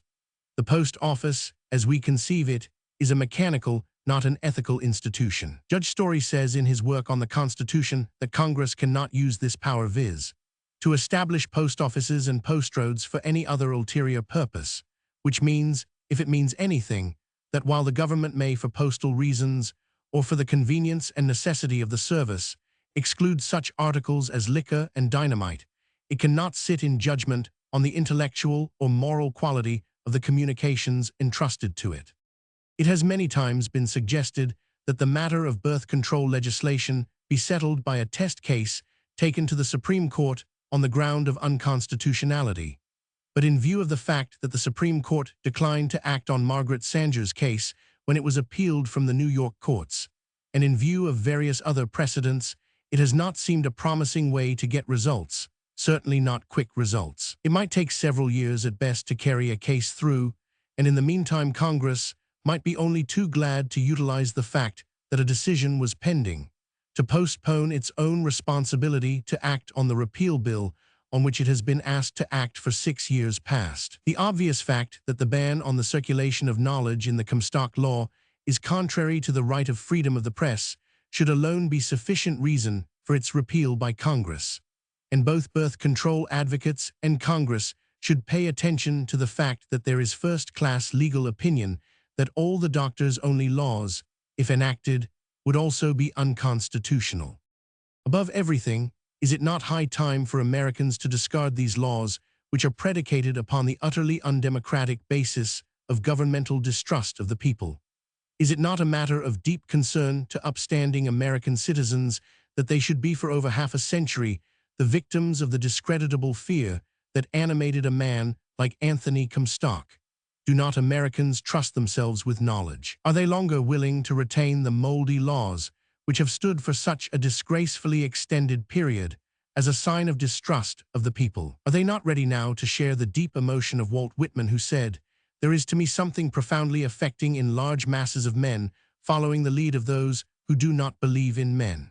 Are they not more than ready to demand that Congress and the state legislatures shall make all haste in purging the statute books of these old blemishes, so that the pure white light of science may shine unimpeded upon the lives of all? Study without reflection, says Confucius, is waste of time. Reflection without study is dangerous. Appendices. Appendix number 1. The scope of the various state laws is given in the following compilation.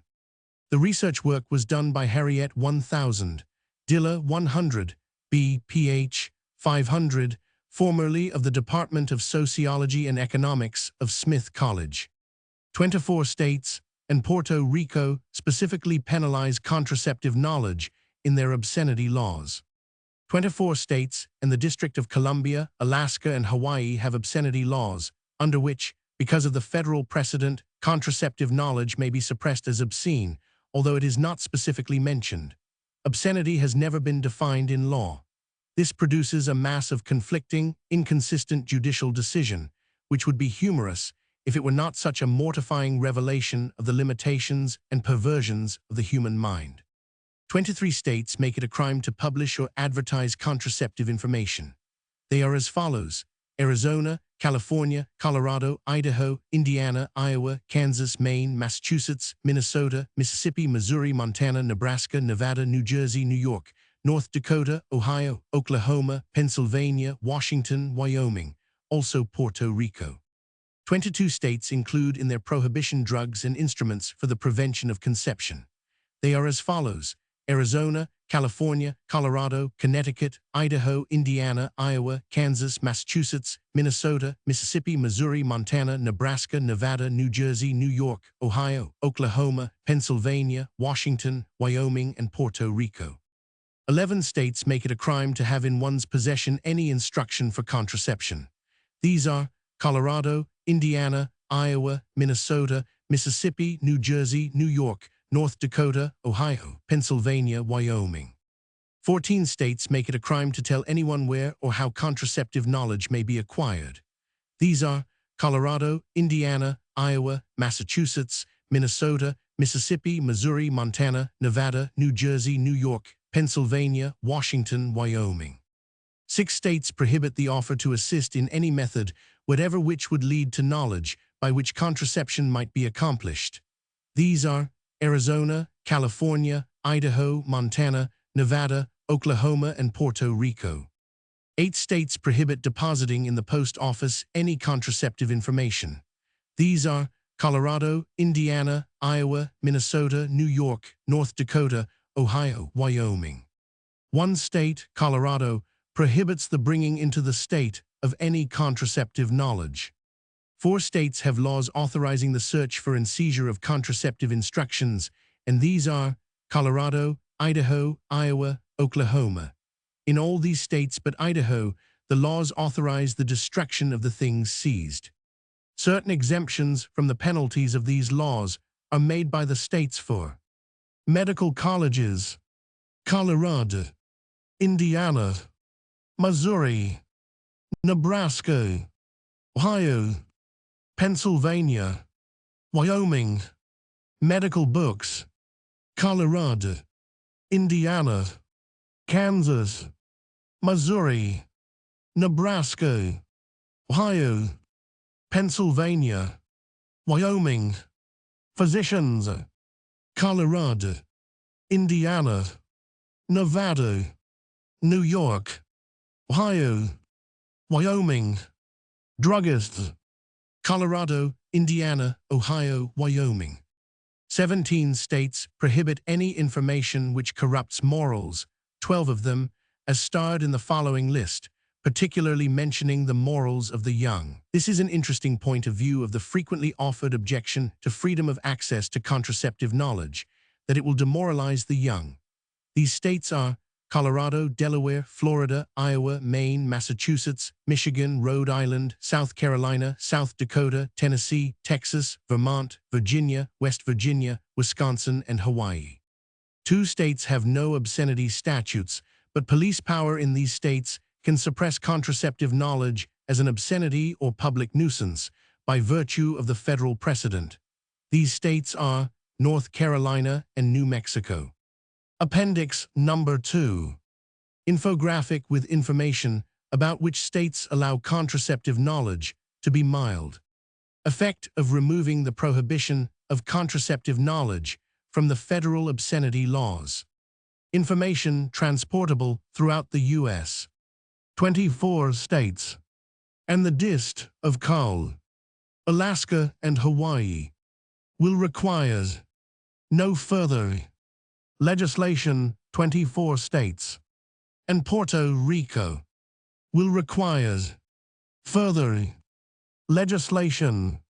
Alabama, Arkansas, Delaware, Florida, Georgia, Illinois, Kentucky, Louisiana, Maryland, Michigan, New Hampshire, New Mexico, North Carolina, Oregon, Rhode Island, South Carolina, South Dakota, Tennessee, Texas, West Virginia, Wisconsin, Virginia, Utah, Vermont, Alaska, Hawaii, District of Columbia, Arizona, California, Colorado, Connecticut, Idaho, Indiana, Iowa, Kansas, Maine,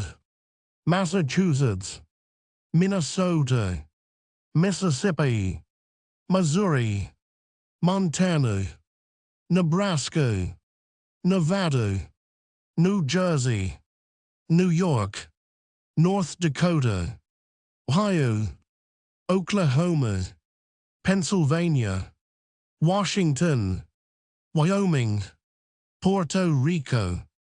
It will then be legal to transport contraceptive information anywhere in the United States.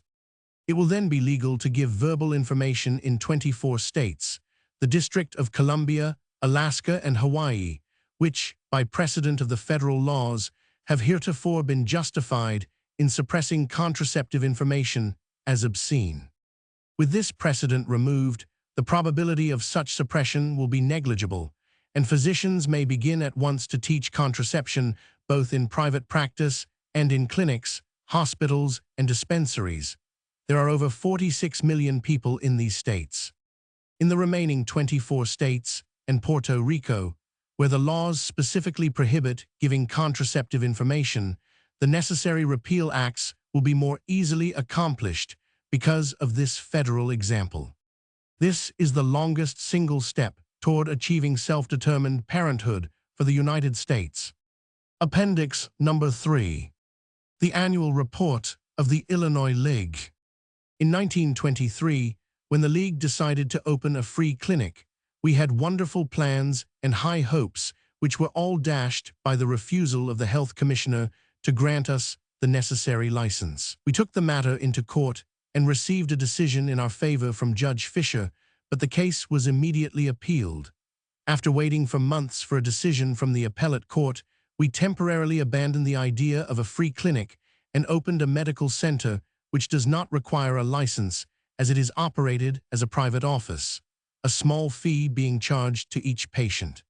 When the decision was finally handed down, it upheld Dr. Bundeson in his refusal, simply on the ground that the granting of licenses is a matter entirely in the discretion of the Health Commissioner. Our hopes of a free clinic being, therefore, definitely at an end, we opened in February 1925 a second office at Street, known as Medical Center No. 2.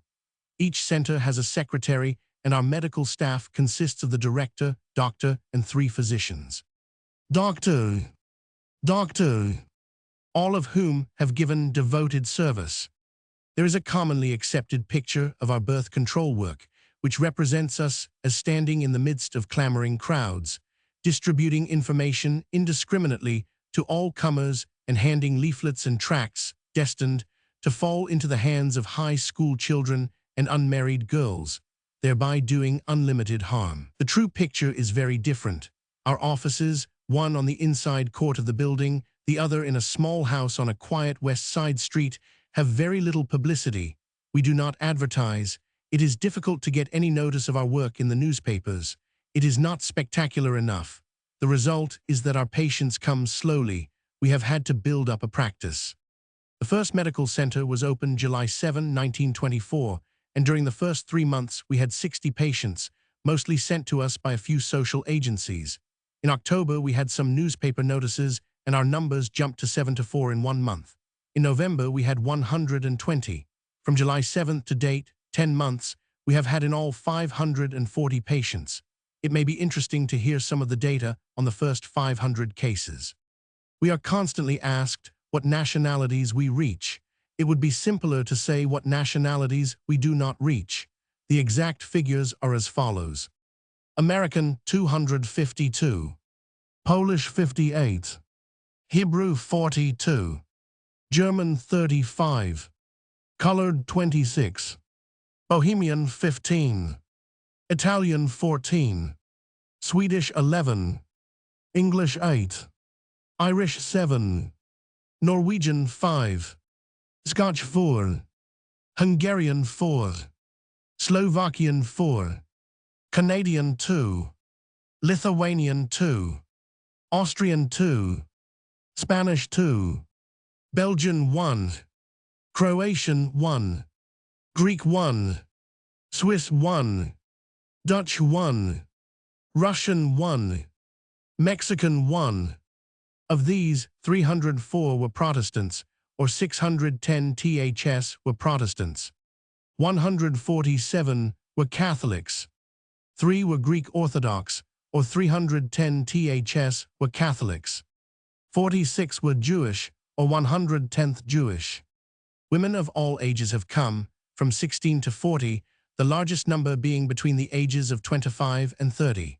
The young girls under 20 are not schoolgirls. They are rather weary, discouraged little mothers with 2 or 3 children, who seem to us entitled to information which will give them a few years' rest in which to recuperate before they bear more children. So much has been said about the selfishness of women and the growing desire of the modern woman to leave her home and go into industry that it is rather a surprise to find that 464 of the 500 patients gave their occupation as housewife, and only 36 were engaged in work outside their homes. Of these, 13 were employed as stenographers or bookkeepers. 7 were employed as teachers. 5 were still students. 5 were in social work. 6 were employed by the day, cleaning and doing housework. In almost every case, the women were working to support their families because their husbands were either ill or drank or gambled. In a few cases, the young couple were just married and living in 1 or 2 rooms and were both obliged to work in order to support themselves, and of course felt that they must postpone all thought of children until they had saved enough to take care of them. It is impossible to classify the occupation of the husbands. They cover practically every employment. Engineer, laborer, carpenter, bank cashier, gambler, minister, musician, switchman, teamster, watchman, lawyer, coal miners, etc. These people have come to us from many sources. 282 through the newspapers, 54 from the United Charities, 36 from the Infant Welfare Society, 80 from social agencies, settlements, dispensaries, doctors, etc. 48 from friends and patients. Of the women, 252 have used some forms of contraceptive, some of them harmful, most of them useless. Many have resorted to abortion. The reasons given for wishing information are as difficult to classify as are the occupations of the men. In almost every case, the foundation of the trouble is economic, but there are usually other complications. For instances, 4 children in 4 years. Instrumental, delirious contracted pelvis and goiter. Caesarean operation, always necessary. Wants to wait until stronger before having any more.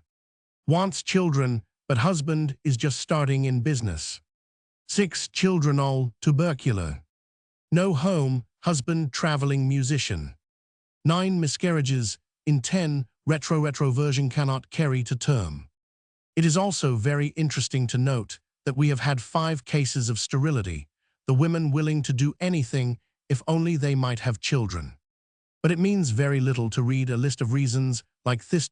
Many factors enter into each individual case, and perhaps the only way to get a real picture of the situation is to have a little story of some of these family tragedies. The cases divide quite sharply into 3 classes. Young women just married who wish to postpone having children for a few years until they can make a home. Cases in which the health of either husband or wife makes children impossible. Those many cases of 2 large families and too little money to take care of them. Here is case number 88, referred newspaper. The man is 59 years old, a cashier. The woman 39 years old, married at 37, Swedish Protestant, has had 1 child. Reason for wishing information is that she has nephritis, had a difficult labor and convulsions, and was unconscious for 5 days. The baby died at birth. Case number 451, referred by Mental Hygiene Society. The man is 37 years old, cannot work. The woman is 38 years old, American Protestant, married at 26 and has had 7 pregnancies, 4 children, ages 10, 8, 6 and 4 years. She teaches to support this family. The husband is insane, diagnosis dementia preexistent, has been sent home from the Elgin Asylum on probation. The wife is in terror for fear of another pregnancy. Case number 186, referred newspaper. The man 30 years old, not working. The woman 30, married at 21, American Protestant, has had 4 pregnancies, 2 miscarriages and 2 children. The husband has spinal trouble. The woman is very nervous. 1 child has rickets and the other tubercular glands. Case number 3. Quite a tragic case. Man 37 years of age. The woman 36 years of age, married at 26, German Protestant. In 10 years she has had 16 pregnancies, 7 miscarriages, 6 induced abortions and 3 children. Reason economic. Case number 31. The man 62 years of age, factory sweeper. The woman 31 years of age, married at 13, Italian Catholic. In 18 years she has had 10 children, 7 living, ages ranging from 17 years to 4 months. Case number 413. The man is 41 years old, elevated guard. The woman is 30 years old, German Protestant, married at 19, and has had 7 children, 6 living. Reason all they can support on husband's wages.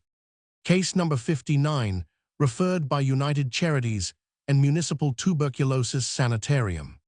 The man is 54 years of age, street cleaner, colored Protestant. The woman is 40 years of age, married at 20, and in 20 years has had 16 pregnancies. Of the 14 children, whose ages range from 17 years to 18 months, 7 died in infancy. Case number 241. The man is 23 years old, laborer, no work. The woman is 19 years old and was first married at 14, divorced after 2 months, and married again at the age of 16. She has had 3 children, whose ages are 4 and 2 years and 7 weeks. Reason economic, and having children too fast. Case number 318, referred United Charities. The man is 28 years old, laborer. The woman is 20 years old, German Catholic, married at 19, both feeble-minded, 1 child feeble-minded. Case No. 471, referred by United Charities. The man is 31 years old, hostler, not working. The woman is 29 years old, Irish Catholic, married at 16 and has had 9 children, 7 living, ages ranging from 11 years to 6 months. The husband is chronic alcoholic. This gives a clear record of the family history. The reason given by the mother for wishing information is that she is too poor, worn out, and very tired. When one stops to think that this reason is given by a young woman of 29, it seems sad beyond words. It is this sort of story that our doctors listen to day after day. The cases are not exceptional. There are so many almost alike that it is hard to select them. At the moment, there seem to be no legal obstacles on the horizon, and we hope that we shall be able to go quietly on with our work, which this year must include some meetings and talks on the West Side, in the stockyards districts, and among the colored people, for the purpose of explaining what birth control really means. Most of the women are perfectly familiar with abortion, but the idea of contraception has not yet reached those who need it most. We hope to establish more centers, and so to bring the information to the people who are not accustomed to coming to Michigan Avenue for medical advice. Appendix number 4. Sentences of birth control advocates. Federal. Margaret Sanger, New York 1914 federal case dismissed, 9 indictments. Mrs. Rhea 100, Cashel, Philadelphia, Pa 25, fine. Mr. Fred Merkel, Reading, Pa 25, fine. William Sanger, New York 30 Dayswick House. Emma Goldman, New York 15 days. Joseph Macario, San Francisco freed. Emma Goldman, Portland or freed. Dr. Benz 50, Rietman, Portland or freed. Margaret Sanger, Portland or freed. Carl Rave, Portland or 10, fine. Herbert Smith, Seattle, Wash 25, fine. Van Cleek Allison, Boston, Mass 60 days. Stephen Kerr, New York 15 days. Peter Marner, New York 15 days. Bolton Hall, New York freed. Jesse Ashley, New York 100, fine. Emma Goldman, New York freed. Dr. Ben 50, Rietman, New York 60 days. Ethel Byan, New York 30 days pardoned during hunger strike. Dr. Ben 50, Rietman, Cleveland, 06 Mos 1,000 fine and costs. Margaret Sanger, New York 30 days. Kitty Marion, New York 30 Dayswick House. Appendix number 5. Amendments to federal and New York law proposed in 1915. By the National Birth Control League. Federal Statutes. 1. A bill to amend Section 211, the Federal Penal Code. Every obscene, lewd, or lascivious, and every filthy book, pamphlet, picture, paper, letter, writing, print, or other publication of an indecent character, and every article or thing designed, adapted, or intended for preventing conception or producing abortion, or for any indecent or immoral use, and every article, instrument, substance, drug, medicine, or thing which is advertised or described in a manner calculated to lead another to use or apply it for preventing conception or producing abortion, or for any indecent or immoral purpose, and every written or printed card, letter, circular, book, pamphlet, advertisement, or notice of any kind giving information directly or indirectly where or how of whom, or by what means any of the hereinbefore mentioned matters, articles, or things may be obtained or made, or where or by whom any act or operation of any kind for the procuring or producing of abortion will be done or performed, or how or by what means conception may be prevented or abortion may be produced, whether sealed or unsealed, and every letter, packet, or package, or other mail matter containing any filthy, vile, or indecent thing, device, or substance, and every paper, writing, advertisement, or representation that any article, instrument, substance, drug, medicine, or thing may, or can be, used or applied for preventing conception or producing abortion, or for any indecent or immoral purpose, and every description calculated to induce or incite a person to so use or apply any such article, instrument, substance, drug, medicine, or thing, is hereby declared to be non-mailable matter, and shall not be conveyed in the mails or delivered from any post office or by any letter carrier. Whoever shall knowingly deposit or cause to be deposited for mailing or delivery anything declared by this section to be non-mailable, or shall knowingly take or cause the same to be taken from the mails for the purpose of circulating or disposing thereof,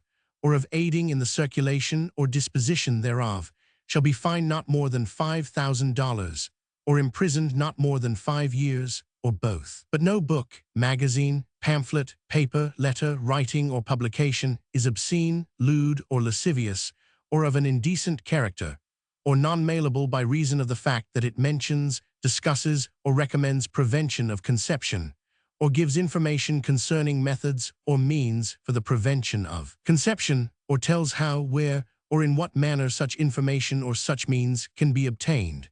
And no article, instrument, substance, or drug is non-mailable by reason of the fact that it is designed or adapted for the prevention of conception, or is advertised or otherwise represented to be so designed or adapted.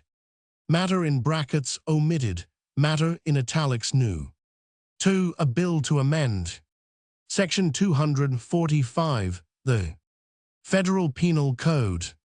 Whoever shall bring or cause to be brought into the United States, or any place subject to the jurisdiction thereof from any foreign country, or shall therein knowingly deposit or cause to be deposited with any express company or other common carrier for carriage from one state, territory, or district of the United States, or in place non-contiguous to, but subject to the jurisdiction thereof, or from any place in or subject to the jurisdiction of the United States through a foreign country to any place in or subject to the jurisdiction of the United States, any obscene, lewd, or lascivious, or any filthy book, pamphlet, picture, paper, letter, writing, print, or other matter of indecent character, of any drug, medicine, article, or thing designed, adapted, or intended for preventing conception or producing abortion, or for any indecent or immoral use, or any written or printed card, letter, circular, book, pamphlet, advertisement, or notice of any kind, giving information directly or indirectly, where, how, or of whom, or by what means any of the hereinbefore mentioned articles,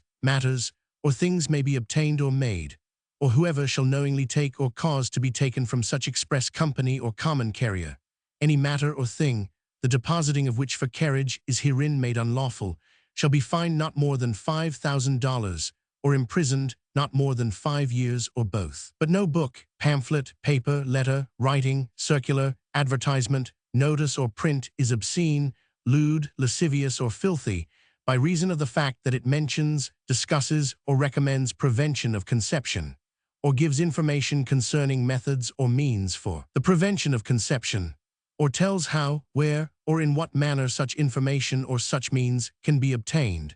And no drug, medicine, article, or thing shall be for indecent or immoral use, because it is designed, adapted, or intended for the prevention of conception. Matter in brackets omitted, matter in italics new. New York Statutes. Penal Law. Section 1141. A person who sells, lends, gives away, or shows, or offers to sell, lend, give away, or who, or has in his possession with intent to sell, lend, or give away, or to show, or advertises in any manner, or who otherwise offers for loan, gift, sale, or distribution, any obscene, lewd, lascivious, filthy, indecent, or disgusting book, magazine, pamphlet, newspaper, story paper, writing paper, picture, drawing, photograph, figure, or image, or any written or printed matter of an indecent character, or any article or instrument of indecent or immoral use, or purporting to be for indecent or immoral use or purpose, or who designs, copies, draws, photographs, prints, utters, publishes, or in any manner manufactures, or prepares any such book, picture, drawing, magazine, pamphlet, newspaper, story paper, writing paper, figure, image, matter, article, or thing, or who writes, prints, publishes, or utters,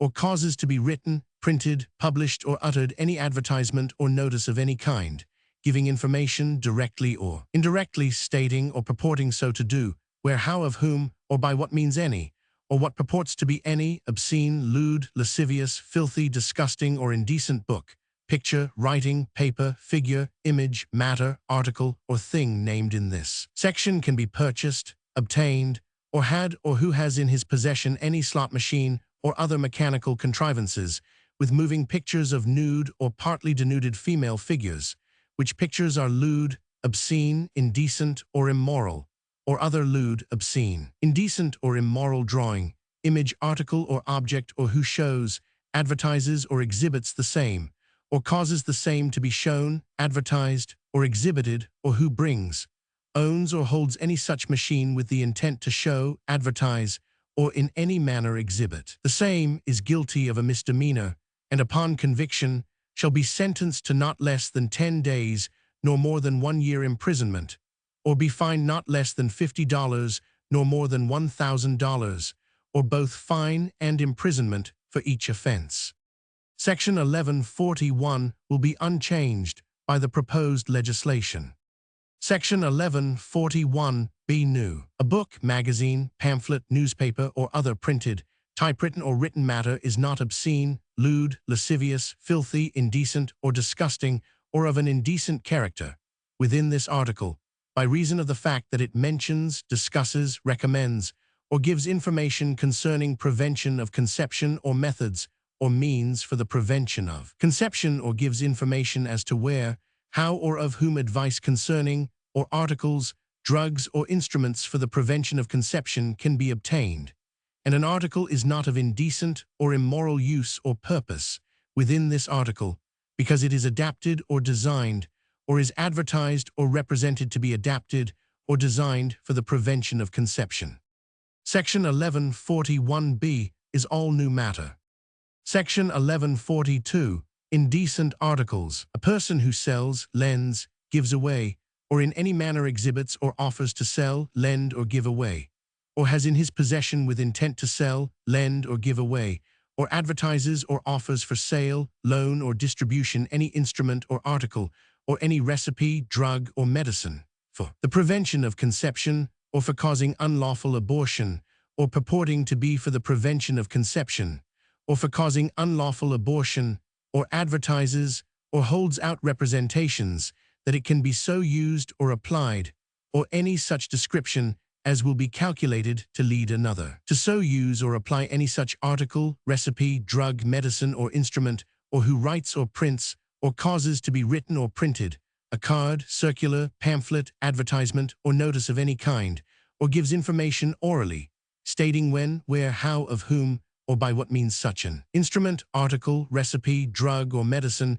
can be purchased or obtained, or who manufactures any such instrument, article, recipe, drug, or medicine, is guilty of a misdemeanor, and shall be liable to the same penalties as provided in Section 1141 in this chapter. Matter in brackets omitted. Appendix number 6. Bill introduced in New York Legislature in 1923. Drafted by Samuel McCune Lindsay of the Legislative Bureau of Columbia University. Section 1145 of the Penal Code to be amended to read as follows. Physicians, instruments, and advice. An article or instrument used or applied by physicians lawfully practicing or by their direction or prescription for the cure or prevention of disease is not an article of indecent or immoral nature or use within this article. The supplying of such articles to such physicians or by their direction or prescription is not an offense under this article. The giving by a physician lawfully practicing to any person, married, or having a license entitling him or her to be married duly and lawfully obtained by him or her, of any information or advice in regard to the prevention of conception, on the application of such person to such physician, or the supplying to such physician, or by any one on the written prescription of such physician to any such person of any article, instrument, drug, recipe, or medicine for the prevention of conception, is not an offense under this article. Explanation: the portions in italics are new. Appendix number 7. The Connecticut law and the amendment proposed by the American Birth Control League. The present statute, enacted in 1878, reads as follows. General Statutes, Section 6390, Use of drugs or instruments to prevent conception. Every person who shall use any drug, medicinal article, or instrument for the purpose of preventing conception shall be fined not less than 50, or imprisoned not less than 60 days, nor more than 1 year or both. The proposed bill would repeal the above section and enact the following new section. The giving by a physician licensed to practice or by a duly registered nurse to any person applying to him or her of information or advice in regard to, or the supplying by such physician or nurse, or on a prescription signed legibly by him or her, of any article or medicine for the prevention of conception shall not be a violation of the statutes of this state. Appendix number 8. New Jersey Law and Amendment proposed by the American Birth Control League. An act to amend an act entitled An Act for the Punishment of Crimes Revision of 1898, approved June 14, 1898. Be it enacted by the Senate and General Assembly of the State of New Jersey. Section 53 of the Act, to which this Act is amendatory, be, and hereby is amended, so as to read as follows. Any person who without just cause shall utter or expose to the view of another, or to have in his possession, with intent so to utter or expose to view, or to sell the same, any obscene or indecent book, pamphlet, picture, or other representation, however made, or any instrument, medicine, or other thing, designed or purporting to be designed for the prevention of conception, or the procuring of abortion, or who shall in any wise advertise or aid or assist in advertising the same, or in any manner, whether by recommendation against its use or otherwise, give or cause to be given, or aid in giving any information how or where any of the same may be had or seen, bought or sold, shall be guilty of a misdemeanor. The contraceptive treatment of married persons by duly practicing physicians, or upon their written prescription, shall be deemed a just cause hereunder. The underlined clause is the amendment desired by the American Birth Control League. Appendix number 9. California Law and Amendment introduced in 1917 by Senator Chamberlain and Assemblyman Wishart. The California law is Section 317 of the Penal Code under the chapter heading Indecent Exposure, Obscene Exhibitions, Books and Prints, and Bawdy and Other Disorderly Houses. The bill introduced by Senator Chamberlain and Assemblyman Wishart amended the section by striking out the words, or for the prevention of conception. The wording of the section is as follows. Advertising to produce miscarriage. Every person who willfully writes, composes or publishes any notice or advertisement of any medicine or means for producing or facilitating a miscarriage or abortion, or for the prevention of conception, or who offers his services by any notice, advertisement, or otherwise to assist in the accomplishment of any such purpose, is guilty of a felony. Appendix number 10. Indications of opposition of birth control advocates to removing ban on contraceptive information from federal obscenity laws. At the first American Birth Control Conference, when the American Birth Control League was organized in November 1921, the following resolution was submitted, but the conference was not allowed to vote upon it. Whereas the proposition has been laid before Postmaster General Hayes by the Voluntary Parenthood League, that he recommend to Congress the revision of the federal law so that contraceptive knowledge shall not be included among the penalized indecencies which are now declared unmailable. Be it resolved that this American Conference for Birth Control urges Postmaster General Hayes to act favorably on this proposition as a matter of postal progress and as a service to modern science, welfare, and justice. A doctors-only proponent, speaking from the floor against allowing a vote on this resolution to be taken by the conference, said, "If we could have the federal bill passed today, we would not want it." Excerpts from an editorial in the Birth Control Review of March, 1921. In contrast to the state legislation is the proposed repeal of the federal law, aiming to open the United States males to the distribution of birth control knowledge by amateurs. We are told that the repeal of the federal law would be the quickest and shortest way to achieve our goal. But there is no such royal road. We might flood the country with tons of good books and pamphlets on the subject by recognized authorities on hygiene, psychology, and sociology, but with no appreciable effect.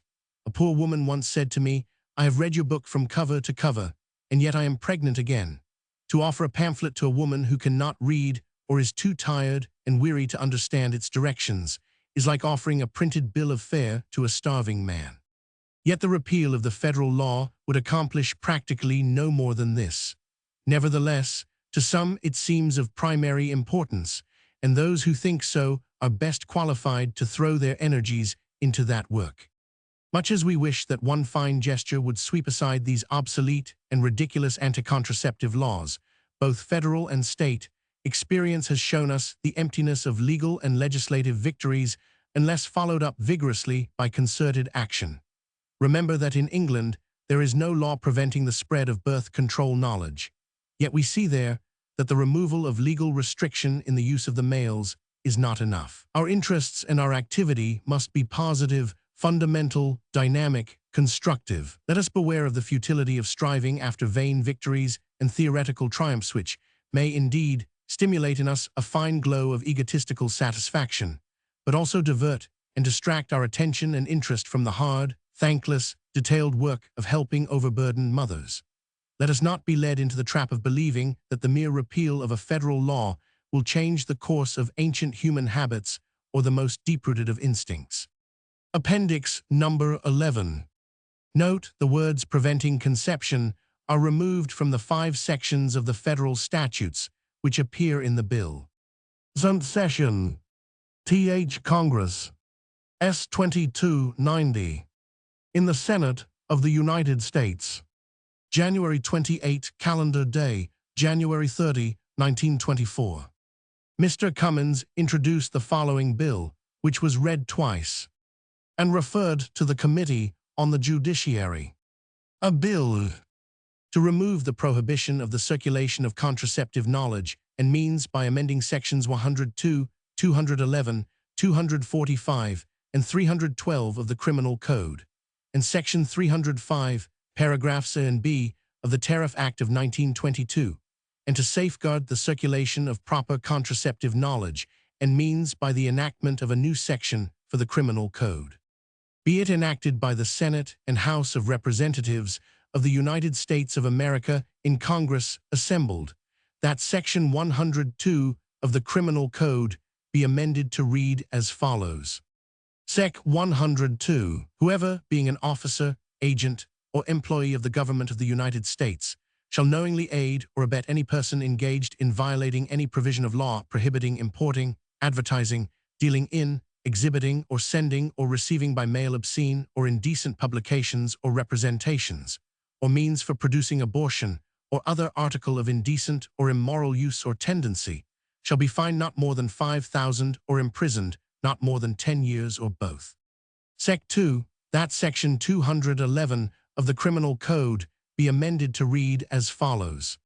Sec. 211. Every obscene, lewd, or lascivious and filthy book, pamphlet, picture, paper, letter, writing, print, or other publication of an indecent character, and every article or thing designed, adapted, or intended for producing abortion, or for any indecent or immoral use, and every article, instrument, substance, drug, medicine, or thing which is advertised or described in a manner calculated to lead another to use or apply it for producing abortion, or for any indecent or immoral purpose, and every written or printed card, letter, circular, book, pamphlet, advertisement, or notice of any kind giving information, directly or indirectly, where or how or from whom, or by what means any of the hereinbefore-mentioned matters, articles, or things may be obtained or made, or where or by whom any act or operation of any kind for the procuring or producing of abortion will be done or performed, or how or by what means abortion may be produced,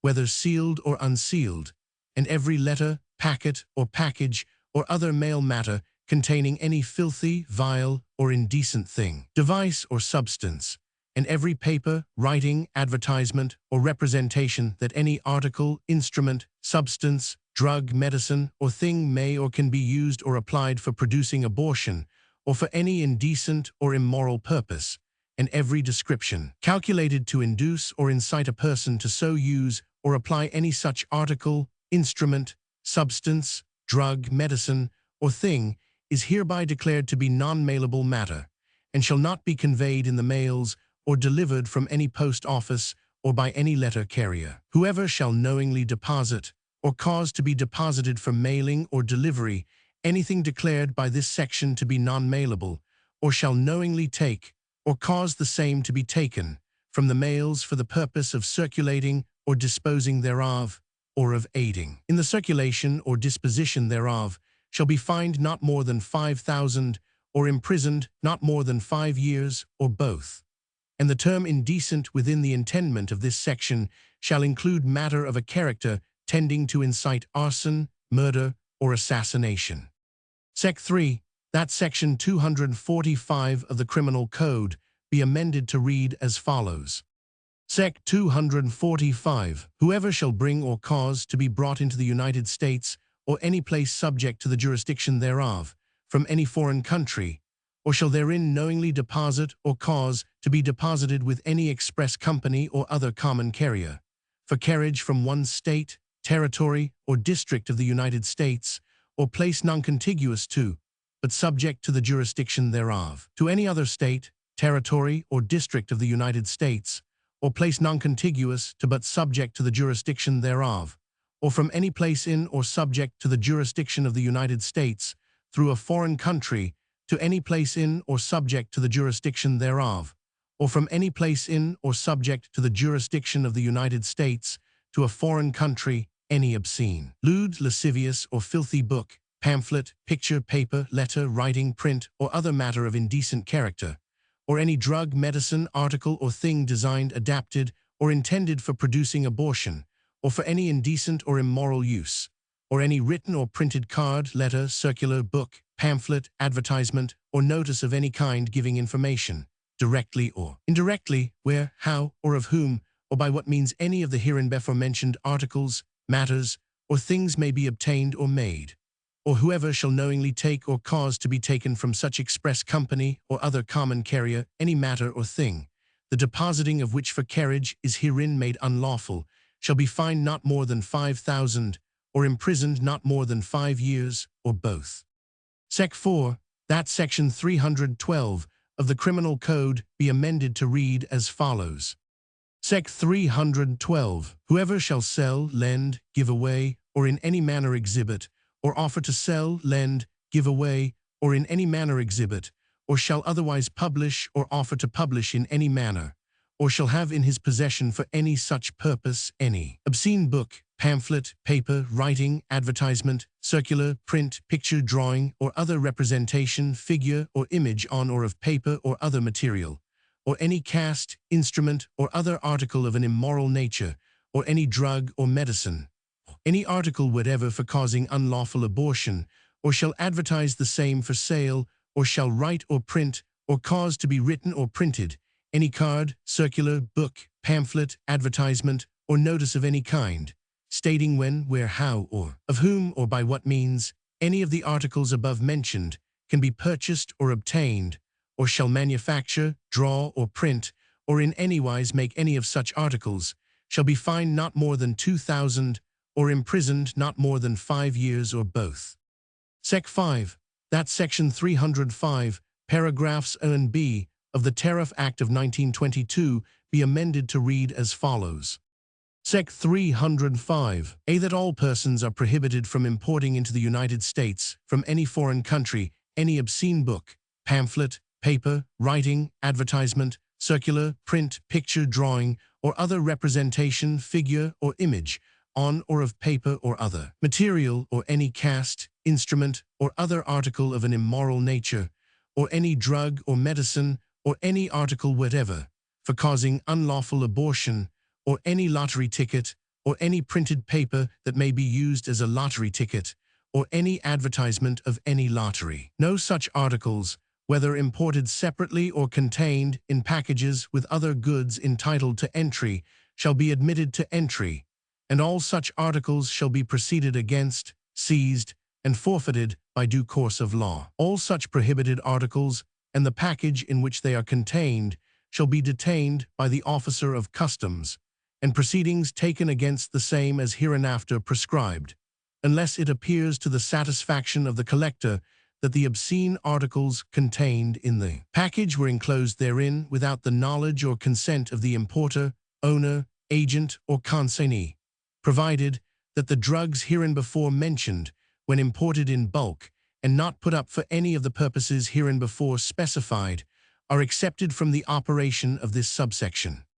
Be that any officer, agent, or employee of the government of the United States, who shall knowingly aid or abet any person engaged in any violation of any of the provisions of law prohibiting importing, advertising, dealing in, exhibiting, or sending, or receiving by mail obscene or indecent publications or representations, or means for procuring abortion, or other articles of indecent or immoral use or tendency, shall be deemed guilty of a misdemeanor, and shall for every offense be punishable by a fine of not more than 5,000, or by imprisonment at hard labor for not more than 10 years, or both. The transportation by mail or by any public carrier in the United States or in territory subject to the jurisdiction thereof, of information respecting the means by which conception may be prevented, or of the means of preventing conception, is hereby prohibited, except as to such information or such means as shall be certified by not less than 5 graduate physicians lawfully engaged in the practice of medicine to be not injurious to life or health. Whoever shall knowingly aid or abet in any transportation prohibited by this act shall be deemed guilty of a felony, and upon conviction thereof shall be fined not more than 5,000 or imprisoned for not more than 5 years, or shall be punished by both such fine and imprisonment. Appendix number 12. Condensed chronological story of the federal bill to remove the ban on contraceptive knowledge from the obscenity laws. July 24. Began preliminary interviews with senators and congressmen with a view to discovering the right sponsor for the bill and to create a good atmosphere for its introduction. Sept. 24. Asked Senator France of Maryland to introduce it, he being chairman of the Committee on Public Health, a physician and heartily in favor of the bill. He agreed to consider it. Oct. 21. Senator France doubted the wisdom of his being sponsor. He suggested Senator Norris of Nebraska. Oct. 22. Senator Norris was wholly favorable to the measure, but said the prejudice of the Judiciary Committee against other measures for which he stood would hurt his sponsorship, and he hadn't the advantage of being a physician. Oct. 23. As Senator France was most desirable, the sponsorship was again put up to him, and he said he would again consider it. Jan. 19. After nearly 3 months of prodding by letters and interviews, Senator France wrote that he did not feel ready to shoulder our bill ahead of others to which he was already committed. He did not decline, but thought it unfair to keep us waiting further. Jan. 21. Took it back to Senator Norris, who agonized over it conscientiously, but decided he had better not. He had sounded Senator Ball, the only other physician in the Senate beside France, found him rather skeptical. He then suggested asking Senator Nelson, chairman of the Judiciary Committee, to do it as proof of his repentance for having been an abusive opponent, one of the very few we have met. Jan. 22. Senator Nelson's repentance went to the extent of recommending that the bill be referred first to the Committee on Public Health, and implied that the Judiciary Committee would concur if the report should be favorable. During the next few weeks, besides hunting for a sponsor, we interviewed the Health Committee. 7 out of 11 were wholly in favor or inclined favorably toward the bill. Senator Ball was seen several times in the hope that he would prove to be the right sort for a sponsor. He was slow in coming to a conclusion as to the merits of the bill. Meanwhile, 2 other senators were asked. Jan. 29. Senator Sterling of South Dakota first. The discussion convinced him as to the merits of the bill, and he finally agreed to consider sponsoring it. Feb. 18. Urged his decision. He did not refuse, but said he would be relieved to be released from consideration. Promised to work for the measure in committee and on the floor. Mar. 5. After conferring with Senators France and Norris, whose advice has always been helpful, took the bill to Senator Dillingham of Vermont. He is wholly in favor, but considered himself unsuitable sponsor. He is the only senator who has not kept us waiting for his decision. He urged Ball as best sponsor. Mar 6.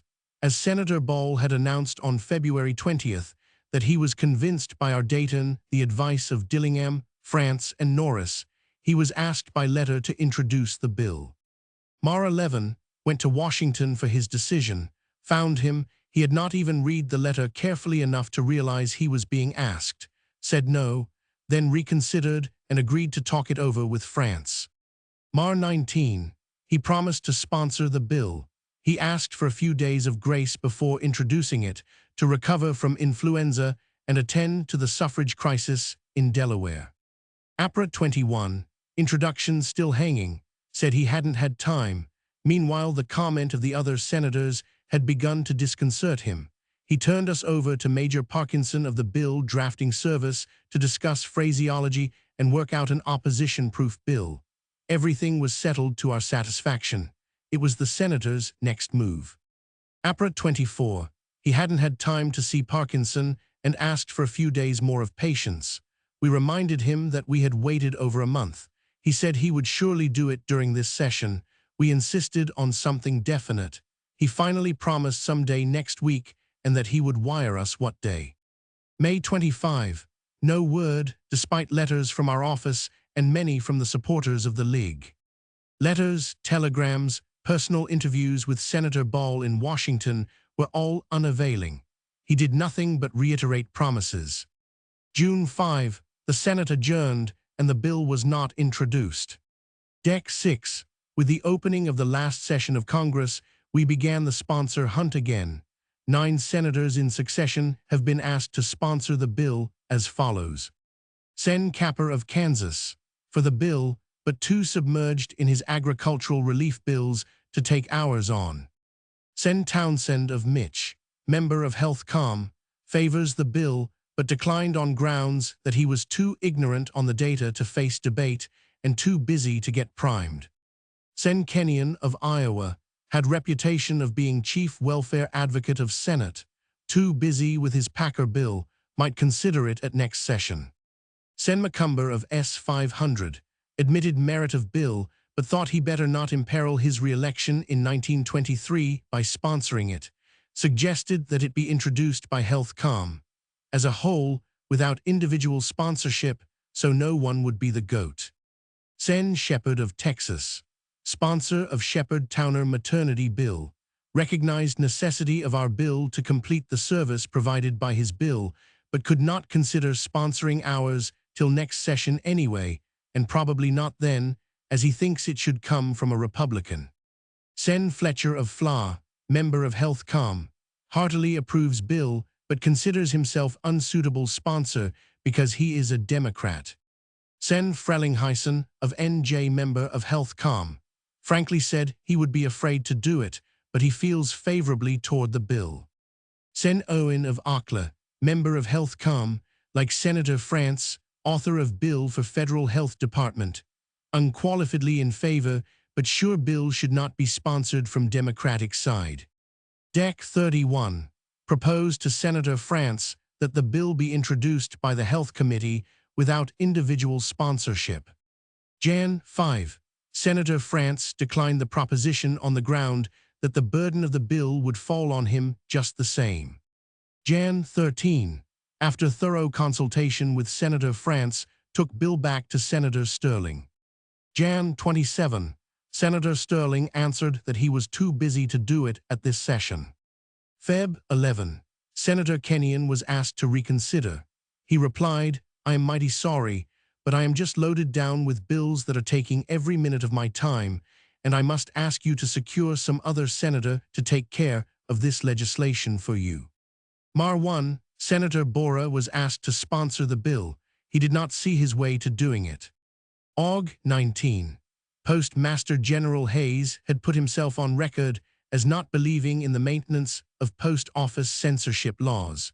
He was accordingly asked to consider recommending to Congress the removal of the censorship law regarding birth control knowledge. He was most hospitable to the suggestion, said it was timely, that he was interested, and had about come to the conclusion that he ought to ask Congress to revise all the laws bearing on post office censorship power. He asked for a compilation of pertinent data, which was promptly provided.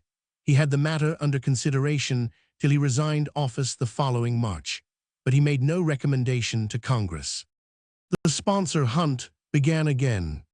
Senator Borah suggested the possibility that he might slip in our bill as an amendment to the bill proposing to extend post office censorship to information about racetrack betting tips if it was reported out of committee and reached the floor for discussion.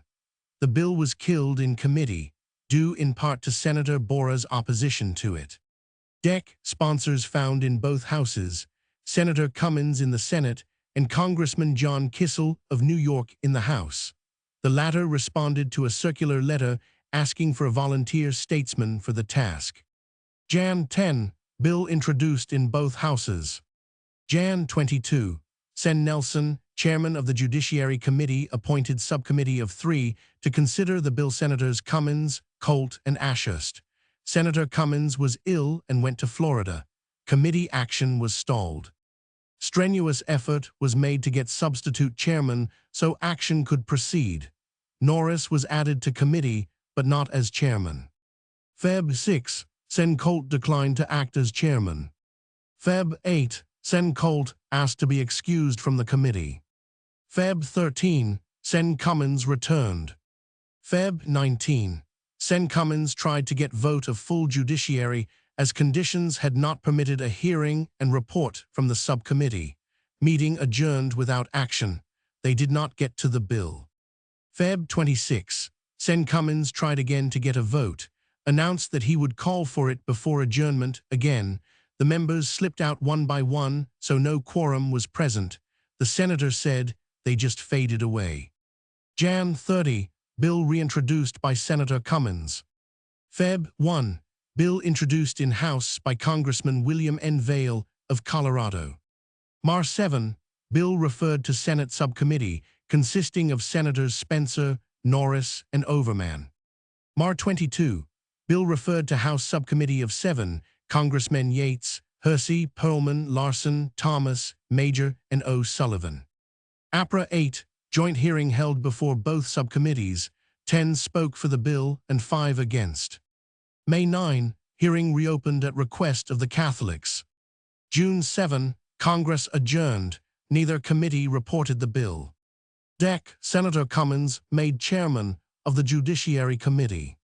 Jan 20, Senate subcommittee unanimously reported Cummins-Vail bill without recommendation. House subcommittee evaded making a report. Mar 4, Congress adjourned. Appendix number 13. Senators Borah and Stanley argued before the Judiciary Committee in 1921 for the principles on which the Cummins-Vail bill is based, but regarding another bill. The following excerpts from the hearing, with editorial comment, are taken from the Birth Control Herald of January 20, 1925. The bill on which the hearing was held had passed the House in October 1921. It aimed primarily to make racetrack betting tips unmailable, but Section No. 5, to which Senators Stanley and Borah objected most strenuously, was a sweeping infringement of the freedom of the press, by which nothing could go through the mails that gives any information as to bets or wagers on any contest of speed, strength, or skill. The bill was referred to a subcommittee of the Judiciary consisting of Senator Sterling, chairman, and Senators Borah and Overman. The measure has never been reported out by the full committee, and it seems evident that the vigorous opposition of the 2 senators who argued on principle and the disapproval of powerful newspaper associations have resulted in the burying of the bill. At the time of this hearing, January 1922, Senator Stanley was not on the Judiciary Committee, but he was so interested in preserving the right of free press from further encroachment that he appeared at the hearing as an opponent of the bill and as a pleader for fundamental liberty. At present, however, he is a member of the Judiciary Committee with the best of opportunities to make his convictions count effectively for the Cummins-Vail bill, in which precisely the same principle is at stake, namely, the freedom of the press and the right of the individual to have access to knowledge. The 5P50 director was originally indebted to Senator Borah for her copy of the report of this hearing. He has never faltered in his opposition to the principle of censorship, and Senator Sterling, the chairman before whom this hearing was held, was already at that time committed to support of the Cummins-Vail bill. He gave his word that he would work for the bill in the Judiciary Committee and on the floor of the Senate. In the 113 pages of the report of the two hearings on the bill to exclude gambling information from the mails, there are many more analogies to the principle involved in the Cummins-Vail bill than there is room to recount, so the excerpts below are only samples. At the very start there is similarity of circumstance. At the first hearing, Senator Stanley spoke especially of the section that was added in the last hour of debate, about which I am advised comparatively few members of Congress knew anything at the time of its passage, that the House should have inadvertently passed a measure on the strength of its moral-sounding aim, but which contained an unwarranted suppression of constitutional rights, is exactly what happened in 1873, when the Comstock Bill was hastily passed, aimed at obscenity, just as this bill was aimed at gambling, but blundering into suppression not only of crime, but of freedom. Sen Stanley, speaking on behalf of representatives of the chief metropolitan newspapers. These great papers wish an opportunity to show that the gambling evil is not best remedied especially by a government of delegated powers, an unwarranted restriction of the freedom of the press or the freedom of speech. Similarly, the abuse of contraceptive information is not to be remedied by laws forbidding access to that information. Ed. Sen Stanley at the second hearing, despotic governments have always viewed and always will view freedom of speech with apprehension and alarm. When you have placed a censorship or arbitrary inhibition or prohibition upon either the freedom of speech or the freedom of the press, you have not invaded one constitutional right, but have imperiled or desolated them all. Sen Borah, do you attack this as unconstitutional or simply the policy of it? Sen Stanley, both. I maintain that it is not necessary to show that it is unconstitutional because of its folly and its unwisdom. It is absolutely a violation of the spirit of the Constitution. Sen Sterling, if you think racetrack gambling is an evil, do you think that advice or suggestions in regard to wagers and bets should be prevented? Sen Stanley, may I answer that question by asking another? Does the chairman believe that the federal government should pass a law prohibiting anything that is morally or industrially wrong? Sen Sterling, oh no, there are limitations, of course, upon the power of the federal government to do those things. Sen Stanley, yes, I had begun to doubt it. Sen Sterling, this prohibits the use of the mails for certain purposes. Sen Stanley, yes. Sen Sterling, and we have passed laws relative to the use of the mails prohibiting certain written or printed matter. Sen Stanley, and Mr. Chairman, that is the worst vice, the worst phase of this legislative itch with which the country is infected, for the federal and sumptuary regulation of all the activities of the people, moral, intellectual, and industrial. It is gaining. One bad law breeds a million. Sen Borah, well, Mr. Stanley, you do not have to make any argument to me that we have no power to establish a censorship. Sen Stanley, this is as fine an instance, Mr. Chairman, as I know of the abortive birth and progress of this character of half-baked legislation. A bill, honest, and perhaps advised in the main, was introduced. As it passed, a representative took a shot at it on the fly and inserted this Section 5. The Postmaster General Hayes, in a letter to Chairman Nelson of this committee, very pertinently observed, this particular Section 5 makes it an offense for newspapers to publish racing news. I favor the bill, but am opposed to this Section 5. I was not consulted about it, and I hope this section does not pass. The whole bill had better be defeated, in my opinion, than to add this additional curtailment of the freedom of the press. There has been a very strong tendency of late in that direction, and I am sure it is essential that such tendency be checked. I am reminded of Voltaire's statement, I wholly disapprove what you say and will defend with my life your right to say it. Sen Borah, it is not necessary to proceed any further then, is it? Sen Stanley, Senator, I think there is more in this than this bill. I have no fear that this bill will pass. This is too much. Neither the minds nor the stomachs of the people are prepared to endure it, but I wish to emphasize its evils in order that this character of legislation may be discouraged, that this persistent and pernicious effort to control the freedom of the press may find an end somewhere at some time. The Cummins Vale Bill will also help to end it. Ed. Sen. Bora, well, Senator Stanley, as I think you know from personal conversation, I am quite in sympathy with your view, but I am unable to construe this letter from Postmaster General Hayes, quoted above in harmony with a number of statutes that are already upon the statute books and already in force. The Comstock Law, for instance, ed. Sen. Stanley, it is unfortunately true.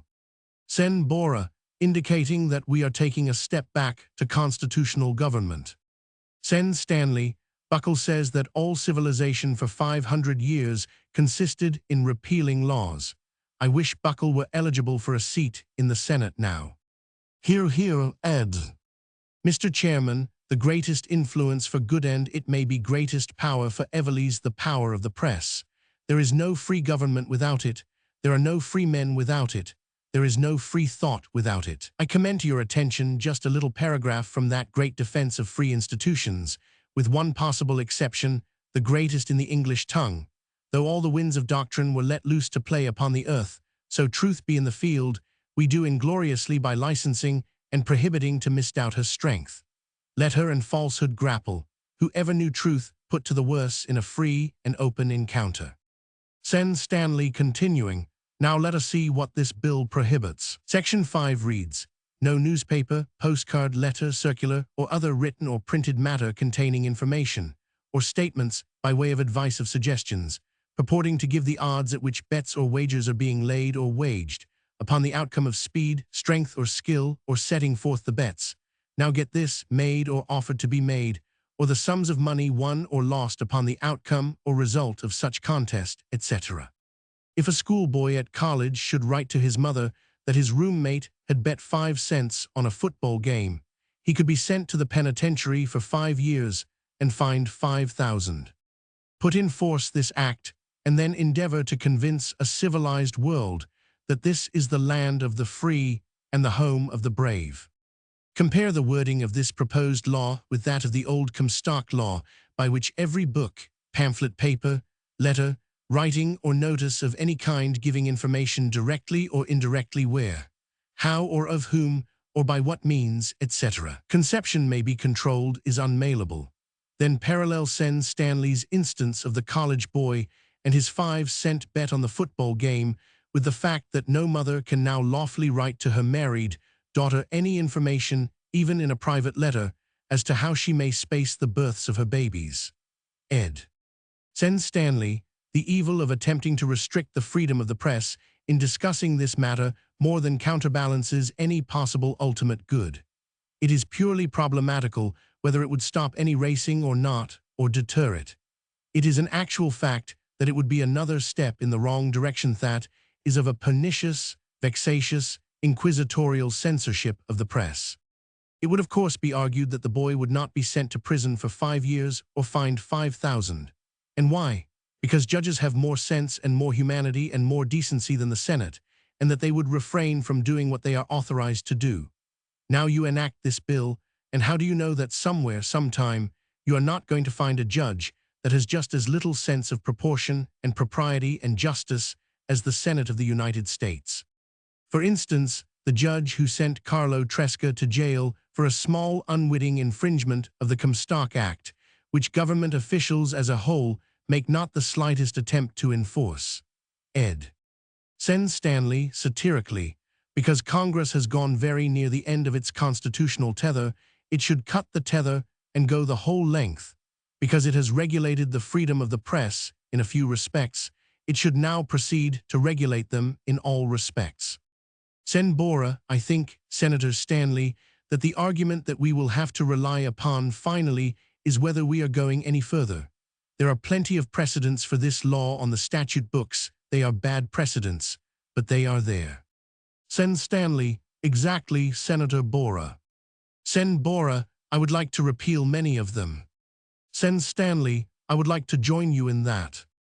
No man, of course, is in favor of moral uncleanness, but that is no reason why the federal government should act as a spy and as a supervisor of the private relations between men and women in the several states. Race gambling, no one doubts, is an evil. Of course it is. But intemperance is a bad thing. Therefore the papers must not encourage intemperance by mentioning the concomitants of an alcoholic drink. The other day an officer tried to stop the Cincinnati Enquirer from making reference to a copper can because they said some copper cans were used for distilling. That is a fact. Where are we going to stop? Burglary is a bad thing. Think of it, there are millions of men who do not know that a simple flat piece of steel, called a jimmy, can be used to open doors that are locked. Suppose the papers tell of how a man gets into a house by means of a jimmy. Some fellow reads that and gets a jimmy and breaks into a house. Are you going to stop all mention of that?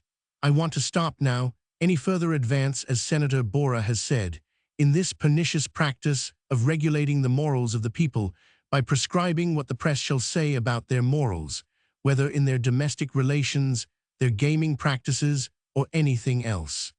You pass this act, and by virtue of its precedent and those others of its kind that now deface the statute books of a free country, within a few short years, with a little ingenuity, I can keep anything out of the columns of the press except an account of a school picnic or a pink tea. I thank you, Mr. Chairman. And this paper thanks the Senator, ed. Appendix number 14. Sections of the Food and Drug Act, which are pertinent to materials used for the prevention of conception. Manufacture. Sec. 8717. It shall be unlawful for any person to manufacture within any territory or the District of Columbia any article of food or drug which is adulterated or misbranded within the meaning of this act. Importation. Sec. 8718. The introduction into any state or territory or the District of Columbia from any other state or territory or the District of Columbia, or from any foreign country of any article of food or drugs which is adulterated or misbranded within the meaning of this act, is hereby prohibited. Definition of drug includes compounds. Sec. 8722. The term drug, as used in this act, shall include all medicines and preparations recognized in the United States Pharmacopoeia or National Formulary for internal or external use, and any substance or mixture of substances intended to be used for the cure, mitigation, or prevention of disease of either man or other animals. Adulteration. Sec. 8723. For the purposes of this act, an article shall be deemed to be adulterated. In case of drugs. First, if when a drug is sold under or by a name recognized in the United States Pharmacopoeia or National Formulary, it differs from the standard of strength, quality, or purity as determined by the test laid down in the United States Pharmacopoeia or National Formulary official at the time of investigation. Second, if its strength or purity fall below the professed standard of quality under which it is sold. Misbranding. Sec. 8724. The term misbranded, as used herein, shall apply to all drugs or articles of food or articles which enter into the composition of food, the package or label of which shall bear any statement, design, or device regarding such article, or the ingredients or substances contained therein which shall be false or misleading in any particular, and to any food or drug product which is falsely branded as to be the state, territory, or country in which it is manufactured or produced. That for the purposes of this act, an article shall also be deemed to be misbranded. In case of drugs. First, if it be an imitation of or offered for sale under the name of another article. Second, not pertinent. Third, if its package or label shall bear or contain any statement, design, or device regarding the curative or therapeutic effect of such article or any of the ingredients or substances contained therein, which is false and fraudulent. Fourth, if the package containing it or its label shall bear any statement, design, or device regarding the ingredients or the substances contained therein, which statement, design, or device shall be false or misleading in any particular. Appendix number 15. Freedom of access to knowledge of their own choosing denied to Catholics by Oregon school law and seriously threatened in other states. Same principle at stake as that in Cummins' Vail Bill. The following letter was sent by the director of the Voluntary Parenthood League to every Catholic member of Congress. There are 37 Catholic members in the House and 5 in the Senate. January 16, 1925. Dear Sir, am I correct in thinking that you are one of the 37 Roman Catholic members of the House? If so, may I not assume both your special interest in the recently attempted anti-Catholic legislation in several states and in the possibly anti-Catholic tendencies of certain proposed federal measures, and your common concern with all liberty-loving Americans at these new menaces to certain of our fundamental rights. Among the proposals to which I refer are those made in Oregon, California, Washington, Michigan, and Alabama to restrict Catholic teaching and learning. The laws proposed have not attempted directly to prohibit Catholic schools, but they indirectly achieve that end by compelling all children of certain ages to attend public schools during all the hours of all the school days throughout the year.